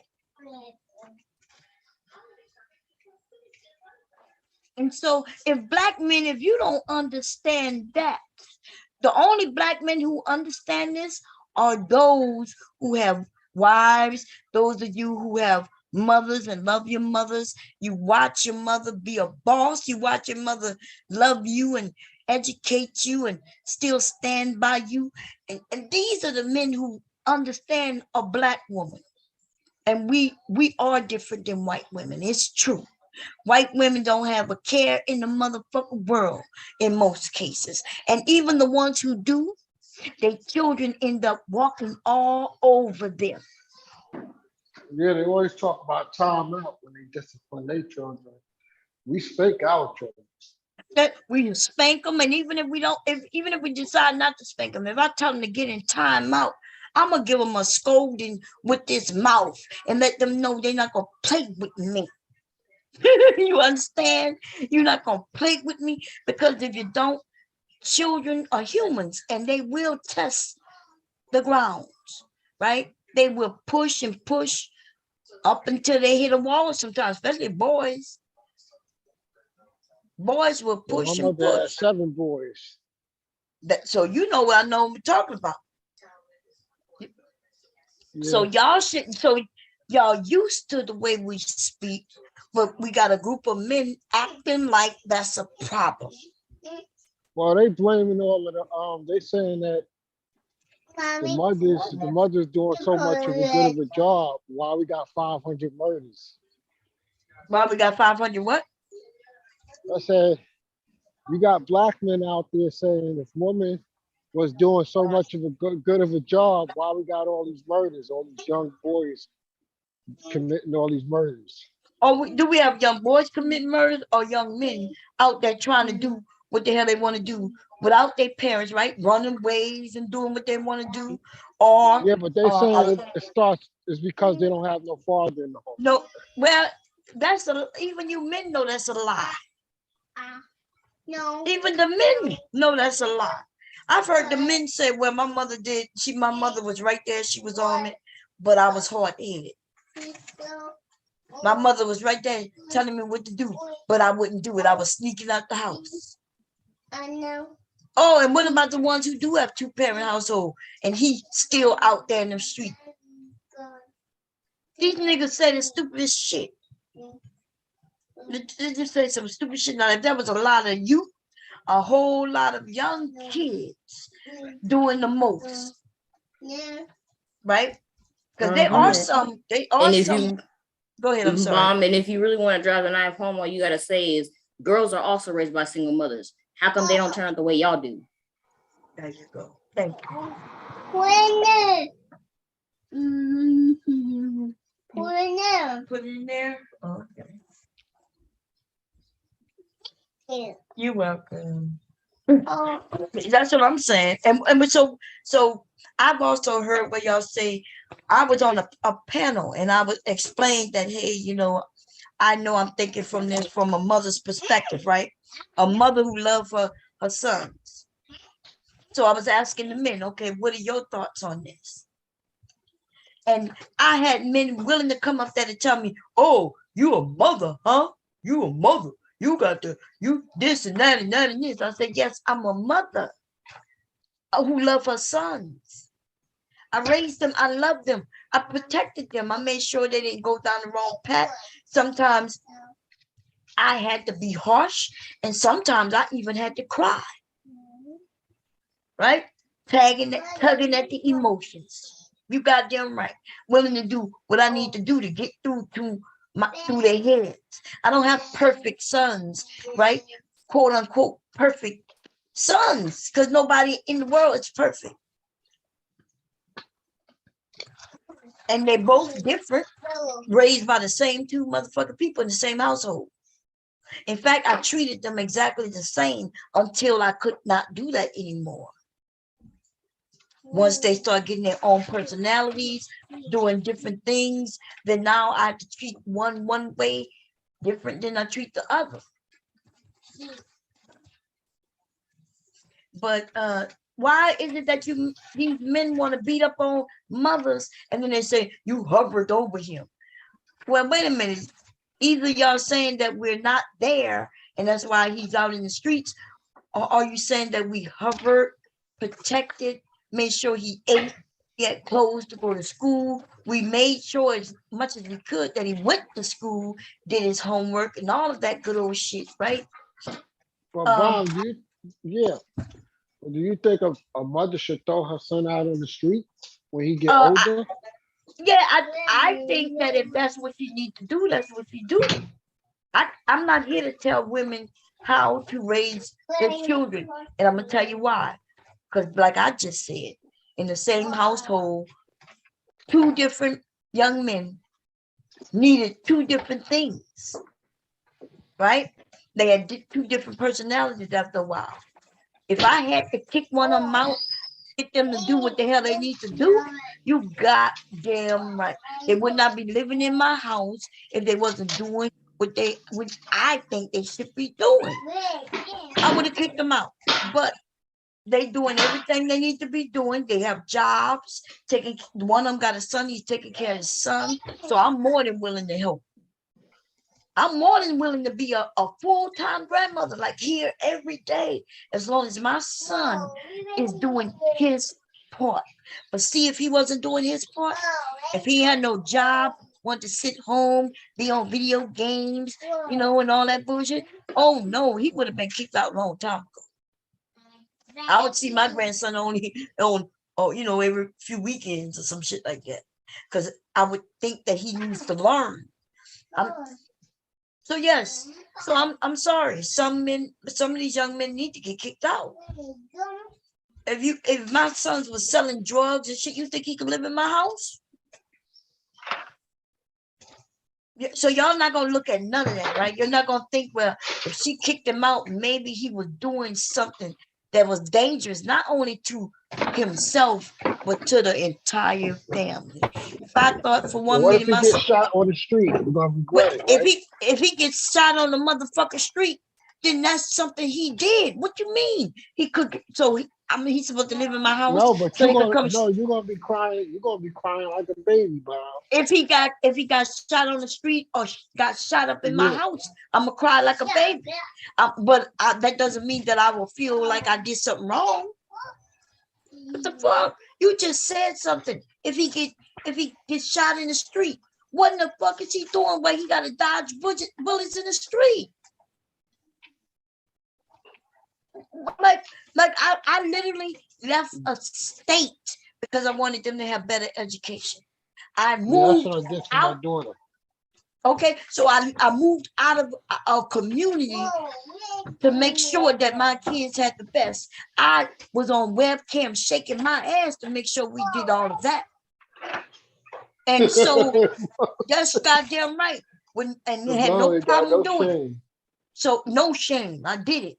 And you mean to tell me he turns 18 and now he think he need to be out in the street doing some shit that I got him away from?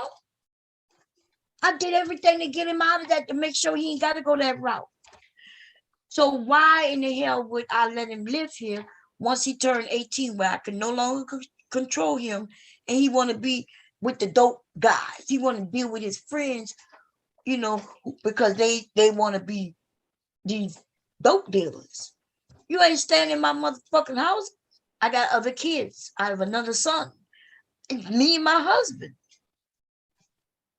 So no, they would not be staying here. And will I feel bad that he got shot in the street? Yes, if he gets shot in the street. But I would also say, well, I'm glad he wasn't home when they decided to shoot him up.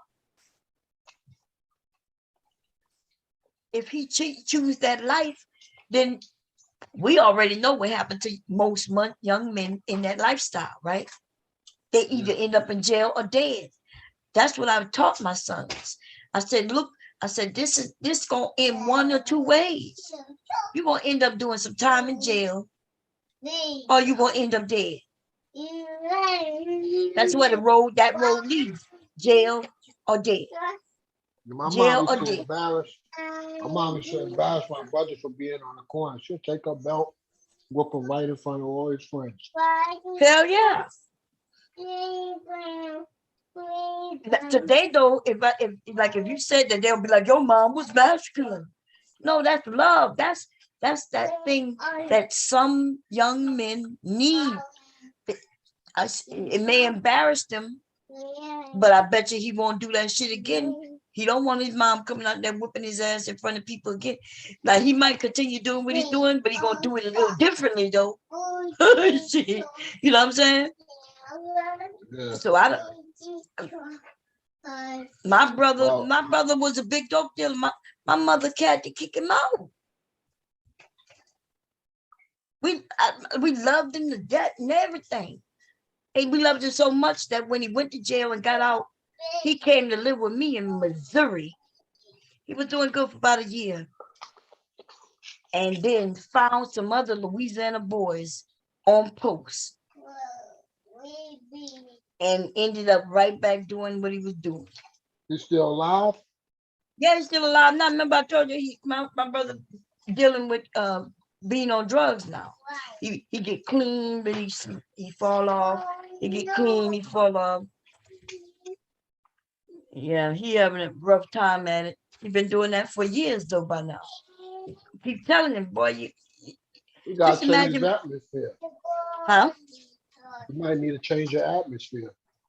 Yeah, but he too. I have a family now. See what I did when I was younger, letting them come live with me. That was something I was willing to do. I didn't have no children. He wanted to come and stay up here in Delaware with me just last year. Called me talking about I want to come up there. Oh no, I don't know what you're coming up here for. Bro, you be missing the sewing machine. Sewing machine is you're gonna smoke this sewing machine. Yeah, listen, I'm not doing it. My brother is old enough. He's only 2 years younger than me. My brother's 50. So yes, 50. So therefore, why would I put my children at risk? Even though I love my brother, I love him first. He's like my first baby. I consider him. But once I started having children, that's how my mother was. Yep. Just like that. You describing my mother. Yeah. Once I started having my children, I had to think of them. I have to think about my family. He's still my family, but my children are my family. Well, my mother was a little bit more lenient than you was because she gave my uncle ample chances, and now he got his own apartment, but now he got people in his apartment that he do a lot of drugs with, and now it's affecting his heart. Now he in the hospital with That's heart what problems. my brother. My parents, they kicked him out. They wouldn't let him come stay, but they would let him come and eat, get a meal. But then he couldn't spend the night, take a shower. Yep, that's what they let him do. My sister still do that for him. And then he'll get back on track when he really would put his heart to it. But he falls back into it.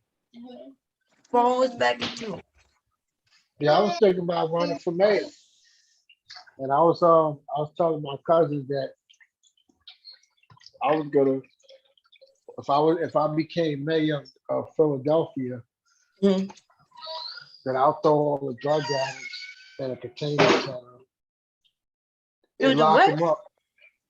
I told my cousin, I said I would throw all the drug addicts in a containment center, and I would keep them there as long as they on drugs. They won't get out. They won't get out. You can't do that. That's illegal. Yeah. So, my cousin said you can't campaign on that. You can't campaign on it. You're not gonna be able to do it. So you're gonna keep it's them a locked human up. rights violation. Your mom. Yeah, we're gonna. They are people too. They just. It really is an illness. It's because I watch my brother. He don't do it. You think all these people want to be on drugs in the beginning? Yes, they want to get the high, but after years and years, they don't even really get high no more like that. Yeah, my uncle. My uncle's just like he just can't break that habit. Yeah, and it's like I watched him. I was in denial that he was on drugs for a while, so I actually seen him do it. Yeah. My brother is so good when he on drugs. Like I'm serious. You can't tell, and you really can't tell, right? And he can hold down the job. Then people don't even be knowing. It's the weirdest thing. And But the only thing, and he's a good person. Check it out. He's a good person. Huh? I said the harder drugs escape your system faster than the weed does. Oh, I don't know. Yeah, but man, crack, and coke escape your system. You can't detect that after a while. You want a diamond? Yeah. But you ready to get in bed? Yeah. Okay. Okay. Well, Bomb, you ever been to Philadelphia, Kensington, and Allegheny? Say again? You ever been to Kensington and Allegheny? In Philadelphia. Kensington and Allegheny in Philadelphia. What's that? That's why I want to run for mayor. It's an area, right? It's a real. I've never seen so much drug addicts in my life. Over there, it's drug infested. It's like zombie land. People run. Wow. So I was gonna run. I'm thinking about running for mayor of Philadelphia, right? And I'm gonna run on a Republican ticket, and I was thinking about being a law and order mayor.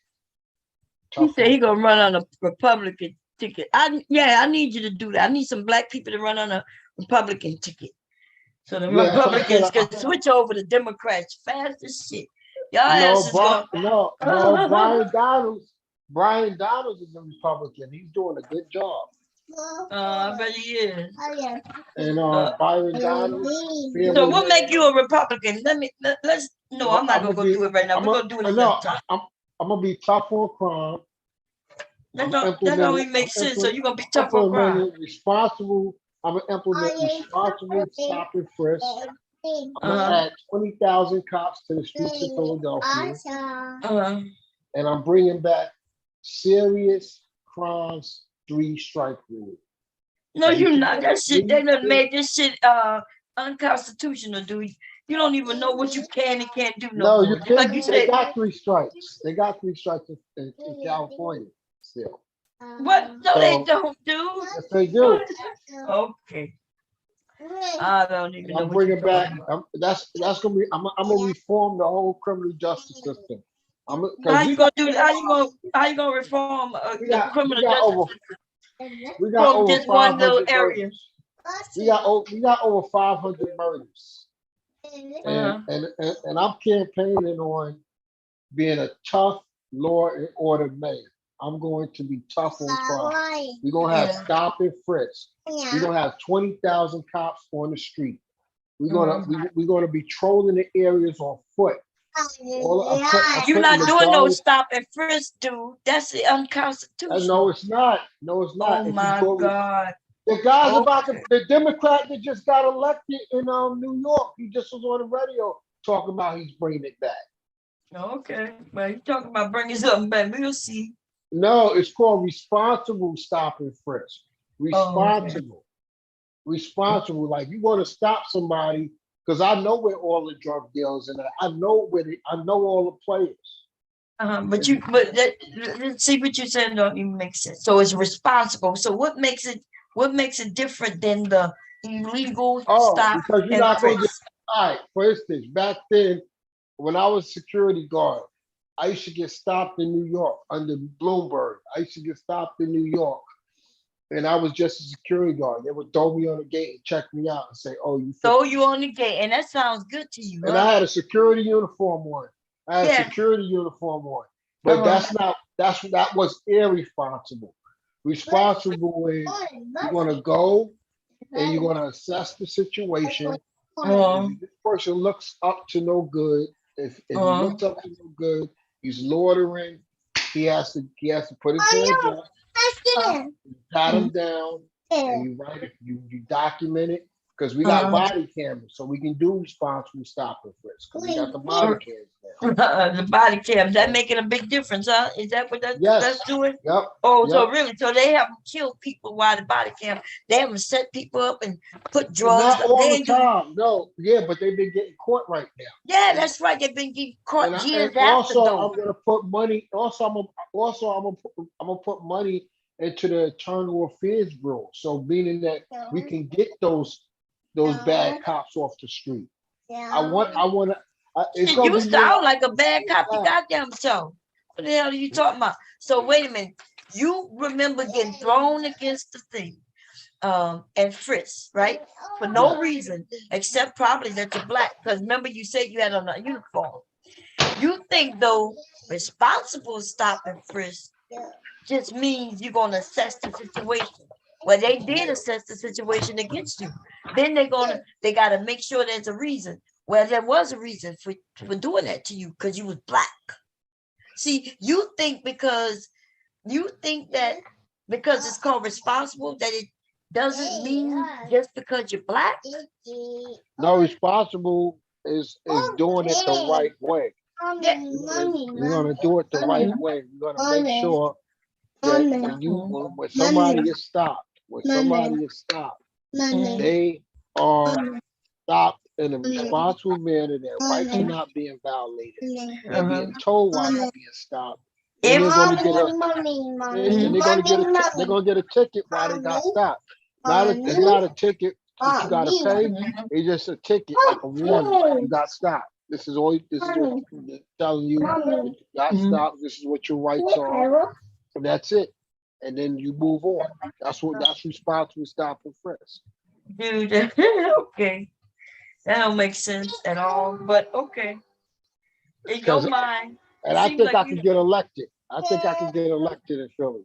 because I'm gonna go to all the. Not only are you not gonna get elected, but they No, gonna laugh at your I head. think I got a shot. I think I got a shot because I'm gonna go. Not on I'm gonna what go you to talking about. all the areas. I'm gonna go to all the areas where people were shot.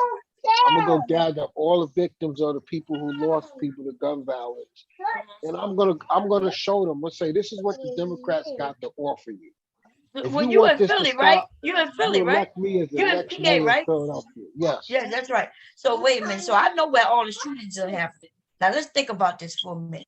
I'm gonna go to the areas. Nah, wait a minute. No, baby. You gonna go, you gonna run a bill of frisk, stop and frisk. Are you talking about when they walking? You talking about in cars? What are you talking about? Cars walking. Because we know most of the shootings were people in cars. Big motherfuckers is in cars just shooting, just they in the cars doing drive-by shooting. Yeah. That's what's happening in Philly. Right? That's what's happening in Philly.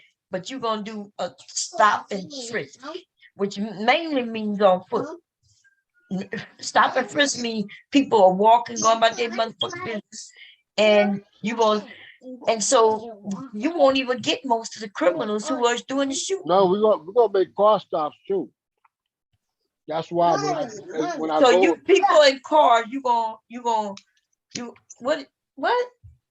Yeah, as They're gonna be mayor, able to stop. So what would be the reason for them stopping in the car? It gotta be if it's reasonable, right? If it's something you said responsible, that means they have to be doing some illegal violation, some car violation. No, I'm gonna say it's always gonna be something illegal with the car, the tents. If you got dark tents, you know what I mean? People got dark tents, they're gonna get stopped. Yeah, my tent is dark. Real dark. Yeah. You get stopped, and I gotta run your tents, make sure they're legal. By the way, can you step out the vehicle? We're gonna have the thing about it is I want to be able to bring. I want to bring a law. So what's reasonable about just because their tent is dark that you now get the frisk because you don't have a right to search their vehicle just because they just because they're breaking the what you call them law don't mean you get searched. I'm gonna sign numerous executive orders to Dude, there's laws that you can't change.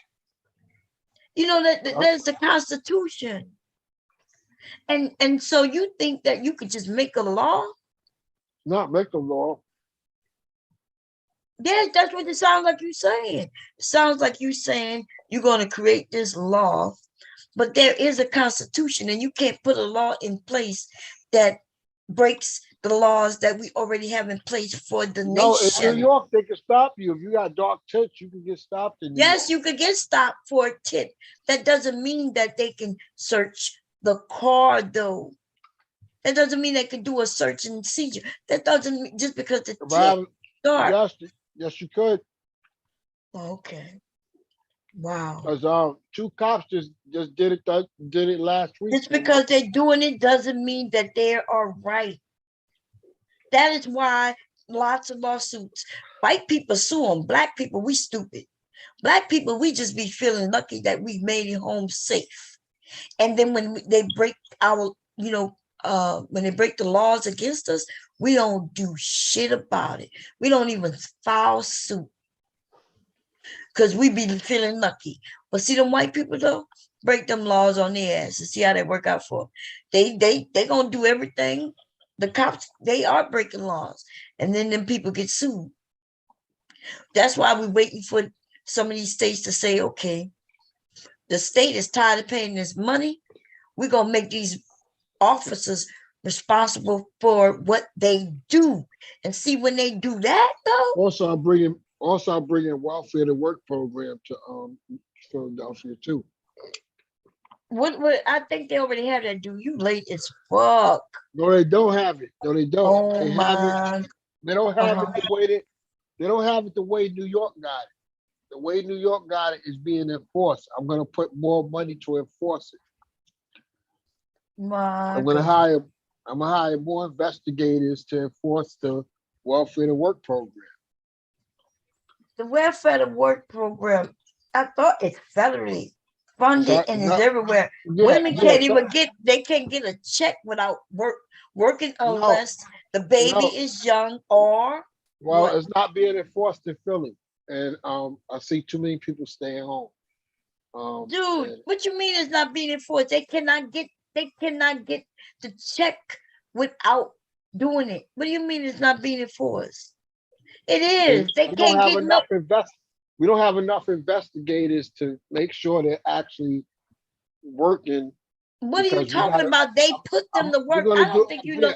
Damn. Never Well, mind, dude. well, Listen, I'm in I New York. what I'm I a run. recommend you do is not run until you educate yourself No, on what the I hell did. is I out am there. educated. I know. I've Okay, been on. so how do a woman get welfare? Tell me about anything I know about welfare people that who's you know. getting welfare right now who's not working. Yes, I know and why aren't they working though? because Philadelphia is not enforcing it. I'm No, that telling is you, a lie, dude. There's several not a reasons. lie. I'm right Okay, here. listen, dude. Just because you're right there, don't mean that these government agencies aren't doing what they're doing. You just know what you know, but apparently you don't know a lot. Let me tell So you why? something. So You why do niggas, people? y'all do too much. Y'all talk too much about shit you don't know. You cannot get a check unless you've proven that you're working. No. And listen, unless you have reason to not work. Like for instance, if somebody is on disability, if a woman is pregnant, if a woman has a baby under a certain age, school age, like 5, sometimes 3, depends on the state, right? But they have to back this shit up with actual proof. And then they got people, they got the elderly. If they got a medical letter from a medical place, then yes, they don't have to work. I see too many people sitting outside, not working. Mhm. Well, they only have to work so many hours. You talk about what you That's what see, I'm gonna but do. that's dumb I'm as gonna, fuck.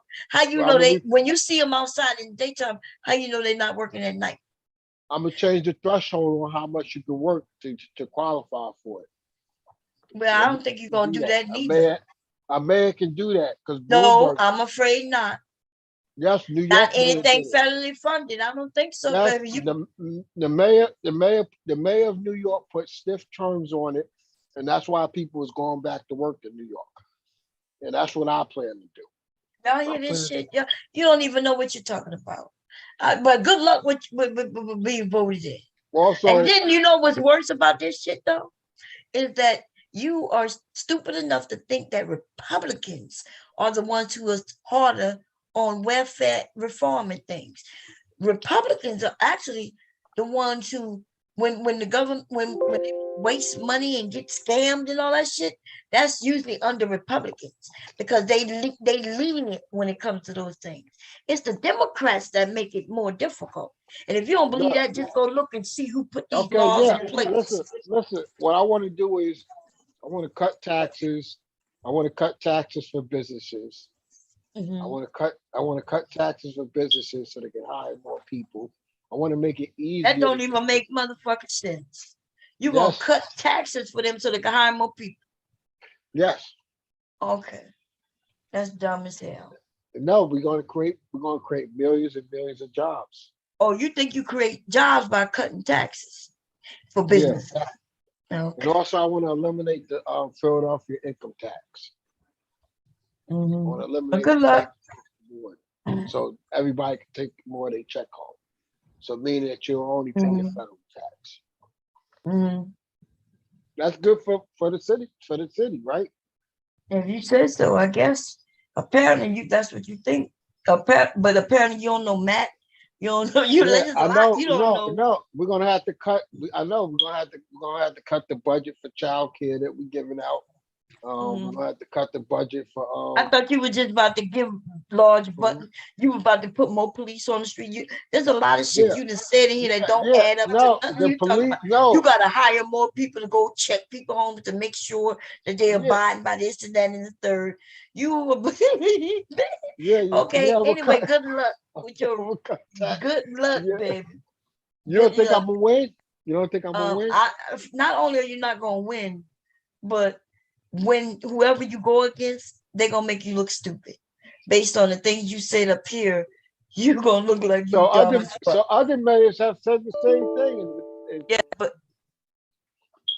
so you saying that they stupid? They have said the same thing.